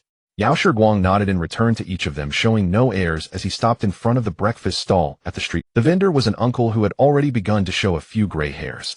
He had been running this stall for over 10 years. When Yao Shiguang was still living in the orphanage, his grandmother would occasionally bring him here to buy red bean rice balls. Xiao Guang. Uncle Yamada's voice rose by half a pitch as he hurriedly wiped his hands on his apron, lifted the steamer lid, and was met with a rush of steam that fogged his face. Without caring, he skillfully picked out 2 red bean rice balls and placed them in a coarse pottery bowl, then turned to scoop a bowl of miso soup with a few slices of tender seaweed and crushed tofu, floating on top, steaming hot. Come sit, come sit. He arranged the items on a small table, stepped back a couple of paces, and looked Yao Shiguang up and down with slightly moist eyes. You've lost weight. In the northern region, there was hardly any good food. You're only 6. Yao Shiguang sat down on the stool, expressed his gratitude, and took a bite of the rice ball. The soft and glutinous rice grains melted in his mouth, the sweetness of the red bean paste gradually seeping out, not greasy, with just the right amount of sugar. He unconsciously slowed his chewing, reminiscing about those days in the northern region when he lived on dry rations, occasionally eating some jerky that left his stomach in turmoil while his mouth was filled with bitterness every day. Now sitting in front of the uncle's stall, he had a bowl of steaming miso soup before him, a stark contrast to the dry porridge he had eaten just half a month ago. At that moment, a voice broke his reverie. "What are you thanking us for? We should be thanking you instead." Uncle Yamada waved his hand, turning his head to pretend to tidy the steamer cloth, his throat bobbing several times. "We've heard about the events in the northern region. The whole village is talking about how you at just 6 years old went to the battlefield and fought." He couldn't finish his sentence. Several villagers eating breakfast nearby, hearing the conversation, were just about to continue when a housewife carrying a child stood up first and deeply bowed to Yakushi Hikari. "Lord Guang, my husband, is in the logistics team on the front lines. He said if it weren't for you blocking the ambush in the dense forest, the entire northern region defense line would have." The housewife's voice trembled, and she choked up halfway through, as if recalling something terrifying covering her mouth as she stepped back. After hearing this, Yakushi Hikari paused, looking down at the rice ball in his hand, then raised his head, his gaze sweeping over the ordinary simple faces before him, all busy with their livelihood so early in the morning. The breakfast vendor, Uncle Yamada, the housewife carrying a child, the villagers eating breakfast. They were not ninjas, could not form hand seals, nor perform ninjutsu, yet they filled Konoha with warmth. "Konoha is not just the Konoha of ninjas," he said softly, a gentle smile gracing his lips. "It is everyone's Konoha. Protecting these people is worth more than anything else." Uncle Yamada was stunned for quite a while, suddenly turning away to wipe his eyes, vigorously mumbling in a gruff voice, This child is truly." Several villagers fell silent, lost in a moment of nostalgia for the first Hokage. Yakushi Hikari lowered his head, quietly finishing the remaining half of the rice ball, and drank the miso soup clean. He stood up, took out a few bills from his pocket, and placed them under the bowl. "Uncle, the money is here." "Hey, no need for that." Uncle Yamada quickly reached out to stop him. Yakushi Hikari had already turned and walked into the sunlight, looking back and waving his hand, his face returning to the usual calm, expressionless demeanor. But for some reason, everyone felt that his smile just now was warmer than all the smoke and fire in the streets. As Yakushi Hikari made his way to the Hokage office, he had a vague sense that he seemed to have changed somewhat. Shaking his head, he stopped thinking about it. The conference room was on the second floor of the office building, and it was just the right time as the appointed hour had arrived. Pushing open the door to the conference room, it was already filled with people. At the head of the long table sat Senju Tobirama, dressed in the Hokage's ceremonial robe, with several core team leaders of Konoha's Jonin class seated on either side, as well as representatives from major clans like Senju, Uchiha Hyuga, and Akimichi. The entire conference room was silent, the atmosphere serious and solemn. Upon seeing Yakushi Hikari enter, all eyes turned to him in unison. A 6-year-old child, small in stature, yet standing straight as an arrow, faced the high-ranking officials and top combatants of Konoha, without a hint of trepidation, walking steadily to the end of the long table, bowing respectfully to Tobirama Hokage-sama. Tobirama nodded slightly, his sharp gaze landing on him, rare softness and appreciation glinting in it. He raised his hand and knocked on the table, his deep voice resonating throughout the conference room, instantly quelling all subtle sounds. "Everyone is present, the meeting begins. Today's gathering is to review Yakushi Hikari's application for Jonin promotion. In the Battle of the Northern Region, Yakushi Hikari utilized and shrank ninjutsu to annihilate the elite Jonin Yue Liao, who led a squad of 20 from the Yue Night Moon clan, killing the enemy commander on the spot, and forcing back the Iwagakure and Kirigakure ambush plans against Konoha, effectively stabilizing the collapsing Northern Region defense line. His military achievements are remarkable and indisputable. In terms of strength, he has already mastered Shrank Ninjutsu, and his chakra control, precision, tactical layout ability, and real-time adaptability in battle have far surpassed his peers, fully reaching the Jonin level. This promotion is jointly recommended by me and the Commander-in-Chief of the Northern Region Frontline, Sarutobi Hizashi, and I now submit it for deliberation and vote by the Jonin class and representatives of various clans." A collective intake of breath echoed throughout the conference room. The military achievements were laid bare for all to see, and no one could deny them. However, since the founding of Konoha, there has never been a Jonin at the age of 6. This was an unprecedented feat. Even the legendary Senju Hashirama and Uchiha Madara had not achieved such heights at this age. Yet no one dared to raise a single objection. The impact of the Northern Region victory had already spread throughout the ninja world. It was this 6-year-old child who had single-handedly reversed the tide in the Northern Region. He stabilized the collapsing front line and allowed Konoha to regain the initiative amidst the chaos of the First Shinobi World War. This military achievement was enough to make the vast majority of adult Jonin envious. The team leader of the Jonin class stood up first, bowing and saying, Hokage-sama, all members of the Jonin class unanimously agree to Yao Shiguang's application for Jonin promotion. Immediately after, representatives from major clans like Senju and Uchiha also stood up to express their support. No one raised any objections, and the unprecedented promotion resolution was passed unanimously. Seeing this, Tobirama picked up the promotion document for Jonin that had already been sealed with the Hokage stamp along with a neatly folded Jonin vest, and said in a deep voice, "In the name of the Second Hokage, I declare that as of today Yao Shiguang is officially promoted to Jonin of Konoha, enjoying all the privileges of a Jonin and directly under the Hokage's command." Yao Shiguang stepped forward, took the document and Jonin vest with both hands and bowed deeply to Tobirama and the high-ranking officials of Konoha present in the room, his voice clear and firm echoing throughout the room. "I will not disappoint Konoha, nor the trust placed in me by Hokage-sama and everyone else." As soon as his words fell, thunderous applause erupted in the conference room. Everyone understood that from this moment on the history of the ninja world was rewritten, and Konoha had birthed the youngest Jonin in history, and this child would undoubtedly become one of the most exceptional figures in the ninja world. Just as the applause subsided, the door to the conference room was suddenly pushed open forcefully. A sweating messenger ninja rushed in, kneeling on one knee, his voice urgent and grave. "Hokage-sama. Urgent intelligence from the northern region. The main forces led by Kin and Jin are launching a surprise attack on our western supply line. The ninjas stationed at the checkpoint have suffered heavy casualties, and Lord Hizashi is exhausted. He urgently requests Konoha's support." The atmosphere in the conference room instantly sank to its lowest point. The notorious names of Kin and Jin were known throughout the ninja world. This brother duo wielded the Six Paths ninja tools and had devoured the flesh of the Nine Tails, making their strength terrifying. If they personally took action, the supply line of Konoha in the northern region could be completely severed at any moment. Once the supply line was cut, the Konoha forces on the front line would fall into a state of self-collapse without a fight. As everyone wore grave expressions contemplating who should be sent for support, Shimura Danzo, sitting in the last position, suddenly stood up, his eyes bursting with an unmistakable gleam, his heart racing. He and Sarutobi Hizashi were both disciples of Tobirama, but for a long time Hizashi had always been ahead of him, earning the teacher's trust and holding significant power over the northern region front line, while he was stuck in the village dealing with trivial logistics, never having an opportunity to prove himself. This time, facing Kin and Jin directly and supporting the northern region and holding the supply line was his best chance to catch up with Hizashi and prove that he was no less capable than anyone else. He could not hesitate any longer, nor could he let this opportunity slip away. Danzo stepped forward, deeply bowing to Tobirama, his voice bubbling with suppressed excitement. "Teacher, I wish to lead a team to the northern region to support Hizashi. I will ensure the supply line is secure and will not allow Kin and Jin to breach the defense line by a single step." Tobirama looked at his disciple before him, his eyes narrowing slightly. He understood Danzo's thoughts and the perilous nature of this mission.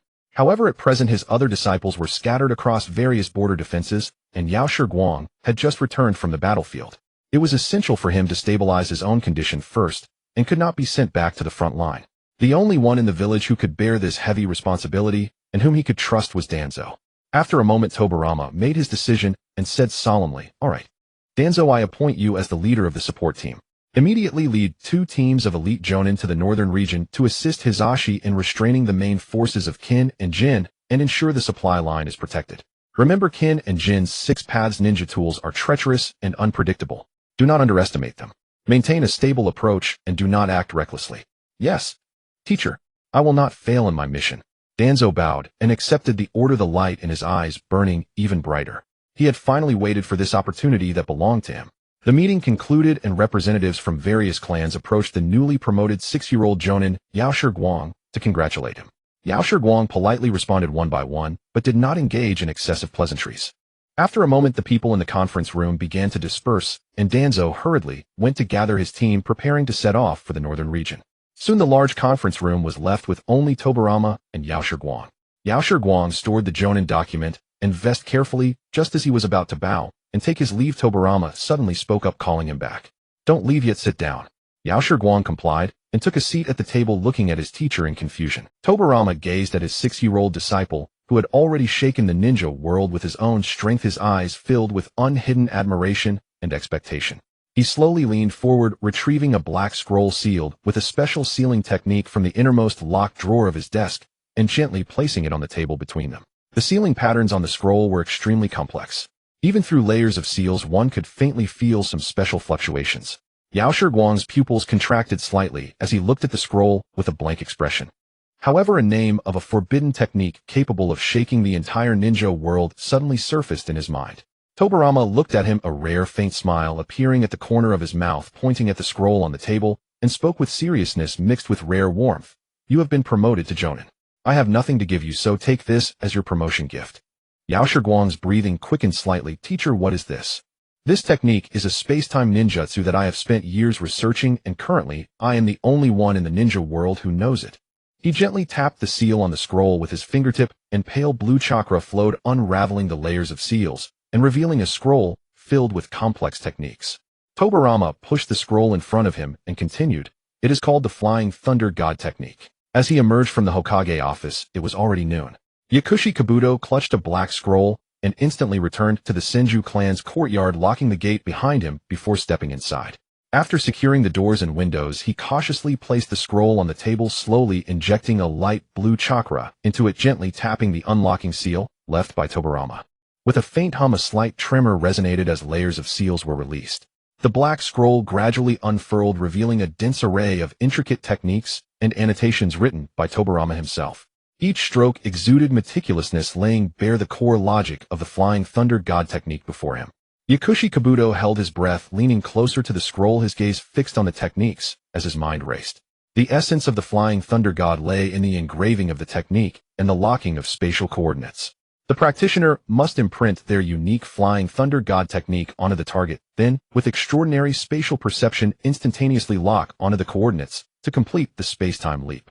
This technique demanded extreme precision from the practitioner. Not only did it require a vast amount of chakra to sustain the spatial leap, but also an unparalleled control over chakra alongside an extraordinary talent for spatial awareness. Without any of these three, one might not even reach the threshold. It was precisely for this reason that over the years, apart from Tobirama himself, no one in Konoha had grasped its essence. However, for Yakushi Kabuto, the threshold of this technique happened to lie within his area of expertise. While developing the 5 elements collapse of dimensions, he had already sensed spatial fluctuations, achieving precise control over chakra down to every minuscule detail, capable of perfectly merging the 5 elemental changes, let alone the singular technique imprint. He sat at the table studying from noon until the sun began to set as the sky outside gradually darkened. He had comprehended the core logic of the Flying Thunder God technique, but the simplified version of the technique was still lacking. His brain could not sustain prolonged overclocking, so he had to settle for gradual simplification each day. Just as Yakushi Kabuto was about to take a short break to eat, a hurried knocking sounded at the gate, accompanied by a familiar female voice that interrupted his respite. Uncle, are you home? It was Tsunade. Yakushi Kabuto raised his hand to reseal the scroll, locking it away in the cabinet before rising to open the gate. There stood a young girl at the door, dressed in the Senju clan's family crest kimono. Upon seeing him open the door, her eyes instantly curved into crescent moons. Uncle, you really are home? Tsunade exclaimed excitedly, bouncing inside, while secretly observing her surroundings. Noticing that everything was as usual, a fleeting hint of disappointment crossed her face before she cleared her throat and said, Great-granduncle asked me to call you for dinner. He said he has something to discuss with you and sent me to fetch you. She added, feeling a bit shy as she scratched her head, unable to meet Yakushi Kabuto's gaze, and softly added, also, my grandmother heard you were here and specially cooked today. Yakushi Kabuto observed the bashful Tsunade. Although he felt somewhat puzzled, he nodded, slightly smiling as he replied, all right, let me change into some clothes and I'll go with you. That's great. Tsunade exclaimed, her eyes sparkling as she obediently stood in the courtyard watching him. A moment later, Yakushi Kabuto changed into clean dark clothing and followed Tsunade toward the Senju clan's estate. The Senju clan, as one of Konoha's founding families, had its estate located in the heart of Konoha's eastern side, facing the Uchiha clan's territory from a distance. Passing through the stone gate engraved with the Senju family crest, he was greeted by a broad and flat stone path lined on both sides with traditional-style houses, yet there were hardly any people around. Tsunade, grumbling to herself, remarked, we're almost there. It's all Grandpa's fault for disbanding the clan members, leaving only me, Grandma, and great-granduncle here. Yakushi Kabuto recalled that there should still be Nawaki. Wait, Nawaki probably hasn't been born yet. Just to be sure, he asked, by the way, Tsunade, what about your parents? Oh, them. They're enjoying life in the capital of the Land of Fire. Tsunade puffed out her cheeks, quickening her pace. Forget about them. Yakushi Kabuto silently followed behind. Tsunade chattered away about everything from the new buds sprouting from the old cherry blossom tree at home to how Jiraiya had secretly peeped at the women's bathhouse today and ended up getting punched into a wall, her mouth never stopping. Yakushi Kabuto listened quietly, occasionally responding with a word or two, his expression warm with a gentle smile. Before long they arrived at the Senju clan's main residence. The estate was vast, featuring a giant cherry blossom tree that had stood for 100 years, its branches lush and vibrant, radiating the depth of the great clan's legacy. As they entered the courtyard, they spotted a woman standing on the porch smiling at them. Yakushi Kabuto paused slightly and immediately bowed. The woman before him was none other than Mito Uzumaki, the wife of the first Hokage Senju Hashirama, and the first Jinchuriki of the Nine Tails, a princess from the Uzumaki clan. She appeared to be in her 30s with long fiery red hair that resembled flames, loosely tied at the back with a smooth white jade hairpin and a few strands framing her cheeks, accentuating her snow-like complexion. Her features were exquisite and radiant with an elegance and gentleness that came with the passage of time. A distinctive purple diamond pattern characteristic of the Uzumaki clan adorned her forehead, adding an air of mysterious nobility. Though she merely stood there quietly, an indescribable heaviness radiated from her being, a depth that came from being the Jinchuriki of the Nine Tails, wielding the chakra of a tailed beast. Yet her gaze was so gentle that it diluted the pressure, making one feel as if they were basking in the spring breeze. Lady Mito. Yakushi Kabuto bowed respectfully, his tone filled with reverence. He understood that this woman was not only the wife of the first Hokage, but also one of the most skilled sealing masters in the ninja world. Even Tobirama held her in high esteem. Oh, there's no need for such formalities, dear child. Mito smiled and stepped forward to assist him, her voice as gentle as the water of a spring day. I've heard Tobirama and Tsunade mention you. At such a young age you possess such abilities and have protected Konoha so well. You're truly a good child. As she spoke, her amber eyes swept over Yakushi Kabuto, gently, sensing no malice from the sealed knot. This filled Mito with genuine joy, and she felt a growing fondness and warmth towards this child she was meeting for the first time. Come in and sit. The food is almost ready and Tobirama is already waiting inside. Mito took Tsunade's hand and guided Yakushi Kabuto toward the house, her warmth making him feel both honored and slightly flustered. Tsunade proudly raised her chin, walking beside Mito as she whispered to her grandmother about the chakra control techniques Uncle had taught her, while Mito listened with a smile, occasionally glancing at Yakushi Kabuto with increasing admiration. Shortly after entering the house, steaming hot dishes were served, filling the table with exquisite Japanese cuisine made from the finest ingredients in Konoha, along with several unfamiliar dishes clearly prepared especially for him and Tsunade. Tobirama sat at the head of the table, having returned from the Hokage office not long ago. Upon seeing Yakushi Kabuto enter, he gave a slight nod indicating for him to sit across from him. The four of them settled down with Mito continuously serving Yakushi Kabuto food, asking him about his regular training and experiences in the northern region, treating him as if he were her own younger relative. Yakushi Kabuto picked up a dish and tasted it, instantly realizing what had made Tsunade uneasy in the courtyard. He slowly raised his gaze to his teacher's expressionless face, feeling a surge of admiration. He then glanced at Tsunade beside him, who was happily serving him more food. Yakushi Kabuto lifted his hand and placed a generous serving in her bowl. Here, Tsunade, eat more, you need to grow. Tsunade's expression froze, forcing a calm smile as she replied, Uncle, you just recovered, you should eat more. No need. Before he could finish, another large portion was placed into his bowl. Mito observed the playful banter between the two, a hint of mischief sparkling in her eyes, as she suddenly teased, Tsunade, my dear, you seem so happy with young Kabuto, here's serving him food. Could it be that our little Tsunade has taken a liking to him? Her words instantly silenced the atmosphere at the dinner table. Tsunade and Yakushi Kabuto's hands, which were serving food, abruptly halted. Her small face flushed bright red, turning crimson from her cheeks to her ears, even her neck tinged with a light blush. She shot up her head, both embarrassed and angry, calling out to Mito, Grandma. The young girl, flustered and irritated, lost all semblance of her usual boldness. Covering her burning face, she stomped out of the dining room without daring to look back. Yakushi Kabuto was also taken aback by the sudden teasing.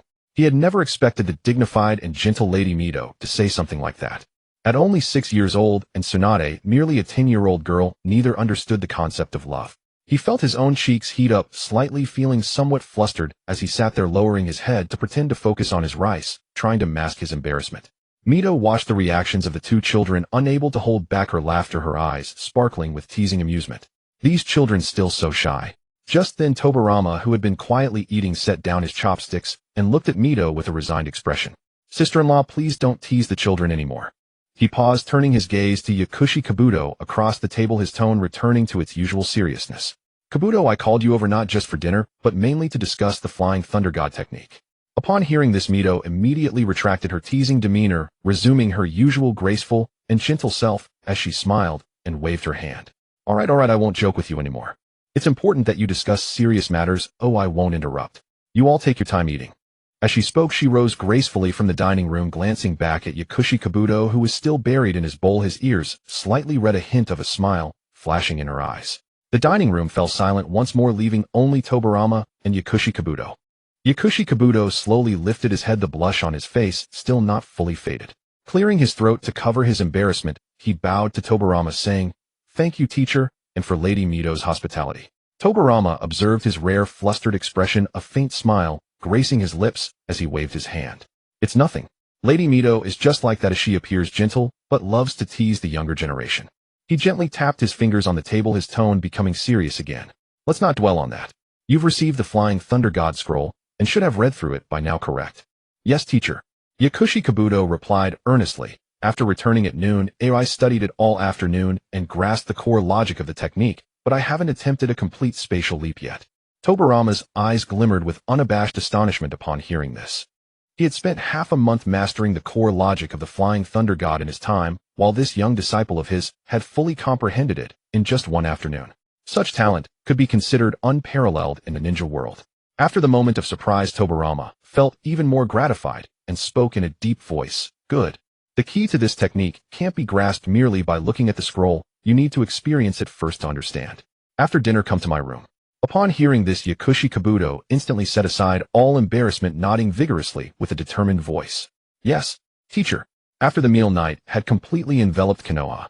Tobirama led Yakushi Hikari through the corridor and into his study.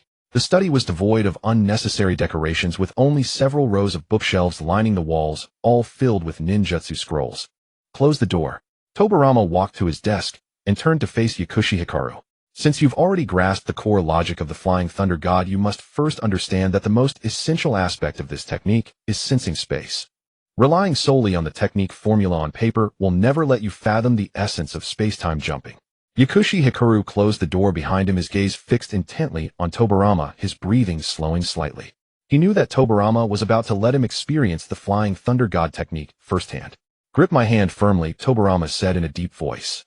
Yakushi Hikari immediately stepped forward and clasped Tobirama's hand securely. The next second, Tobirama's chakra erupted violently. Yakushi Hikari felt the scene before him twist abruptly, the wind in his ears vanished instantly, and a powerful sensation of weightlessness surged over him, only to dissipate in an instant. In the blink of an eye, the sensation under his feet changed from the wooden floor of the study to rough, hard rock. Yakushi Hikari opened his eyes wide, and what met his gaze was the full panorama of Konoha village.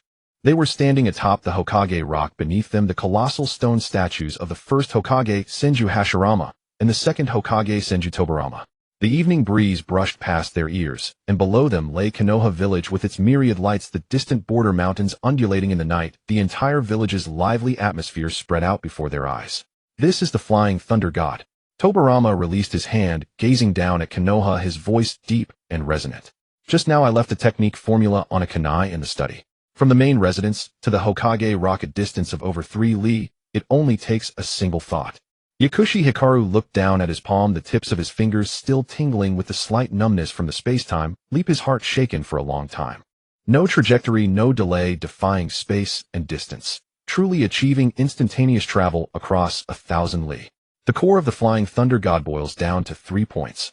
Tobirama turned around, leaning against the stone wall of the statue, and raised 3 fingers toward him. First, the imprinting of the technique formula. No matter when or where, you must be able to instantly inscribe your unique technique formula onto the target. Once imprinted, unless someone has exceptional spatial perception, they can never find or erase your mark. Second, you need sufficient chakra to sustain the Flying Thunder God's consumption. A distance of 1 li and 10 li, the chakra consumed is not 10 times, but 100 times. If your chakra is insufficient, the Flying Thunder God cannot be used. Third, and most crucially, Tobirama's tone grew increasingly grave, spatial perception. This is the core of the technique. If you cannot sense it, even if you master the formula, you cannot activate it. Yakushi Hikari nodded slightly upon hearing this. "Give it a try." Tobirama raised his hand and tossed a kunai inscribed with the Flying Thunder God technique formula. The kunai traced an arc and firmly embedded itself on the rooftop of the Hokage office building across the way, shimmering faintly in the night. Use your own chakra to replicate the formula lock onto the coordinates, and jump over. Don't rush you for your first attempt, just making it counts as success. Yakushi Hikari took a deep breath, closed his eyes, and rapidly reviewed the technique formula he had studied thoroughly that afternoon in his mind. A pale blue chakra slowly rose from within his body, his extraordinary perception expanding outward, instantly locking onto the technique formula coordinates on the kunai 100 meters away. The next moment, the chakra spun into motion along the trajectory of the technique formula. A faint spatial fluctuation flickered, and Yakushi Hikari's figure vanished instantly from the top of the Hokage rock. When he reappeared, he stood steadily on the rooftop of the Hokage office building, his toes landing precisely beside the kunai. His first attempt was a success. Yakushi Hikari looked down at his hand, a glimmer of light flashing in his eyes. He could clearly sense that this short 100-meter leap had consumed nearly 1/10 of his chakra. He raised his head toward the Hokage rock, his mind stirring, and once again activated his chakra. This time he not only sensed the imprint on the Hokage rock, but also other imprints within the village evidently left by his teacher. Gathering his focus, he carefully sensed the imprint at the village entrance 2 li away. Another spatial fluctuation, and his figure vanished once more. But this time when he landed, his steps wavered slightly, and nearly 90% of his chakra was drained in an instant. Had it not been for the regenerative power of the returning spring technique, he would have collapsed to the ground. Yakushi Hikari frowned slightly, quickly calculating in his mind. A 100-meter leap consumed 1/10, 2 li consumed over 9/10. If it were 10 li, it would likely cost him his life. At his current stage, although his chakra reserves far exceeded those of his peers, and even rivaled those of a jonin, it was still far from sufficient to handle the geometric increase in chakra consumption demanded by the Flying Thunder God. He couldn't help but inwardly complain, this thing for now is only useful for escape and urgent travel, it's completely unusable repeatedly in combat. Just as he was lost in thought, the space beneath his feet rippled again, and Tobirama's figure appeared beside him. Seeing his slightly pale face, a glint of understanding flashed in Tobirama's eyes. Did you feel it? The rate of chakra consumption far exceeds your expectations. Yes, sensei. Yakushi Hikari nodded in agreement. The farther the distance, the more chakra consumption increases geometrically. With my current chakra reserves, long-distance leaps are simply unsustainable. That's normal. Tobirama patted him on the shoulder, his tone unusually gentle. When I first learned the Flying Thunder God, I could only manage short-distance leaps. This technique is not something you master overnight. Your chakra reserves will grow with age, and your control over the formula will become more refined. In time, you'll naturally be able to teleport repeatedly in combat. He paused, gazing at the Knight of Konoha, and added, moreover, the Flying Thunder God is never limited to long-distance travel. In combat, repeated short-distance teleportation combined with the imprinting of technique formulas on kunai is enough to keep you invincible on the battlefield. I will teach you these things gradually. Yakushi Hikari nodded firmly, the slight disappointment in his heart dissipating instantly. He knew that at only 6 years old, completing a Flying Thunder God jump on his first attempt was already an unprecedented feat. The two returned to the Senju main residence's study in an instant via the Flying Thunder God. Just as he pushed open the door, Yakushi Hikari bowed deeply to Tobirama, his tone serious. Sensei, your disciple has one more request. Tobirama raised an eyebrow, signaling him to continue. Your disciple wishes to learn sealing techniques. Yakushi Hikari lifted his head, his gaze resolute. The core technique formula of the Flying Thunder God is intrinsically linked to sealing techniques, and I deeply understand that sealing techniques are one of the most fundamental pillars of the ninja world. Whether in technique development or battlefield response, sealing techniques are indispensable. I humbly ask for your permission to teach me. There were also unspoken words in his heart. The sealing techniques of the Uzumaki clan were the pinnacle of the ninja world. In the future, the Ninetales rampage and various powerful bloodline limits would all require sealing techniques to counter. Mastering this art early would give him the confidence to protect himself and those around him in the coming chaos. Tobirama's eyes flickered with appreciation upon hearing this. Having studied various techniques, he naturally understood the importance of sealing techniques. That Yakushi Hikari at such a young age could recognize the core status of sealing techniques spoke to an insight that far surpassed most ninja. Your desire to learn sealing techniques is a good thing. Tobirama nodded, then shifted his tone. However, when it comes to mastery of sealing techniques, no one in the entire ninja world can surpass Lady Mido. She is the princess of the Uzumaki clan, the Jinchuriki of the Ninetales, and her sealing techniques have reached the pinnacle. Compared to her, I am merely a junior. Just as he finished speaking, the study door was gently pushed open, and Uzumaki Mido entered carrying 2 cups of hot tea, a smile playing on her lips. She had clearly overheard their conversation. Tobirama, stop flattering me. Mido placed the hot tea before them, her gaze falling on Yakushi Hikari, her eyes full of warmth. Hikaru wants to learn sealing techniques. That's a wonderful thing. Yakushi Hikaru immediately bowed, Lady Mito. Mito waved her hand with a smile, pulled up a chair, and sat down slowly, her tone carrying a hint of teasing. Oh, I thought you'd be heading back to your own courtyard after dinner. Why did you suddenly stay in the study? Could it be you deliberately stayed behind to see our Tsunade? The words instantly made Yakushi Hikaru's cheeks flush slightly. He had never expected Mito to ambush him like this, teasing him about Tsunade again. For a moment, he was at a loss, lowering his head to hide his embarrassment. Sister-in-law, don't tease him. Tobirama interjected helplessly. Hikaru genuinely wants to learn sealing techniques. He just brought it up to me. He is my disciple and a jonin of Konoha, blessed with rare talent. If you have the time, please guide him. Mito heard this, put away her playful expression, and looked at Yakushi Hikaru with more seriousness. She was a descendant of the Uzumaki clan, and she never casually passed on sealing techniques, but Yakushi Hikaru was different. This child was pure-hearted with an absolute will to protect Konoha, and was Tobirama's personal disciple, a ancient millennium genius. She pondered for a moment, then smiled and nodded. All right. Since Tobirama has spoken, and you sincerely wish to learn, I will teach you. Come to the main residence tomorrow morning, and I will start with the most basic sealing techniques of the Uzumaki clan. Yakushi Hikaru immediately bowed again. Thank you, Lady Mito. I will study diligently, and never let your teachings go to waste. While he spoke his thanks with solemnity, a flicker of regret crept into his heart. It wasn't that he didn't want to learn sealing techniques, but the thought of coming over tomorrow and being teased by Mito about Tsunade from time to time made him feel a headache coming on. But since things had come to this, he had no choice but to steel himself and accept. Mito noticed the slight embarrassment in his eyes, couldn't help but smile again, and stood up. All right, you two continue your chat. I won't disturb you. Hikaru, don't forget to come early tomorrow morning. With that, she turned and left the study, but not before glancing back at Yakushi Hikaru and winking. The study fell silent again. Tobirama looked at his disciple, tapping his fingers lightly on the desk, his tone suddenly becoming extremely solemn, even grave. Hikaru, there is one more thing I need to tell you in advance. Yakushi Hikaru immediately set aside all distractions and straightened his expression. Sensei, please speak. The first great ninja war has been raging for years, and all the major hidden villages have exhausted their resources. They can't hold out any longer. Tobirama's gaze drifted toward the night outside the window, his voice low. The Raikage has already sent a diplomatic letter. Next year in Konoha year 20 they want us to go to Cloud to sign a peace treaty. Yakushi Hikaru's heart jolted violently, a chill racing up his spine. Konoha year 20, the peace conference at Cloud. How could he have forgotten this critical point?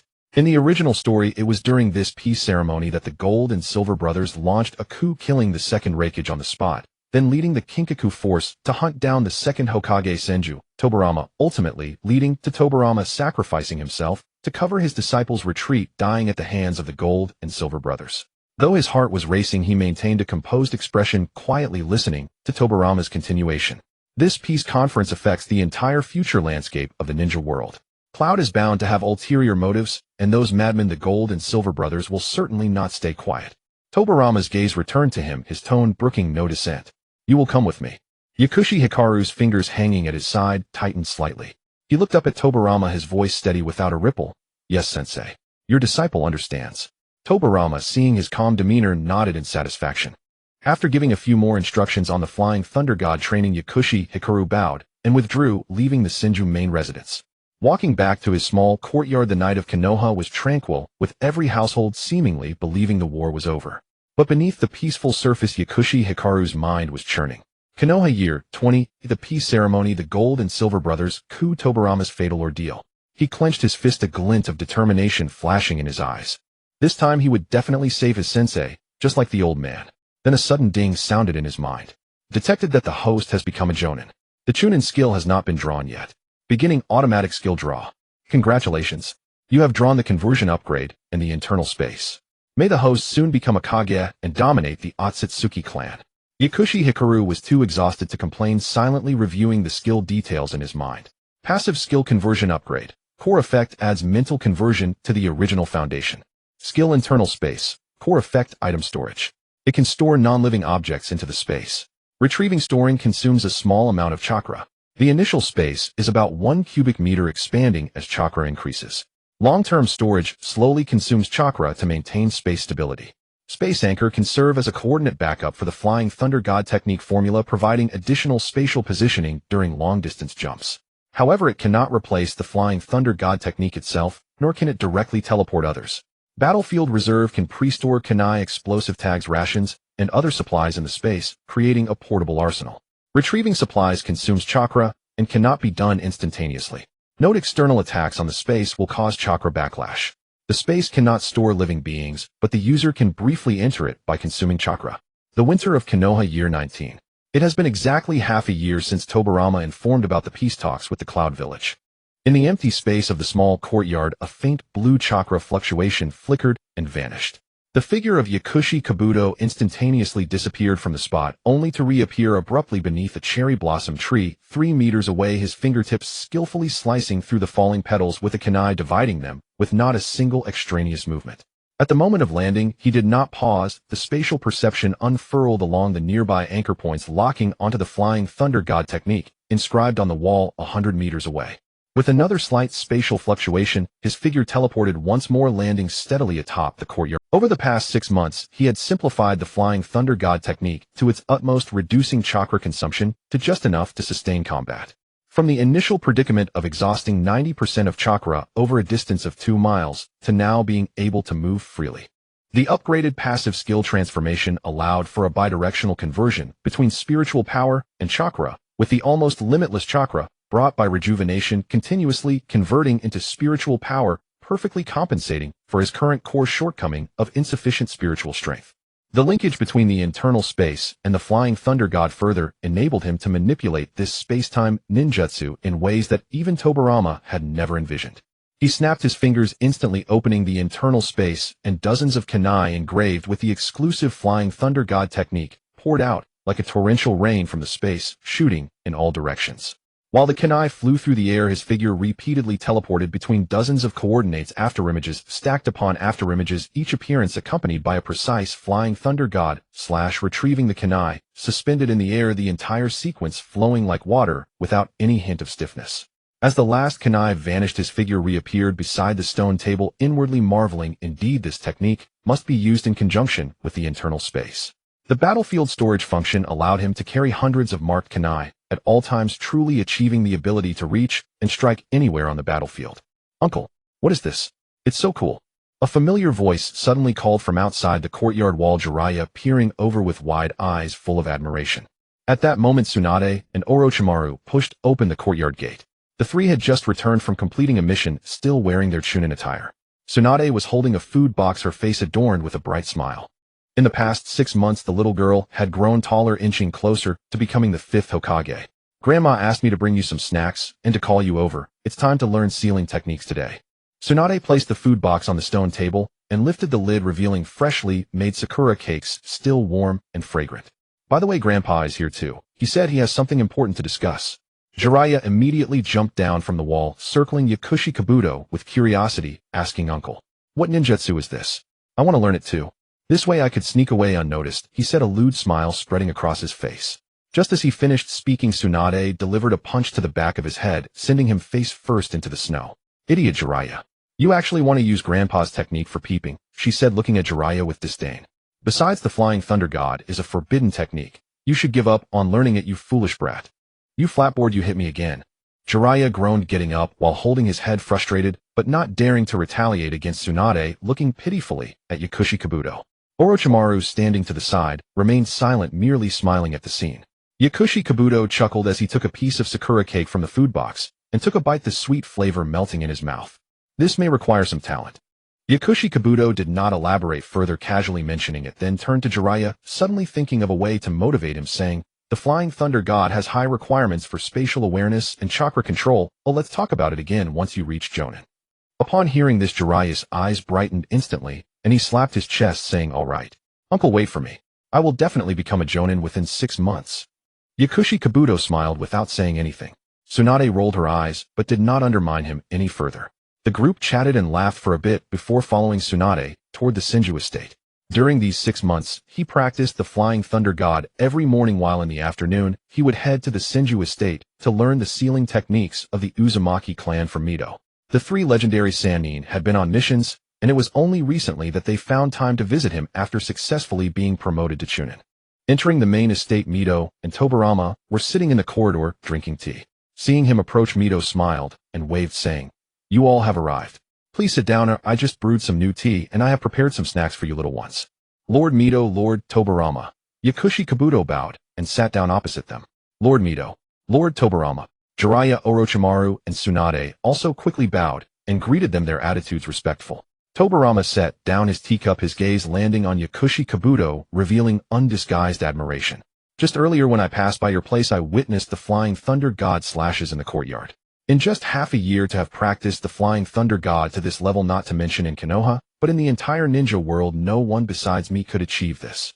In my time, it took me 3 years to fully master the Flying Thunder God, yet my disciple here has managed to reach a practical level of repeated teleportation in only half a year.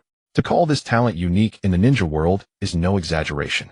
It's all thanks to your teachings, master. Yakushi Kabuto replied with a slight nod, his tone humble. During these 6 months, he had repeatedly analyzed the deadlock from the original story. Late at night, the 6 paths ninja tools of Kin, and Jin, the 200 men of the Kin army, the second Hokage's death on the spot, and Tobirama sacrificing himself for Sarutobi to retreat, ultimately perishing. For this, he had long made thorough preparations.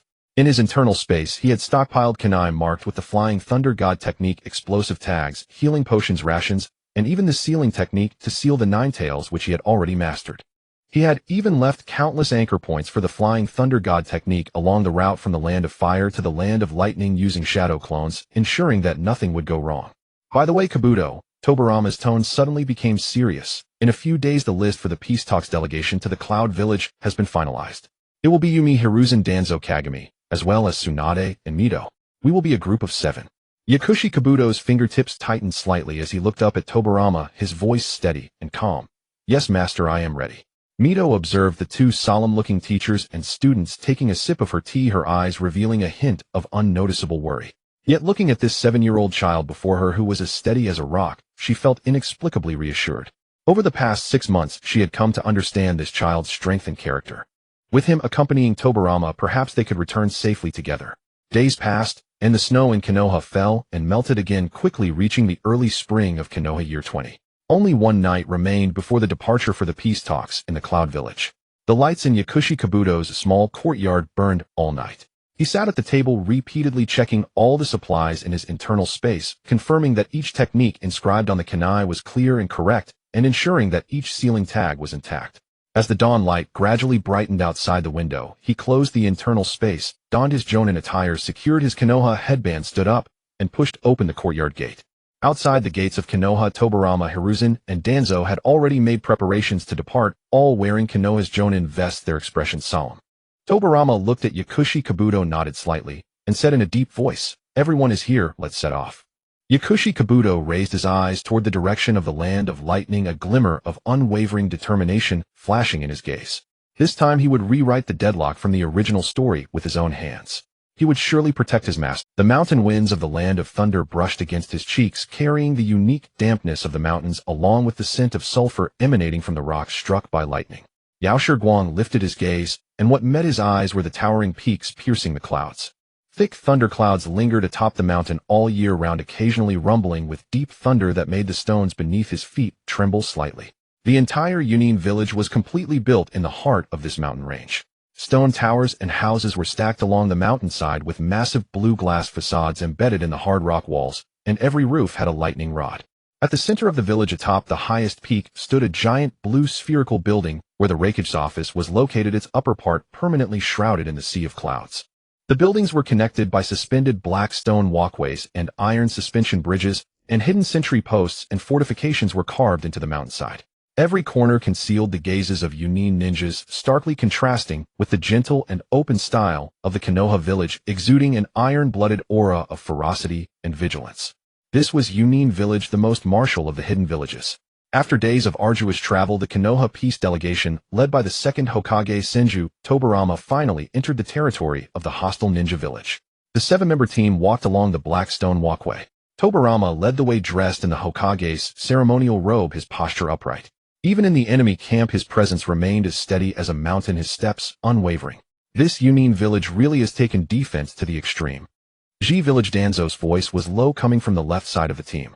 As he scanned the mountainside, his brow furrowed slightly. The mountainside is full of shooting positions, and both sides of the walkway are lined with lightning traps. If they wish to attack, we won't even have a retreat. Danzo calmed down. Sarutobi Hiruzen, walking on the other side of Tobirama, spoke steadily, though his gaze remained equally vigilant. We are a peace delegation. Since the Raikage has proactively sent a letter of state, they want act against us in the open. But we must indeed be wary of the hidden threats. Captain Hiruzen is right. Uchiha Kagami's Sharingan opened slightly, scanning the corridor ahead. His voice was soft yet precise. 30 meters ahead, 4 Umbu are concealed in the stone wall, their chakra fluctuations stable, all at the level of elite Jonin. There are also individuals in the niches on both sides monitoring us the entire time. Turning, Hinata Komatsu and Mito Kazuma exchange glances, both seeing the gravity in each other's eyes. They quicken their steps to keep up with the team ahead, whispering, after all, this is Yunyin's territory. We're unfamiliar here, so we must be extremely cautious. The whispers in the team reached Yao Shiguang's ears, yet he maintained a blank expression, walking beside Tobirama without responding. The 7-year-old child was small in stature, yet his steps were steady. His calm eyes scanned every detail of the mountains. The moment he entered the vicinity of Yunin village, he fully expanded his sensing ability, clearly perceiving the chakra fluctuations within a 10-mile radius, the hidden sentries in the stone walls, and even the traps buried beneath the walkway. From the land of fire to the land of thunder, he secretly utilized the flying thunder god anchor points within his body, thoroughly familiarizing himself with the terrain along the way, even quietly leaving flying thunder god seals at several mountain passes on the outskirts of Yunin village. To guard against the potential hidden dangers behind this peace talk, every step must be prepared with a backup plan. Second Hokage, you've traveled a long way, or it must have been tiring. A deep voice like thunder came from ahead, instantly drowning out the winds and thunder of the mountains. The second Raikage stood at the main fortress platform beneath the peak, flanked by dozens of elite Jonin from Yunin. These ninjas were all robust with dark skin, their bodies exuding a surging chakra of lightning. Their vigilant gazes swept over the Konoha delegation, occasionally revealing a fierce chakra aura perfectly embodying the martial style of Yunin village. The second Raikage was extremely tall, a scar crossing his brow, emanating an aura of iron-blooded resolve forged through years of battle. He was a powerhouse of the same era as Senju Tobirama, whose lightning ninjutsu was feared throughout the ninja world, and he was also the key figure in facilitating this peace talk. Tobirama nodded slightly, his tone neither servile nor overbearing. Raikage, I have come to end the war between our two countries and restore peace to the ninja world. Well said. The second Raikage laughed heartily, gesturing for everyone to enter the main fortress within the mountain. The fortress had completely hollowed out half of the peak, with spacious corridors paved with black stone. Torches burned with a ghostly flame on both sides of the stone walls, and wherever the eye could see were the elite guards of Yunin, standing vigilant. As they entered the reception room, both sides took their seats, with Yunyin's ninjas serving hot tea. On the walls of the reception room hung portraits of the first Raikage, the overall style being simple and rugged. Without any unnecessary decorations, the floor-to-ceiling windows of the reception room faced the rolling sea of clouds in the mountains, offering an expansive view. After some simple pleasantries, the second Raikage finally couldn't help but speak, his gaze fixed directly on Yao Shiguang, asking Tobirama Hokage, is this the one from Konoha, the boy who single-handedly annihilated my Yunyin's elite assault team of 20 at the age of 6? Indeed. Tobirama nodded slightly, looking at his disciple beside him with unabashed pride. He is my direct disciple, and also a Jonin of Konoha. He has come along with me for this peace talk. Yao Shiguang politely bowed to the second Raikage, his tone calm and steady, without a trace of fear. Raikage-sama. The second Raikage looked at the 7-year-old child before him, filled with astonishment. He had long heard of a rare genius from Konoha who advanced to Jonin at the age of 6, annihilating the elite Jonin of the Yue clan in a single move. However, hearing it was not as impactful as seeing it in person. Witnessing this child in front of him was truly shocking. Now at the age of 7, he stood in the heart of the enemy ninja village, facing the Raikage. In front of a room full of elite Yunin ninjas, he managed to remain composed without changing his expression. This composure was something many adult Jonin could not achieve. Remarkable, truly remarkable, the second Raikage couldn't help but exclaim. Konoha is fortunate to have a genius like you. At such a young age, possessing both strength and composure, you will undoubtedly have your place in the future ninja world.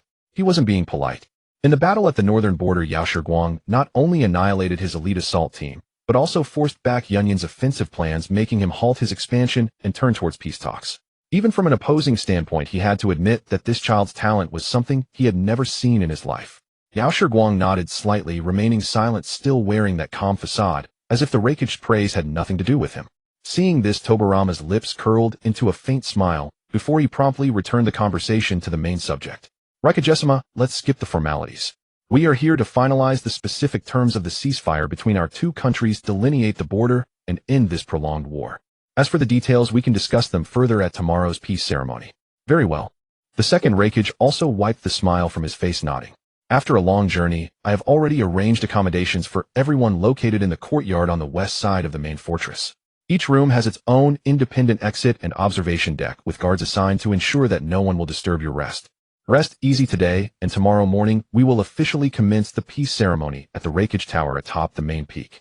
After a few more brief discussions, they settled the process for the peace talks and concluded the meeting. Under the guidance of the Yunin ninjas, the Konoha delegation headed towards the resting courtyard on the west side. Yaoshi Guang walked expressionlessly behind Tobirama, but as they exited the office, the fingers hanging at his side suddenly tightened. In his sensing, he suddenly captured two piercing gazes filled with killing intent locked tightly onto his teacher, with chakra fluctuations that were extremely strange mixed with a familiar chakra aura of the Nine Tails. Yaoshi Guang's heart skipped a beat, instantly recognizing the owners of those two chakra signatures, Jin Jiao and Yin Jiao. Yet his footsteps did not falter at all. He maintained his calm demeanor following Tobirama, while his fingertips remained tense, secretly on high alert. On the way to the resting courtyard, he could even distinctly feel that when those two gazes swept over him, they paused slightly, filled with scrutiny and disdain, before shifting their gaze away, as if looking at an inconsequential ant. In the shadows stood one with golden hair, and the other with silver hair, both bearing twisted patterns on their faces, exuding a violent chakra aura, with 6 ninja tools strapped to their waists. They looked at Tobirama as he passed by, their eyes sharp as blades, with a sinister smile curving at the corners of their mouths. Peace talk. Jin Jiao's voice dripped with contempt. That old man is actually willing to shake hands with the Konoha people, truly disgraceful for Yunin. What's the rush, brother? Yin Jiao chuckled coldly, unconsciously stroking the 7-star sword at his waist. Tomorrow's peace ceremony will be their death sentence. First eliminate the second Raikage, the pro-peace weakling, then take down Senju Tobirama. At that point, the entire Yunin and the entire ninja world will belong to our brothers. Their gazes swept once more over the small figure within the team, brimming with disdain, no regard at all for the 7-year-old Jonin. In their eyes, even if this child had some talent, he was merely a snot-nosed brat who couldn't stir up any trouble. Then, like phantoms, the two figures silently vanished into the shadows of the rock wall, leaving behind a lingering aura of violent killing intent in the air. And all of this was captured clearly by Yaoshi Guang's sensing ability. Soon the group arrived at the arranged resting courtyard. The courtyard was fully embedded in the western mountain, with each room featuring an independent heavy stone door guarded by Yunin ninjas outside, ostensibly for protection, but in reality also for surveillance. Everyone chose their rooms, and Danzo and the others returned to their respective quarters to rest, leaving only Tobirama and Yaoshi Guang standing on the suspended platform of the courtyard. Beneath them, the rolling sea of clouds, and in the distance the thunderclouds were faintly rolling through the mountains. Teacher.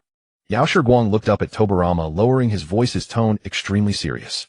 Just now, as soon as we left the office, I sensed 2 strong killing intents aimed at you, and their chakra is violent, carrying the chakra aura of the Nine Tails.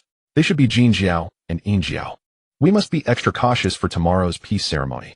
Tobirama raised an eyebrow at his words, showing neither surprise nor tension. He glanced at the Raikage Tower atop the main peak, waving his hand dismissively. I know. Jin Jiao and Yin Jiao are notorious warmongers in Yunin, always opposing peace talks and harboring killing intent against me. That's perfectly normal. But this is Yunin Village, the territory of the second Raikage. The entire village is filled with Yunin ninjas. Even if they are crazy, they wouldn't dare to act recklessly during the peace ceremony. Tobirama patted his shoulder, his tone as steady as a mountain. Don't worry with me here, nothing will go wrong. You've been traveling and must be tired. You should return to your room and rest well to prepare for tomorrow's peace talks. After saying this, Tobirama turned and walked into his room, closing the heavy stone door behind him, clearly unconcerned about Jin Jiao and Yin Jiao's killing intent. Only Yaoshi Guang remained on the platform, looking up at the 2 residual malicious chakra signatures deep within the fortress, his fists clenched tighter. His teacher's confidence ultimately underestimated the madness of Jin Jiao and Yin Jiao. Yaoshi Guang shook his head helplessly and turned to enter his room, closing the stone door. The room fell into darkness. Yaoshi Guang lay on the bed, but felt no sleepiness at all, the image of his teacher sacrificing himself replaying in his mind. He simply rose and sat at the stone table, the pale blue chakra slowly circulating within him. Once again he expanded his sensing, firmly locking onto the 2 violent chakras deep within the fortress, while repeatedly confirming all the flying thunder god seals he had left along the way, ensuring that every contingency was foolproof. The next morning, the sky over the land of lightning remained overcast with dark clouds, and thunder rumbled intermittently. The 7-member delegation from Konoha stepped into the peace conference hall of the Raikage building precisely on time. Inside the conference hall hewn from the rock of the main peak, a long stone table dominated the center of the spacious chamber. On either side sat the Hokage of Konoha and the Raikage of Kimogakure. Behind each Kage stood several elite jonin, maintaining the dignity befitting a peace negotiation. Yao Shiguang stood behind Danzo, and Hiruzen mimicking the solemn expressions of the other guards. His sensing ability had already enveloped the entire hall, ready to respond to any sudden developments. Yet after scanning the venue for a long while, he still failed to detect the presence of Kinkaku and Ginkaku.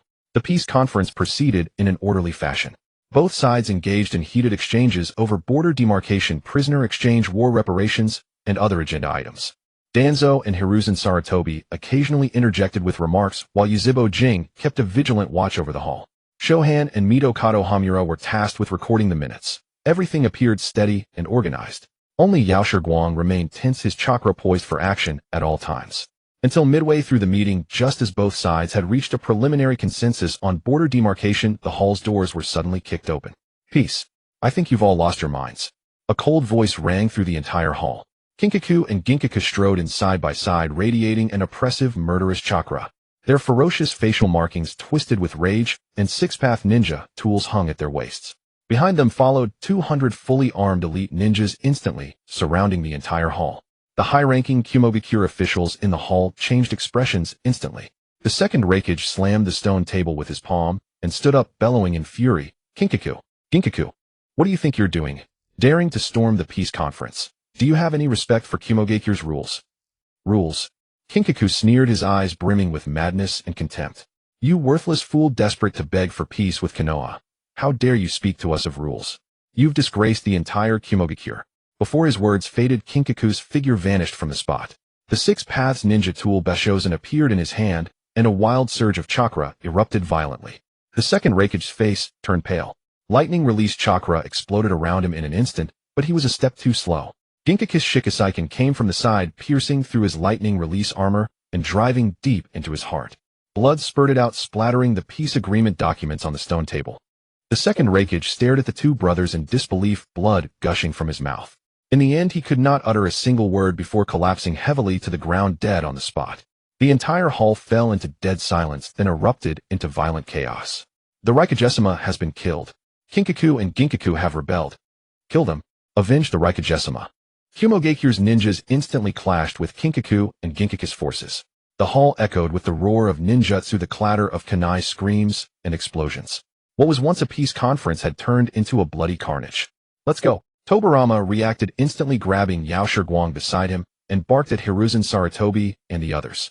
He understood the situation well. Since Kinkaku and Ginkaku dared to murder the Raikage in public, they must have made thorough preparations. Staying here would only get them surrounded and annihilated. Water release, water shockwave. Tobirama quickly formed hand seals, conjuring a massive amount of water that surged forth, instantly sweeping away the surrounding Kinkaku forces and tearing open a gap for the group. Yao Shiguang followed closely behind. Dozens of kunai inscribed with the Flying Thunder God technique poured out from his inner space, precisely nailing themselves all over the hall. His figure teleported repeatedly between the kunai, each appearance accompanied by a swift Flying Thunder God slash, cutting down every enemy that closed in. "Stick close to me. Break out." Tobirama charged at the forefront, unleashing a continuous barrage of water release ninjutsu, forcibly carving an escape route through the encirclement of Kinkaku's forces. Hiruzen Sarutobi and the other five followed closely behind, forming a back-to-back formation to fend off attacks from all directions. The group fought while retreating, soon bursting out of the Raikage's building and sprinting toward the mountain forests outside Kimogakure. Trying to run. Chase them. Kinkaku glared at the escaping Konoha delegation, his eyes filled with ruthlessness. He shouted harshly, "Tobirama Senju must die." The power of the Six Paths ninja tools erupted in their hands. Any Kimogakure ninja who dared The power of the Six Paths ninja tools erupted in their hands. Any Kimogakure ninja who dared to block their path was mercilessly slain. The entire Kimogakure village was plunged into the chaos of rebellion. After a frantic dash spanning dozens of li, the Konoha delegation finally shook off their pursuers and took refuge in a dense forest near the border. The group leaned against thick tree trunks, gasping for air. Each of them was stained with blood, their clothes torn in several places, their faces etched with exhaustion and solemnity. Danzo slammed his fist against a tree trunk, grinding his teeth. Damn it. Those two madmen, Kinkaku and Ginkaku. They actually dared to murder the Raikage in public and start a rebellion. Now is not the time for that. Yuzhibo Jing panted his Sharingan, still vigilantly watching the edge of the forest. Kinkaku's forces number 200, all elite Humogakure ninja. We're only 7. They'll catch up soon. Shohan's face was pale, her voice trembling slightly. What do we do now? We're still in the land of lightning, over 1,000 li from Konoha. We can't make it back. The forest fell into dead silence. Everyone knew they were now trapped in a hopeless situation. 100 elite troops plus Kinkaku and Ginkaku, who wielded the 6 Paths ninja tools and had devoured the Ninetails' flesh. With only 8 of them, they would eventually be worn down. There was no way to face them heating. For anyone to survive and return to Konoha, someone had to stay behind to hold off the pursuers, buying time for the others to escape. And the one who stayed behind would almost certainly die. Tobirama leaned against the tree trunk, his gaze sweeping over his 7 disciples, his expression grave. Finally, he spoke slowly, his voice steady and calm, yet carrying immense weight. The pursuers will be here soon. Someone must stay behind to delay Kinkaku's forces, buying time for the rest to escape back to Konoha. His eyes moved across each face, and he asked solemnly, "So who is willing to stay?" The moment his words fell, the forest fell into silence once more. Danzo opened his mouth, a flicker of struggle in his eyes. His hands clenched into fists, but in the end he could not utter that sentence. Hiruzen Sarutobi's breath caught. Just as he was about to speak, a voice cut through, first firm and unwavering. "He'll stay." Yao Shiguang stepped forward, looking up at Tobirama. The 7-year-old child was small and frail, but his eyes held no fear, only an unshakable light. He didn't even give the others a moment to think, directly accepting this near-certain death mission. He understood the hopelessness of this situation. In the original story, it was Tobirama who stayed behind and ultimately died here.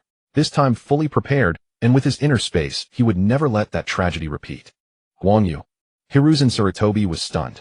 Then, quickly recovering, he also stepped forward and said firmly to Tobirama Sensei, "I want to stay too. I'm the captain. I must stay." Tobirama looked at the 2 disciples standing before him, at the undeniable resolve in Yao Shiguang's eyes, at the sense of duty and determination on Hiruzen's face. A gratified smile finally appeared on his usually stern face. His gaze lingered longest on Yao Shiguang, his eyes carrying not only pride, but also a trace of subtle emotion. The disciples he had taught had not let him down. Yet after the moment of gratification, he slowly shook his head, his voice solemn. "Neither of you can stay." "Sensei." Yao Shiguang looked up sharply, about to argue, but Tobirama cut him off. "The one who stays is me." Tobirama's voice was not loud, but it struck like thunder in everyone's ears. Everyone was stunned, staring at Tobirama in disbelief. "No, absolutely not." Yao Shiguang blurted out, without thinking, stepping forward again, his tone urgent. "Sensei, you are the second Hokage, the pillar of Konoha. You absolutely cannot stay. If anyone stays, it should be me. I have the flying thunder god. Even if I can't win, I can escape. I want to stay too.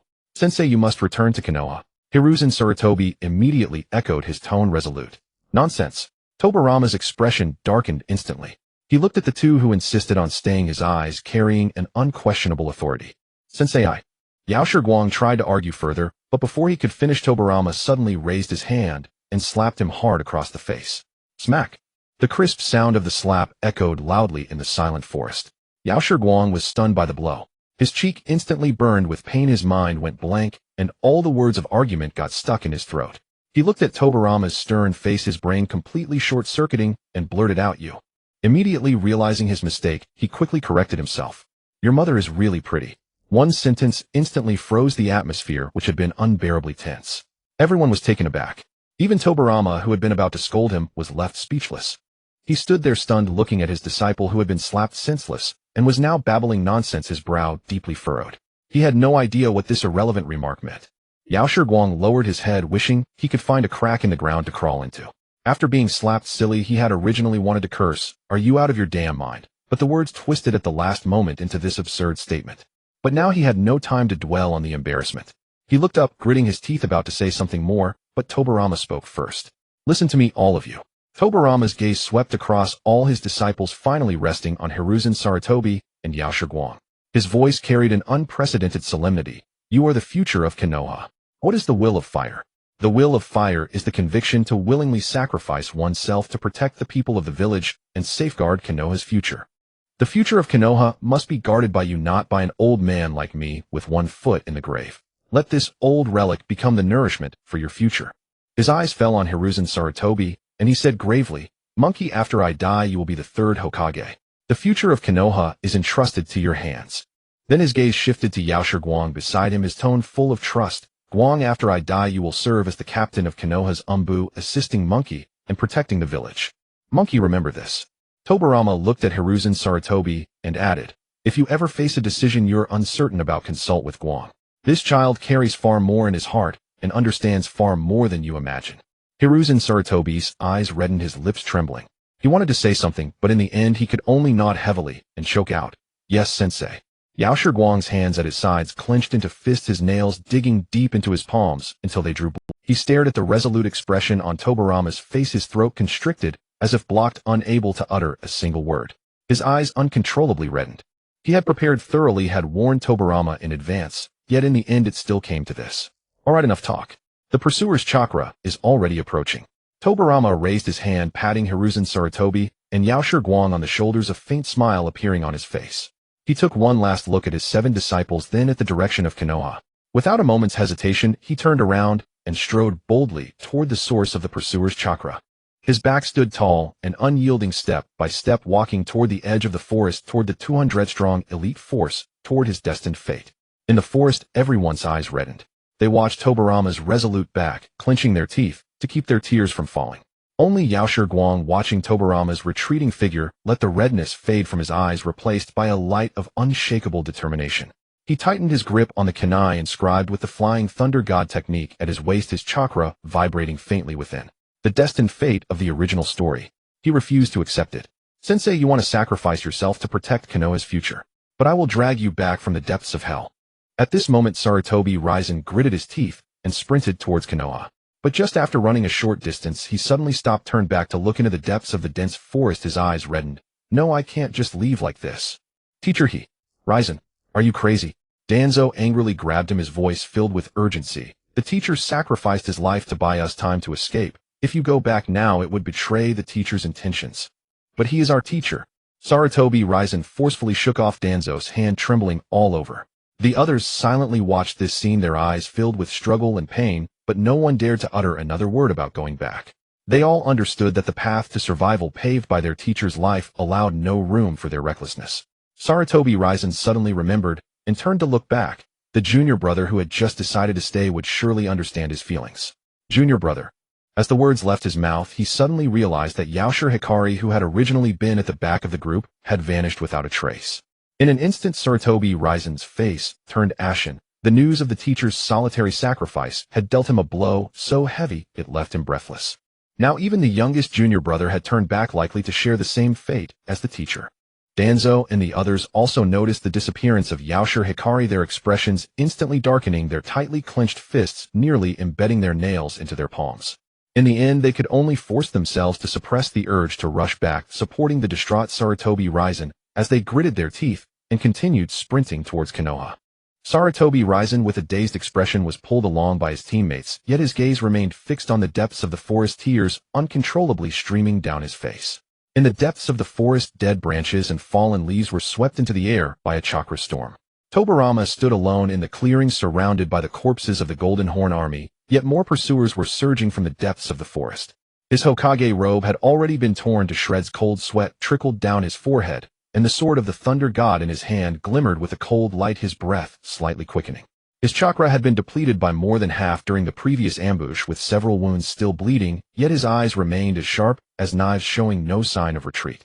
Opposite him, Kinshan and Jinshan stood side by side, their fierce gazes fixed on the second Hokage, Senju Tobirama.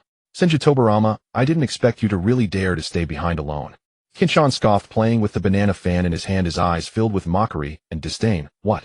Did all your precious disciples leave you and run back to Konoha?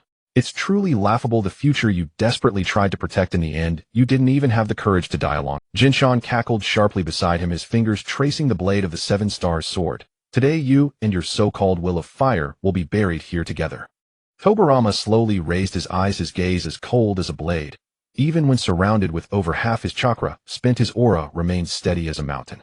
The will of fire is not about dying together, it's about fighting with all your strength to live on and protect the future of Konoha. Tobirama's voice was not loud, but each word struck deep into the hearts of the two. You two murdered the Raikage and betrayed Hyungakure, mere fools intoxicated by power, and you dare to judge the will of fire. Seeking death. Kinshan was hit where it hurt, his face instantly contorting in rage. He swung the banana fan in his hand, unleashing a violent wind-based chakra that surged towards Tobirama like a tsunami. Water release water barrier. Tobirama quickly formed hand seals, and a thick wall of water rose up from thin air, forcefully blocking the impact of the wind release. But in that split second, Jinshan charged forward, swinging the seven-star sword at Tobirama. A deadly fight erupted in an instant. Tobirama's figure darted across the battlefield. Each swing of the Thunder God's sword was accompanied by a fierce water release, slash, pushing both Kinshan and Jinshan back. With the Flying Thunder God technique, his figure repeatedly shifted on the battlefield. Yet only Tobirama himself knew that his chakra was nearly depleted, and each shift had to be calculated meticulously as the Flying Thunder God formulas scattered across the battlefield. Due to insufficient chakra, he could no longer shift freely, relying solely on his rich combat experience to barely hold on amidst the siege. Kinshan and Jinshan wielded the Six Paths ninja tools, launching sneak attacks from time to time. The bizarre sealing power of the Six Paths ninja tools forced Tobirama to constantly divert his attention. As time passed, Tobirama's chakra rapidly diminished, his breathing became increasingly labored, and his wounds multiplied. His movements gradually slowed, and the hand gripping the Thunder God's sword slightly trembled. His stamina had reached its limit. Tobirama, die. Jinshan seized the moment Tobirama was catching his breath. The seven-star sword infused with lightning chakra instantly lunged towards Tobirama's heart. Kinshan simultaneously swung the banana fan, a violent ninjutsu that fused fire and wind, instantly cutting off all of Tobirama's escape routes. There was no way to evade. Tobirama's pupils suddenly constricted. He tightened his grip on the Thunder God's sword, his eyes filled with determination. Even if he were to die, he would pave a safe path for Konoha. His hands began to form seals rapidly. Just at this critical moment, a faint blue spatial fluctuation suddenly erupted in front of Tobirama. Flying Thunder God technique. A clear voice rang out as Yakushi Hikari instantly appeared in front of Tobirama. With a single hand seal, he opened the space within him, and dozens of kunai inscribed with the Flying Thunder God technique poured out like a torrential rain, accurately colliding with Jinshan's seven stars sword, forcefully altering its trajectory. Simultaneously, a heavy water wall rose up, blocking the explosive ninjutsu fired by Kinshan. As the dust settled, Yakushi Hikari stood in front of Tobirama, his 7-year-old figure slender, yet shielding his teacher completely. He looked at Kinshan and Jinshan with murderous intent in his eyes. Turning back, he smiled at the pale-faced Tobirama and said, "Sorry, teacher. I thought about it, and if I chose to leave now, I might regret it for the rest of my life." Tobirama stared at his disciple in front of him, momentarily stunned, halting his sealing actions. Then he helplessly smiled back, his eyes unable to hide the comfort and emotion. He raised his hand and patted Yakushi Hikari's shoulder, tightening his grip on the Thunder God's sword, his previously exhausted aura rekindling, his tone carrying a carefree boldness. "I really can't do anything about you. Since you're here, let's go all out together." As soon as the words left his mouth, the master and disciple exchanged glances, their thoughts in perfect harmony. Yakushi Hikari snapped his fingers, fully activating the space within him, and hundreds of kunai inscribed with the exclusive Flying Thunder God technique poured out like a tide, instantly covering every corner of the battlefield. Flying Thunder God double slash. Both figures vanished from their spot simultaneously, the faint blue spatial fluctuations rising and falling on the battlefield. Tobirama and Yakushi Hikari's figures repeatedly shifted between countless kunai coordinates, their two fierce slashes intertwining like an impenetrable net, sweeping towards Kinshan and Jinshan. Kinshan and Jinshan's expressions darkened in an instant. They never expected that this 7-year-old boy, whom they viewed as an ant, had also mastered the Flying Thunder God technique, and his skill was not inferior to Senju Tobirama. What shocked them even more was that this child's Flying Thunder God technique could perfectly coordinate with Senju Tobirama, who had already exhausted himself, who under his coordination Tobirama unleashed a fierce combat power once again. "Let's go all out. Let's take down this little brat first." Jinshan roared, charging towards Yakushi Hikari with the 7-star sword, while Kinshan also swung the banana fan, unleashing a violent 5-element chakra towards Yakushi Hikari. Tobirama, expressionless, stepped forward, immediately swinging the Thunder God's sword to block Kinshan's attack. The impact caused his chakra to become chaotic again, a metallic taste surging in his throat, which he forcibly swallowed back. Meanwhile, Yakushi Hikari charged towards Jinshan, his figure shifting repeatedly amidst the kunai, avoiding the strikes of the 7-star sword. At the same time, the sealing technique of the Uzumaki clan rapidly took shape in his palm. However, Jinshan was a battle-hardened elite, even though he was flustered by the cooperation of the master and disciple. He quickly sensed Yakushi Hikari's intention, the 7 stars sword abruptly reversing, carrying the sealing chakra's power, slashing towards Yakushi Hikari's wrist. Yakushi Hikari had no choice but to interrupt his sealing action, his figure instantly shifting to dodge the kunai in his hand, colliding with the seven-star sword, sparking a shower of sparks. The tremendous force numbed his arm, forcing him to retreat 2 steps before stabilizing his stance. He knew in his heart that in terms of raw strength he was still no match for these 2 madmen. The reason they had the upper hand earlier was entirely due to the teacher attracting most of the firepower, and the teacher was on the verge of collapsing. Just as he prepared to launch another attack, an unexpected change occurred. Kenshin, who was entangled with Tobirama, watched as Yakushi Hikari was forced back by his brother, and then looked at Tobirama, who was already exhausted and relying solely on his willpower, his eyes turning red in an instant. His face twisted and rage, the patterns on his face erupted completely, and the Nine-Tails chakra surged out of him without reservation, taking a hit from Tobirama's sword and violently breaking free from the entanglement. His figure darted like a ghost to Tobirama's front, his fist infused with raging Nine-Tails chakra, fiercely smashed into Tobirama's exhausted chest. Senju, Tobirama, die for me, teacher. The pharmacist's pupils constricted sharply, wanting to teleport for rescue, yet he was still a step too late. The violent Nine-Tails chakra rushed into Fei Jian's body, crazily tearing at his already damaged meridians. Fei Jian let out a muffled groan and suddenly spat out a mouthful of blood. His gaze instantly lost focus, and his body fell straight backwards. The Sword of Thunder God also slipped from his hand and fell to the ground, completely plunging him into unconsciousness. Teacher. The pharmacist's heart felt as if it were gripped by an invisible hand. He teleported to Fei Jian's side in an instant, forming hand seals with one hand. Water release, water surge wave. A torrent of water exploded forth, forcefully pushing back the approaching Golden Horn. He then cradled the unconscious Fei Jian and instantly teleported to the other end of the battlefield, gently placing his teacher behind a sturdy tree trunk, protecting him with his own body.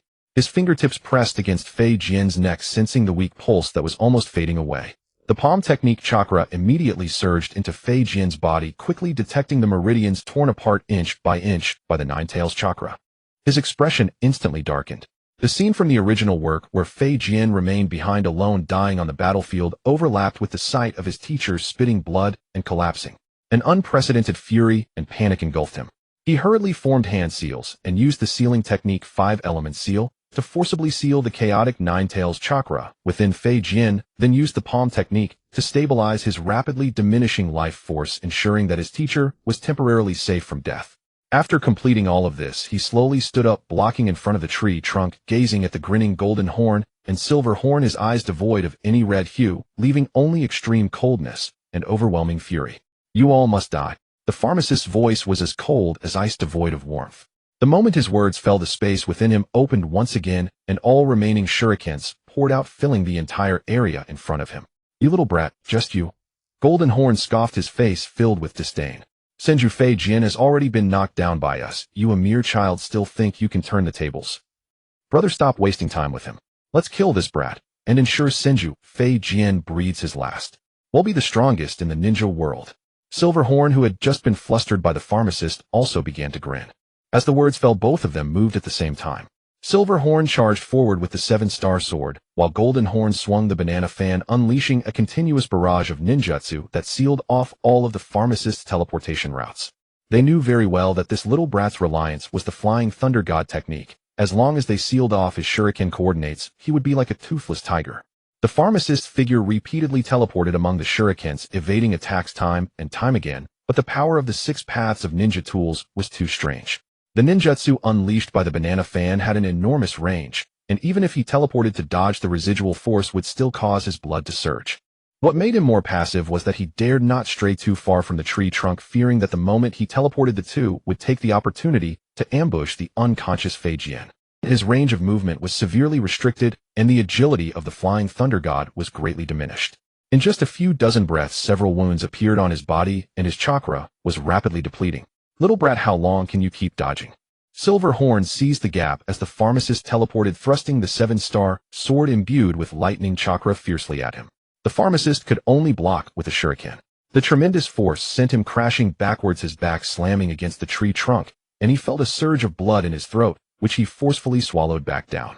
Leaning against the tree trunk, he could clearly sense his teacher's faint breathing behind him, and the anger in his eyes burned even hotter. He could not retreat, not a single step.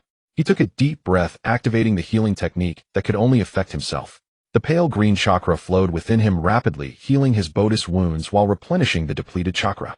It was thanks to the healing technique's duration that he could barely hold on against the two's onslaught until now. I must first eliminate one of them.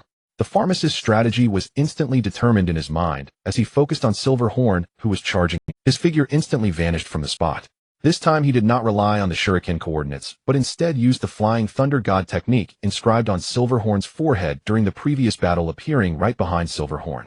Silverhorn's face changed, drastically unable to react in time, as he felt a chilling sensation from behind. Sealing technique, 5 elements seal. This time there were no unexpected events. The light purple sealing patterns instantly struck Silverhorn's head, spreading throughout his body, firmly locking away the remaining chakra within him, rendering even his limbs immobile. Silverhorn widened his eyes, making hissing sounds, but unable to utter a word, collapsing straight to the brother. Goldenhorn looked at his brother, who fell to the ground, thinking he was dead. His eyes turned red instantly, and the monstrous patterns on his face erupted completely. The Ninetails chakra within him poured out without reservation, and the skin all over his body gradually revealed the patterns of the Ninetails, entering a half-tailed beast transformation state. The violent chakra swept across the battlefield like a tsunami, causing the ground to tremble slightly. I want you to pay for my brother's death. Goldenhorn roared wildly, swinging the banana fan. The 5 elemental ninjutsu fused together, forming a devastating shockwave that charged towards the pharmacist. At this moment, Goldenhorn's strength had surged to its peak. Even at his prime, Fei Jian would have to avoid. Even the surrounding trees splintered under this violent chakra, while the hard ground cracked with numerous fissures. The pharmacist did not take it heed, and his figure flickered repeatedly within his Flying Thunder God domain, and Goldenhorn's attacks could not even brush against his clothing. But he knew very well that the half-tailed beast transformation state would not last long.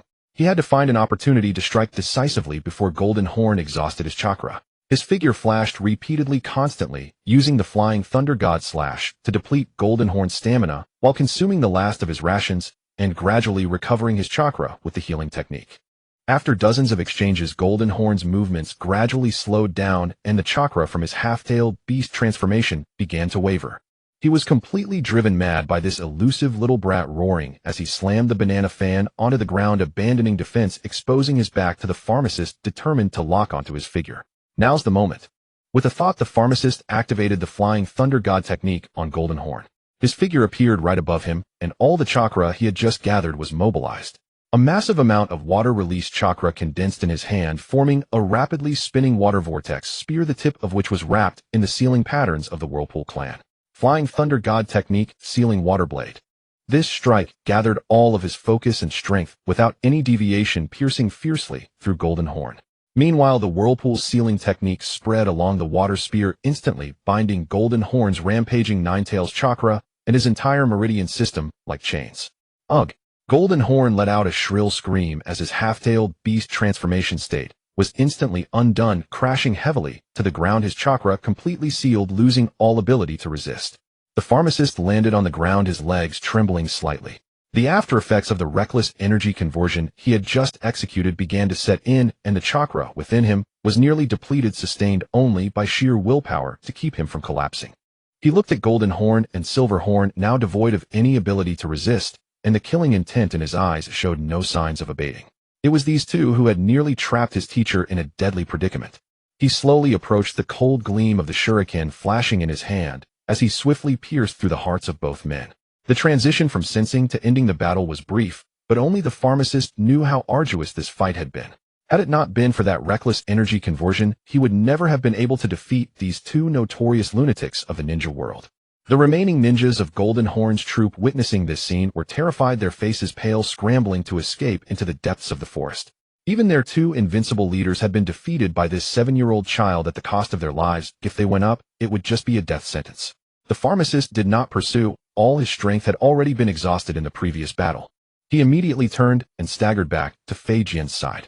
After his chakra had recovered a bit, he squatted down again, the pale green palm technique chakra continuously flowing into Fei Jian's body, repairing the meridians torn by the Ninetails chakra. Fortunately, the healing power of the palm technique was extremely strong, and since the Ninetails chakra had not been infused for long, although the meridians were severely damaged, they were not life-threatening. Fei Jian's breathing gradually stabilized, and a hint of color returned to his face. When he awoke and saw the anxious disciple squatting in front of him, he gave a helpless smile and raised his hand to pat his head. You little rascal. Weren't you told to return to Konoha? If I ran away, who would save you, teacher? The pharmacist sighed with relief, withdrew his chakra, and helped Fei Jian to his feet. He then bent down to pick up the Sword of Thunder God from the ground, slinging it over his back, before squatting down again, signaling for Fei Jian to get on. Let's go, teacher, we're heading back to Konoha. Fei Jian looked at the small back. Before him a moment of surprise crossed his face, then he smiled and shook his head, leaning down to climb on. The pharmacist steadily carried Fei Jian, activating the Flying Thunder God, and his figure instantly appeared at the edge of the forest, rushing towards Konoha. Lying on the young man's back and listening to his steady heartbeat, Fei Jian felt a sense of comfort mingled with a trace of fear. He was silent for a moment before slowly speaking, his tone carrying unprecedented seriousness. Guang, this time. Thank you. The future of Konoha is entrusted to you. The pharmacist paused for a moment, then continued walking.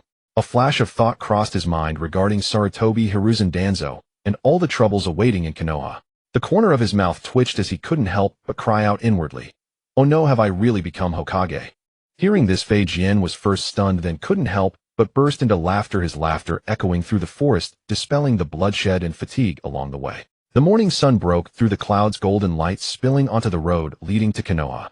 The predetermined deadlock of the original work was completely rewritten on this day. A pale blue radiance illuminated the study of Senju Tobirama. Yakushi Ko emerged from within, carrying the unconscious Tobirama on his back. The moment he touched the ground, his legs could no longer support the weight. He slowly sank to his knees, his hand instinctively shielding his teacher, who was about to slip from his grasp. After slaying the Gold and Silver Brothers, master and disciple had conversed for a while. Leaning against his back, Tobirama's voice was weak yet tinged with a smile as he asked, "Brat, just now, did you mean you wanted to become the Hokage?" Yakushi Ko was about to reply when he turned his head and saw his teacher had fallen unconscious. Glancing around, fearing that the pursuers might regain their wits and chase after them, he followed the anchor point from their arrival. Traveling in fits and starts, he replenished his chakra with dried rations when it ran out, and in this manner they returned to Konoha. However, the consequence of this was that it had nearly drained all the energy from his body. At this moment, everything in his field of vision began to spin, and a piercing pain akin to needles stabbed through his meridians. The after effects of forcibly converting his entire Bodhis energy into mental power erupted completely at this instant. He cast one last glance at his teacher, whose breathing was steady, and recalled the question his teacher had just asked. He thought, no, don't overthink this. With the last shred of his mental energy expended, Yakushi Ko's vision went black. He lost consciousness entirely and collapsed heavily onto the cold floor. The dull thud of a heavy object hitting the ground in the study traveled down the corridor. In the adjacent courtyard, Uzumaki Mido, who was sitting by the window organizing sealing scrolls, abruptly raised her head. Her warm, gentle eyes instantly sharpened. As a princess of the Uzumaki clan and the Nine-Tails Jinchuriki, her perception was unrivaled in the ninja world. She instantly captured the two familiar yet faint fluctuations of chakra from the study. Tobirama and the little Ko.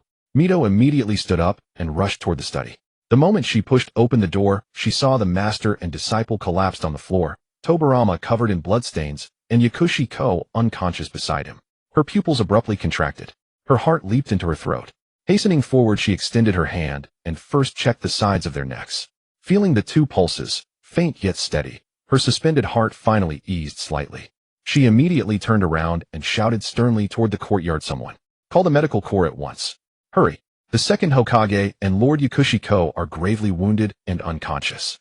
Prepare a stretcher immediately and send them to Konoha Hospital." The Umbu station nearby heard the sound and moved instantly. Upon seeing the scene in the study, their faces also turned pale, and they dared not delay for even a moment. While one of them sped to the medical corps to report, others carefully carried a stretcher and gently placed the unconscious master and disciple onto it and raced toward Konoha Hospital without stopping. Mido stayed close by the stretcher, her fingertips constantly wreathed in a pale green chakra. She poured it unceasingly into the bodies of the two, desperately stabilizing their fading life force.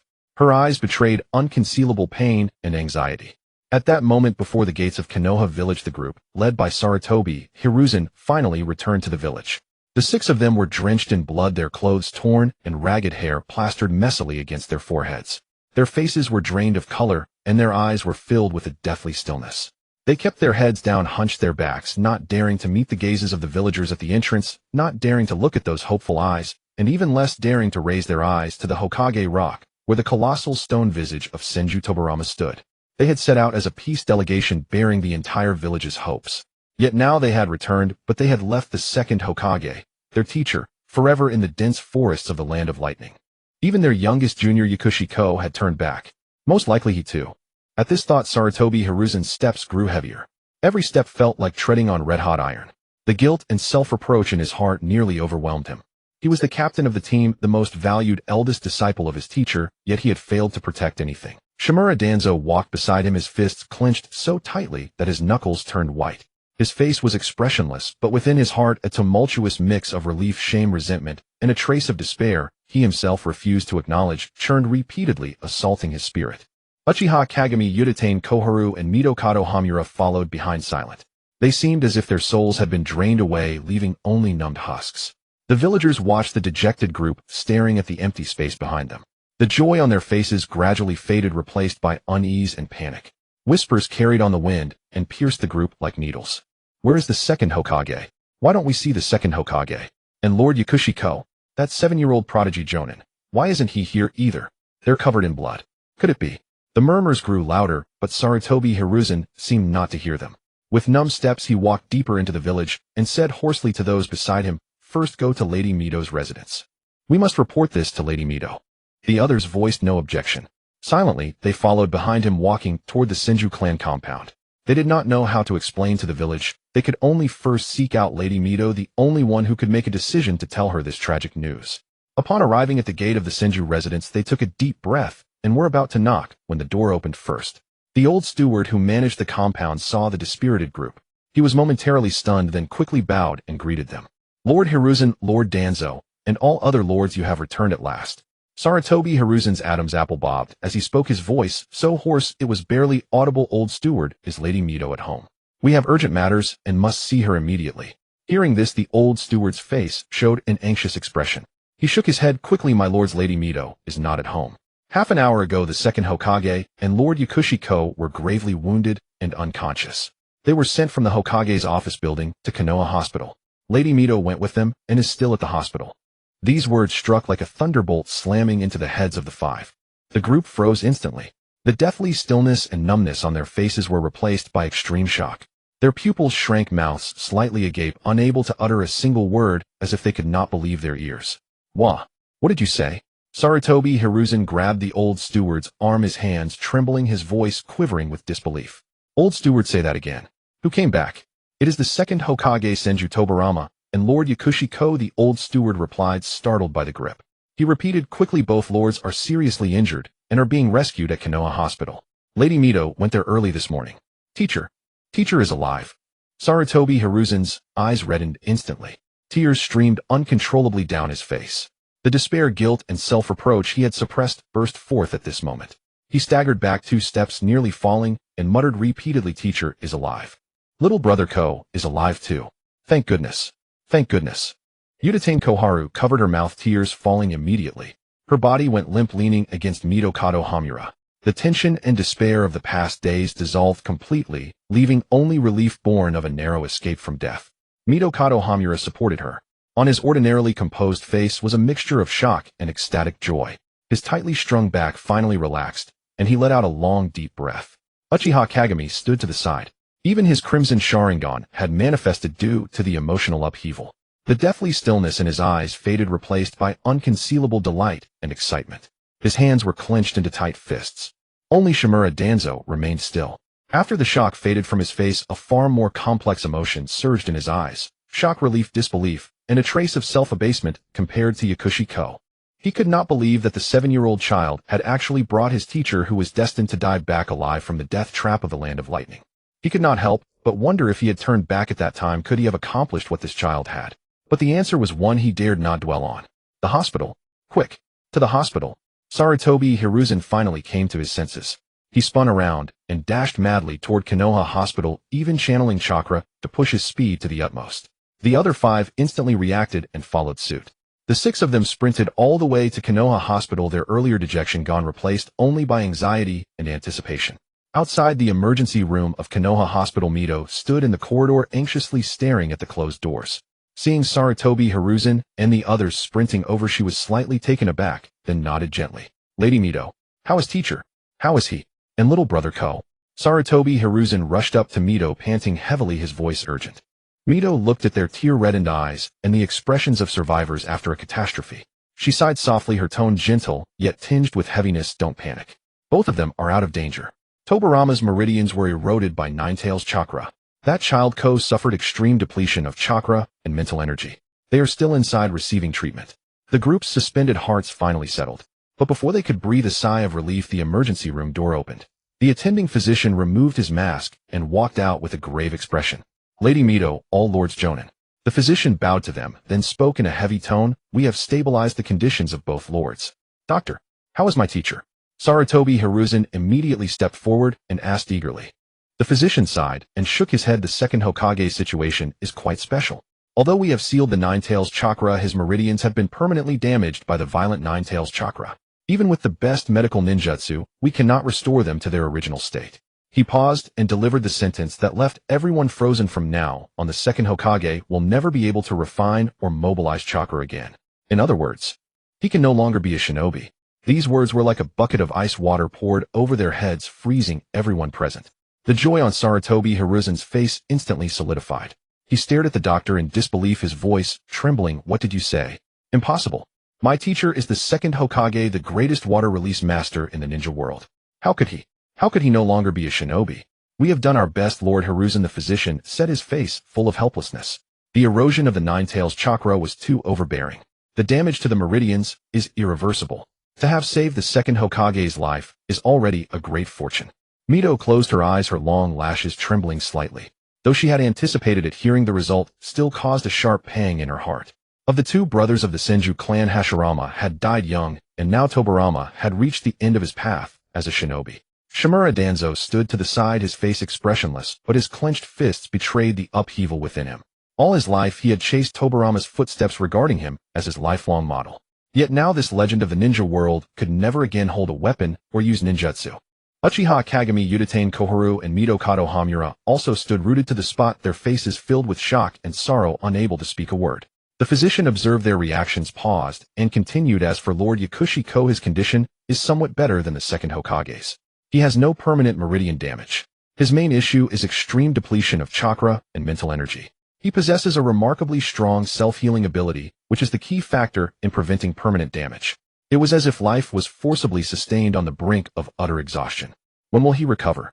Yudatane Koharu quickly asked. He needs a long period of rest, the physician said. His body has suffered too great a deficit.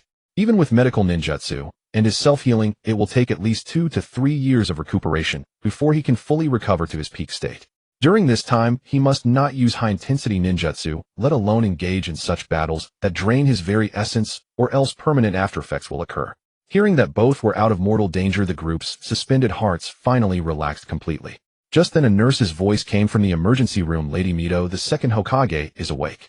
The group snapped back to their senses and immediately followed Mito into the ward. In the ward, Tobirama lay on the hospital bed. His face was still pale, thick bandages wrapped around his chest. Seeing the disciples crowding in, he was momentarily stunned, then gave a helpless smile, his voice still a little hoarse. You're all back. I thought Ko and I would be attending your funerals. Teacher. Sarutobi Hiruzen fell to his knees beside the bed, tears streaming again. I'm sorry, teacher. I'm useless. I failed to protect you. Get up, Tobirama said, lifting his hand slightly, only to find it took effort to even raise his arm. A flicker of understanding passed through his eyes before his expression returned to calm. It's not your fault. Just being alive is good enough. His gaze swept over the crowd and finally landed on the adjacent bed, where Yakushi Ko still lay unconscious. His eyes were filled with deep concern. I heard what the doctor said, Tobirama said, looking at the disciples gathered around his bed. His voice was calm without a ripple, as if it were not himself who could no longer be a shinobi. I can no longer go to the battlefield. The future of Konoha is truly in your hands now. His gaze fell on Sarutobi Hiruzen, then swept over to Yakushi Ko. His voice carried unprecedented solemnity. The will of fire has never been sustained by a set of ninjutsu alone. It is sustained by you, by the predecessors willing to risk their lives for Konoha, by the conviction to protect the future. The morning sun outside the window shone through the glass, falling upon the group around the bed. Tobirama's path as a shinobi ended on this day. Yet the will of fire of Konoha in this ordeal of escaping death ushered in a new inheritance. On the adjacent bed, the still unconscious youth breathed steadily, the corners of his mouth slightly upturned, as if lost in a long, beautiful dream. The pungent smell of disinfectant permeated the ward. Sunlight streamed through the window, casting a warm glow on Yao Shiguang's face, yet it could not dispel the profound weariness that clung to his limbs. His eyelashes trembled, and with great effort he slowly opened his eyes. His vision gradually focused, and the first thing he saw was a stretch of unfamiliar pristine white ceiling.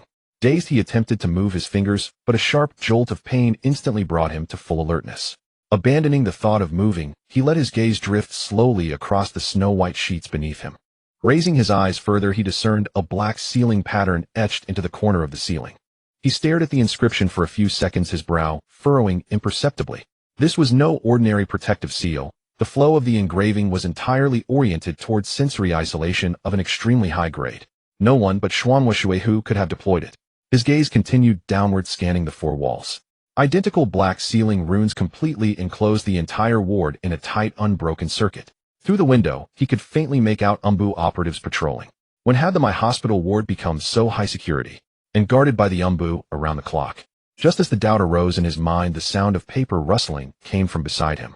Yao Shiguang instinctively turned his head with effort, but the familiar pain suddenly intensified, wrenching a cry of agony from his lips. He let out a sharp cry and squeezed his eyes shut, slowly enduring the pain. Hearing the noise, Qinsho Feijian instantly turned his head toward Yao Shiguang's bed. He immediately set down the documents in his hand and tried to rise from the sickbed, but the wound in his chest sent a searing pain through him, draining his strength, and he collapsed heavily back onto the bed. Forcing down the discomfort in his body, he looked at Yao Shiguang and found nothing amiss. His once sharp eyes softened with tenderness, and a faint, gentle smile curled at the corner of his lips. Awake. His voice was hoarse, tinged with a low rasp. Seeing that Yao Shiguang had adjusted, he glanced back as if to get up, then raised a hand to signal him to stay lying down. Then his tone turned firm. Don't move, you reckless boy. You drained your chakra and spiritual energy dry and were unconscious for 2.5 days. If you ever throw your life away like that again, I'll lock you up myself. Yao Shiguang opened his mouth, his throat parched as if it had been scorched, his vocal cords rasping out only a dry whisper. He instinctively tried to push himself up from the bed, but a single look from Feijian pinned him firmly back down. Forced to obey, he lay still and croaked out his first words, which landed on the other's injury: master your body. He could only get half the sentence out before it caught in his throat. He had studied some medical ninjutsu, and back in the dense forest of the Lei country, when he urgently sealed the Nine-Tails chakra for Feijian, he had already sensed the irreversible damage to the meridians. Yet he still clung to the hope that his own medical skills were lacking, holding on to a desperate wish.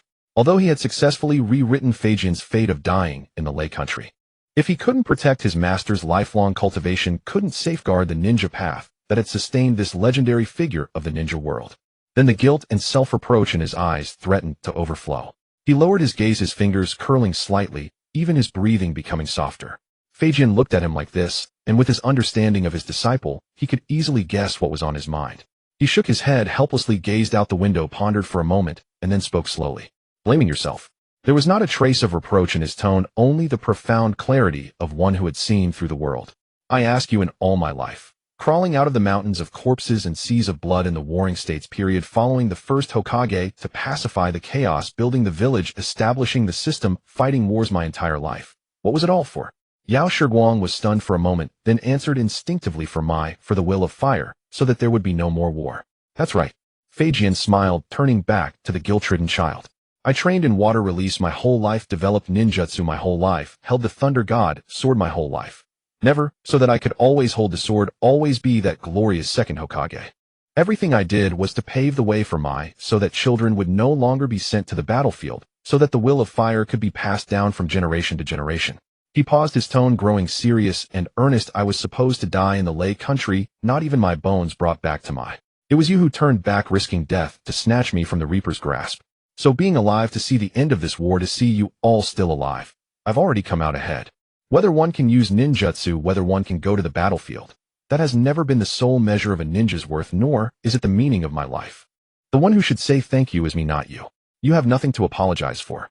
These words were like a warm current that instantly swept away the guilt and regret that had been weighing on Yao Shiguang's heart. He had been trapped in his own obsession, believing that only if Feijian returned unscathed could he truly rewrite the tragedy, forgetting that in the predetermined fate of the original story, he had already accomplished what no one else could. He turned his head, meeting Feijian's gentle yet resolute gaze. His eyes grew slightly warm, and the guilt that had been bottled up inside finally dissipated. He let out a relieved smile, his voice still a little hoarse. I understand, master. Feijian, seeing that he had finally untangled his emotional knot, couldn't help but smile. He changed the subject, a hint of teasing in his tone, speaking of which during the 2.5 days you were unconscious, you kept mumbling two phrases over and over. One was "Master, don't sleep," and the other was, "I don't want to be Hokage." What's the matter? Are you that afraid of becoming Hokage? Yao Shiguang's face instantly flushed bright red, and he nearly jumped out of bed. Master, please don't listen to my nonsense. He truly hadn't expected that even while unconscious his muttering complaints would be overheard by Feijian. Fortunately, his identity as a transmigrator hadn't been exposed. He couldn't very well say that he knew the position of Hokage was the most dangerous job in the ninja world, that the first 4 Hokages had few peaceful endings, and that was why he refused to touch it with a 10-foot pole. Right? Feijian, seeing his flustered reaction, burst into hearty laughter. The heavy atmosphere in the entire ward was largely dispelled by the sound of his laughter. Just then the door to the ward was gently pushed open. Xuanhua Shuehu entered carrying a food box, a gentle smile on her face. Seeing Yao Shiguang awake, her eyes lit up slightly, and she said happily, "Little Guang is awake. Wonderful. I was just thinking that if you didn't wake up soon, I'd have to use some strong restorative medicine." She placed the food box on the bedside table first, walked over to Feijian, reached out to check his temperature, and confirmed there was no abnormality. Then she went to Yao Shiguang, her fingertips glowing with a pale green chakra, and gently pressed them against his wrist to examine his condition. "Your recovery is much better than expected. Your self-healing ability is truly the most unique I've ever seen." Shuehu withdrew her hand with a smile, then met Yao Shiguang's questioning gaze. "Lady Shuehu," Yao Shiguang finally asked the question that had been lingering in his mind since he woke up, the ceiling barrier around this ward, and the outside. "Did you arrange all this?"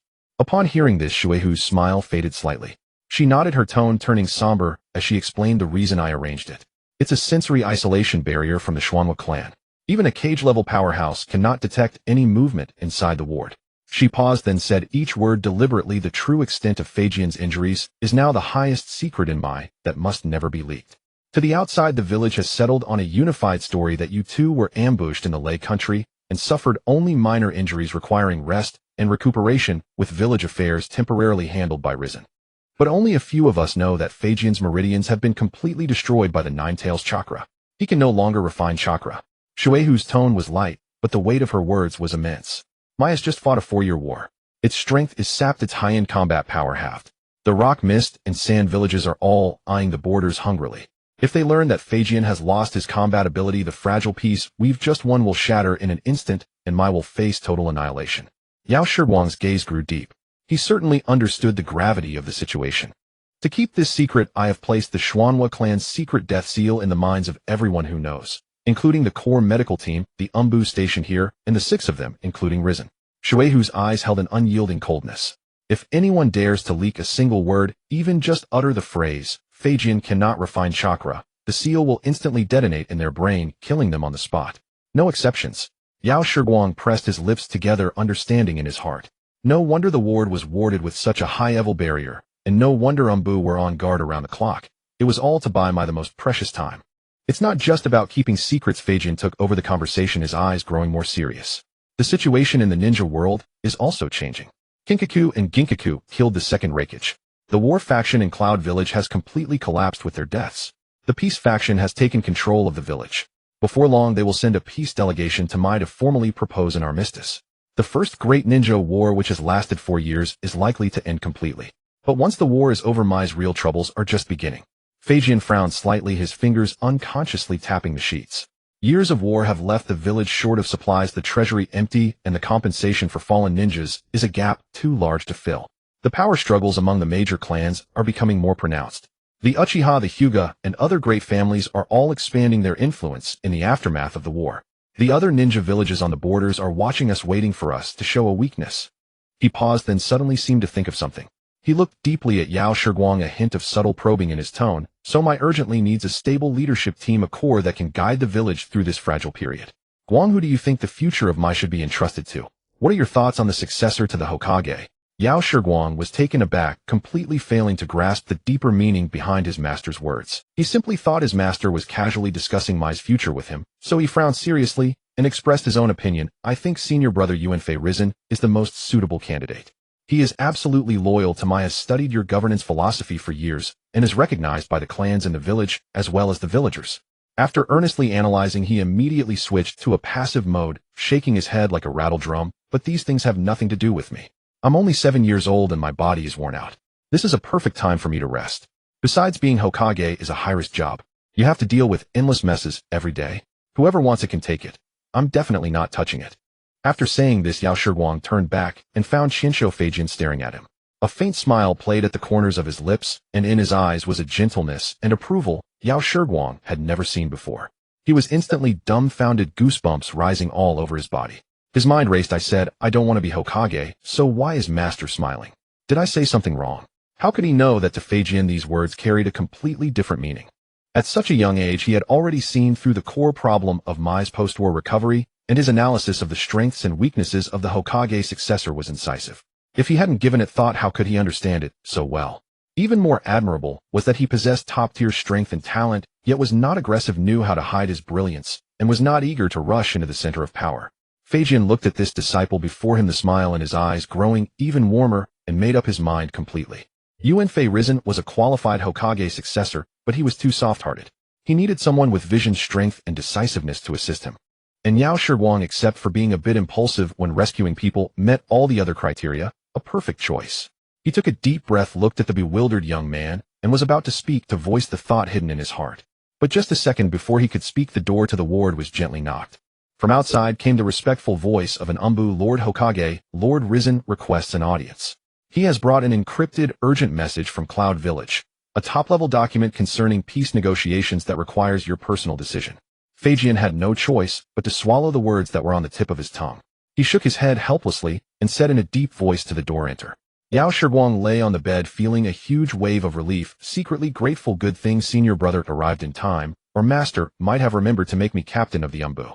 I don't want to start working so young. Qinshu Feijin, seeing his relieved expression, had a faint decision forming in his mind. Just then the door was pushed open, and a travel-worn Yuan Fei Risen walked in holding an encrypted scroll. His eyes were bloodshot, clearly having pulled another all-nighter. Seeing Yao Shiguang awake, he was first startled, then a joyful expression lit up his face. Junior brother Guang, you're awake. Wonderful. That's great. In the days that followed, Yakushi Hikari secretly accelerated the operation of the spring restoration technique, causing his recovery speed to far exceed everyone's expectations. By the third day of hospitalization, he could already get out of bed and walk. On the 10th day, he began basic physical training on the balcony. On the 20th day, his meridians were nearly fully repaired. His chakra had recovered significantly, and he could perform some low-level ninjutsu. When a full month had passed, his body was not only completely restored to its peak condition, but thanks to the breakthrough in mental power during that desperate situation, his sensory range and precision, as well as his mastery of the Flying Thunder God spacetime technique, had all reached a higher level than before. As his attending physician reviewed the examination reports during each checkup, muttering medical miracle, he repeatedly instructed the doctor to publicly claim that his foundation of vitality was severely damaged and would require at least 2 to 3 years of recuperation, never revealing his true recovery status. Seeing the doctor nod repeatedly, he breathed a sigh of relief. He knew that with Mito's death seal suppressing it, this secret would never leak from the medical team. In stark contrast to his rapid recovery, Senju Tobirama still required quiet convalescence. The permanent damage inflicted by the Ninetales chakra on his meridians was irreversible. Even with the assistance of sealing techniques to suppress it and the best medical team in Konoha attending to him day and night, he could not extract a single strand of chakra. His hand clenched quietly, and he made a firm resolve. He could only place his hopes on Tsunade to see if she could eventually achieve it. But he could not rely solely on her. He himself would also try to learn medical ninjutsu. Even if there was only a 1 in 10,000 chance, he would attempt to help his teacher repair his meridians. Most of the time, the teacher leaned against the headboard processing endless administrative documents and occasionally asked Hikari to secretly push his wheelchair, using the Flying Thunder God to sit on the Hokage rock for a while. Watching the villagers coming and going and the children playing and running, his eyes were filled with tenderness. While Konoha maintained a strict news blackout, the village hidden in the clouds in the land of lightning also underwent earth-shattering changes. The murder of the Second Hokage by Kinkaku and Ginkaku and their rebellion caused a huge uproar, and the war faction completely collapsed with the deaths of Kinkaku and Ginkaku. The peace faction quickly seized control of the village. The Third Hokage, renowned for his formidable strength, formally ascended to power, taking over the battered and shattered Cloud Village. The newly inaugurated Third Hokage understood clearly after Kinkaku and Ginkaku killed the Hokage, they pursued Senju Tobirama, but failed, both perishing instead. Yet the Second Hokage of Konoha returned safely to the village with not even a hint of serious injury leaking out, a testament to the terrifying power of the strongest water release master in the ninja world.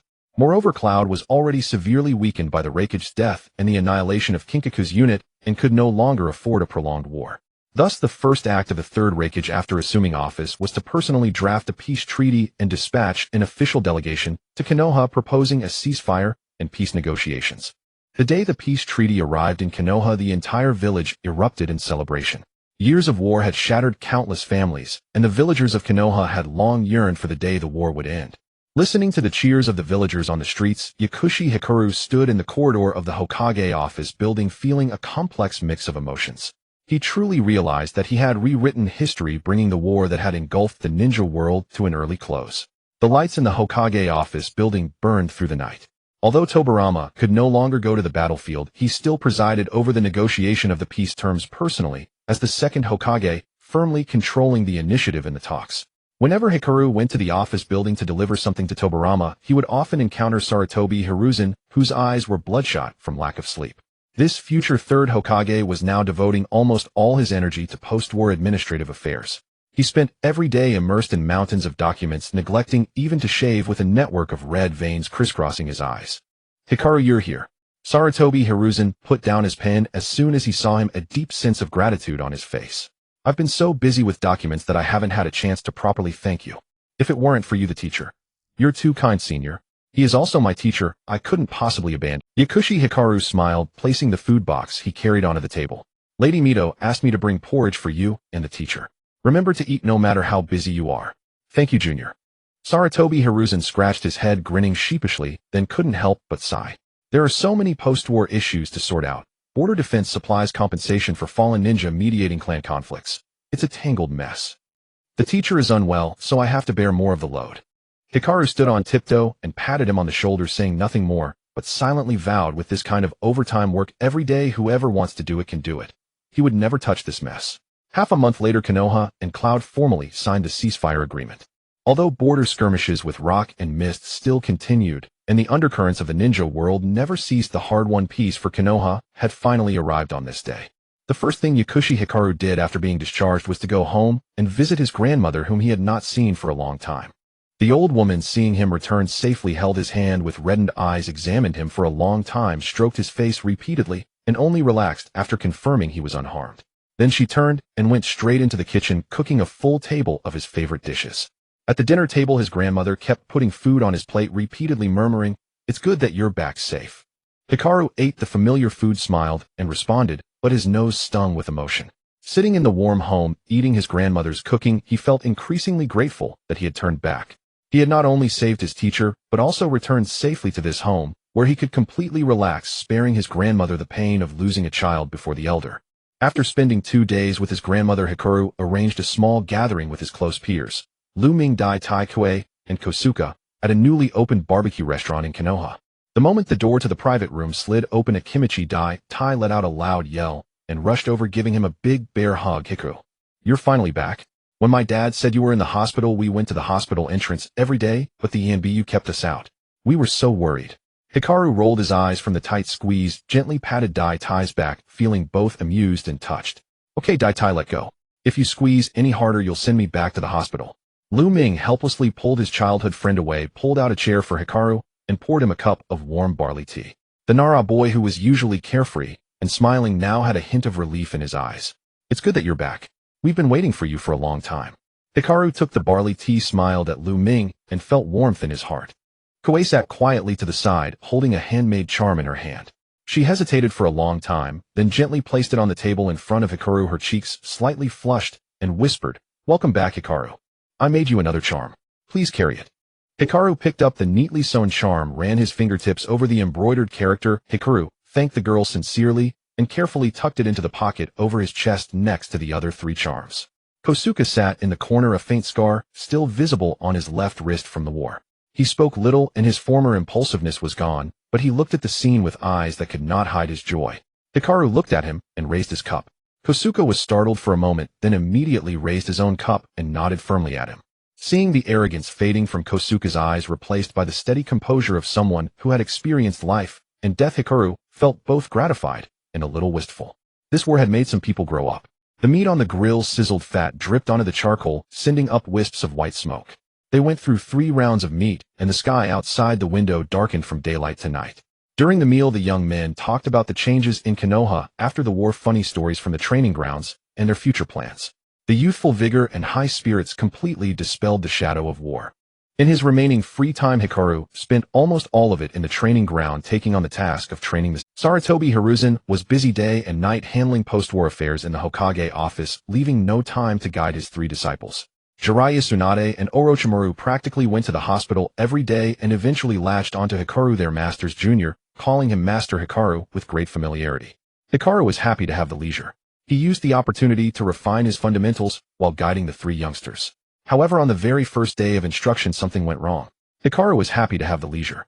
He used the opportunity to refine his fundamentals while guiding the 3 youngsters. Tsunade and Orochimaru searched the entire training ground and only found an empty summoning scroll spread on the ground. They instantly understood what had happened. That idiot had attempted to force a summoning technique without signing a contract, and heaven knows where he had been randomly transported. When Sarutobi Hiruzen got the news, he rushed over like a madman. His face turned pale as he looked at the scroll on the ground, sweat breaking out on his forehead in panic. He turned to order the ANBU to conduct a full area search. Hikaru naturally knew where Jiraiya had gone.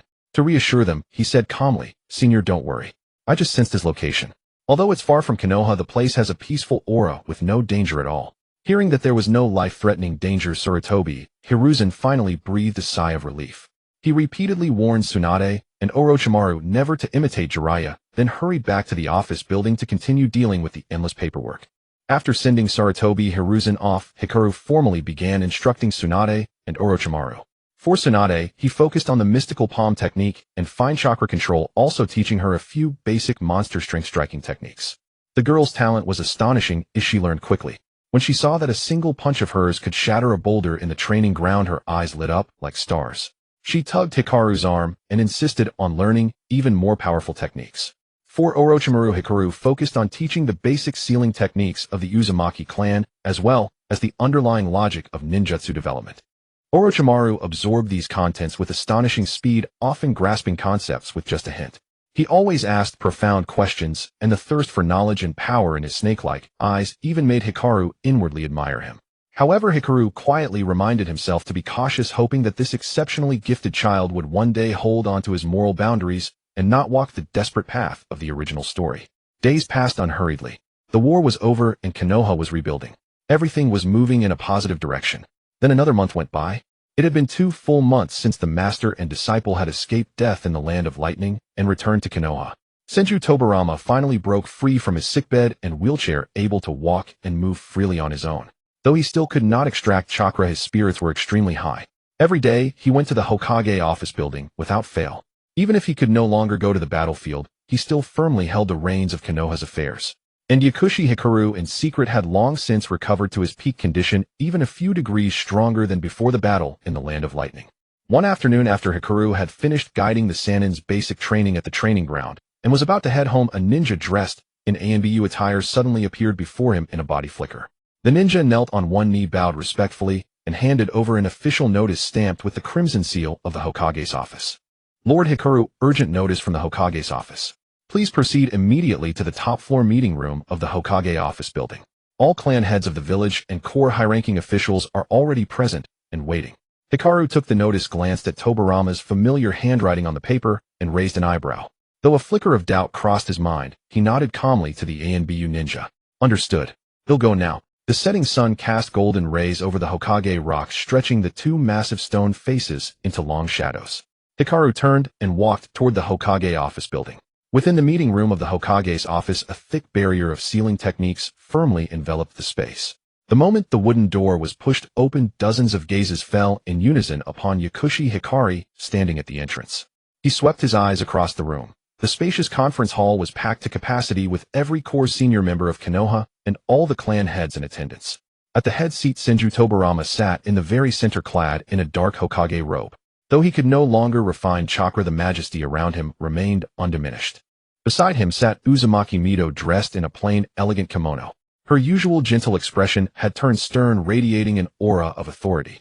On the flanking seats, the front row was occupied by Sarutobi Hiruzen, Shimura Danzo, Uchiha Kagami Udatain, Koharmido Kato Hamura, and Akimichi Torufu. Behind them sat the clan heads of the Uchiha Hyuga Nara Akimichi and Yamanaka families followed by the leaders of smaller clans. All eyes were fixed on the 7-year-old boy at the door, some scrutinizing, some amazed, and a few carrying a hint of barely perceptible doubt. After all, those who could step into this highest decision-making chamber of Konoha were all seasoned veterans and clan leaders who had endured decades of struggle in the ninja world. Yet Yakushi Hikari was only 7 years old. "Hikari, come sit here." Tobirama broke the silence, first pointing to the empty seat beside him. That position was second only to the Hokage and Mito, even ranking ahead of Sarutobi Hiruzen.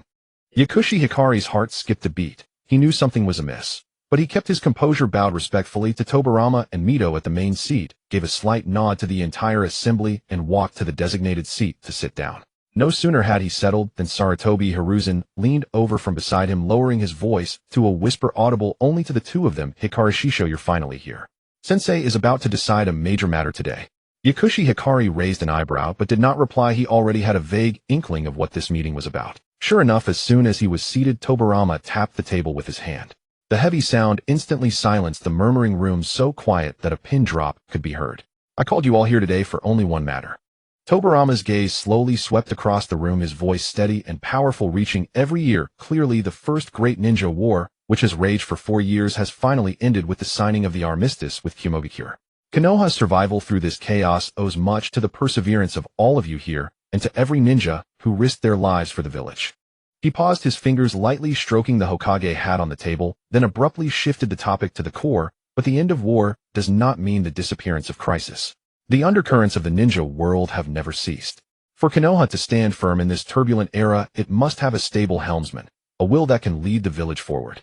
The breathing in the room instantly grew lighter. Everyone straightened up, their eyes burning with intensity as they looked at Tobirama in the main seat. Everyone understood what these words meant. The second Hokage was about to officially designate the third-generation successor of Konoha.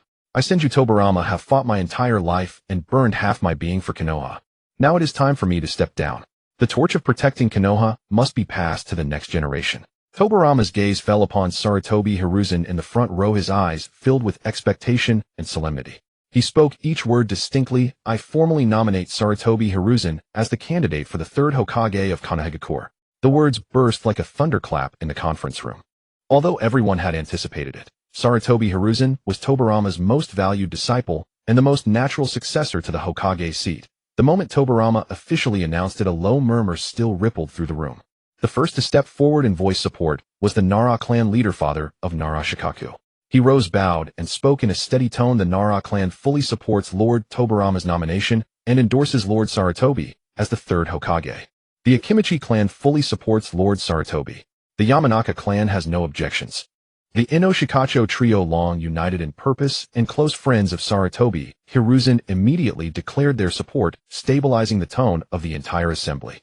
Next, the Hyuga clan leader stood and bowed, speaking calmly. "The Hyuga clan acknowledges Lord Tobirama's decision and supports Lord Sarutobi's ascension to Hokage." The Uchiha clan leader, still seated, shifted his eyes, glancing at Tobirama in the main seat, then at Uchiha Kagami beside him.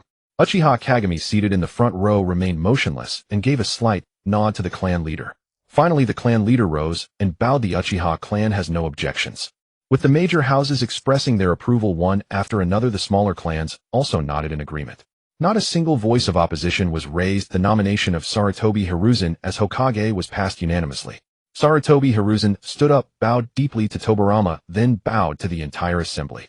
His eyes were slightly red and his voice carried an unmistakable solemnity and excitement. "Your disciple Sarutobi Hiruzen will never betray your trust nor the hopes of the entire village. I will uphold the will of fire all my life and protect Konoha with my very life." Tobirama looked at him, nodded with satisfaction, and gestured for him to sit. Meanwhile, Shimura Danzo, seated beside Sarutobi Hiruzen, clenched his fists so tightly that his knuckles turned white. His face was expressionless, but the resentment and disappointment surging in his eyes could not be concealed. All his life he had chased the position of Hokage, vying with Sarutobi Hiruzen, yet in the end his master had chosen Sarutobi. Just as disappointment weighed on his heart, Tobirama's voice rang out again, his gaze falling on him. "Shimura Danzo." Danzo snapped back to attention and immediately rose to bow. "Your disciple is here. Konoha's light needs Hiruzen to protect, but Konoha's darkness also needs someone to bear it." Tobirama's tone turned severe. "I appoint you as the Captain General of the Konoha Umbu, commanding all Umbu forces of the village, responsible for the village's covert defense, intelligence gathering, and high-risk missions, reporting directly to the Hokage." These words instantly replaced the disappointment in Danzo's eyes with ecstasy. Captain General of this was the most powerful position in Konoha, second only to the Hokage, commanding the village's elite assassination and intelligence forces, truly the master of Konoha shadows. He immediately knelt on one knee, his voice trembling with barely contained excitement. Your disciple Shimura Danzo will never betray your trust. I will protect Konoha's darkness with my life and never allow any threat to approach the village. Tobirama nodded and signaled him to rise. No one in the room objected, everyone knew Danzo's ruthlessness and skill, making him the perfect choice to lead the Umbu. Udatane Koharumido Kato Hamura and Akimichi Torafu were appointed as advisors to assist the Hokage and Danzo in handling daily village affairs. Other minor positions were assigned to manage village regulations and coordinate clan matters. The core of the Hokage's administration was already largely settled. Just as everyone thought the meeting was about to conclude, Tobirama tapped the table again, with his fingertip, his gaze sweeping across the room, before finally resting on the young boy beside him, who had remained calm throughout. His tone shifted abruptly, and a single sentence again exploded the room. One final appointment. Tobirama's voice was steady, each word clear. I formally nominate Yakushi Hikari as the chief advisor to the Hokage of Konohagakure, with the authority to attend all high-level meetings, participate in all core decision-making, and assist the Hokage in handling village and ninja world affairs. This position is second only to the Hokage. As the words fell, Sarutobi Hiruzen's eyes widened in the front row, his face bursting into ecstatic joy. Danzo whirled his head toward Yakushi Hikari, shock flashing in his eyes. Uchiha Kagami, Udatane Koharu, and the others also turned in confusion. What? Some smaller clan leaders cried out involuntarily, their faces filled with disbelief. Lord Tobirama. This is too absurd. Though Lord Yakushi Hikari has rendered great service, he is only 7 years old. Allowing a 7-year-old child into Konoha's highest decision-making body as chief advisor to the Hokage is unprecedented in the ninja world. Yes, Lord Tobirama. Another major clan leader immediately chimed in. The high-level decisions of Konoha concern the survival of the entire village. How can they be entrusted to a 7-year-old child? This absolutely cannot be allowed. Voices of dissent rose one after another. Even the Uchiha and Hyuga clan leaders frowned, their expressions showing confusion. They acknowledged Yakushi Hikari's strength and his immense merit in killing Kinkaku and Ginkaku and rescuing the second Hokage from certain death. But acknowledging merit did not mean accepting a 7-year-old child sitting in Konoha's highest decision-making layer, dictating matters of the village. Just as the dissent grew louder, Uzumaki Mido, who had remained silent, spoke slowly. Her voice was gentle, yet carried the pressure of a nine-tails Jinchuriki, instantly quelling the uproar. Everyone, please calm down. Everyone immediately fell silent, turning to look at the princess of the Uzumaki clan, who was also the stabilizing pillar of Konoha at this moment. I understand your concerns, that the boy Hikari is too young to bear the heavy responsibility of Hokage advisor. Mido's gaze slowly swept across the room, but don't forget. In the deadly situation of the Land of Lightning, it was this 7-year-old child who killed Kinkaku and Ginkaku, who had roamed the ninja world for decades, who brought Tobirama back to Konoha from certain death, and who single-handedly changed the course of the entire Great War. In terms of strength, he is Konoha's youngest jonin, his Flying Thunder God technique, second only to Tobirama, his sensory ability unmatched in the ninja world. Even I am not his equal. In terms of vision, his judgment of the ninja world situation and his understanding of the major villages have been praised repeatedly by Tobirama. In terms of loyalty to Konoha, he risked exhausting himself to the point of collapse to turn back to the Land of Lightning and rescue the Hokage. How many of you here possess such spirit and sense of responsibility? Mido's words struck each person's heart like hammer blows. The clan leaders exchanged glances, then finally sat down resentfully. Tobirama spoke at the right moment, his tone leaving no room for doubt. Konoha's rules have never been based on seniority, but on merit. Hikari has strength, vision, and absolute loyalty to Konoha. He deserves this seat. My decision is final, no further discussion is needed. He paused, then added, furthermore, Hikari's position as advisor grants him the right to advise the Hokage on decisions, as well as independent jurisdiction over village defense, ninjutsu development, and the medical system. This appointment takes effect immediately. Seeing that Senju Tobirama had spoken so definitively, no one in the room raised any further objections. The Nara clan leader was the first to rise, smiling as he bowed. The Nara clan supports Lord Tobirama's decision. Congratulations to Lord Yakushi Hikari on becoming the chief advisor to the Hokage. Immediately after, the Akimichi and Yamanaka clans voiced their agreement. The Uchiha and Hyuga clans also expressed their support in turn. Even the clans that had just raised objections had no choice but to bow in acknowledgement. Unanimously passed. Yakushi Hikari sat in his seat, utterly dumbfounded. He had calculated everything. that his master would appoint Sarutobi as the third Hokage and that he might be put in charge of the Umbu. But he had never expected his master to push him directly into the position of chief advisor to the Hokage. What did second only to the Hokage mean? What did independent jurisdiction mean? This was not an advisor role. It was essentially granting him the real power of Konoha's second-in-command. He had only wanted to slack off, cultivate, and laze around in peace. Now he was bound to Konoha's war chariot. Not only would he have no time to slack off, he probably wouldn't even have time to rest. Yakushi Hikari's mind screamed in agony, but on the surface, he maintained his composure, rising to bow to Tobirama and Mito, then nodding to the entire assembly, forcing himself to utter a polite remark. "Thank you for your trust, Lord Tobirama, and thank you all for your recognition. I will do my utmost to assist the Hokage and protect Konoha." With that, the meeting finally came to a close. The clan heads and jonin filed out one after another, leaving only Tobirama, Mito, Sarutobi, Hiruzen, Danzo, and a thoroughly dejected Yakushi Hikari in the conference room. Danzo gave another bow to Tobirama, glanced at Sarutobi, Hiruzen, and Yakushi Hikari, and finally a flicker of barely perceptible acknowledgement crossed his face before he turned and strode out of the room. He was eager to take over the Umbu. His battlefield lay in Konoha's shadows. Mito smiled and patted Yakushi Hikari's shoulder, then said to Tobirama, "I'll go arrange the barrier matters. You three master and disciples talk among yourselves." With that, she too turned and left the conference room. The spacious room was now left with only the three of them, master and two disciples. "Sensei." Sarutobi Hiruzen could no longer contain himself. He grabbed Yakushi Hikari's arm, his face devoid of the solemnity befitting a newly appointed Hokage, replaced instead by sheer ecstatic relief. He clapped his junior on the shoulder, his voice trembling with excitement. "Hikari Shisho. Great. From now on we'll work together." Recently, he had been driven nearly mad by the post-war administrative work, drowning in documents day and night, with barely any time to sleep. He was already at his breaking point. He had thought that after becoming Hokage, this endless overtime would continue indefinitely. But then his master had sent his brilliant young junior to assist him. Having such a strong, insightful, and meticulous junior by his side not only gave him the most reliable partner, but also a pillar of support. Sarutobi Hiruzen was overjoyed. If the circumstances had been different, he would have hugged his junior and spun him around. Yakushi Hikari, being patted on the shoulder, could only force a stiff smile and let out a dry ha-ha, while bitterness flooded his heart. "Work together. Who wants to stay up all night reviewing documents with you? I just want to go home, sleep, cultivate, and slack off." Tobirama looked at his two disciples, one ecstatic, the other utterly dejected, and couldn't help but burst into laughter. He looked at Yakushi Hikari and said with a smile, "Don't make such a sour face.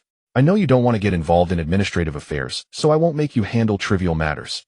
You only need to help Hiruzen keep an eye on the big picture, oversee the village's defense and the situation in the ninja world. Leave the daily administrative work to Hiruzen." He paused, then added with a note of seriousness, "Konoha's future cannot rely on Hiruzen alone. Hiruzen is soft-hearted and tends to hesitate at critical moments. You, on the other hand, are calm, decisive, and farsighted. Having you by his side lets me rest easy." Yakushi Hikari opened his mouth to speak, but seeing his master's earnest gaze, the words of refusal caught in his throat and were eventually swallowed back. He could refuse the Hokage seat, he could avoid the tedious administrative work, but he could never ignore his master's entrustment, nor could he stand idly by while Konoha's future hung in the balance. Here there were people he had risked his life to protect, and a world of human warmth that mattered to him. In the end, he could only let out a resigned sigh and nod. "I understand, sensei. I will assist my senior brother well and protect Konoha." Tobirama looked at him and smiled with satisfaction. But Sarutobi Hiruzen felt a bit disappointed. He had originally planned to hand over all the documents to his junior, but now he would have to pick out only the complex ones to give him. The setting sun streamed through the conference room windows, casting its light on the three figures and also on the brand new Hokage hat resting on the table. An old era with the end of Senju Tobirama's shinobi path slowly drew to a close, and a new era officially began with the inauguration of the third Hokage and the establishment of Konoha's new core leadership. At this moment, the newly appointed 7-year-old chief advisor to the Hokage was frantically calculating in his mind. How could he, while not neglecting his duties, still preserve his grand ambition of never working overtime? 20 years of the Mori Leaf Summer. In the land of fire within the village of Konoha, the grandest handover ceremony is about to take place following the end of the war. At this moment, in the square in front of the Hokage building, the villagers of Konoha, ninjas and members of various clans, stand together witnessing this historic moment. On the rooftop of the Hokage building, Senju Tobirama stands at the edge, his expression serious, his tall figure clad in dark Hokage robes. Beside him, Sarutobi Hiruzen wears a brand new ceremonial robe, standing tall with an unprecedented seriousness and solemnity on his face. To the far left stands Yakushi Kabuto dressed in black Jounin attire with the emblem of the Hokage's chief advisor pinned to his chest. Though his face is stern, he secretly scoffs in his heart. This handover ceremony for the third Hokage was planned by him and Sarutobi over 3 sleepless nights, from scheduling to security arrangements to the seating of various clans. The auspicious time has arrived. The host's loud shout interrupted his thoughts. Raising his eyes, Tobirama slowly turned, removing the Hokage hat symbolizing the highest authority of Konoha from his head. Holding the hat, his gaze fell upon his eldest disciple, his voice amplified by the already engraved amplification jutsu resonating throughout the entire square. I Senju Tobirama, in the name of the second Hokage of Konoha, officially resign today. Sarutobi Hiruzen adheres to the will of fire, loyal to Konoha, and is entirely capable of shouldering the heavy responsibility of protecting the village. Here I officially pass the position of Hokage to Sarutobi Hiruzen. As his words fell, he raised his hand and gently placed the Hokage hat on Sarutobi Hiruzen's head. Then he slowly retreated, leaving the stage to this newly appointed Hokage. In the next moment, the entire square erupted in roaring cheers. Long live the third Hokage! The shouts rose and fell, the villagers' eyes reddening. The long years of war had finally come to an end, and the inauguration of a new Hokage signified that peaceful days were finally coming. On the high platform, Sarutobi Hiruzen waved his hand at the crowd below and turned to Tobirama, speaking earnestly. I will not let down the trust of my master. I will protect Konoha with my life and carry forward the will of fire. Tobirama nodded slightly, a look of gratification appearing in his eyes. Kabuto watched this scene, and just as he began to feel a sense of rewriting history, he was gently nudged by the person beside him. Hiruzen's shadow clone came over, lowering his voice with a hint of embarrassment. Kabuto, after the ceremony, there are a few documents for the ninja school supplies that I need you to help me approve. Can you? Some clan leaders are inviting me to banquets in succession, and I really can't find the time to review them properly. Kabuto's smile instantly froze, feeling that agreeing would only lead to some bad outcome. In fact, this was true. After the ceremony, what awaited him was not a leisurely life, but an endless amount of work. In the first month after the inauguration ceremony, Konoha was in a state of disarray, and the overwhelming affairs pressed down on the newly appointed Sarutobi Hiruzen, making it hard for him to breathe. As the new Hokage, he had to meet the delegations from various villages, visit the major clans, and attend post-war compensation ceremonies. His days were filled to the brim with social engagements, and upon returning late to his office, looking at the mountain of documents on his desk, he felt overwhelmed. With a gentle temperament, he always sought stability in his work. Even the simplest procedural documents made him fear leaving hidden dangers due to mistakes. After staying up for 2 nights, he barely finished a few documents, while the bloodshot eyes from exhaustion were the first to show. After much thought, he eventually carried a stack of the simplest procedural documents awkwardly, finding Kabuto, I truly apologize. There have been too many social engagements these days, and I simply cannot find the time to review these documents. They're just some procurement for the ninja school's textbooks and routine reports from the border patrol. Can you help me approve them? After saying this, he felt a bit guilty, afraid of disturbing his junior's recovery and cultivation. If you don't have time, it's fine. I can stay up late to look through them. Kabuto looked at the dark circles under Hiruzen's eyes, and then at the basic approval documents in his hand that required no thought. He casually took them, flipped through them, and with a swift stroke completed the approval in less than half a stick of incense's time. Not only did he clearly write what needed to be approved, but he also conveniently noted the subsequent material allocation plans and suggestions for optimizing patrol routes beside it with neat handwriting, logical reasoning, and no flaws in formatting. Hiruzen took the documents and looked through them repeatedly, but couldn't find a single flaw, leaving him astonished. He stared at the documents for a long time, then raised his head to look at his seemingly indifferent junior, and felt a slight stirring in his heart. It turned out that this genius junior, who was decisively ruthless on the battlefield, not only had unparalleled talent in ninjutsu, but was also terrifyingly strong in handling these trivial administrative matters.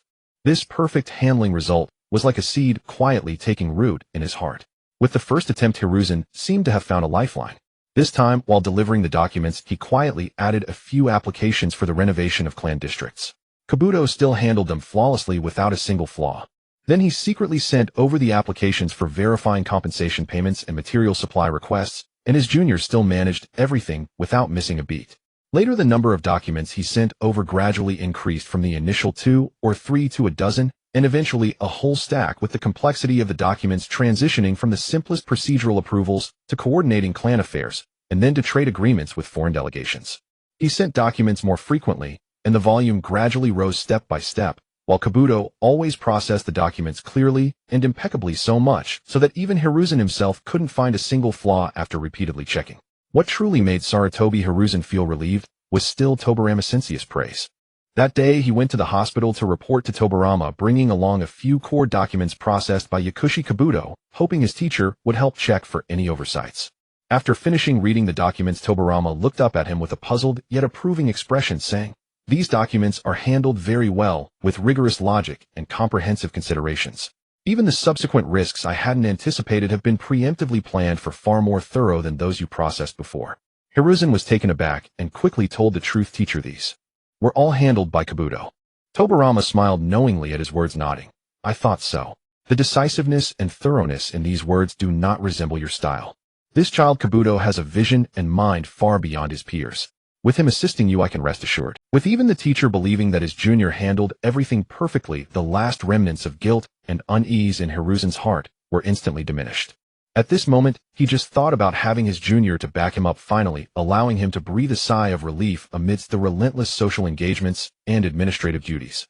After that, every time he delivered documents, he carried a great deal of apology and embarrassment. Later on, he always found ways to compensate, whether treating Yakushi Kabuto to barbecue or helping him gather rare cultivation materials. However, the number of documents he sent out only increased, and within just 6 months, nearly half of Konoha's administrative affairs had quietly flowed onto Yakushi Kabuto's desk. Yakushi Kabuto remained completely unaware of this. He merely thought that Konoha was in a state of reconstruction after the war, and the workload was naturally heavy, watching Sarutobi Hiruzen running around every day, the bloodshot eyes never diminishing. He even secretly lamented in his heart that it wasn't easy for his senior to take office. He just hoped he could grow up to become the third Hokage, who would later sit firmly in the Hokage position and handle all affairs with composure, no longer looking so haggard from these documents. He even proactively helped Sarutobi Hiruzen prepare plans for some tricky issues in advance, fearing that this senior would exhaust his health. In just 6 months, Yakushi Kabuto's Hokage advisor office had effectively transformed into the Second Hokage's office. Every day before dawn, he was called up by the Umbu for morning meetings, and even late into the night, he was still furiously writing against the mountain of documents. Were it not for the assistance of transformation and rejuvenation, he might not even have the energy to cultivate, much less rest, or go home to have dinner with his grandmother. At this moment, Yakushi Kabuto had accumulated half a year's worth of resentment, just waiting for a spark to set it off completely. In the early hours of that morning, just as dawn broke, Yakushi Hikari had not slept a wink. With practiced ease, he finished revising the mediation plan for the Misty Border conflict, then slammed his brush down on the desk. He wanted to close his eyes and rest, but as he turned his head, he saw the pile of documents stacked higher than himself. A wave of dizziness washed over him, and he slumped onto the desk, devoid of energy, too weak to even lift a finger. Suddenly, the office door was pushed open gently.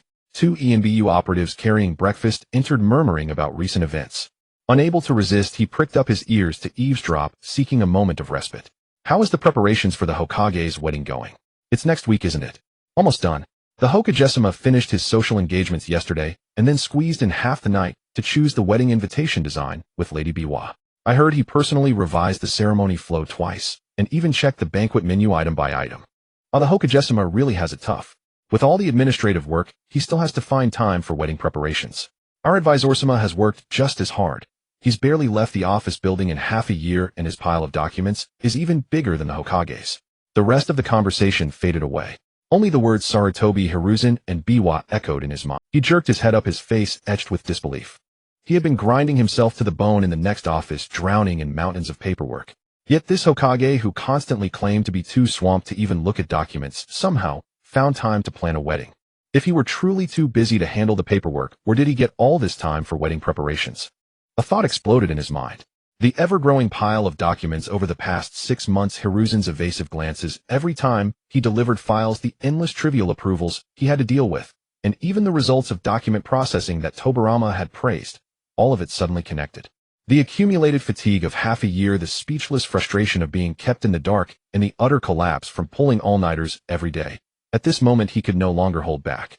He sprang from his chair, the legs scraping against the floor with a harsh screech. Ignoring the startled gazes of the 2 ENBU, he turned and charged toward the Hokage's private office. In the Hokage's office, Sarutobi Hiruzen was frowning over 2 designs for wedding invitations. The bloodshot veins in his eyes were even worse than Hikaru's, and the dark circles under his eyes were terrifyingly deep. Clearly, he had also been up all night.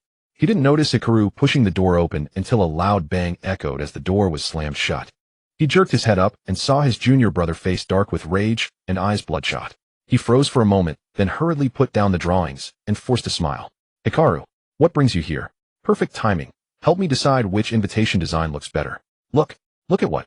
Hikaru cut him off, pointing a trembling finger at him, half from fury, half from exhaustion. Brother Hiruzen, you tell me every day that you're too busy to even look at documents, yet you have time to plan a wedding. Sarutobi Hiruzen's smile froze instantly. He quickly set down the drawings, his face flooding with guilt. Subconsciously, he tried to block the stack of pending documents still on the desk. Junior brother, I'm sorry, I'm so sorry.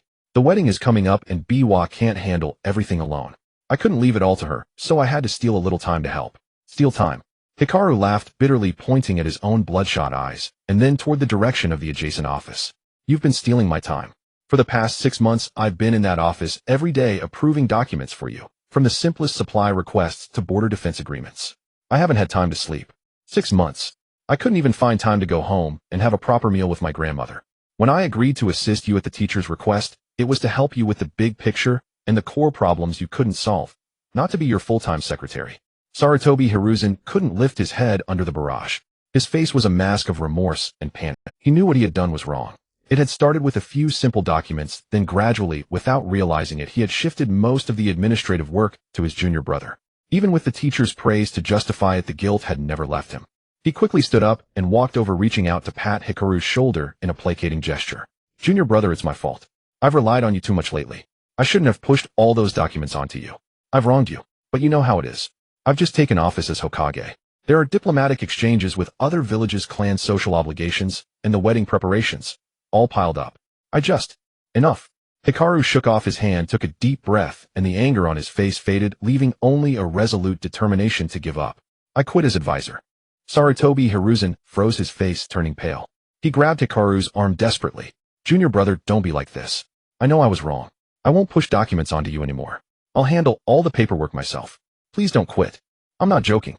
Hikaru repeated, then sat down on a chair looking thoughtful. I'm still young. I have time. I'm going to travel the world. The shinobi world is vast. I need to see it, train, and improve myself. Handle the paperwork yourself. Don't come to me again. No, absolutely not. Sarutobi Hiruzen paced frantically. He truly couldn't do without this junior brother. Without Hikaru, he wouldn't have the energy to keep Konoha stable. In his desperation, a sentence slipped out before he could think. Enough, junior brother. Stop acting childish. I am the Hokage. The words instantly silenced the entire office. Hikaru's anger momentarily stalled, and a flicker of surprise crossed his eyes. Then visibly a layer of coldness settled over his face, and the air around him grew heavy. Beneath that icy exterior, his mind raced, and inwardly he was elated. He was already calculating how to use this very sentence to shove all the paperwork back and secure complete freedom for himself. Sarutobi Hiruzen froze the moment the words left his mouth. Seeing his junior brother's face instantly turn cold, his mind went blank, and he blurted out an apology. Junior brother. I'm sorry. I didn't mean it. Don't take it to heart. But his apology came too late. Hikaru slowly rose to his feet, his eyes as cold as ice. He looked at him and said word by word, brother, you will regret this. With that, he turned and walked away. Another deafening bang rang out as the heavy wooden door slammed shut behind him. He didn't look back, heading straight for the stairwell. In the office, Sarutobi Hiruzen finally snapped out of it. He stared at the empty doorway, panic flooding him. A wave of immense regret swept over him. He finally realized what he had said wrong. He had claimed to be the Hokage, yet for the past 6 months the majority of the responsibilities that should have fallen on him had been shouldered by his junior brother. Now using the authority of the Hokage to suppress his junior brother was equivalent to pushing him away with his own hands. He regretted it already, regretted it to the core. Junior brother. Hikaru. Don't go. Sarutobi Hiruzen let out a desperate cry and dashed out of the office like a madman, sprinting toward the stairwell. At the main entrance of the Hokage building, he finally caught up with Hikaru, who was about to step out. He lunged forward, grabbed his arm tightly, his face filled with remorse and earnestness, and bowed deeply. Junior brother, I'm sorry.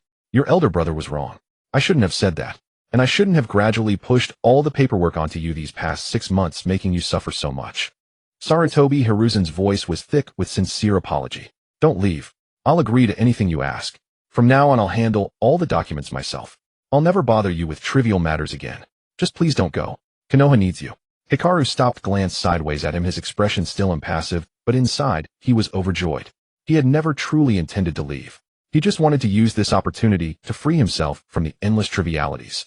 Oh, anything. Anything. I promise everything. Sarutobi Hiruzen nodded frantically like a pecking chicken, terrified that even a second's delay would make his junior brother disappear. Fine. Hikaru spoke slowly, enunciating each word clearly. First, from now on, all routine paperwork and procedural approvals, you handle yourself. Don't send a single sheet to my office and don't sneak any documents into my pile. Second, I will only assist with core decisions that concern Konoha's survival or the most critical, insoluble problems that you genuinely cannot handle. Everything else, I'm not touching. Third, all the documents currently piled up in my office, you take them all back and handle them yourself. He paused, then added, those are my 3 conditions. Agree and I stay. Disagree and I'll pack up and leave for my travels right now. No one can stop me. Sarutobi Hiruzen's face crumpled like a steamed bun at the first 2 conditions, but when he heard the third, taking back all the documents, he stiffened. But looking at his junior brother's unyielding expression and considering the mountain of paperwork and the consequences of Hikaru actually leaving, he gritted his teeth and agreed. I agree. I agree to everything. Sarutobi Hiruzen's voice carried a note of utter despair, but he dared not voice any objection. I'll go get the documents right now. From now on I won't bother you with trivial matters. Fearing that Hikaru might change his mind, Sarutobi Hiruzen turned and dashed back into the building, moving with lightning speed to carry the documents back to his own office. Even the passing Anbu were stunned at the sight of the Hokage. Hikaru stood there watching his frantic silhouette and finally couldn't help but let a sly smile creep across his face. 6 months. He had finally gone from being a full-time secretary back to an advisor who only needed to oversee the big picture, and he had dumped all the paperwork. What a steal. As for that, I am the Hokage. He wished Hiruzen would say it 100 times more. The more he said it, the more excuses Hikaru would have. A few minutes later, Sarutobi Hiruzen came back, carrying 2 huge stacks of documents. Seeing Hikaru still standing there, he let out a huge sigh of relief. His face broke into an embarrassed smile, and he offered a solemn thanks. The morning sun rose, casting golden rays over the Hokage building. The 2 brothers, one carrying 2 enormous piles of documents on the verge of tears, and the other with his hands in his pockets looking utterly relaxed, walked back into the building. In the spring of the 21st year of my 6 months had passed since Sarutobi Hiruzen took over as Hokage. At this moment, the Sarutobi clan's territory was filled with laughter and joy. Today marks the official beginning of the marriage alliance between the Sarutobi clan and the family of Lake Biwa, with festive lanterns adorning the main street and guests flooding the entrance of the Sarutobi residence. Leaders of various prominent families in Mai, as well as core ninjas, were present, including the reclusive Senju Tobirama, who personally attended the wedding. The wedding scene lacked the grimness of the Ninja World War, and the tension of administrative meetings filled instead with the rare festive atmosphere after the war. Dressed in wedding attire, Sarutobi Hiruzen appeared free of the usual stress from paperwork, and the chaos of the Hokage office was nowhere to be seen. His wedding robe, embroidered with the Sarutobi clan's emblem, accentuated his tall figure, his face radiating the joy of a newlywed, as he graciously returned the greetings of the guests. Sitting in the corner of the banquet, Yakushi Kabuto wore a refreshing black outfit, leisurely swirling a cup of barley tea in his hand. It had been half a month since the confrontation in the office, and Sarutobi Hiruzen had indeed kept his promise. No longer did he receive a pile of routine approval documents sent to his office, only occasionally would he be called upon for core agreements related to diplomatic matters between villages or top-level defense plans. Without the mountain of paperwork, he finally reclaimed his life. Every day, he woke naturally, practicing ninjutsu in the morning, honing the details of Hiraishin, and spending afternoons chatting with Tobirama or having dinner with his grandmother, leading a leisurely and pleasant life. The bloodshot eyes that had been formed from late nights had completely vanished, and his face had regained a more rounded appearance, finally resembling that of an 80-year-old. Kabuto, why are you hiding here alone? A familiar voice came, and Sarutobi Hiruzen approached in his wedding attire, wearing an embarrassed smile. It's been so busy today that I haven't had the chance to greet you. Brother, it's your wedding day. Just focus on your duties, and don't worry about me. Yakushi Kabuto smiled, and raised his cup in a gesture of congratulations. Just then, Senju Tobirama, dressed in a black kimono, approached with Uzumaki Mido. Looking at his 2 disciples, a gentle smile appeared in his eyes. Master, Lady Mido. Yakushi Kabuto and Sarutobi Hiruzen quickly stood and bowed. Tobirama waved his hand, his gaze resting on Sarutobi Hiruzen, his tone carrying a hint of expectation. Now that you have a family, you must take on more responsibility. The burden of Hokage must be firmly shouldered by you in the future, do you understand? Disciple understands. Sarutobi Hiruzen immediately bowed, deeply replying earnestly. Seeing this, Uzumaki Mido smiled gently and teased. All right, today is your joyous day. I don't keep up the serious demeanor, as if you were in the Hokage office. You 3 should take the opportunity to relax together, not just talk about serious matters. Tobirama, upon hearing this, relaxed his tense jawline slightly, and turned his gaze to Yakushi Kabuto, who stood quietly to the side, casually asking, "How's your training going?" "Thank you for your concern, master. I have been diligently training," Yakushi Kabuto replied with a smile. The clamor of the wedding continued with the sounds of guests' laughter rising and falling. Yakushi Kabuto looked at the joyous scene before him, then glanced at his teacher and brother. Seizing the moment, he took a deep breath and finally voiced the thoughts he had kept hidden for so long. "Master brother, there's something I want to discuss with you." His tone was serious, and Sarutobi Hiruzen and Tobirama exchanged glances, their smiles fading as they focused on him. "I want to leave and travel for a while." Those words caused the surrounding air to abruptly quiet down. Sarutobi Hiruzen's face went pale. The joy he had felt moments ago vanished, replaced by panic and guilt, as he urgently asked in a low voice, "Brother, are you still angry about the previous incident?" "I apologize, please don't go. I cannot be without you." Yakushi Kabuto quickly interrupted him, exasperated, waving his hand. "Brother, where are you going with this? It has nothing to do with the previous matter." He looked at the bewildered Sarutobi Hiruzen and then turned to the calm Tobirama, earnestly explaining, "For the past 6 months, I've been buried in paperwork and my training has almost completely stalled. Now that the situation in my is stabilized and you can stand on your own, I feel it's time to bring this up. My strength has reached a bottleneck. Whether it's ninjutsu or Hiration, I need to go out and explore to see the customs and culture of the ninja world and find opportunities to break through." He paused for a moment and added, dispelling their concerns, "Master, you can rest assured, brother, too. I've left the Hiration mark at home. If anything happens in I can return instantly. Even if I am away, if the village encounters an unsolvable issue, Hiration can bring me back in an instant. There will be no problems." Sarutobi Hiruzen stood there in a daze, his mouth opening and closing as he struggled to find words. He had initially thought his brother was still resentful about the previous incident and was determined to leave, but he hadn't expected it was due to a bottleneck in strength. Senju Tobirama fell silent for a moment, his gaze landing on Yakushi Kabuto's serious face. The ninja world was vast, and indeed it was time for him to see it, but Tobirama hadn't anticipated that this day would come so soon. After a moment, he picked up his teacup and took a sip, a hint of barely noticeable pride in his eyes. Tobirama slowly nodded and spoke, "All right, I agree." Sarutobi Hiruzen turned to look at Tobirama, a flash of surprise crossing his face. Ignoring his astonishment, Tobirama continued, addressing Yakushi Kabuto, "It's good to go out and see the real face of the ninja world. It will benefit your training and the cultivation of your character. Remember, keep the Hiration mark at hand. I will always be your support. If you encounter anything unsolvable, just come back." "Thank you, master." Yakushi Kabuto's eyes brightened as he deeply bowed to Tobirama, a weight finally lifted from his heart. He turned to Sarutobi Hiruzen, who was still in shock, and said with a smile, "Brother, you see, even master agrees." Sarutobi Hiruzen looked at his younger brother, who, unlike the steadiness he once displayed, now had eyes filled only with anticipation for the journey ahead. He was stunned for a long time, the guilt in his heart gradually fading, replaced by an unprecedented sense of calm. His younger brother was about to pursue his own ninja way, and as Hokage he needed to help safeguard Mai. He looked at Yakushi Kabuto and said solemnly, "All right, younger brother, you may go. I promise I will do my utmost to protect Mai. When you return, I will show you an even stronger Mai." Yakushi Kabuto looked at Sarutobi Hiruzen, momentarily taken aback. In that moment, he finally saw in the young third Hokage the shadow of Sarutobi Hiruzen, who would one day be gentle yet steadfast, dedicating his life to protect Mai. The brother who once struggled with paperwork and would only pass the blame to him had finally grown up in this moment. He smiled and extended a fist towards Sarutobi Hiruzen, saying, "All right then, I entrust Mai to you, but don't pass the mountain of paperwork to the next advisor, brother." Sarutobi Hiruzen chuckled awkwardly, then solemnly raised his fist and lightly tapped his, saying, "Don't worry, younger brother, you are my only advisor. Take care on your journey." After finishing, his throat felt choked, and he added, "Come back soon." Then he turned away, pretending to look at the guests in the distance. Senju Tobirama silently observed this scene, took another sip of tea, but the slight upturn at the corner of his eye revealed his amusement. The joy of the wedding continued, and the laughter of the guests echoed throughout the clan's territory. Yakushi Kabuto gazed toward the direction of the ceremony, softly exhaling as the last matter on his mind was finally resolved, allowing him to relax completely. And at that moment, the Hokage of Mai truly took on the mantle of safeguarding the village.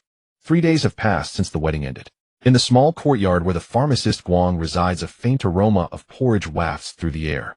It is the director, Granny Huai, who, upon hearing that the child is about to embark on a journey, hurriedly came over from the orphanage before dawn. At this moment, she sits at a low table, her palm gently brushing over the neatly stacked clothes. In a ceramic bowl at the table's corner, freshly cooked red bean porridge steams gently. Most of her time is spent in the orphanage, but she feels a twinge of guilt towards this child, who bears the burdens alone. Granny, stop stacking them. I've already folded the clothes 3 times. Pharmacist Guang walks over, squats beside his grandmother, and gently presses down on her hand. The warmth of the young man's palm envelopes her slightly trembling hand. Have you forgotten? With the Flying Thunder God technique, if I truly need something, I can return to Konoha immediately, faster than going to the market. Granny sighs and reaches out to stroke his now rounder little face. Her voice is soft. I know you are capable, but the ninja world is still unstable. I heard from the returning ninjas that the Water Country and the Earth Country are still fighting at the borders, and there are many bandits as well. You are only 8 years old. How could I possibly be at ease letting you go alone? You can rest assured. Pharmacist Guang raises his little face, speaking with confidence. Now, apart from the Water and Earth countries still entangled in conflict, other places are relatively peaceful. If something really happens, the Flying Thunder God can let me escape in an instant. He speaks this without a hint of unease. During the past 6 months of reviewing documents, he has not only refined the details of the Flying Thunder God technique, but has also broken through to the elite Jounin level in chakra control, with only a step left to reach the rank of Hokage. As for why he has not yet broken through to the Hokage level, it is not due to a lack of understanding of ninjutsu, but purely due to the limitations of his 80-year-old body, which keeps his total chakra capacity strictly within the limits of his age. To break through the Hokage barrier before his body naturally matures, the only way is to improve ninjutsu or integrate chakra with bloodline limits, thus compensating for the shortcomings in total chakra. So currently, apart from Uchiha Obito, no other Hokage-level strongman can restrain him in the face of the absolute mobility of the Flying Thunder God. Seeing the confidence in his eyes, Granny finally relents and repeatedly reminds him, "You must remember, at least once a month come back to see me, visit the children in the orphanage, and let me know you are safe. If you encounter trouble, don't force it. If you can't win, just run. Granny will always be waiting for you in the orphanage." Got it, Granny. Pharmacist Guang smiles as he hugs her arm, his gentle words calming the last bit of unease in the old woman's heart. "I promise to come back and accompany you every month." Just as the two were conversing, a gentle knock sounded at the courtyard door. When Pharmacist Guang opened the door, he found it was Uzumaki Mito. She still wore her elegantly patterned dark kimono, her crimson hair loosely tied behind her head, radiating a unique and gentle aura. Seeing Pharmacist Guang open the door, she smiled warmly, and noticing the busy figure of the old woman in the courtyard, softened her voice. "Guang, am I interrupting you and your granny? I heard you were preparing to set off on your journey, so I came to check on you. Lady Mito, please come in quickly." Pharmacist Guang hurriedly welcomed her into the house and poured her a cup of warm barley tea.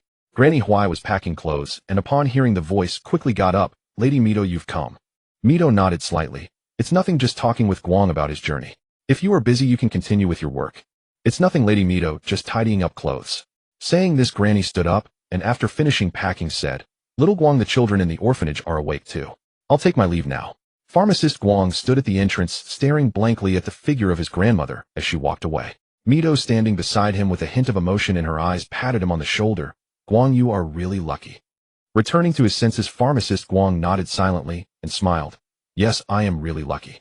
At that moment, the morning breeze swept through the courtyard, lifting a few fallen cherry blossom petals and fluttering into the paper sliding door.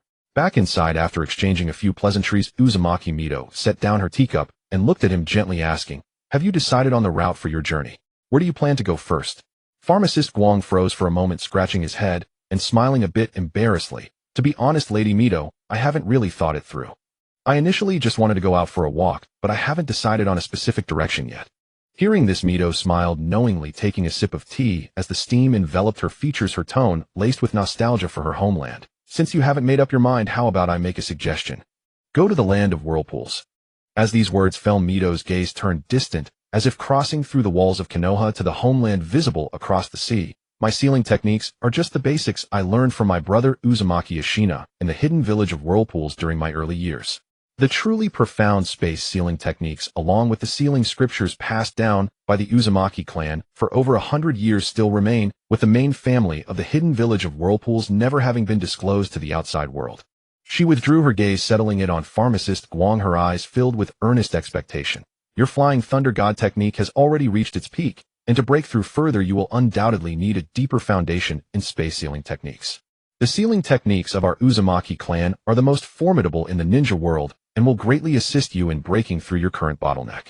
Mito only thought he wanted to improve his Flying Thunder God technique, completely unaware that his true dilemma was the limitation of chakra capacity due to his age. However, these words awakened Pharmacist Guang, and the previously vague direction for his journey became striking. Sealing techniques and tailed beasts are indeed the only answers to break through the Hokage barrier.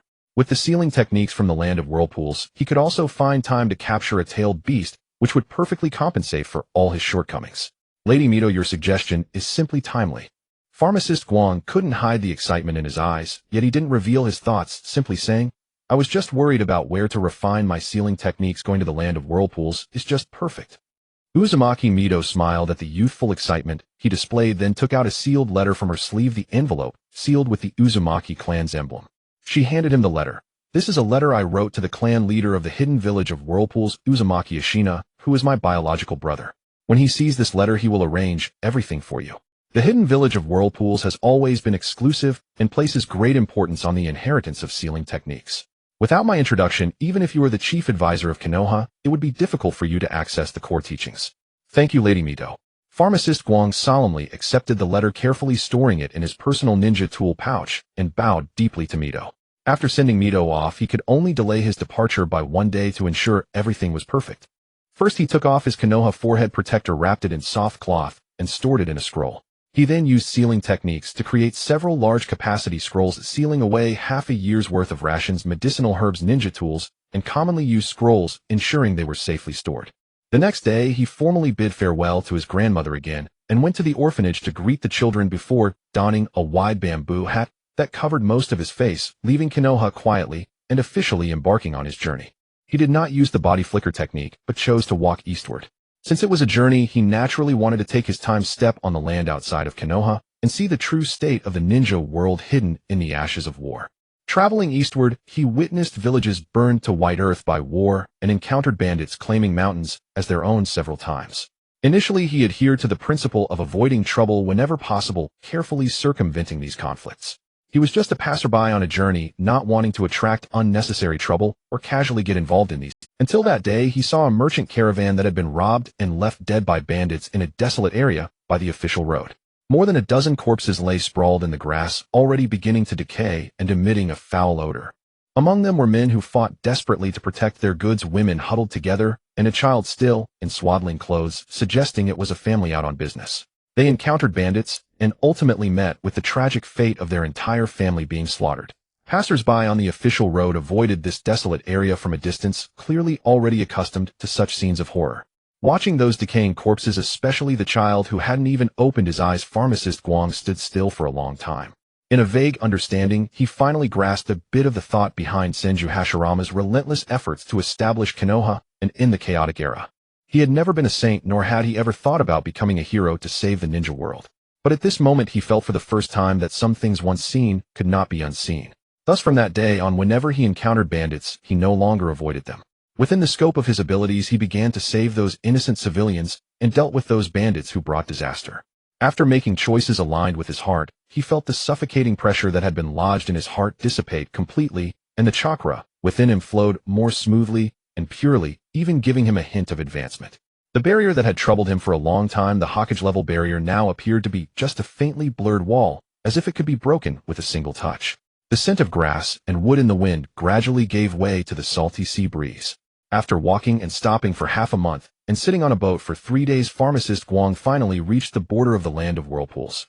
Unlike the vast forests of the Land of Fire, the Land of Whirlpools is surrounded by sea on all sides, with the incessant waves crashing against the reefs, making a deafening sound, hence the name of the hidden village of Whirlpools.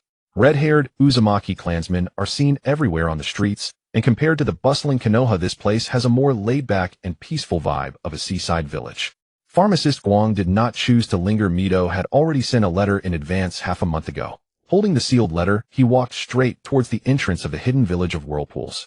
The guards at the village entrance saw a child wearing a hat approaching alone and initially intended to question him. However, upon seeing the letter with the Uzumaki clan's emblem in his hand, their expressions changed dramatically, and they promptly sent someone to report to the clan leader. In just a moment, a group of red-haired clansmen surrounded an elder who walked out. The elder's hair had long turned white, tied with a wooden hairpin at the back of his head. His face was etched with the lines of time, yet his eyes held a sharpness that revealed his understanding of the world. His figure remained tall, exuding the dignity of one who had held a high position for many years, along with the heavy aura unique to a master of sealing techniques. He was none other than Uzumaki Ashina, the current clan leader of the Uzumaki clan. Upon seeing the letter in pharmacist Guang's hand, Ashina's aged face revealed a gentle smile as he stepped forward. You must be pharmacist Guang mentioned in Mito's letter, right? You've had a long journey, please come in. Mito has already informed me in her letter that we, the hidden village of whirlpools, welcome your arrival. Pharmacist Guang nodded slightly in response. Yes, hello, clan leader. Uzumaki Ashina had already known from his sister's letter about this 6-year-old child who had saved the second Hokage and who grasped the basics of sealing techniques within a month. Even now that the child was only 8, he dared not treat him with any disrespect. Under the personal welcome of the clan leader and many elders, pharmacist Guang entered the hidden village of whirlpools. The next day, he officially began his studies in sealing techniques. Uzumaki Ashina held nothing back and directly opened the clan's library of sealing techniques, assigning 3 of the most proficient elders in sealing techniques to teach him in turns. Occasionally during their free time, he would even personally guide him in sealing techniques. What shocked the entire hidden village of whirlpools began at this moment. Everyone believed that even if this 80-year-old child had exceptional talent in ninjutsu, it would take a considerable amount of time to learn the profound and esoteric sealing techniques of the Uzumaki clan. However, they did not expect pharmacist Guang's comprehension of sealing techniques to be nothing short of extraordinary. While ordinary ninjas needed half a month to learn the basic sealing techniques, he could draw them after just one glance. The advanced sealing techniques that elders studied for months, he could optimize and deduce in an instant, learning at a speed that was astonishing.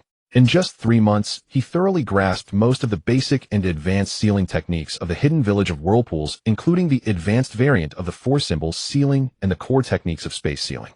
However, as his understanding of sealing techniques deepened, pharmacist Guang felt that these techniques were more than sufficient to deal with ordinary ninjas. But when facing colossal beings like tailed beasts, they ultimately lacked the necessary suppression. After thinking it over, he decided to seek out Uzumaki Ashina and expressed his desire to see the Uzumaki clan's adamantine sealing. Uzumaki Ashina was momentarily taken aback upon hearing this, then showed a troubled expression. The adamantine sealing is a bloodline limit unique to the Uzumaki clan, and only those with a very high concentration of the bloodline can awaken it. An outsider without the Uzumaki bloodline would be unable to perform it, let alone comprehend it. Yet seeing the seriousness in pharmacist Guang's eyes, and recalling the terrifying talent he had displayed over the past 3 months, Uzumaki Ashina felt a glimmer of anticipation. Perhaps this genius could truly bring unexpected surprises. Ultimately, he nodded in agreement. In front of him, Uzumaki Ashina took a deep breath, and with a surge of chakra, several chains gleaming with brilliant golden light burst forth from his back, ringing out with a crisp metallic clang in the air. The chains were covered with intricate sealing formulas, and the aura they emitted carried an immense binding force. This was the top-secret technique capable of binding tailed beasts, the adamantine sealing.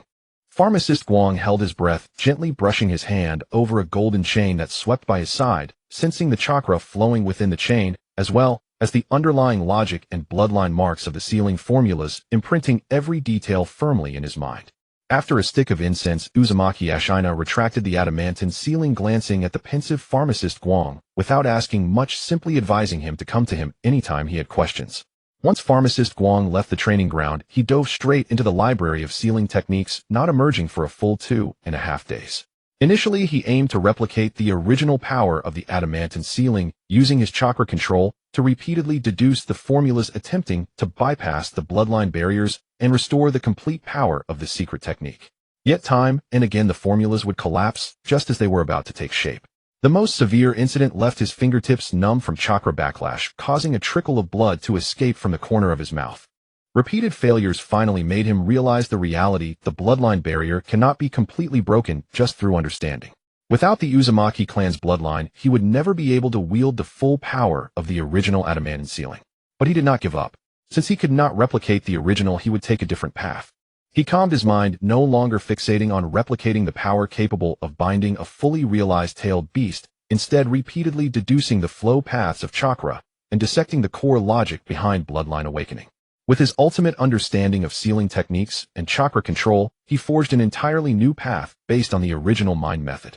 The lights in the library were still bright on the 3rd morning when pharmacist Guang finally set down his pen, looking at the complete formula on the rice paper, and raised his hand to infuse it with chakra. Several chains radiating a faint golden hue burst forth from his palm. These chains were also inscribed with sealing formulas, but they were noticeably thinner than the original, with binding power drastically different. They could at most restrain Jounin-level ninjas. When facing tailed beasts, they could only achieve temporary restrictions on movement and could not bind them, as the original did.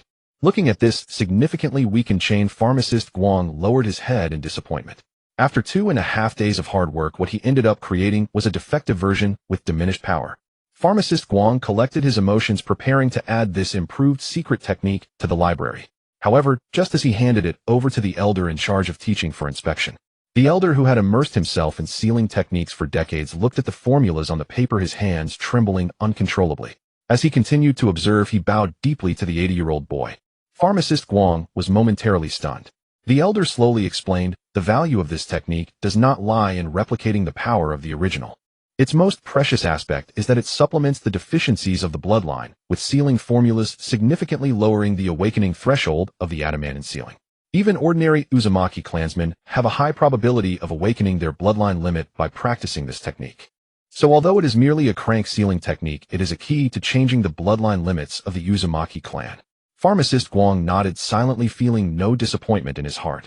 This technique was derived from the secret techniques of the Uzumaki clan, so being able to help this clan was not in vain for the 2.5 days of effort. However, for him personally, it ultimately still lacked some enhancements that could be used directly in battle.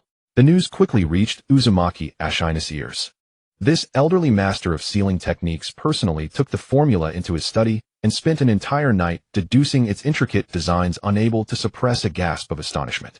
A mere 80-year-old child had truly given him a surprise, opening up a whole new path for their clan's bloodline. The news spread throughout the village, causing the entire hidden village of Whirlpools to be in an uproar. Uzumaki Ashina, accompanied by the elders of the clan, personally visited to express gratitude to this 80-year-old boy. His attitude was several times more respectful than when they first met. However, pharmacist Guang did not take it too much to heart. After seeing off everyone, he returned to the library alone. His chakra flowed slightly, and after this failure and reconstruction, his understanding of chakra bloodlines and sealing techniques had reached a whole new level. The barrier that had been strictly limited by age began to show cracks at this moment. In the summer of the 22nd year of the Wood Leaf, pharmacist Guang had already spent over a year in the Whirlpool Hidden Village. After creating the modified Vajra seal, he spent several months perfecting the training details suitable for those with lower bloodline concentrations. He also developed a unique secret technique of his own, the Flying Thunder God Void Rotation.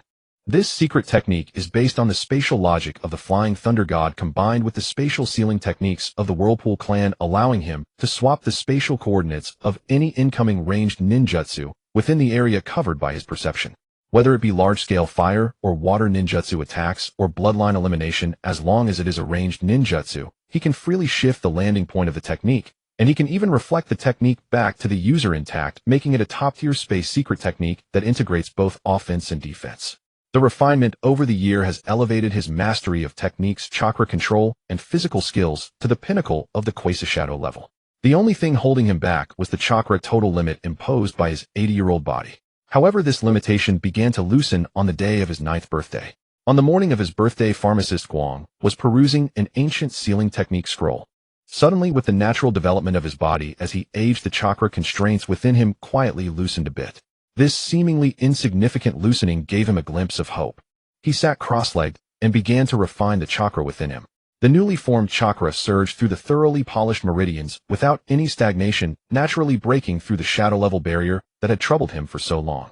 The overwhelming aura of the shadow level burst uncontrollably outward at the moment of breakthrough, a natural release during a realm ascension, which even the masters of the ninja world would find difficult to completely suppress. Yet with a slight movement of his fingertips, pharmacist Guang instantly formed the familiar whirlpool sealing technique, enveloping his entire body in an invisible barrier, sealing all his aura within the library in a fraction of a second, only leaking a barely perceptible wave of chakra. Even so, this wave was precisely captured by the elders of the Whirlpool Hidden Village's sealing arts. Upon learning that this 9-year-old boy had indeed stepped into the shadow level realm, the entire Whirlpool Hidden Village was shaken. In the history of the ninja world, there has never been a precedent for achieving shadow level at the age of 9. Even the legendary Senju Hashirama and Uchiha Madara of the past only touched the threshold of shadow level in their teenage years.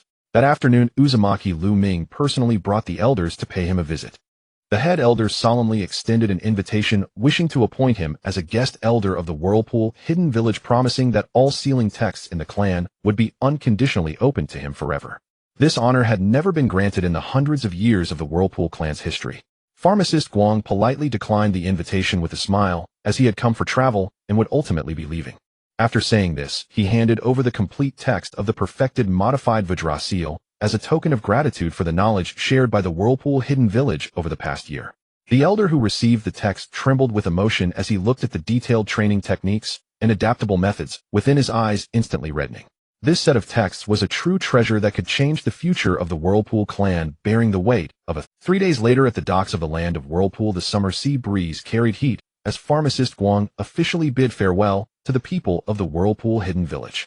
Uzumaki Lu Ming personally led the elders to see him off, not only providing him with ample food, water, and summer supplies for the journey, but also handing him a jade pendant engraved with the Whirlpool clan emblem. This is the token of the land of Whirlpool. Carry it, and wherever you go, those of the Whirlpool clan will offer you assistance.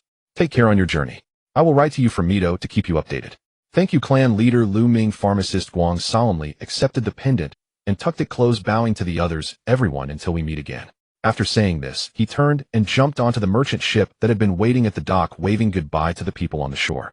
The sails were raised, and the merchant ship slowly sailed away from the port, heading towards the eastern waters of the land of Soup. Standing at the ship's railing, Pharmacist Guang faced the oncoming sea breeze, watching the gradually receding Whirlpool Hidden Village, a light smile curling at the corners of his mouth. Having stayed in the land of Whirlpool for more than a year, he had finally broken through to the shadow level. He had heard that the hot springs in the nearby land of Soup were unrivaled in the ninja world, making it the perfect place to rest for a few days. He thought this way, but fate did not align with his wishes. On the evening of the second day at sea, the captain looked at the dark clouds suddenly surging on the western horizon, his expression instantly darkening, and shouted to the crew, "Quick, lower the sails. A storm is coming."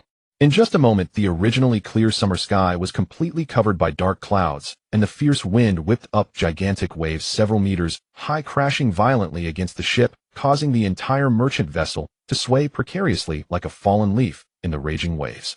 The deck creaked as the wave struck, and the ship's steering wheel broke under the impact of a massive wave, leaving the merchant ship completely out of control, swept away by the wind and currents into unknown waters. Pharmacist Guang stood in the cabin, his brow slightly furrowed. Although he could use the Flying Thunder God to leave directly, they were already far from shore and could not take many people with him. It would be better to use the sealing technique to stabilize the ship. This way, even if the storm stopped, they could survive. After thinking this, he raised his hand to cast several sealing techniques to solidify the ship that was about to fall apart, saving the merchant ship from being torn apart by the giant waves. This tropical storm in the summer lasted for 3 days and 3 nights. When the dark clouds dispersed and the sunlight once again illuminated the sea's surface, the entire merchant ship had drifted into completely unfamiliar waters. The captain checked the nautical chart for a long time, his face pale, as he turned to Pharmacist Guang with a bitter smile. "Sir, we have drifted into the heart of the land of water. Just ahead is the mainland of the land of water." Land of water. Pharmacist Guang raised an eyebrow, but did not mind too much. After all, it was all about traveling. It didn't matter where he went. If necessary, he could just take a detour back to the land of Soup. He instructed the captain to dock the merchant ship nearby, planning to first replenish fresh water and supplies before replanning their route. The merchant ship slowly approached a secluded coastline, and as soon as the gangplank was lowered, Pharmacist Guang stepped onto the shore, only to suddenly halt his steps. His heightened perception ability after breaking through to the shadow level fully unfurled, and the chakra presence within a radius of dozens of kilometers poured into his mind without missing a single detail. Dozens of kilometers away, 2 colossal shadow-level chakra signatures were approaching, radiating an almost tangible, chilling, murderous intent that floated over with the summer sea breeze, making the surrounding air feel slightly cold even from such a distance. Pharmacist Guang's brow instantly furrowed. Had he inadvertently stumbled into a deadly trap? Although Yashiguang harbored doubts, 2 immense and heavy levels of shadow chakra were rushing towards him at an astonishing speed. He had no time to ponder further and turned to rush back onto the ship, looking seriously at the captain and urging, "Set sail immediately. Go as fast as you can. Leave this place at once." The captain was startled by his sudden reaction, and with a pained expression pointed at the broken ship's rudder and the numerous cracks along the hull, saying, "My lord, that's impossible. The rudder has been smashed by the storm, and the hull has several gaping cracks. We barely made it to shore before, and without repairs for 3 hours, we can't travel far. Forcing it to sea would only lead to sinking." Yashiguang frowned, his gaze sweeping over the dozen or so crew members who were still shaken. These people were villagers from the country of Vortex, specifically chosen by the clan leader as crew members. If caught in the aftermath of a shadow-level battle, they would surely meet a fate of total annihilation. Listen, he took a deep breath and instructed rapidly, you all need to gather your belongings right now and head north along the shore. There's a fishing village 10 miles away, go hide there first. They'll stay here and find you after the battle ends. My lord, what will you do? The captain asked urgently. The clan leader specifically instructed us to take good care of you even at the cost of our lives. I'll be fine. Yashiguang raised his hand to cast a concealment seal, completely masking the ship's presence. The aftermath of a shadow-level battle can sweep over 10 kilometers. You'll be safe if you run far enough. If I'm discovered, I can hold them off for a while and won't let the backlash harm you. After speaking, he said no more, his figure flickering as he vanished among the coastal rocks, leaving the crew members exchanging glances. The captain watched as Yashiguang disappeared, gritting his teeth, and hurriedly instructing the crew to gather their things and flee toward the fishing village in the north. Meanwhile, before Yashiguang sensed the chakra, two distinct groups faced off in the negotiation camp several dozen miles away. The smell of gunpowder in the air was so thick it felt ready to explode at any moment. On the left side were the ninjas from Kirigakure, dressed in deep blue ninja attire, their faces marked by an unmistakable indifference. The man at the forefront had long yellow hair, a distinctive small mustache, and wore a high-collared black coat tightly cinched with a black silk belt. He was the second Mizukage, Terumi Mei. On the right were the ninjas from Iwagakure who had been in constant conflict with Kirigakure, their tan ninja uniforms stained with the dust of battle, exuding a calm, yet formidable presence. The man leading them was wrapped tightly in thick bandages, not even the tips of his fingers visible, wearing smart black trousers, and floating several feet above the ground. He was the second Tsuchikage Mu. Behind both parties stood several elite jonin, each tense and alert, their gazes filled with a vigilance so intense that it felt almost tangible. Any slight movement from either side could trigger an explosion of violence. Bandage guy, stop dragging your feet and pretending to be dead. Terumi Mei broke the silence, first his impatience unmasked. I don't have the time to play nice with you. Spit out your bottom line, Iwagakure. The Iwagakure has retreated to the borders. Any further encroachment will lead to the destruction of your village, came Yu's voice through the thick bandages. He slightly raised his eyes, his cold gaze directed at Terumi Mei. The compensation is reduced from 30 million Ryo to 10 million Ryo. We will only take one border island, and the exchange of prisoners must happen. An immediate ceasefire is our bottom line with no further concessions. The jonin from Iwagakure clenched their fists. This was already the last card they could play. Any further concession would shake Iwagakure's foundation. Terumi Mei scoffed at this coldly, regarding the floating Mu, his smile taking on a somewhat playful tone. Bottom line, is this all you have? Bandage guy, do you take me, Terumi Mei, for a fool, or do you think Kirigakure is a soft target to be squeezed? It was your Iwagakure who invaded first, burning my Kirigakure port and slaughtering my border villagers. Do you think 10 million Ryo and a broken island can wipe the slate clean? His tone suddenly rose, bloodthirsty light flashing in his eyes. Let me tell you, dream on. I've changed the conditions. Either you agree, or I'll bury every one of your Iwagakure people in the land of water. He pointed at Mu, each word dripping with an unyielding arrogance. The 3 iron mines at the border must all belong to Kirigakure, with not a single inch left. And you must compensate Kirigakure 50 million Ryo for war damages, to be gathered within 3 days.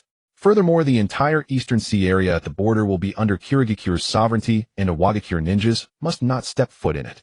Hearing the terms, Mu's voice carried a hint of anger. Little white mustache, you never intended to negotiate from the start, did you? Oh, bandage guy, you've finally woken up. Terumi Mei grinned, exposing a set of sharp white teeth. Negotiating with a dull fellow like you is simply a waste of time. Rather than sitting here talking, I prefer to see if your bandaged body, which was burned to shreds by me, can withstand my explosive jutsu again. He stepped forward, chakra pressure enveloping the entire area. Rather than negotiation, I prefer to resolve this in the direct manner of the ninja world, a shadow-level duel, unknown life and death at stake. He beckoned Mu with a finger, his tone filled with provocation and eagerness. If I win, we'll sign the agreement under the conditions I just stated, not a penny less. If you win, Kirigakure will withdraw its forces immediately, and I won't mention compensation or territory at all. Do you dare accept? As Terumi Mei's words fell, the ninjas from Kirigakure showed excitement, gripping their ninja blades tightly. The expressions of the Iwagakure group, however, were grave as iron, hurriedly exchanging glances, but Mu remained motionless. He looked at the flames of battle burning in Terumi Mei's eyes, knowing deep down that he had no choice. Continuing the fight would only lead to Iwagakure's downfall and ambushes from other hidden villages. Only by fighting could this conflict be resolved once and for all. After a long while, Mu slowly nodded, his earth-colored chakra suddenly surging violently, distorting the surrounding air slightly. What's there to be afraid of?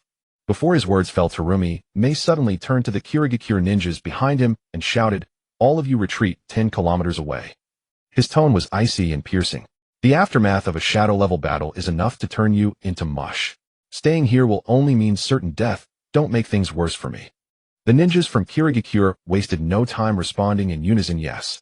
They quickly turned and fled toward the distant woods, leaving no one behind. Mu also slowly addressed the Iwagakure group, his voice cold, yet soothing. You all should retreat as well. Keep an eye on the camp and guard the retreat. My lord, you. An Iwagakure ninja urgently spoke, worry etched on his face, fearing for Mu's safety. Mu's voice was calm and unyielding, carrying an authoritative weight. The Iwagakure cannot be without. The Iwagakure members' eyes turned red, and they could only grit their teeth and bow deeply to Mu before turning to leave. In a moment, the once bustling camp was left with only Terumi Mei and Mu standing in a standoff. Terumi Mei flexed his wrist, a slight crack echoing from his neck, the battle intent in his eyes nearly igniting. This place is too small, it won't be enough for me to enjoy myself. Let's go to the nearby coast, it's spacious enough and isolated. Even if I blow up the entire beach, no one will disturb us. He pointed towards the coast several miles away where the terrain was open and deserted, the perfect battlefield. Mu had no unnecessary words, merely nodding slightly, his chakra becoming increasingly refined.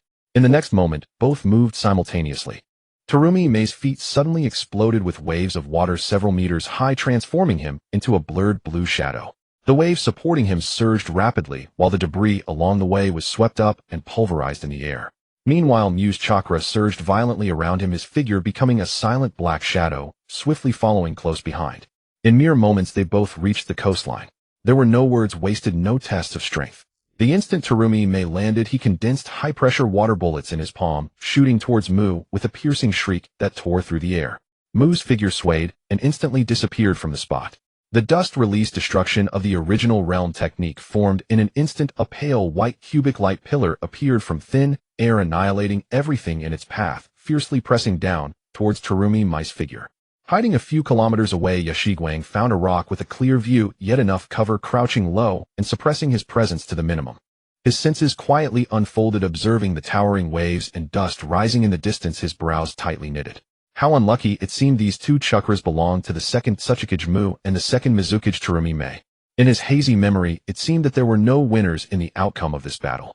After thinking this, he silently curled his slight frame tighter against the rock. He only hoped this battle would end quickly and not drag him into it. The battle by the coast has reached a fever pitch.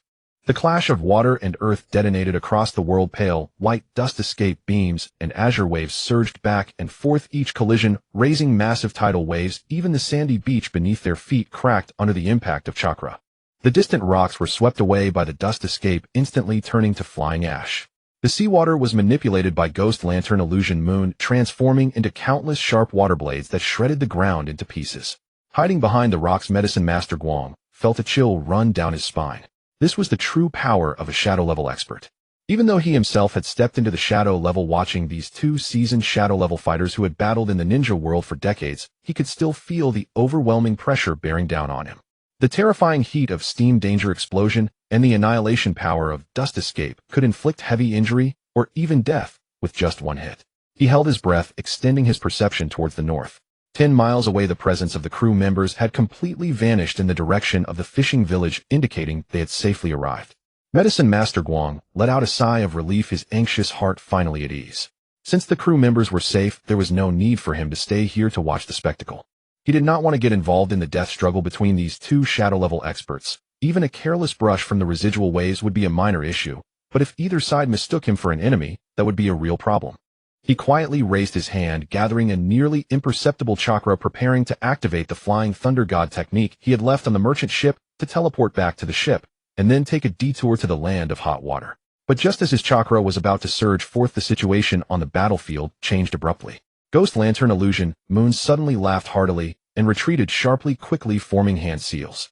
The air around him twisted violently, and the once clear coast rocks and waves all became blurred. Countless images of Ghost Lantern Illusion Moon appeared out of thin air, filling the entire battlefield, each one lifelike, with chakra signatures that were all identical. This was his signature secret technique, Mirage Tower. It was not an ordinary illusion, but a large-scale mirage created by a summoning beast capable of completely distorting visual, auditory, and even chakra perception, dragging enemies into a false world. Even shadow-level experts find it difficult to discern truth from illusion in a short time. Bandage Man, come guess which one is the real me. Countless ghost lantern illusion moons spoke simultaneously, their voices coming from all directions, making it impossible to discern the source. The faceless figure floating in the air darkened. What he feared most was ghost lantern illusion moon's mirage tower. Once trapped in the illusion, he could only passively take hits, and with a slight misstep, he would be confronted by steam danger explosion. Without any hesitation, he closed his eyes tightly, and the earthy yellow chakra around him erupted violently, transforming into an invisible ripple that spread wildly in all directions from his center. This was his ace-wide range, sensing ninjutsu capable of penetrating any illusion's disguise to capture the true chakra signatures. But just as the sensing ripple swept over the rock formations several kilometers away, his pupils suddenly constricted. There unexpectedly was a shadow-level chakra presence. Although the opponent had concealed it well with a hidden sealing technique under his indiscriminate sensing that covered a 10-kilometer radius, that condensed and heavy shadow-level chakra was as glaring as a torch in the night. Ambush. This thought flashed through his mind, and a wave of immense anger surged within him. He had been forced to engage in this life-and-death battle with Ghost Lantern Illusion Moon for the survival of IWA Hidden, and did not expect the opponent to be so despicable as to have previously ambushed a shadow-level expert here preparing for a pincer attack. Normally, he would not fear a shadow-level opponent, but now he was locked in a deadly battle with Ghost Lantern Illusion Moon, and being ambushed from both sides would mean certain death. IWA Hidden would also be left leaderless and utterly destroyed. Ghost Lantern Illusion Moon. You dare to play dirty, he roared, showing no hesitation as he quickly formed hand seals. A beam of pale white light in the shape of a cube, thicker than any before, instantly appeared out of thin air, carrying the terrifying aura of annihilating everything, and slammed violently towards the rock formations where Medicine Master Guang was hiding. What a... Medicine Master Guang's face changed drastically behind the rocks. He never imagined that despite hiding so well he would still be discovered. The speed of that dust escape light beam was incredibly fast, almost arriving in front of him the moment he reacted. He could even feel the annihilation power that could turn everything into atoms already scraping painfully against his skin. At the critical moment, Medicine Master Guang did not think twice and instantaneously activated the Flying Thunder God technique. Whoosh! A pale blue light flashed, and his figure instantly vanished from the spot. Almost simultaneously, the dust escape light beam crashed down on the rocks. The massive rocks emitted not even a muffled sound before turning to flying ash, and the surrounding sand beach within tens of meters was completely annihilated, leaving behind a bottomless pit. My. Ghost Lantern Illusion Moon, who was casting Mirage Tower, was also taken aback. He sensed the fleeting shadow-level chakra presence from earlier, as well as the direction of the dust escape attack. So there was a third person here, and they were also a shadow level. Was it someone who was ambushed by Wu in advance? Ghost Lantern Illusion Moon's eyes turned cold, disregarding any illusions. Water release water cannon shot. Dozens of high-pressure water bullets as thick as barrels gathered at his fingertips and rained down like cannonballs towards the position where Medicine Master Guang had teleported. Each water bullet contained enough power to pierce through steel, turning a radius of 100 meters into... Medicine Master Guang had just steadied himself behind a rock 100 meters away, barely having time to catch his breath, when the sky, filled with water bullets, came crashing down.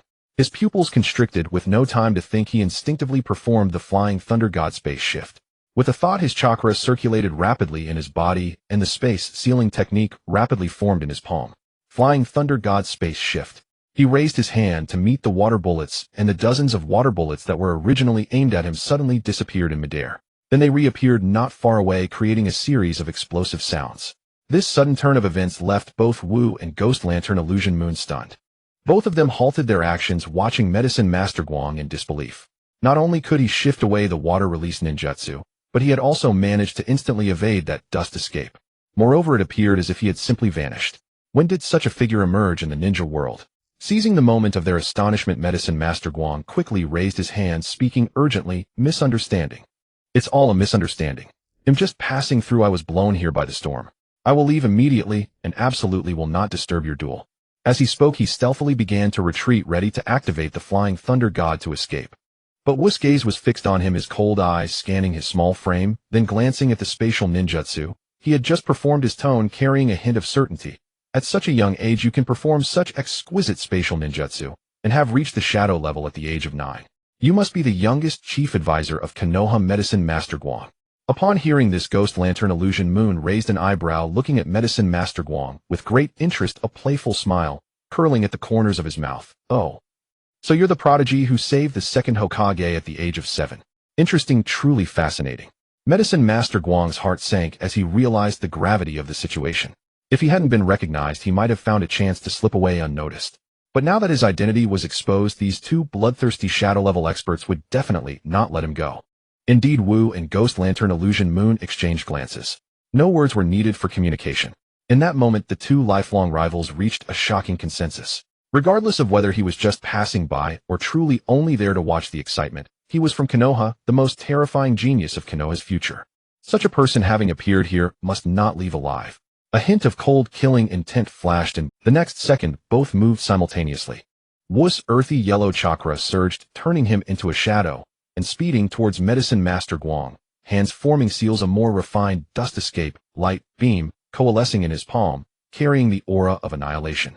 Ghost Lantern Illusion Moon, riding on the waves, flanked him from the other side, waving his hands as countless water blades appeared out of thin air, blocking all of Medicine Master Guang's escape routes.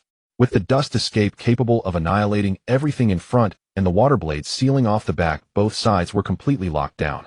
Medicine Master Guang looked at the two shadow-level experts attempting to flank him, feeling helpless. He really was just passing by. How did he inexplicably become the target of these two shadow-level experts joining? The sand and stones on the shore danced wildly as pale white pillars of dust and the deep blue waves rose and fell, each collision erupting into towering surges.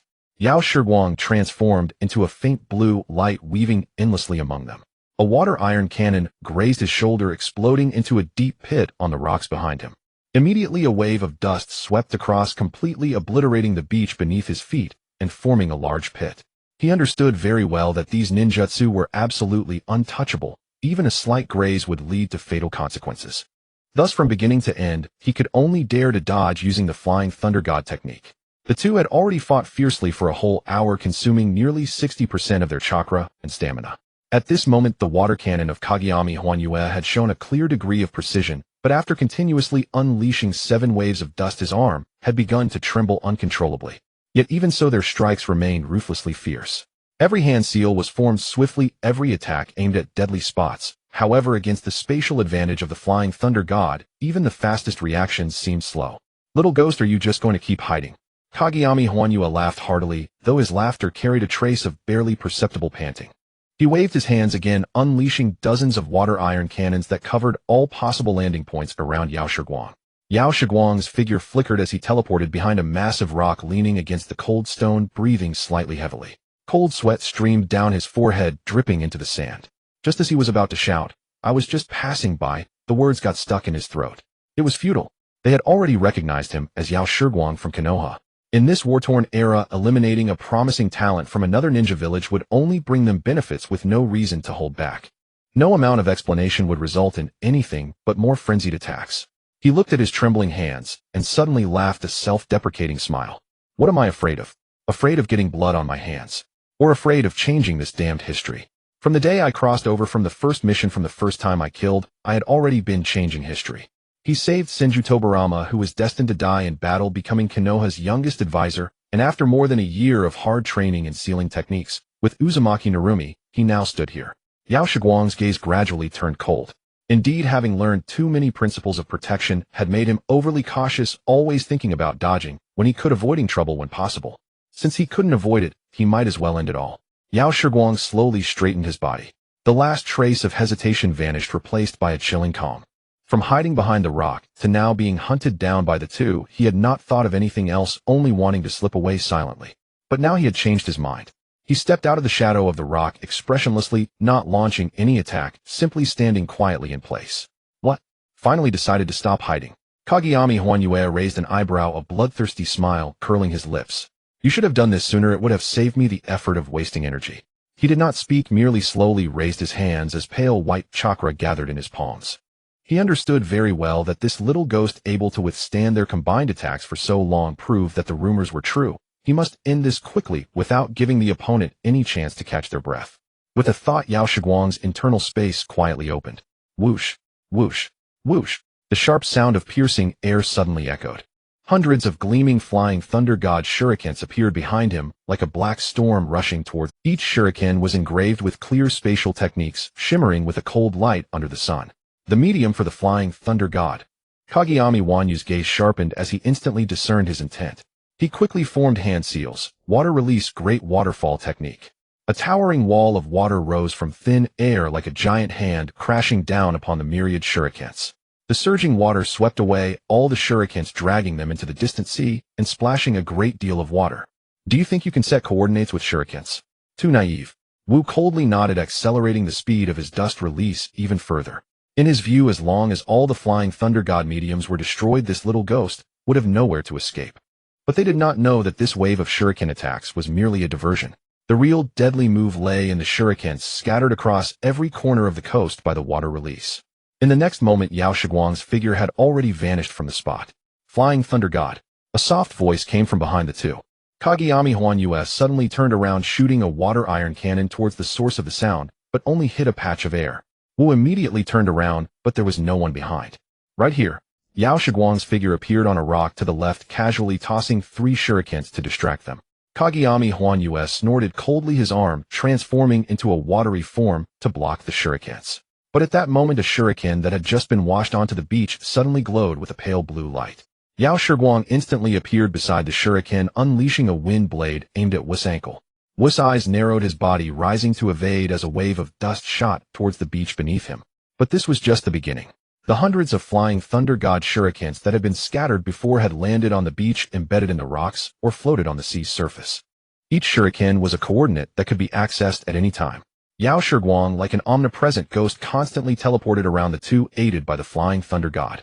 He never directly confronted them, knowing he couldn't win that way, so he occasionally threw out a few shurikens to harass them, or used the flying thunder god technique to redirect their attacks towards himself, accurately shifting them in the opponent's direction. Damn little ghost. Have the guts to fight me face to face. Kageyami Huanyue, covered in dirt and water from his own attacks, cursed angrily. His chakra was already dangerously low, and now he had to continuously predict Yao Shiguang's teleportation positions while avoiding his and Wu's ninjutsu, causing his stamina to deplete even faster. His breathing grew heavier, and even raising his hands to form seals became a struggle. Wu's expression also became increasingly grave. He operated his sensory ninjutsu to the utmost, but could only catch the fleeting glimmers of the shurikens, completely unable to predict Yao Shiguang's next landing point. It was as if the opponent had merged with space itself, appearing without warning and vanishing without a trace. If this continued, they would only be drained to death. Covering attack. Leave no blind spots. Wu shouted, unleashing a pale white beam of light, followed by 5 more enveloping a 100-meter area in front. Kageyami Huanyue gritted his teeth, squeezing out the last bit of chakra. Water release water cannon, empty practice bullet. Countless high-pressure water bullets poured out like a torrential rain, intertwining with the dust release plowing through the entire beach. All the rocks turned to ash, and a large portion of the seawater was evaporated, with water bullets exploding and splashing everywhere, displaying tremendous power. Boom, boom, boom. The thunderous explosions rang out one after another. But when the smoke cleared, there was no one left in the area. A mouthful of blood spilled from Yao Shiguang's lips. He had teleported to the sea 100 meters away, his chest heaving heavily. Although he had predicted the landing points of that wave of covering attacks in advance and avoided fatal injuries, he had still been shaken by the aftershocks of Kageyami Huanyue's water cannon empty practice bullet, the invisible shockwave penetrating his clothes and causing his internal organs to churn painfully. He frowned inwardly. It seemed that enhancing spatial techniques and sealing techniques alone was not enough. The endurance of his internal organs and the boat's shock resistance needed to be prioritized for training. This was yet another new direction for his training. At this moment, his chakra had already been depleted by nearly 80%. Continuous use of the flying thunder god for an extended period required even an elite's chakra to be insufficient.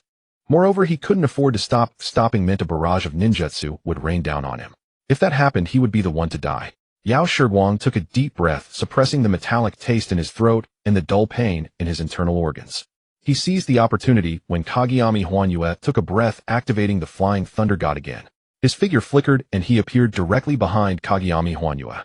Although Kageyami Huanyue was physically exhausted, his combat instincts remained sharp. He suddenly twisted to the side, avoiding a critical hit, while his right arm transformed into a translucent oily liquid wrapping around the shuriken in Yao Shiguang's hand. He aimed to disable Yao Shiguang's weapon and close in for a fight. But Yao Shiguang had been waiting for this. The black sealing technique in his palm lit up instantly as he slammed it onto Kageyami Huanyue's arm. Sealing technique, oil sealing. The black pattern spread rapidly, entwining around Kageyami Huanyue's entire body. Kageyami Wanyu's expression changed drastically. He could feel the oil within him being tightly sealed, unable to change at will. You. In the next instant, the cold shuriken had already sliced towards his neck. Kageyami Huanyue, this is the end. Yao Shiguang's voice was ice-cold, devoid of any emotion. Just then a beam of dust suddenly shot from the side, aiming straight at Yao Shiguang's back. It was Wu. Taking advantage of Yao Shiguang's distraction of Kageyami Huanyue, he had silently circled around to launch his final strike. This was all the chakra he had left condensed into the most refined wave of dust. Yao Shiguang had long been prepared. He grabbed Kageyami Huanyue by the collar, using him as a shield while he took the opportunity to teleport away with the flying thunder god. No. Kageyami Huanyue let out a desperate scream, never imagining he would meet his end at the hands of the one he hated most in his life. The pale white beam of dust struck him directly.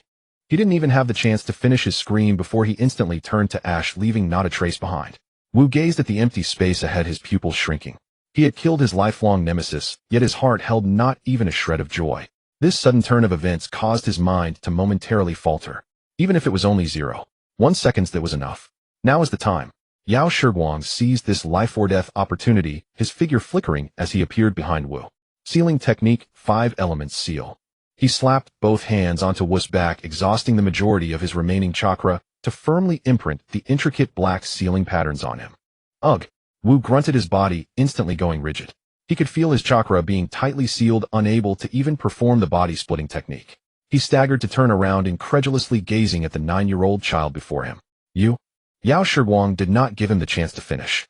Flying Thunder God Slash. The shuriken in his hand pierced through Wu's body, accurately stabbing his heart. Blood gushed forth. The coast finally returned to tranquility, only the sounds of waves crashing against the rocks, and Yao Shiguang's heavy breathing remained.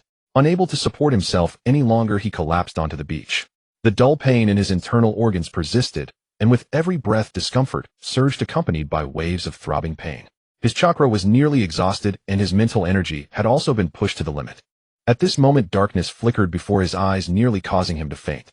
He hurriedly gathered the last bit of strength, took out some food, and began to eat while sitting on the beach. As the restorative techniques started to activate, replenishing most of his strength, Yao Shiguang raised his head and looked at the chaos around him, his expression a mix of emotions. He had won, but the victory had not come easily. If it weren't for those two exhausting each other for an hour beforehand, he would have been the one lying here now.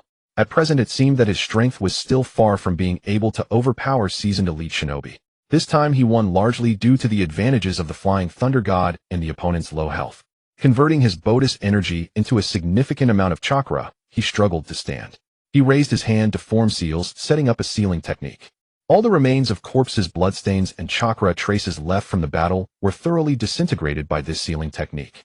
Next, he used earth release to fill in the large pit on the beach, guiding the seawater to wash away the last traces. After 10 minutes, the coast returned to its original appearance. Sunlight sparkled on the sea surface, glimmering as if nothing had ever happened. Yao Shiguang conducted a final check, confirming that no traces were left before opening his internal space to retract the Flying Thunder God shurikens. Dragging his somewhat exhausted body step by step, he moved toward the captain's refuge. His steps were a bit unsteady, yet his back held a newfound determination. The world of ninjas is vast, and there are even more terrifying beings waiting for him. The shortcomings of his body and stronger opponents are challenges he must face next. But he would never again be as weak as he was this time. Year 32 of the Woodleaf Spring. At the summit of Hokage Rock. Pharmacist Guang had just completed 3 years of travel, now leaning against the forehead of the statue of Sarutobi Hiruzen, his legs casually dangling in the air, gazing down at the bustling streets below. A decade has swiftly passed. That frail 9-year-old boy is now 19, his physique having matured. He stands at a height of 178 centimeters, dressed in a sharply tailored black outfit. His short black hair is slightly tousled by the wind, revealing a forehead adorned with a headband and a pair of deep black eyes. The youthful face that once bore childlike innocence now has defined angles with a clean jawline and lips pressed into a faint straight line. Only in fleeting moments does a trace of uncharacteristic weariness and sharpness flash in his gaze. His long, strong fingers rest quietly on his knees. Below the woodleaf is lively. Children from the Ninja Academy chase and play, patrolling ninja stroll in pairs, and the vendors selling candied fruit shout out their wares.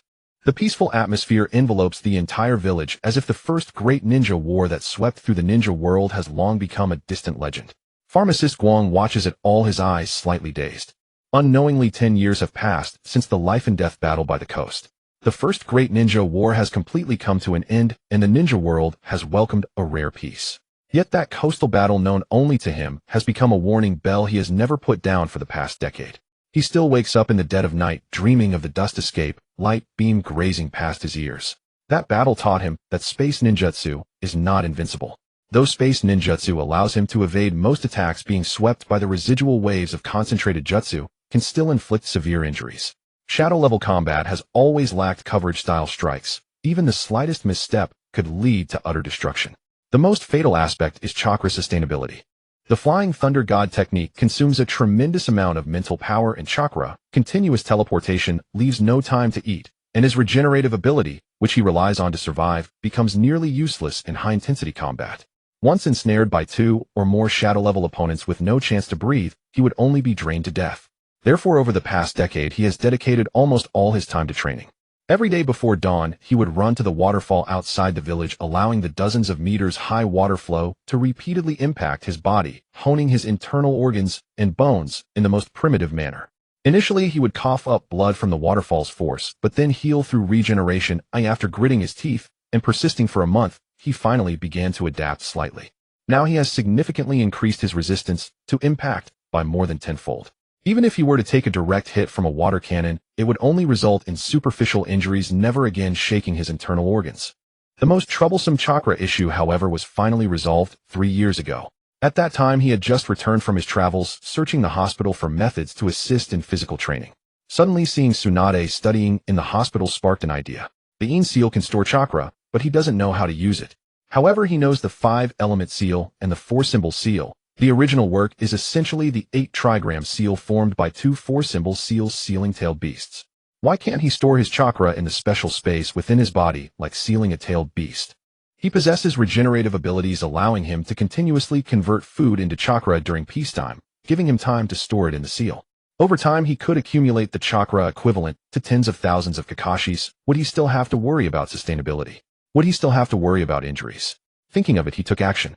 Thus, he spent half a month combining the sealing techniques of the Uzumaki clan to finally create his own unique 5-element storage seal. When the 5-element storage seal was successfully activated for the first time, he felt a surge of chakra within him. He clenched his fist to suppress the ecstasy rising in his heart. By now, the seal has stored enough chakra to last him 3 years, equivalent to tens of thousands of Kakashi's chakra. Enough to activate the Flying Thunder God continuously for a month without gasping for breath. If it weren't for the storage capacity of the sealing space being related to his physical strength, he could store even more, although it is somewhat regrettable this amount of chakra is sufficient. Besides, he also researched a sealing scroll for the palm mystic art.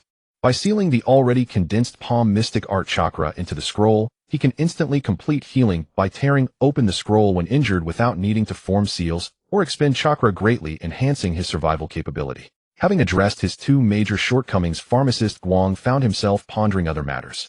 With his passive sensing ability, he can clearly perceive the flow and fusion of chakra. Every detail of the dust release he once unleashed, along with the flow of chakra within him, has been completely etched in his mind. After half a month of idle disassembly, he finally learned dust release. However, after learning it, he felt somewhat disappointed. Dust release is indeed powerful, but it is slow to form seals, consumes a lot, and is particularly conspicuous. For him, with the Flying Thunder God allowing him to teleport directly behind an enemy for a quick kill, he has no need for such complicated ninjutsu. Besides adding another attack method, it is nearly useless. Just as he felt disappointed, a figure suddenly flashed through his mind. Oh, right, that one seems to also know the earth-release Doton Gonsher technique, capable of creating enormous rock giants out of thin air, looking particularly cool. There's also the earth-release super lightweight rock technique, which allows him to fly while carrying a mountain. These 2 are much more interesting than dust release. Pharmacist Guang's eyes lit up, instantly invigorated. He had secretly memorized the sequence of seals for these 2 ninjutsu long ago, but had been afraid of being discovered, fearing it would expose his involvement in the deaths of Wu and Kaizuki. Thus, he once again set off on a journey, practicing repeatedly in the deserted wilderness until he fully mastered them. Afterward, he traveled around for a few more years before returning today. "Uncle Master, you're back." A loud, boisterous voice called from below, brimming with the unique vitality of youth. Pharmacist Guang chose not to look toward the direction of the voice, speechless. This fool had finally returned after years of hard work, and always showed off his summoning technique whenever he saw him. "Why are you ignoring me, Uncle Master? Come, let me show you my summoning technique." Bang! You idiot, don't disturb Uncle Master, he's definitely thinking about something important. Tsunade interrupted Jiraiya's incantation with a punch. Then blushing she looked up at the suave pharmacist Guang. The flat. Jiraiya rubbed his sore chest about to scold, but upon seeing Tsunade's grown figure, he could only awkwardly scratch his head and look elsewhere, muttering, "Damn, she's developed so well." Pharmacist Guang leaped up, landing steadily from the dozens of meters high Hokage rock, and tapped Jiraiya on the head. "What's wrong? Did senior brother assign you another task?" "Isn't that right?" Jiraiya complained, nursing his head. "He sent us to the land of rain to deliver diplomatic documents. That cursed place rains every day and the roads are hard to traverse. It's so annoying." Tsunade huffed, stepping forward, lowering her voice. "Uncle Master, that healing scroll you gave me 3 years ago is incredibly useful. Last time on a mission Jiraiya broke 3 ribs, and it healed instantly when I tore it. Do you have any more? Please give me a few more." She has always had a fiery temper. Last time Jiraiya's careless remarks led to him getting hurt, and in that urgent situation, she had to use it. "None left." Pharmacist Guang spread his hands. "I gave you the last scroll. If you want more you can make them yourself. Didn't I give the method to senior brother?" "Oh, that one is too expensive, I can't afford that." Tsunade began but quickly changed her tune. "Patience." Orochimaru emerged, saying nonsensically, "If you didn't gamble, could you really not afford it?" Tsunade shot a fierce glare at Orochimaru, raising her fist. "This is my hobby. I would die if I don't gamble." The others rolled their eyes in unison. Even Pharmacist Guang looked at him speechlessly. "All right, we'll talk when you get back." Pharmacist Guang patted Tsunade's head, and then turned to Orochimaru. "When you return, show me that summoning technique. I can help you resolve the flaws in the offerings." Orochimaru's eyes flickered for a moment as he solemnly nodded. "Understood, Uncle Master." "All right, off you go, don't be late." Pharmacist Guang waved his hand. "When you return, I'll treat you all to barbecue. Order whatever you like." "Yay? Thank you, Uncle Master." Jiraiya cheered instantly. Watching the 3 ninjas' figures disappear at the end of the street, Pharmacist Guang's smile slowly faded. He knew that these peaceful days were numbered. In these 3 years he has noticed that border skirmishes have become increasingly frequent, even though war has not broken out. However, after Anoki came to power in Iwagakure, he has been secretly expanding the military, and the bloodline limit clan in Kirigakure has also begun to stir. The side of Kumogakure has not taken action, but given their nature they are surely already moving in the shadows. The great pot of the ninja world is about to boil over, and what he is most worried about is still the land of whirlpools. "Lord Guang." A cold voice suddenly resonated behind him. A masked Umbu ninja knelt on one knee, lowering his head, and saying, "Urgent report from the land of whirlpools. Hokage-sama requests you to come to the office immediately." Lord Danzo is also there. He frowned, muttering to himself, "Did something happen as soon as I returned? Am I a disaster star?" With Danzo there, it seems like it's not a trivial matter. "Understood." He took a deep breath, suppressing the unease in his heart. He turned and walked towards the Hokage's office. As Yaoshi Guang pushed open the wooden door of the Hokage's office, his footsteps instinctively paused. It was a stark contrast to how it had been 3 years ago. He still remembered 3 years ago when he returned to Konoha after ending his first journey, delivering the method for creating the sealing scroll of the Palm Immortal technique to senior brother Rijan. At the moment the door opened, what greeted his eyes were piles of documents, some stacked higher than a person, spilling from the desk all the way to the doorway, leaving no space to stand. Rijan was buried in this mountain of documents, his eyes bloodshot, unable to even look up at him. He could only scribble away while wailing, claiming that if he couldn't finish the documents he would die of exhaustion in the office, and then the Hokage position would be directly handed over to him. Afterward, he was dragged by senior brother Rijan to work from the afternoon until deep into the night, barely managing to handle the mountain of urgent documents. Before leaving, he looked at senior brother Rijan and jokingly said that if he saw so many documents again when he returned, he would extend his journey. But now the once vast office was exceptionally tidy, one could even say empty. On the large mahogany desk, there was only a single white scroll. Rijan sat behind the desk, a pipe appearing in his hand reminiscent of the original work, yet unlit. His brows were now furrowed deeply, the wrinkles on his face had multiplied several times compared to 3 years ago, and there were noticeably more white hairs at his temples. The gentle gaze he once always wore was now replaced with heaviness. His eyes were fixed on the scroll on the desk, his fingers unconsciously rubbing the stem of the pipe. Meanwhile, Shimura Danzo stood by the window, dressed in a crisp black Umbu captain uniform, also frowning as he gazed out at the street, hands clasped behind his back. Seeing this, Yaoshi Guang's heart sank. He gently closed the wooden door behind him and approached the desk, his voice calm, but tinged with barely perceptible tension. "Senior brother Rijan, senior brother Danzo." Danzo turned slightly, nodding. "Junior brother Guang, you have arrived." Rijan raised his head and looked. He did not greet Yaoshi Guang with his usual smile, nor did he complain about the excessive paperwork. He merely pointed to the scroll on the desk, his voice hoarse. You see for yourself, this is the urgent report sent back from the land of whirlpools half an hour ago. Yao Shiguang's gaze fell upon the scroll. In the upper right corner, there was a special whirlpool mark. That was the emergency contact mark exclusive to the land of whirlpools, used only to convey information in the face of imminent disaster. Since the establishment of Konoha, it was the first time he had seen this mark. His heart sank slightly as he reached for the scroll. Taking a deep breath, he slowly unfurled it. The hastily scrawled handwriting conveyed urgency. The allied forces of the Cloud and Mist villages have arrived near the coast of the land of whirlpools, totaling over 20,000 men and more than 300 ships. 500 Earth-style ninjas dispatched by Rock Village have already joined the allied forces, personally led by Onoki, the 3rd Raikage AI, and the 3rd Mizukage. The Three-Nation Alliance will launch a full-scale attack on Uzumaki Hidden Village at dawn tomorrow. The clan leader Uzumaki has ordered the closure of all ports and the activation of the village's 4 symbols defense array. However, the military strength of the land of whirlpools is weak, with regular ninjas numbering less than 3,000, and they can only hold out for 3 days at most. All ships seeking aid have been sunk by the ninjas from other countries. Hurry, send reinforcements. The last 4 words were written in a shaky hand, the ink smudged, clearly written by someone wounded. Yao Shiguang's grip on the scroll tightened, his knuckles turning white from the force, the veins on the back of his hand bulging. The worst thing he feared had indeed happened, and it was even sooner, faster, and more brutal than he had anticipated. How could it come so quickly? He looked up, his voice hoarse, as he asked. The intelligence we received half a month ago indicated that they were merely gathering at the border and still arguing over the distribution of interests. How did they suddenly reach a consensus and attack directly? It's the tailed beasts. Danzo finally turned around, his voice low and hoarse. 3 days ago, the 8 tails of the Cloud Village went out of control again, breaking through the temporary seal, killing over 100 Cloud ninjas, and half of the Cloud Village was reduced to rubble. If it weren't for Raikage Ace's timely intervention, having fought the 8 tails for several days, the Cloud Village would no longer exist now. This incident completely awakened them. The Cloud and Mist villages finally realized they could no longer afford to delay.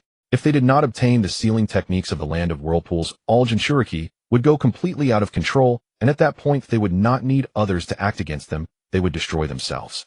So they immediately set aside all differences, reached an agreement, and launched a joint attack on the land of whirlpools. And Onoki seized this opportunity. Danzo's eyes turned cold. Not only did he provide food and weapons to the Cloud and Mist villages, but he also personally led 500 Earth-style ninjas into battle. 3 days ago, they dug a 50-mile underwater tunnel overnight, bypassing all the maritime defenses of the land of whirlpools, directly appearing near the coast of Uzumaki Hidden Village. By the time our scouts discovered them, the Allied forces had already completed their assembly, ready to launch an attack at any moment. These bastards, Yao Shiguang muttered under his breath, slamming the scroll heavily on the desk, producing a dull thud. A glimmer of cold, killing intent flashed in his eyes, and the very air around him seemed to freeze slightly. He was all too aware of Onoki's intentions. This old fox was never one to be trifled with. His personal involvement this time was not to help the Cloud and Mist villages. He wanted to take this opportunity to seize control of the sealing techniques of the land of whirlpools while weakening the strength of the Cloud and Mist villages. Once the land of whirlpools falls and the Cloud and Mist villages are severely weakened, the Rock Village will be poised to become the strongest nation in the ninja world. What about Konoha? He took a deep breath, suppressing the surging killing intent within him, looking at Rijan with a more urgent tone. Can we send troops? Even if it's just a small elite force of 500, we could buy some time.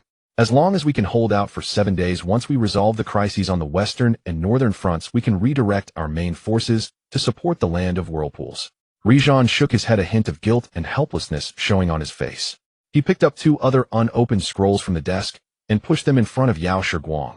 Junior brother Guang, you see for yourself. This is the battle report from yesterday morning and today, received from the western and northern fronts. The Sand Village's 12,000 ninjas split into 3 routes and launched a full-scale attack on the western border yesterday morning. Our forces were caught off guard, losing 3 border outposts in quick succession and suffering over 300 casualties. Currently, the Sand Army has advanced to within 50 miles of the Fire Country's border and may attack the Fire Country's mainland at any time.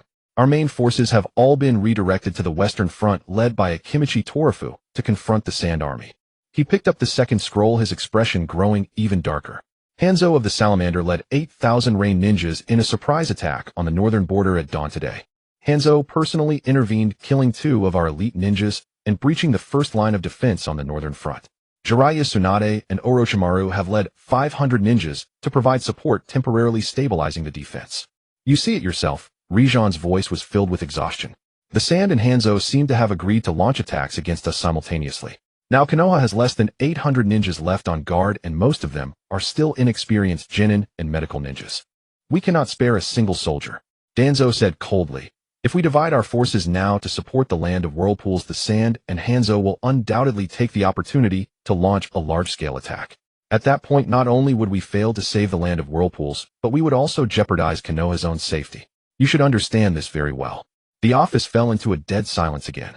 The sunlight outside streamed through the glass, casting mottled shadows on the ground, but it could not penetrate the gloom in the hearts of the three men. Yao Shiguang lowered his head, his fingers starting to unconsciously tap the table like Senju Tobirama. Countless images flashed through his mind: the day 10 years ago when he parted ways, when Uzumaki took a pendant engraved with the whirlpool emblem and hung it around his neck, saying, "With this token, any Uzumaki clan member you encounter will protect you with their lives." Flashes of the Uzumaki clan members who patiently taught him the sealing runes, always smiling as they said, "Lord Guang, you learned so quickly, even better than clan leader Uzumaki did back in the day." Visions of the azure coast of the land of whirlpools, the white sandy beaches, and those children playing and frolicking by the sea, their laughter as clear as wind chimes. These images pierced his heart like needles. He knew that what Rijan and Danzo said was the truth. Konoha had now fallen into a dilemma of fighting on two fronts, and if they further divided their forces, the consequences would be unimaginable. As Konoha's chief advisor, he understood better than anyone where Konoha's bottom line lay. But he could not simply give up. He could not watch his friends die under the blades of the Three-Nation Alliance, nor could he bear to see the land of whirlpools vanish completely from the map of the ninja world. Can we mobilize the Umbu? Yao Shiguang looked up at Danzo. How many Umbu can be mobilized? The Umbu only has a total of 1,200 members. Danzo shook his head. Of those, 800 have already been dispatched to the western and northern fronts to assist the main forces in assassination and reconnaissance missions. The remaining 400 are responsible for the security of Konoha, protecting the Hokage and the safety of various clans. We cannot spare anyone. What about sending a small unit from the border on a roundabout route? Yao Shiguang asked again. If we dispatch a small unit by boat from the eastern coastal region of the Fire Country to the land of whirlpools, they should not be discovered. No. Rijan shook his head again. Anoki has long anticipated this. He has dispatched Rock's Earth-style troops to blockade all maritime routes from the Fire Country to the land of whirlpools. Any ship that comes close will be immediately sunk. Moreover, even if we could send a small unit over, facing 30,000 troops would be like a drop in the bucket, having no effect whatsoever. Yao Shiguang fell silent. What about Master and Lord Mido? Rijan and Danzo were momentarily at a loss for words, the atmosphere in the office growing heavier. He knew they dared not tell them. All proposed plans had been rejected one by one. Konoha was truly powerless. After a long while, he slowly raised his head. His gaze was incredibly firm, without the slightest shake. Since Konoha cannot send troops, then I will go myself. Bang! What did you say? Rijan slammed the table, standing up in shock, staring at him. Junior brother Guang, are you crazy? That's 30,000 troops. And Anoki is personally overseeing it. You going alone is like throwing an egg against a rock. Even with Flying Thunder God, you cannot withstand their sea of troops. I am not crazy. Yao Shiguang shook his head, his tone calm, yet carrying an undeniable weight. I have Flying Thunder God. No one can trap a ninja who can use Flying Thunder God. If I cannot win, I can run at any time. Besides, he pointed to himself, a cold smile forming at the corner of his mouth. I have not just been traveling for the past 10 years. No, it's too dangerous. Rijan shook his head repeatedly, his tone resolute. I cannot let you take that risk. You are Konoha's chief advisor, one of Konoha's most important powers. If anything happens to you, it would be an incalculable loss for Konoha. Moreover, Master specifically instructed us to take good care of you. Senior brother Rijan, listen to me. Yao Shiguang looked at Rijan, his expression exceedingly serious. I am not acting impulsively. I have already thought through all the escape routes. If the land of whirlpools truly cannot hold out, I have a secret technique that, combined with the Flying Thunder God teleportation array, can bring everyone back to my home. He turned to look at Danzo, his tone sincere. Senior brother Danzo, do you think what I said is feasible? Danzo fell silent for a moment. His gaze was fixed on Yao Shiguang, as if assessing his abilities and also pondering the pros and cons of this matter for Konoha. He thought back to when no one believed he could bring back the second Hokage, Senju Tobirama, and yet he succeeded. After a long while, he slowly nodded. I trust you. In the entire ninja world, you are the only one capable of infiltrating Uzumaki hidden village surrounded by 30,000 troops and saving the people of the Uzumaki clan. However, you must promise me two conditions. First, always leave a way out. You must never fight hard. If the land of whirlpools truly cannot hold out, do not cling to the battle, immediately retreat with the people. Konoha can lose the land of whirlpools, but cannot lose you. Second, you must absolutely not expose Konoha's identity. I do not let anyone know that it was Konoha who sent you. Otherwise, the Cloud and Mist villages would have an excuse to declare war on Konoha, and we would then fall into a dilemma of fighting on 3 fronts. Hearing this, Yao Shiguang was slightly taken aback. He did not expect that the first person to support him would be Danzo, who had always been at odds with him. He looked into Danzo's eyes, and in those cold eyes there was no calculation, only pure concern and loyalty to Konoha. It made him clearly feel that at this moment Danzo's heart still burned with the purest will of fire. Everything he did was for Konoha. I promise you. Yao Shiguang nodded solemnly. I will definitely return alive and rescue as many Uzumaki clan members as possible. And I will not leave any evidence for Konoha. Good, Danzo nodded, taking out a black Umbu captain's token from his pocket and handing it to Yao Shiguang. This is the highest token of the Umbu. With it you can mobilize all Umbu and intelligence personnel in all nations. If there is any danger, signal immediately, and they will protect your retreat at all costs. Rijan also stepped forward, taking out a golden Hokage token engraved with the Konoha symbol from his drawer and handing it to Yao Shiguang. This is the highest token of the Hokage, and when used in conjunction with Danzo's Umbu token, it has greater authority. I also had enough sealing technique scrolls and explosive tags prepared. They are all on the ship. He took out a piece of yellowed paper and handed it to Yao Shiguang. This is the map of the secret passage to the land of whirlpools given to us by clan leader Uzumaki many years ago. I never expected it would come in handy today. Remember, regardless of what happens, Konoha will always be your backing. I will now have people prepare accommodations and supplies for the Uzumaki clan. Oh, as long as you return safely, everything can be discussed. Yao Shiguang took the 2 tokens and the map, gripping them tightly in his hands. He looked at the 2 senior brothers before him, a myriad of emotions swirling in his heart.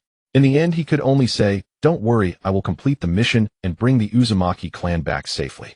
You must come back alive." Rijan looked at him seriously. "We will be waiting for you in Konoha." Danzo nodded as well, though he said nothing more, the worry in his eyes evident. Yao Shiguang said no more. He turned and walked towards the door. When he reached the entrance, he paused for a moment without looking back. The sunlight streamed through the crack of the door, illuminating his black attire, outlining his tall and determined silhouette. "I will." With that, he pushed the door open and strode out. The wind blew through the corridor, lifting the edges of his clothing. He looked up towards the east where the land of whirlpools lay. This time he was going to rewrite the fate of the land of whirlpools himself.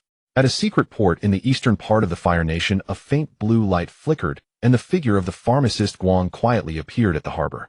This place was desolate, with only a dilapidated dock extending into the deep blue sea, the salty sea breeze brushing against him and lifting the corners of his clothes.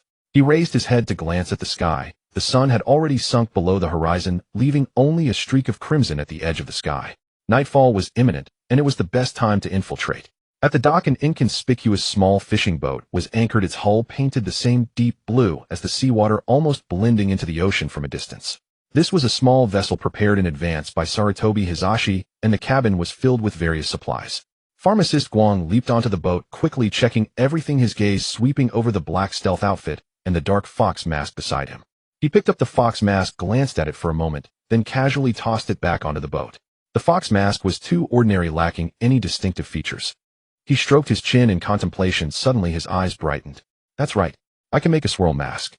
A white base with black swirl patterns standing there. No one would know who you are, and it would come with a mysterious villain buff." Moreover, he had a derived skill within his spatial realm that allowed him to consume chakra, to briefly enter another space, to evade attacks equivalent to a weakened version of phasing. In the past, he would never have dared to use this skill casually, as it consumed a tremendous amount of chakra. But now, with the support of the 5-element storage seal, he could stay in the space for an entire day without issue. This way he could appear openly on the battlefield, blocking the enemy's advance. After all, no one knew he could use space ninjutsu. At that time, he could disguise himself as an unknown space ninjutsu expert, who would suspect he was the chief advisor of Konoha. The more Pharmacist Guang thought about it, the more feasible it seemed. He immediately retrieved a blank mask and some paint from his spatial realm, and in just a few strokes, he completed a standard swirl mask. With a white base and black swirl patterns extending from between the eyes to the cheeks, it appeared eerie and mysterious. He nodded in satisfaction, donned the mask, and changed into the black stealth outfit. In an instant, he blended into the night, with only his cold eyes visible. After completing all of this, Pharmacist Guang focused his mind and drew all the supplies from the boat into the battlefield storage compartment within his spatial realm, organizing them by category. Then he took a deep breath, closed his eyes, and concentrated, trying to sense the flying thunder god coordinates he had left in the whirlpool hidden village 3 years ago. However, the anticipated clarity of sensation did not occur. His perception felt as if it had crashed into a heavy, invisible wall, forcibly blocking him from the outside. No matter how he urged his chakra, he could only feel a blur of chaos, utterly unable to locate any coordinates. As expected, Pharmacist Guang opened his eyes, a hint of seriousness flashing in his gaze. The 4 symbols defense array of the land of Whirlpool was indeed well-deserved.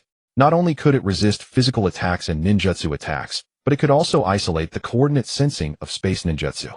No wonder the coalition forces of the 3 nations dared not launch a direct assault, instead opting to gather at sea and wait for the right moment to launch a full-scale attack. He took out the yellowed map from his pocket, carefully studying it in the last bit of twilight.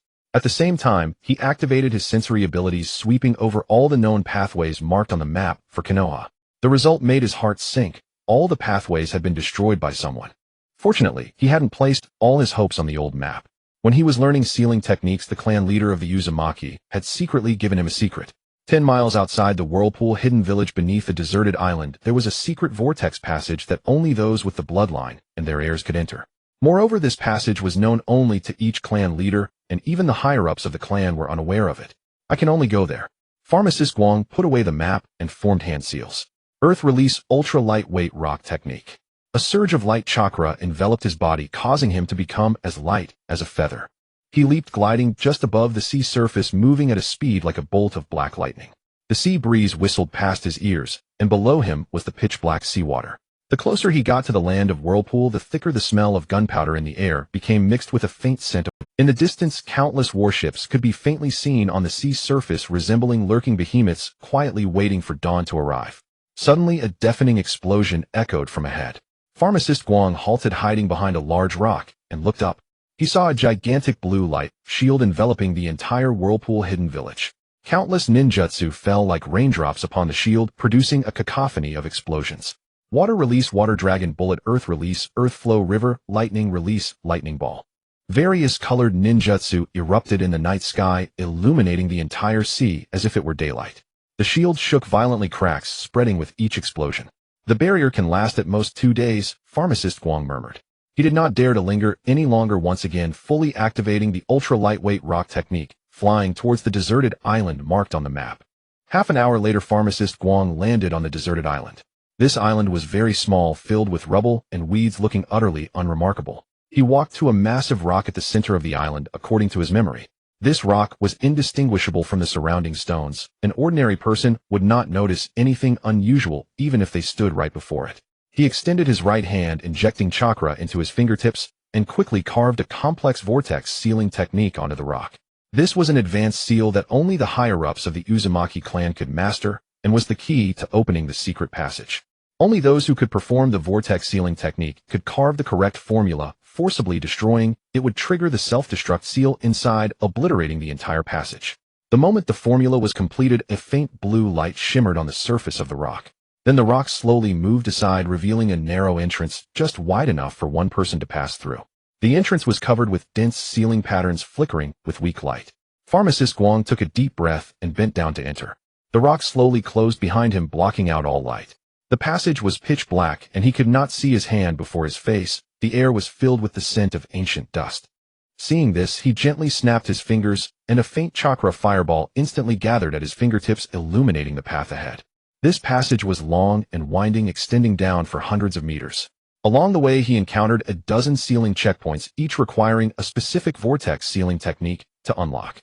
If it weren't for the Uzumaki clan leader's generous teachings from years ago, even if he found the entrance, he would not have been able to enter. After walking for about an hour, a glimmer of light finally appeared ahead. Pharmacist Guang extinguished the fireball, held his breath, and completely retracted his chakra to its utmost limit. The exit was hidden within the hollow trunk of a 1,000-year-old tree at the center of the Whirlpool hidden village, right behind the clan leader's residence. His sensory abilities expanded, giving him a clear view of the positions of the ninjas in the courtyard. He cautiously peered out, observing for a moment.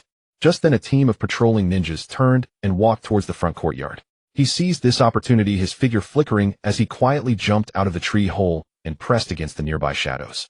The entire process was silent, not even disturbing the leaves underfoot. He moved like a wraith, weaving through the shadows against the wall. With his excellent sensory ability, he quickly reached the outside of the clan leader's courtyard. The guards around the courtyard were even more tightly arranged than he had imagined, with a ninja stationed every 10 steps and dark agents lurking on the rooftops. However, these were all meaningless in front of pharmacist Guang. He circled to the west side of the courtyard where the clan leader's private room was located with the strictest guards. 2 jonin stood motionless at the door, their vigilant eyes scanning the surroundings. 3 dark agents were on the roof responsible for monitoring the movements in the entire backyard. Pharmacist Guang hid behind a rockery, observing for a moment. He did not choose to force his way in, but instead focused his mind, causing the flying thunder god seal to appear on the clan leader's balcony stroke by stroke. After completing the seal, he wiped the sweat from his forehead. The next moment, the faint blue light of the flying thunder god flickered and disappeared, and the guards outside the window did not notice at all as he appeared on the clan leader's windowsill. Once he steadied himself, he carefully scanned the room. The room was unlit, with only the faint moonlight filtering in from outside. At this moment, Uzumaki Lu Ming had his back to him, standing at the door, watching the barrier under attack in the distance. Compared to years ago, his back was more hunched, tightly gripping the cane in his hand, looking immensely aged and lonely. Pharmacist Guang gently landed on the ground, making not a sound. But Uzumaki Lu Ming instantly sensed the anomaly.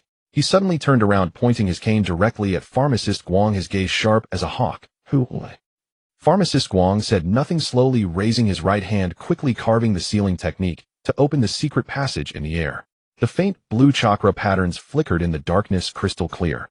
Uzumaki Lu Ming's pupils constricted sharply, and the cane in his hand trembled slightly.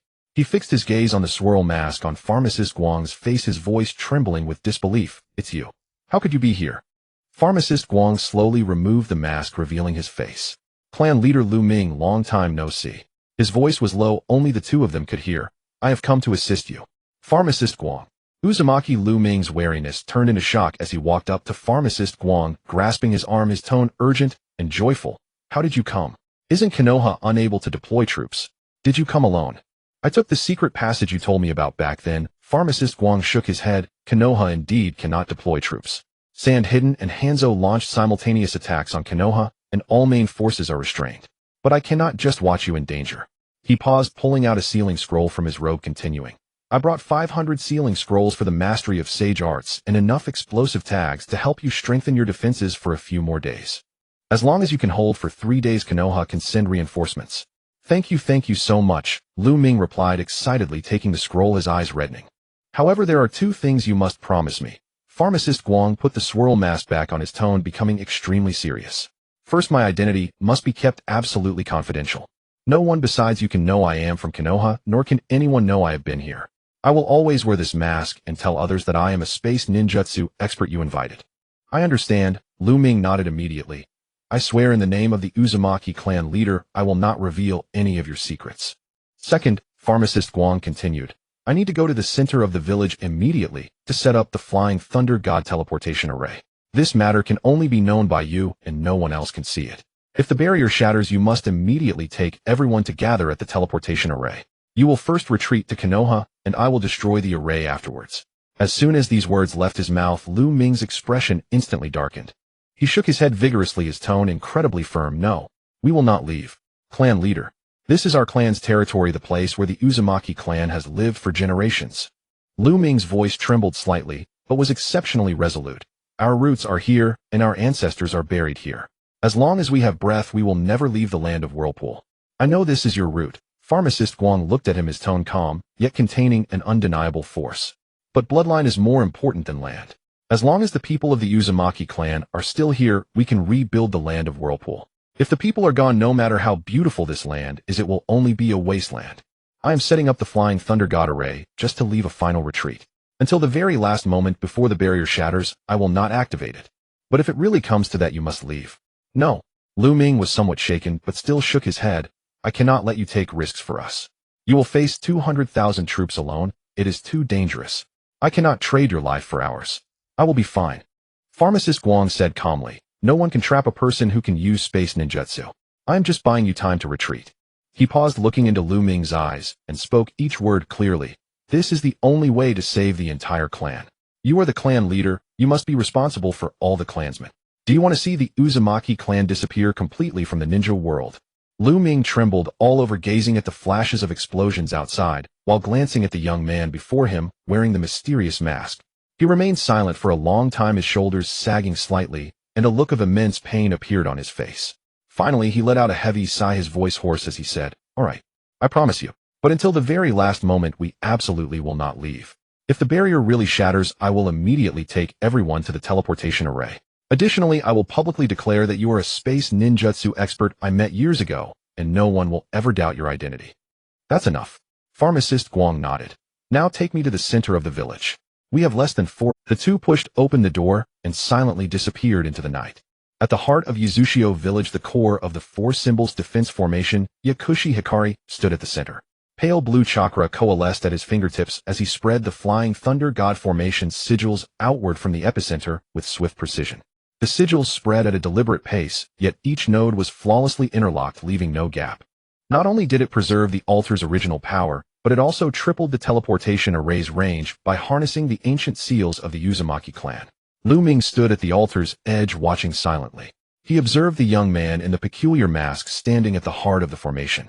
The spreading sigils baffled even Lu Ming's understanding, yet they flowed from the boy as naturally as breath. Wind swept through the altar's breach, billowing the young man's black robes and stirring the white strands at his temples. A sigh of awe escaped Lu Ming. The youth who had once come to learn had now surpassed him to a degree he could not even fathom. An hour later, the sigils ceased their expansion.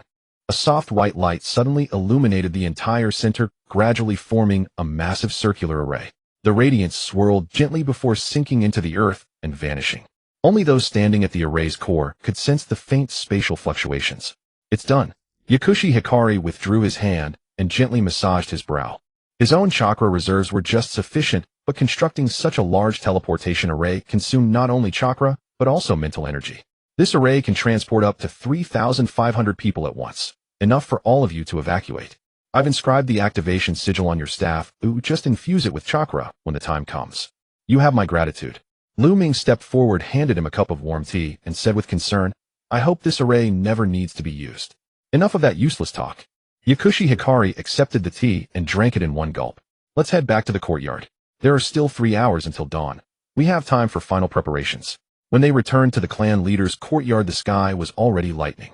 The ninjutsu bombardment outside the barrier had not ceased. Deafening explosions rang out incessantly, causing even the teacups on the table to tremble. Dust trickled from the walls, forming a thin layer on the floor.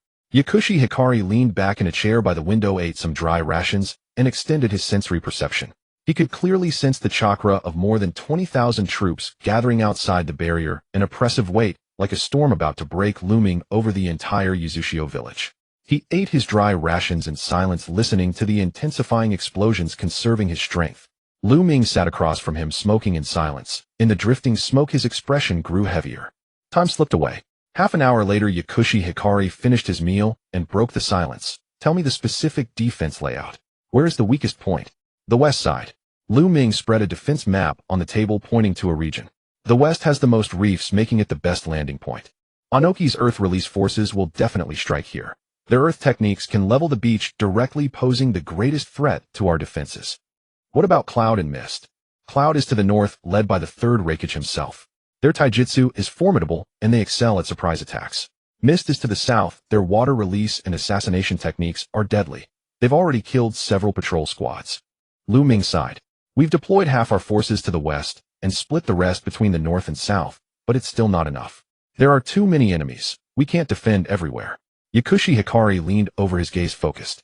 After a long moment, he lifted his head and pointed at 3 spots on the western beach. "Here, here, and here. Deploy 3 more layers of sealing formations.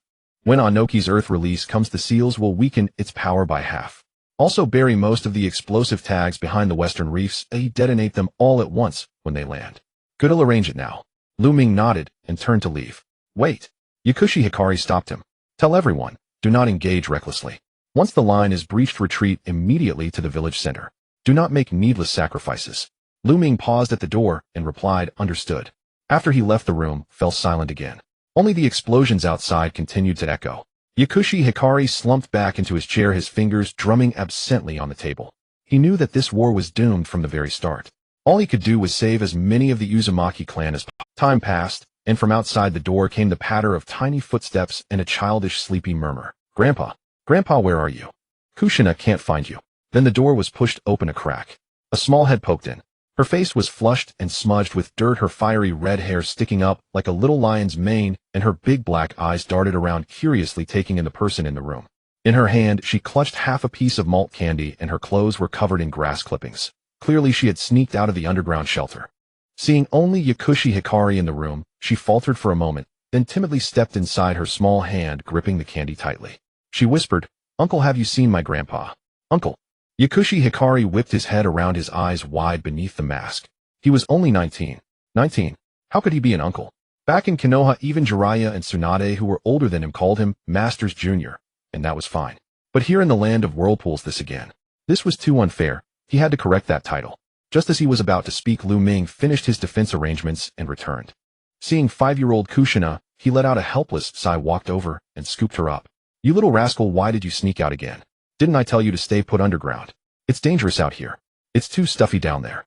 Kushina pouted, her small hands tugging at Lu Ming's beard, then turned her curious gaze to Yakushi Hikari, tilting her head. "Grandpa, who is that masked uncle? Why does he wear a mask? Is he ugly? Don't be rude." Lu Ming gently patted her bottom and said with a smile, "This is a very powerful master I invited to help us fight the bad guys. Kushina, you should call him Big Brother." "Hello, uncle." Kushina obediently waved her little hand, then offered him the malt candy, her big eyes blinking. "Uncle, I'll share my candy with you. Can you take off your mask and let me see? I promise I won't tell anyone." Yakushi Hikari's mouth twitched for a moment. He didn't know how to answer. Asked if he was ugly. What a joke. Just as he was about to make up an excuse, something unexpected happened. A crisp cracking sound cut through all the explosions. Both Yakushi Hikari and Lu Ming's faces changed drastically. They rushed to the window and looked up. In the distant sky, the blue barrier that had enveloped the entire village was pierced by a white beam of light. Cracks spiderwebbed from the point of impact, and countless fragments of blue light rained down. "No, the barrier is about to shatter." Lu Ming's voice trembled. The words had barely left his mouth when another thunderous roar echoed. The Four Symbols defense formation was completely destroyed. The 12 seal masters maintaining the barrier at various points across the village simultaneously spat blood and collapsed. Countless enemies surged in like a tide from the beach, rapidly spreading toward Yuzushio village. Yakushi Hikari grabbed Lu Ming's arm urgently. "Take everyone to the altar now. Activate the teleportation array. Don't look back. He'll hold them off." "No, it's too dangerous for you alone." Lu Ming clutched Kushina, shaking his head desperately. "We go together or not at all. It'll be too late." Yakushi Hikari released his grip, pulled a flying thunder god kunai from his dimensional space, and held it firmly. His eyes were resolute. "I have the flying thunder god, they can't catch me. Remember, start the teleportation array as soon as everyone is assembled. Don't wait for me. I'll find you on my own." With that, he turned to dash out. "Uncle." Kushina suddenly reached out her small hand and grabbed the corner of his robe. Her tiny body trembled with fear and tears pooled in her big eyes, but she stared stubbornly at Yakushi Hikari's back. Her voice choked, "Uncle, will you come back?" Yakushi Hikari paused. He turned to look at the little girl he had known for only a few minutes, and his gaze softened beneath the mask. He gently ruffled her fiery red hair, his voice warm, yet steady. "I will. I will definitely come back." With that, he freed himself from her grip, leaped, and jumped out the window. Kushina, held in Lu Ming's arms, watched the silhouette with the spiral-faced mask charge into the blazing sky and explosions. In that little girl's eyes, the back rushing toward the battlefield seemed to carry light. That was the light she would remember for a lifetime. Yao Shiguang stepped out of the clan leader's courtyard, channeling chakra to his toes before utilizing the body flicker technique, his figure darting towards the village entrance like a sword drawn from its sheath. However, as he approached the village entrance, the houses became increasingly dilapidated, and ahead a wooden house was ablaze, crackling ominously. The black smoke, tainted with the stench of charred flesh, was swept towards him by the northern wind, choking his throat. Once a peaceful and harmonious whirlpool-hidden village, it had now transformed into a hell on earth, rivers of blood flowing freely. At the village entrance, injured members of the Uzumaki clan were retreating, covered in blood, their kunai dulled and bent, their eyes filled with despair. Yet they stood resolutely in front of the elderly and children, refusing to take a step back. The ground was strewn with shattered ceiling scrolls and blood-stained Uzumaki forehead protectors trampled into the mud by passing ninjas, their original forms unrecognizable. At that moment, a squad of Awagakure ninjas brandished their kunai, chasing after the last remaining Uzumaki clansman who had yet to escape. The leading Awagakure Jonin grinned maliciously, his right hand covered in heavy earth release armor. The Earth Spear had already taken form, whistling through the air as it descended towards a woman clutching a swaddled infant. The woman trembled in fear, holding her child tightly, despairingly closing her eyes. At that moment, a cold voice shattered the chaos of the battlefield. Lightning release, swift kunai. A bolt of azure light streaked through the air like a shooting star, piercing through the Jonin's chest in an instant. He fell straight to the ground, eyes wide with terror, the fear of death lingering in his gaze.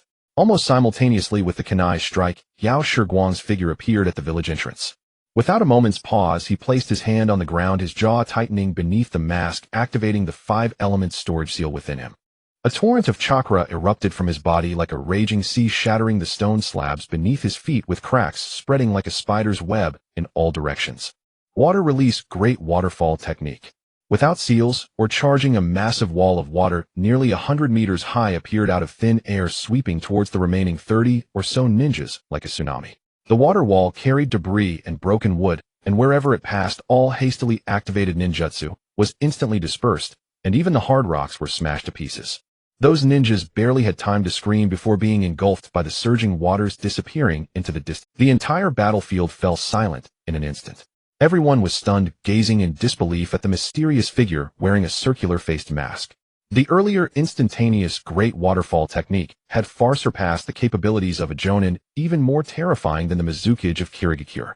"Run," Yao Shiguang said without turning back to the retreating Uzumaki clansmen, his voice deliberately altered, becoming hoarse and deep, devoid of any accent. "Head to the village center and find clan leader Lu Ming. Do not look back, do not linger." The Uzumaki clansmen awakened from their stupor, deeply bowing to Yao Shiguang before helping one another and clutching their children, rushing towards the village center. The coalition ninjas scattered in various locations noticed the unusual situation and ceased their pursuit, quickly gathering towards this side. In the blink of an eye, over 100 ninjas rushed over, forming a tight encirclement 100 meters away, surrounding Yao Shiguang. He stood quietly in place, deliberately drawing the enemies towards him.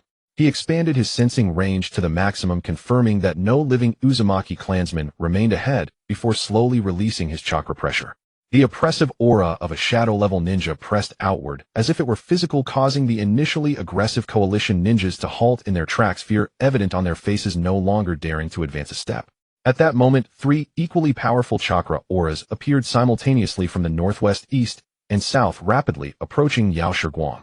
As the 4 chakra auras drew closer, the air thickened, making breathing difficult. The coalition ninjas that had already arrived retreated, forming an even larger circle. 3 figures slowly landed a few meters in front of Yao Shiguang, surrounding him in a triangular formation.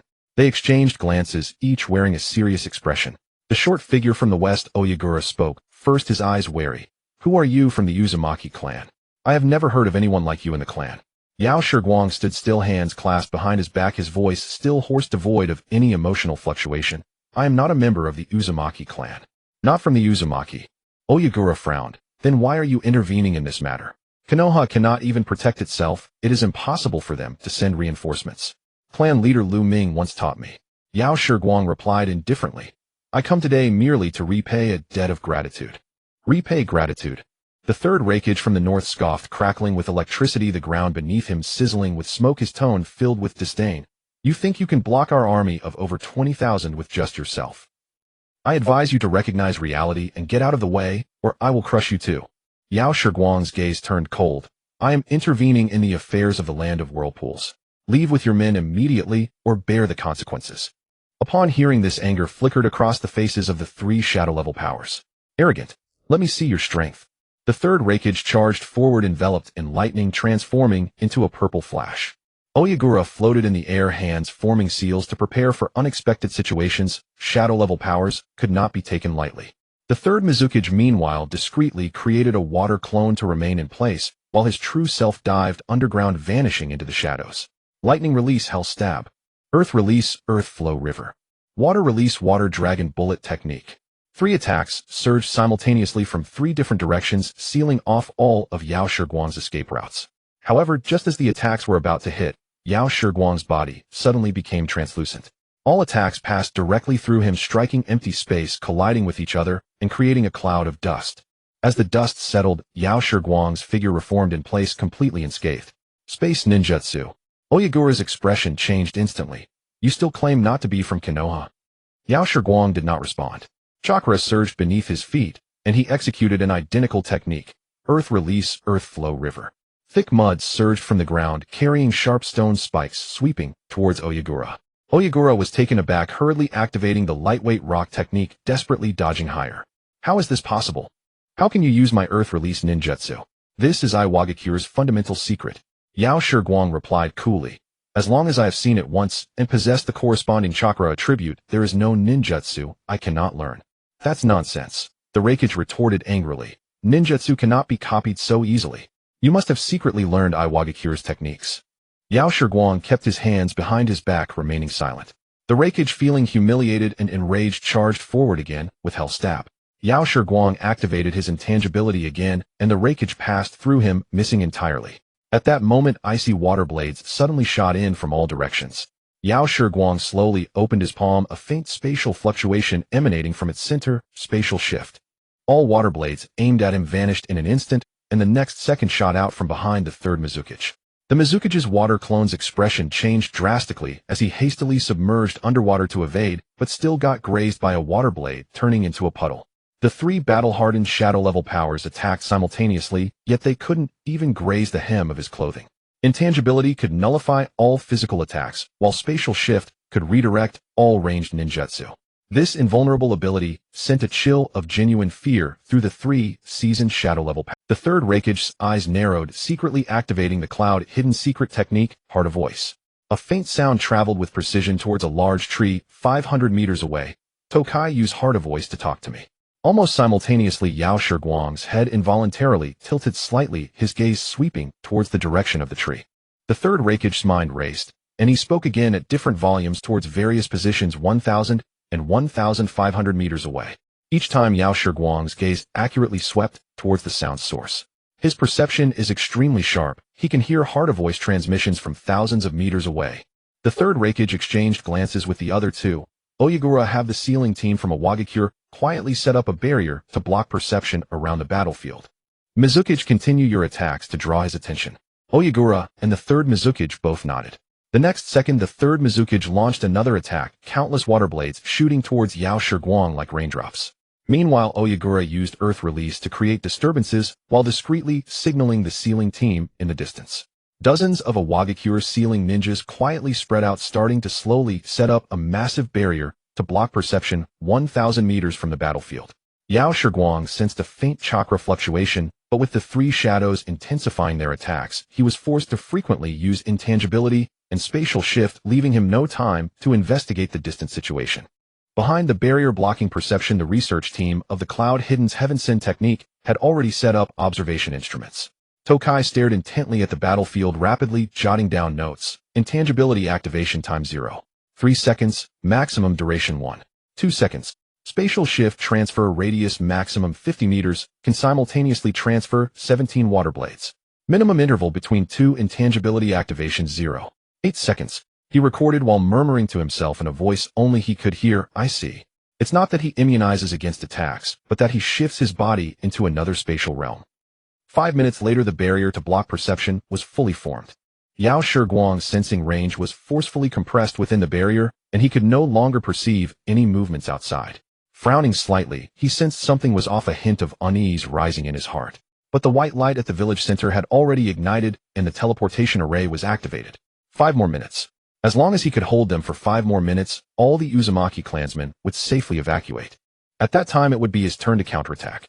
Tokai, how's it going over there? The third Raikage inquired via mental. Lord Raikage, I've figured it out. Tokai exclaimed excitedly. His evasion of attacks occurs at the moment of impact, pulling himself into an independent internal space. However, I couldn't determine the principle of transferring attacks. It may be similar to evasion. As long as we interfere with the spatial fluctuations at the moment he enters the space using the Heaven Send technique, we can break his internal space. Good. The third Raikage exclaimed with joy. Prepare to strike. Strike. The 3 shadow-level powers released their full chakras simultaneously. This time the third Raikage did not charge directly. Instead, he launched a lightning release lightning ball from afar.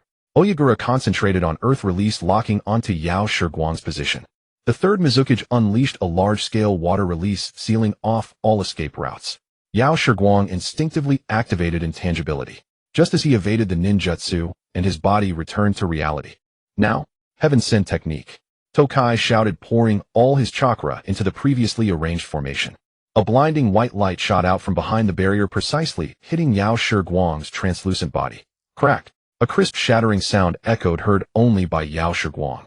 His internal space had been directly shattered by the forced spatial fluctuations of the Heaven Send technique. Pooh! Yao Shiguang spat out a mouthful of fresh blood as his body was forcibly pulled from intangibility, crashing heavily to the ground. The backlash from the shattered internal space made his organs feel as if they were being crushed, excruciating pain coursing through him. We did it. The three shadow-level powers rejoiced simultaneously. Kid, let's see how you dodge now. Oyagura's eyes turned fierce as his earth-colored chakra surged, his right hand instantly clad in a layer of heavy iron-like rock armor, unleashing Iwagakure's strongest taijutsu, Earth Release, Earth Spear Fist. His figure flickered, moving with a speed rivaling the third Raikage, charging towards Yao Shiguang's head with earth-shattering power. Yao Shiguang struggled to rise from the ground, his face pale as paper beneath the mask. Gritting his teeth, he concentrated chakra in his right arm to take the blow heat in. His right arm instantly emitted a sharp cracking sound, and he was sent flying again, his back slamming against a large boulder. The healing passive quickly activated, mending his injuries. He attempted to activate intangibility once more, but his mind was filled with a sharp pain, his internal space a chaotic mess. Gritting his teeth, he cursed inwardly, damn it, I was careless. I didn't expect that the Cloud Hidden would have techniques capable of dealing with spatial abilities. Why didn't this appear in the original work? At that moment, the white light at the village center suddenly extinguished. The teleportation array had been closed. All the Uzumaki clansmen had safely evacuated to Konoha. That was enough. It was already sufficient. Yao Shiguang wiped the blood from his chin and slowly stood upright. 5 elements storage seal activate. A torrent of chakra erupted from him like a volcano, the healing technique rapidly working to heal his physical wounds. At this moment, only the shattered internal space remained unresponsive. The 3 shadow-level powers, witnessing this, simultaneously halted, expressions turning wary. They could distinctly feel a chakra, even more terrifying than before, slowly rising from the mysterious figure in the mask. Yao Shiguang slowly raised his head, his gaze beneath the mask as cold as ice. Did you think you had? As soon as the words fell, a blinding white beam of light suddenly erupted from the palm of the medicinal mask. Without any hand seals or excess preparation, the chakra flowed and fused within him with pinpoint precision, the deathly light capable of disintegrating everything into atoms, cutting through the air silently like the scythe of the Grim Reaper. The faces of the 3 shadow-level powerhouses changed drastically, instinctively diving to the sides. However, this dust release was not aimed at them.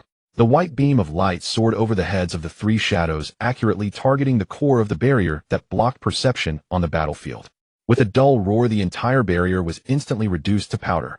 Behind the barrier, Tokai and the entire research team he led for the Sky Send technique did not even have time to let out a scream before being disintegrated into a sky full of atoms, leaving no trace behind. The perception shield that had originally enveloped the battlefield instantly vanished without a trace. Tokai. The third Raikage's eyes widened in fury, turning blood red. Tokai was the top ninja technique scholar of the Cloud Hidden Village, a talent he had cultivated over 20 years, yet he had been killed in an instant. I will kill you. He roared, his body surging with thunder and lightning chakra to the extreme, disregarding any coordination, launching the 4 books of convergence and charging straight at the medicinal master, wishing to smash the mysterious figure before him into a pulp. The medicinal master stood still, not moving at all. From the earlier probe, he had already analyzed that as long as his physique was sufficient, he could use it, and he was well aware of its weaknesses. The key was that he could not turn when charging. Just as the Raikage's fist was about to hit him, he slightly tilted his body, converting all his chakra into physical energy, activating his ultimate strength, and struck fiercely at the Raikage's waist. Bang! A dull thud like a heavy hammer striking a broken drum. The third Raikage flew out like a kite with a broken string, crashing heavily to the ground and sliding several meters away. He clutched his waist, writhing in pain, and spat out a mouthful of fresh blood. The third Raikage, known for his tough physique, was actually injured with a ruptured kidney from a single punch. Now's our chance. Oyaki seized the opportunity, quickly forming hand seals as a larger dust release beam shot towards the medicinal master. The medicinal master tapped his foot chakra, precisely flowing to his toes, activating the light and heavy rock technique, and instantly appeared 10 meters away. The dust release beam grazed his clothing, disintegrating the entire house behind him into ashes. You killed Lord Mu, didn't you?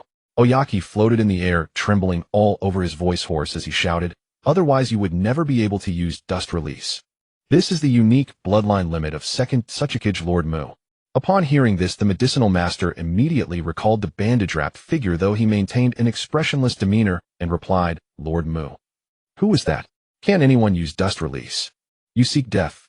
This statement ignited Oyaki's anger completely. Lord Mu was his most respected teacher, and the murderer he had sought for years was right before him. Rationality told him to remain calm, but rage consumed everything as he wildly formed hand seals, sending wave after wave of dust release beams toward the medicinal master. The white light of death crisscrossed the battlefield, turning everything it touched into nothingness. "Oyaki, have you gone mad?" The third Mizukage's face changed drastically, hastily dodging. The medicinal master's gaze turned cold as he activated his control ability to the utmost. He moved through the gaps between countless dust release beams, as if strolling in a garden, each movement precise enough to dodge all the deathly light. At the same time, he deliberately guided the trajectory of the dust release, directing the beams that were originally aimed at him away towards the Allied forces camp. Boom, boom. Cries of agony rose and fell. Dozens of Allied ninjas, along with the ground beneath them, were instantly turned to ashes. Oyaki became more frenzied, launching increasingly dense dust release attacks. The medicinal master continued to guide the trajectories, causing more dust release to rain down upon the Allied forces. In just a few seconds, nearly 1,000 ninjas perished, turning the entire battlefield into a crimson hell. "Oyaki, stop it right now." The third Hokage clutched his waist, rising from the ground, roaring angrily. "If this continues, we will lose all our men.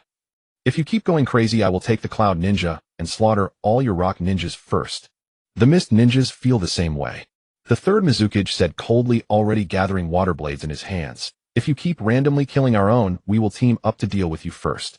Hearing their words, Oyaki trembled all over, finally regaining his senses from his madness. He looked at the devastated battlefield, the bodies and severed limbs littered everywhere, and the Allied soldiers glaring at him with eyes filled with fear and hatred. His face instantly turned pale. "Retreat," Oyaki said hoarsely, instantly aging 10 years. "All Awagakure personnel immediately withdraw from the land of Whirlpool." With the order given, the surviving Awagakure ninjas felt as if a great amnesty had been granted, quickly gathering their things and running towards the sea without looking back. Watching the Awagakure forces retreat, the third Hokage glared fiercely at the medicinal master, gritting his teeth as he said, "Cloud Ninja, retreat. I will settle this score with you sooner or later. Mist Ninjas, retreat." The third Mizukage waved his hand, leading the remnants of the mist hidden away. A cold glint flashed in the medicinal master's eyes. "Leave? Did I allow you to leave?" The footsteps of the three halted. "We have 20,000 ninjas. You absolutely cannot kill us all. How about we both take a step back?" "Take a step back? You think you deserve that?" The medicinal master sneered, saying no more. Yet internally he thought, "My internal space has been shattered by you, and you still want to run." As the three were still in a daze, he soared into the air with the light and heavy rock technique. "Then let's see if I can kill you all." With that, the medicinal master's killing intent was almost palpable. A 5-colored sphere appeared in his palm, growing larger as more chakra was injected into it. After injecting all the remaining chakra from the 5-element storage seal, over 2 years it transformed into a 5-meter-tall giant sphere. "Not good." Oyaki's face changed drastically as he shouted urgently to the other two, "Quick retreat." But it was already too late as the sphere slowly descended to the ground. 5 elements collapse. Prologue to creation. A voice icy to the extreme echoed throughout the village of Whirlpool. In an instant, a dazzling 5-colored semicircle expanded outward, a terrifying energy shockwave sweeping out like a tsunami, turning houses to powder, instantly melting rocks, and even igniting the air with a sizzling explosion. Even more terrifying, this overwhelming energy directly penetrated the surface, smashing violently against the seabed's crust. Crack! A resounding noise pierced heaven and earth, forming a massive semicircle in the island of the land of Whirlpool from the center outward. The sea water surged in, producing a deafening roar. Dust release, original realm separation technique. Oyaki exhausted his last bit of chakra, unleashing the widest range of dust release in an attempt to resist the shockwave. Lightning release, lightning armor. The third Hokage roared, condensing all his lightning chakra into the thickest armor, fiercely protecting himself and the ninjas around him. Water release, great waterfall technique. The third Mizukage also desperately activated water release, trying to offset some of the energy. However, their defenses were as fragile as paper before the 5 elements collapse. The dust release was instantly torn apart, the lightning armor cracked inch by inch, and the water wall evaporated. The 3 shadow-level powerhouses simultaneously spat out large mouthfuls of blood, flying backward like kites, with broken strings crashing heavily onto distant rocks.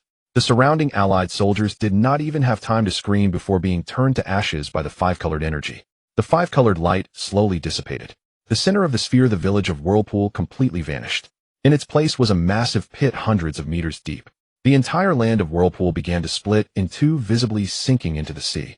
The broken walls, shattered ceiling scrolls, blood-stained forehead protectors, and those allied soldiers who had not retreated in time were swept away by the cold seawater, disappearing into the abyss. The land of Whirlpool is gone. A surviving allied soldier lay on the rocks, his gaze vacant, as he muttered to himself. The three shadow-level powerhouses struggled to rise, staring at the scene before them, feeling a chill run through their bodies. They had fought countless battles in their lives and witnessed numerous terrifying ninja techniques. Yet they had never seen anyone single-handedly cause an entire country to completely sink beneath the sea. This was no longer a ninja technique. This was the power of a god. Where is he? Where is that mysterious person? The third Raikage asked hoarsely, his eyes filled with fear and unwillingness. No one answered him. No one knew that the mysterious figure wearing a circular mask in the sky had already transformed into a blue light and vanished without a trace at the moment of the explosion. In the dead of night, far east of the land of fire, waves crashed against the reefs, splashing icy foam. A streak of azure light flickered across the sea surface, landing on the sandy shore at the border of Konoha. As the light dissipated, a staggering figure stumbled out. It was Yakushi Hikari. The swirling patterned mask on his face, which he wore to prevent being seen while using the Flying Thunder God technique, had to be covered by the five-colored radiance before he activated it. But the shockwave from the five-colored lights struck him heat, cracking most of the mask and leaving it dangling precariously by his ear. His tattered nightwear was soaked through with blood, clinging tightly to his skin.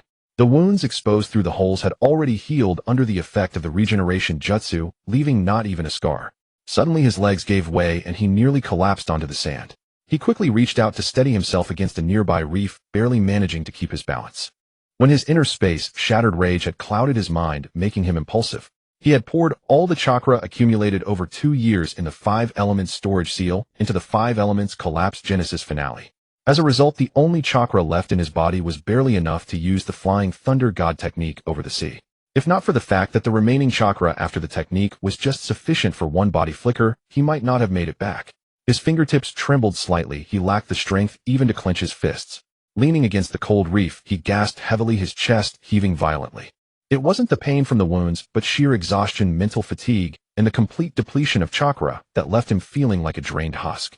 If his inner space were still intact, he could have taken out a few dried rations, and with the passive effect of the regeneration jutsu, he would have fully recovered in half a day. But now, with the inner space shattered, everything had been ground to dust. The half-year's worth of supplies and emergency medicine stored inside had vanished along with it. Thinking this, he gritted his teeth and suppressed the surging anger. Now was not the time to be stubborn. He looked at his own hands, which could barely lift themselves, and let out a sigh. At present he was nothing but a hollow shell, let alone fighting a cage-level opponent again. Even encountering an ordinary person would likely cost him considerable effort. Yakushi Hikari raised his hand, tore off the mask, and threw it into the sea. He wiped the remaining blood from the corner of his mouth, then turned to look at the distant forest. At the end of the forest lay Konoha. There were people he needed to protect. He took a deep breath, clenched his teeth, and dragged his heavy body step by step into the dense woods. His steps were slow, but with each stride the backlash from the shattered inner space sent a dull pang through him. After walking for less than half an hour, he could no longer hold on and slid down against a tree. The regeneration jutsu was draining the energy of his cells to keep his body moving, but without sufficient energy replenishment, it could only barely sustain his vital signs, unable to restore an ounce of strength or chakra. I have to find some food first, Yakushi Hikari muttered to himself. He slowly raised his hand and picked up 2 fist-sized cobblestones from the ground. Though his chakra and mental energy were exhausted, the passive abilities etched into his very bones remained. Even ordinary stones in his hands could become deadly weapons with unerring accuracy. With his mental energy depleted, he had to rely on his hearing. Soon he caught the rustling sound from a nearby bush. With a flick of his wrist, the stone shot out like a bullet, striking a wild rabbit with precision. The rabbit fell without even a squeak. Yakushi Hikari forced himself up again, dragged his body over, picked up the rabbit, gathered some dry wood, and lit a campfire. The flames flickered, casting light on his pale face. He deftly cleaned the rabbit and placed it over the fire to roast. Soon the aroma of cooked meat filled the air. He tore a piece of meat and stuffed it into his mouth. Hunger surged like a tide, and he devoured the rabbit ravenously. The 3-pound rabbit was soon completely consumed. But he still felt hungry. With some strength restored, he could now use his sensory ability. In just a moment, he detected 2 wild boars in the bushes not far away. After converting a sliver of physical energy into chakra, he flicked his wrist. Two stones glowing with a blue light shot out like bullets from a gun, striking the brows of the two foraging boars with deadly accuracy. The two boars didn't even grunt. Their massive bodies crashed to the ground, making the earth tremble slightly. Yao Shiguang dragged himself over and looked at the two boars, which together weighed over 300 pounds, and let out a small sigh of relief. This much meat should be enough for his recovery. He gathered more dry branches and lit a blazing campfire. The flames danced, illuminating his pallid face. With the immediate crisis of his body resolved, he reflected on what had happened in the land of whirlpools. Suddenly, he recalled his impulsive act in Yuzushio village. He had blown up Maida-sama's clan grounds. Yao Shiguang panicked instantly. The pain from the shattered inner space had driven him mad, and he had unleashed a massive technique. How was he going to explain this to the Uzumaki clan leader and Maida-sama? Should he go back and check? It couldn't have been that powerful, could it? Damn, he should have only injected a year's worth of chakra. Time was pressing. He forced himself to endure the gamey smell of the boars roasting and eating the meat piece by piece. Then he quickly used his sensory ability, only to find that all the flying thunder god marks in the land of whirlpools had vanished. Cold sweat trickled down his face. He forced himself to stay calm and thought, I said it couldn't be that powerful. The clan grounds are still there, the allied forces are alive, and they just cleared the marks. But he forgot the teacher's words that unless one could sense space itself, the marks were undetectable. After eating the wild boar, abundant energy surged through his limbs like a warm current, and the regeneration jutsu accelerated instantly. A faint green glow flashed over his body. His originally pale face gradually regained color, the dizzying fatigue completely vanished, and the chakra inside him began to recover slowly at a visible rate. Finally, Yao Shiguang said, standing up. He temporarily suppressed his unease, preparing to return to Konoha. He stretched his limbs, and his joints cracked with a series of pops. Though not yet at his peak, he had recovered about 70% of his strength, enough to handle any unexpected situation. He used a small water release to extinguish the campfire. Flying Thunder God technique. A streak of azure light flashed, and his figure vanished from beside the fire. The next second, Yao Shiguang appeared at the entrance of a small courtyard. He pushed open the gate and walked in. The courtyard was brightly lit, and everyone was awake. Clan leader Ashina paced anxiously back and forth, while the Uzumaki clan members sat restlessly, occasionally glancing toward the gate. They had waited for an entire night, but Yao Shiguang had not returned. Everyone's heart was in their throats, fearing something had happened to him. Seeing Yao Shiguang push open the gate and enter, everyone sprang to their feet. Guang, you're back. Clan leader Ashina hurried over, his face filled with excitement and relief. Are you all right? We were so worried. We thought you. I'm fine. Yao Shiguang shook his head, his tone calm. I just expended too much chakra and stamina. I rested in the forest for a night, hunted 2 wild boars to replenish energy. Hearing that he was safe, everyone breathed a sigh of relief. The joy of surviving the ordeal surged again, and the atmosphere in the courtyard lightened considerably. Guang, please sit down and rest, clan leader Ashina said hurriedly. They'll have the clansmen prepare some hot water and porridge. No need, Yao Shiguang waved his hand. I've already eaten. The matter in the land of whirlpools is over. The 3 Kage are severely wounded and have retreated. But you cannot return for now. All my flying thunder god marks in the land of whirlpools have disappeared. They might still be lying in ambush there. As his words fell, suppressed sobs echoed through the courtyard again. Clan leader Ashina bowed deeply to Yao Shiguang, bending almost to the ground. Guang, it's fine. Just being alive is a blessing. Even if the land of whirlpools is lost, it doesn't matter. Words cannot express our gratitude. My Uzumaki clan, from the oldest to the youngest, will never forget your kindness. All the Uzumaki clan members followed suit, bowing deeply. The synchronized sound of their bows was particularly solemn in the quiet courtyard. Don't thank me, Yao Shiguang said, raising his hand slightly to signal them to rise. I told you, clan leader Ashina once taught me. Now the most important thing is to solve your settlement issue. Hundreds of people crammed into my small courtyard is not a long-term solution. They'll go to the Hokage's office now and discuss this with the Hokage. Guang, you just got back. Rest a bit more. Clan leader Ashina urged.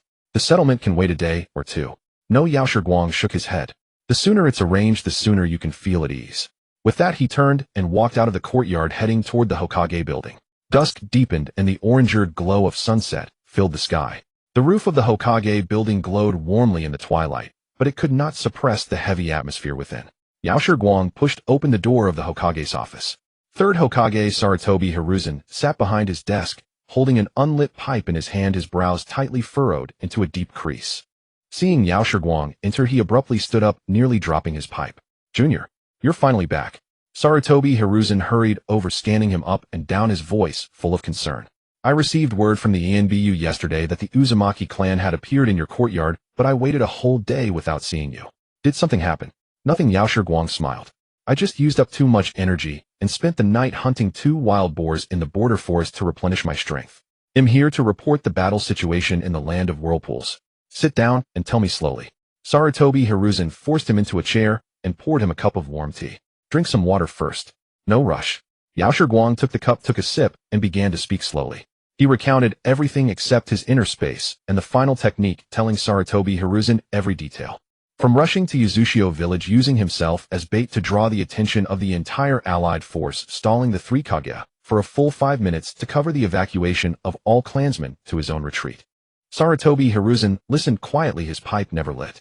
When he heard that Yao Shiguang had single-handedly wounded 3 Kage, his face showed an expression of disbelief. You actually accomplished such a feat. Sarutobi Hiruzen took a deep breath, his eyes complex, as he looked at Yao Shiguang. The 3rd Raikage Inoki and the 3rd Mizukage, 3 battle-hardened cage-level fighters, all wounded by you.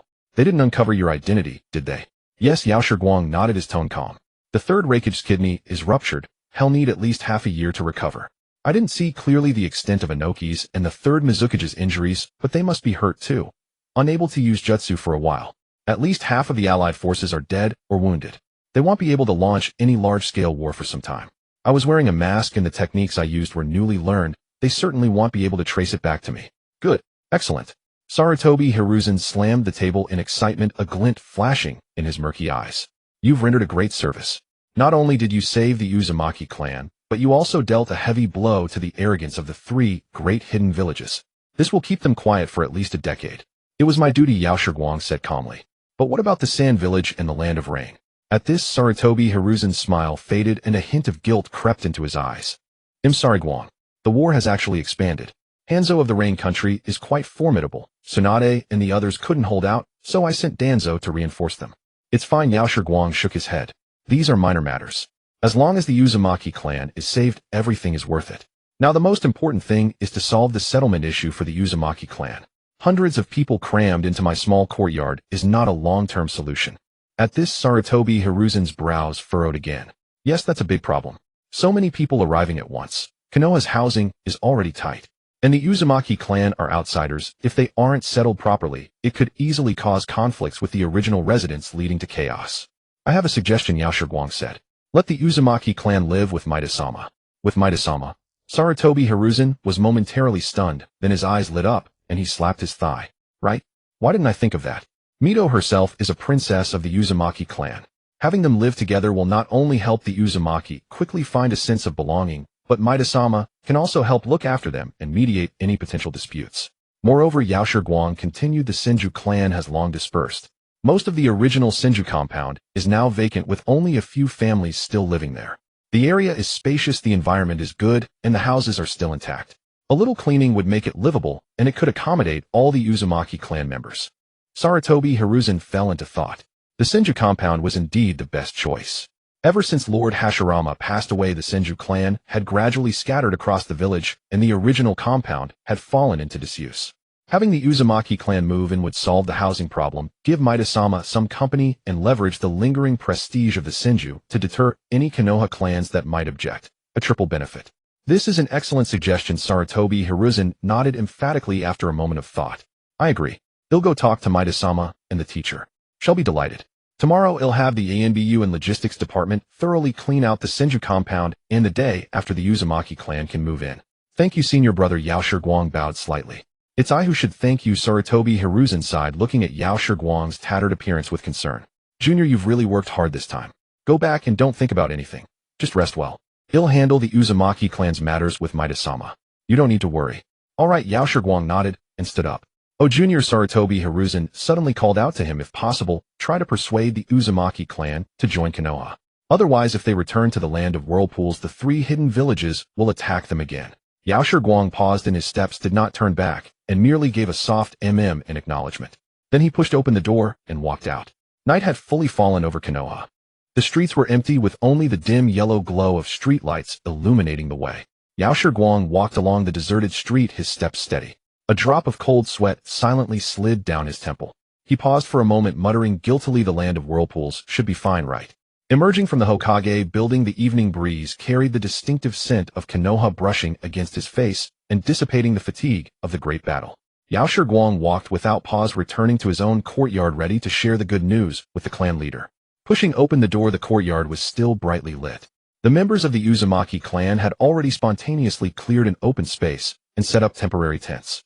After completing all this, having just survived a life-or-death ordeal, the children huddled together and soon fell into a deep sleep. The adults took turns keeping watch, alertly observing their surroundings. Seeing Yao Shiguang return, clan leader Ashina immediately approached, a look of apology on his face. "Guang, I'm truly sorry for making such a mess of your courtyard." "It's nothing." Yao Shiguang waved his hand dismissively, his gaze sweeping over the densely packed tents in the yard. "Let everyone squeeze in for tonight. Tomorrow morning Lord Hokage will send people to clean the Senju clan's territory, and the day after you can move in. There's plenty of space there for everyone." "That's wonderful." Clan leader Ashina breathed a sigh of relief and quickly turned to the clan members who were still awake, whispering, "Did everyone hear that? The day after tomorrow we can move to a new place." A low cheer rippled through the courtyard. Survivors of the catastrophe finally had a long-lost smile on. "By the way, Guang," clan leader Ashina quickly added, "we didn't touch your room. You've been busy for so long. Go." "No need." Yao Shiguang shook his head, then looked at the Uzumaki clan members still standing. "Give my room to someone else. Since it's full here, a few people still have nowhere to stay. They'll go somewhere else tonight. Don't worry about me, you just rest well." "But," clan leader Ashina tried to say something, but Yao Shiguang interrupted him. "Don't worry, I'm fine." Having said that, he walked into his room. The furnishings were exactly as he had left them. Apparently the clan leader had not allowed anyone inside. He took off his tattered bloodstained night suit and threw it into the trash. Then from the wardrobe, he took out a clean dark blue kimono and changed into it. The mirror reflected a slightly pale, yet still handsome face with a trace of lingering fatigue deep in his eyes. He raised a hand to his chest. The shattered inner space ached faintly, yet it was much better than before. After changing, he informed clan leader Ashina and told him to arrange for those without a place to sleep to use his. There were no valuables in the room anyway. Everything precious had been lost when his inner space shattered. The thought brought a sharp pang to Yao Shiguang's heart. Shaking his head to dispel the thoughts, he quietly slipped out through the side door and headed toward the western part of the village. That was the location of Konoha orphanage. In the previous 7 years, he had returned every month to visit his grandmother and the children at the orphanage, until he turned 16 when his grandmother had to stand on tiptoe to pat his head, smiling and saying, "Little Guang has grown up and can take care of himself." After that, she never bothered him again nor asked him to come back. Without his grandmother's reminders, he realized he hadn't been back here for 3 years. Yao Shiguang sighed. He had been too busy over the years neglecting the orphanage. The night grew deeper and the streets were empty. Only the streetlights cast a dim yellow glow, stretching his shadow long and thin. After walking through the empty streets for an unknown duration, a familiar courtyard appeared before him. The old locust tree inside was still lush and full, and in his mind, he recalled the scene of 4 people eating barbecue under that tree. With a smile, he gently pushed open the half-closed gate. The courtyard was silent, with only one window still lit by a lamp. He treaded softly to the window and peered inside. Under the dim light, an old woman with white hair sat in a chair wearing reading glasses, meticulously mending a worn little garment with needle and thread. Her back was more hunched, her movements slower, but every stitch was made with extraordinary care. He had been a consultant for years, approving a monthly budget for the orphanage enough to ensure the children would never lack food or clothing as they grew up. Yet his grandmother remained as frugal as ever, always mending torn clothes instead of discarding them. Yao Shiguang felt a sting in his nose and gently tapped on the window. Grandma looked up, saw the figure outside the window, paused for a moment, then a warm smile spread across her face. She set down her needlework, stood up, walked to the door, and opened it. "Little Guang, you're back." There was no emotional embrace, no excessive questioning, as if he had just stepped out to buy groceries. "Grandma," Yao Shiguang called softly, his voice carrying a barely perceptible choke. "Come in," she said, stepping aside to let him enter. She poured him a glass of warm milk. "Are you hungry? There's porridge in the kitchen. I'll heat you a bowl." "No need, Grandma, I've eaten." Yao Shiguang quickly stopped her. Seeing this, Grandma nodded and sat down across from him, picking up the unfinished garment and continuing to mend it. The lamplight fell on her white hair, casting a soft glow. They remained silent for a long time. Grandma sewed, glancing at Yao Shiguang from the corner of her eye. Sensing his unease, she spoke first. "You've been gone for a long time this time." Something came up," Yao Shiguang replied, simply nodding slightly. Grandma stopped her work and studied him carefully. Seeing his pale face, she couldn't help reaching out to touch it. "You've lost weight. Are you injured?" "No, just superficial wounds. They've healed already." Yao Shiguang suppressed his emotions and forced a smile. Grandma looked at him and asked no more questions. She knew her little Guang had grown up with his own matters to attend to and his own responsibilities to bear. All she could do was wait for him to return, leaving a lamp lit and a bowl of warm porridge. They sat quietly together, not many words exchanged, yet an indescribable warmth filled the air. All right, it's late. Go get some rest, Grandma said, setting down her needlework and rising. I've kept your room ready for you, cleaned every day, just as you left it. Thank you, Grandma. Yao Shiguang nodded, got up, and walked to his room. He pushed open the door, and indeed, everything was exactly as it had been 3 years ago. On the desk lay the book he had been reading before leaving, and the bed was covered with fresh sheets. Sleep early, Grandma said softly, closing the door behind him. Good night, Grandma. Shutting the door, Yao Shiguang lay on the bed, breathing in the familiar scent of sunshine from the quilt, and soon sank into a deep slumber. It was the most peaceful sleep he had had in 3 years. The next morning, Yao Shiguang was awakened by the laughter of children playing in the courtyard. He rubbed his eyes, got up, dressed, and stepped outside. The morning sunlight bathed the courtyard, casting a warm glow on everything. The children were already up, chasing and playing under the locust tree, their laughter unceasing. Yao Shiguang leaned against the doorframe, watching the scene, a faint smile unconsciously curling at the corners of his lips. This was what he fought so desperately to protect: peace, tranquility, and the carefree smiles of children. Just then a tiny figure stumbled to his feet, nearly falling. Yao Shiguang quickly reached out and steadied her. She was a little girl about 2 years old with 2 pigtails, wearing a faded little dress. Her eyes were big and bright, like 2 green grapes, looking up at him with curiosity. Yao Shiguang crouched down, gently patted her head, and softened his voice. Who are you? The little girl blinked and spoke in a babyish voice. I am Yao Shi Nono. Nono. Yao Shiguang froze, staring blankly at the little girl, his mind going blank. He never expected to encounter her at this moment. Little Guang, you haven't met little Nono yet, have you? Grandma walked over, smiling. She came in the 2 years you were away. Her parents both died in the war. Look at her, isn't she as cute as you were when you were little? Then she said softly to Nono, this is Brother Guang. He also grew up in this orphanage.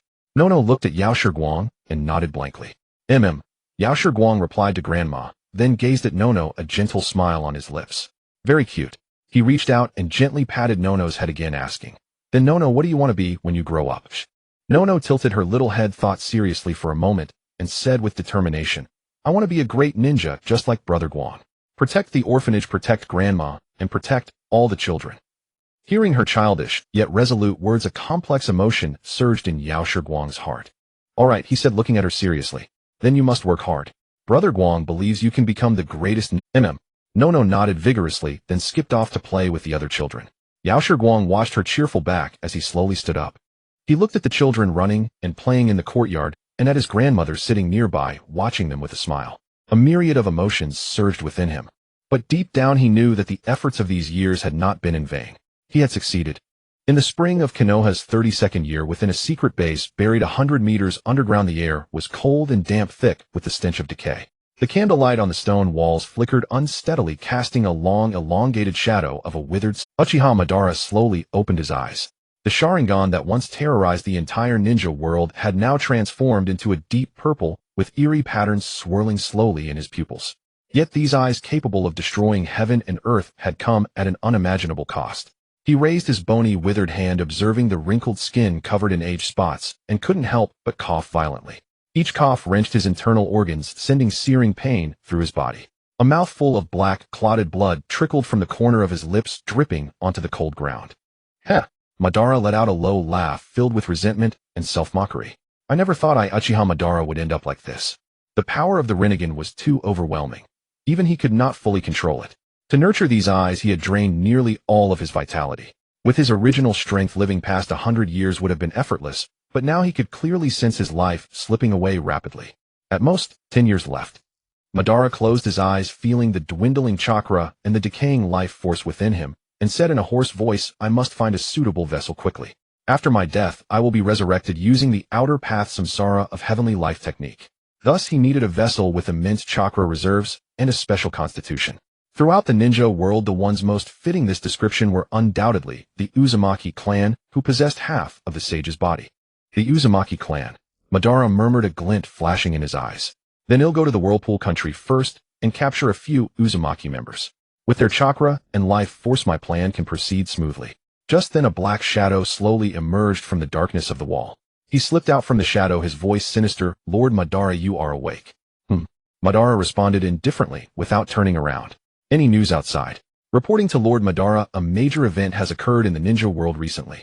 There was a subtle anomaly in Black Zetsu's voice. 1 month ago, the whirlpool country sank. What?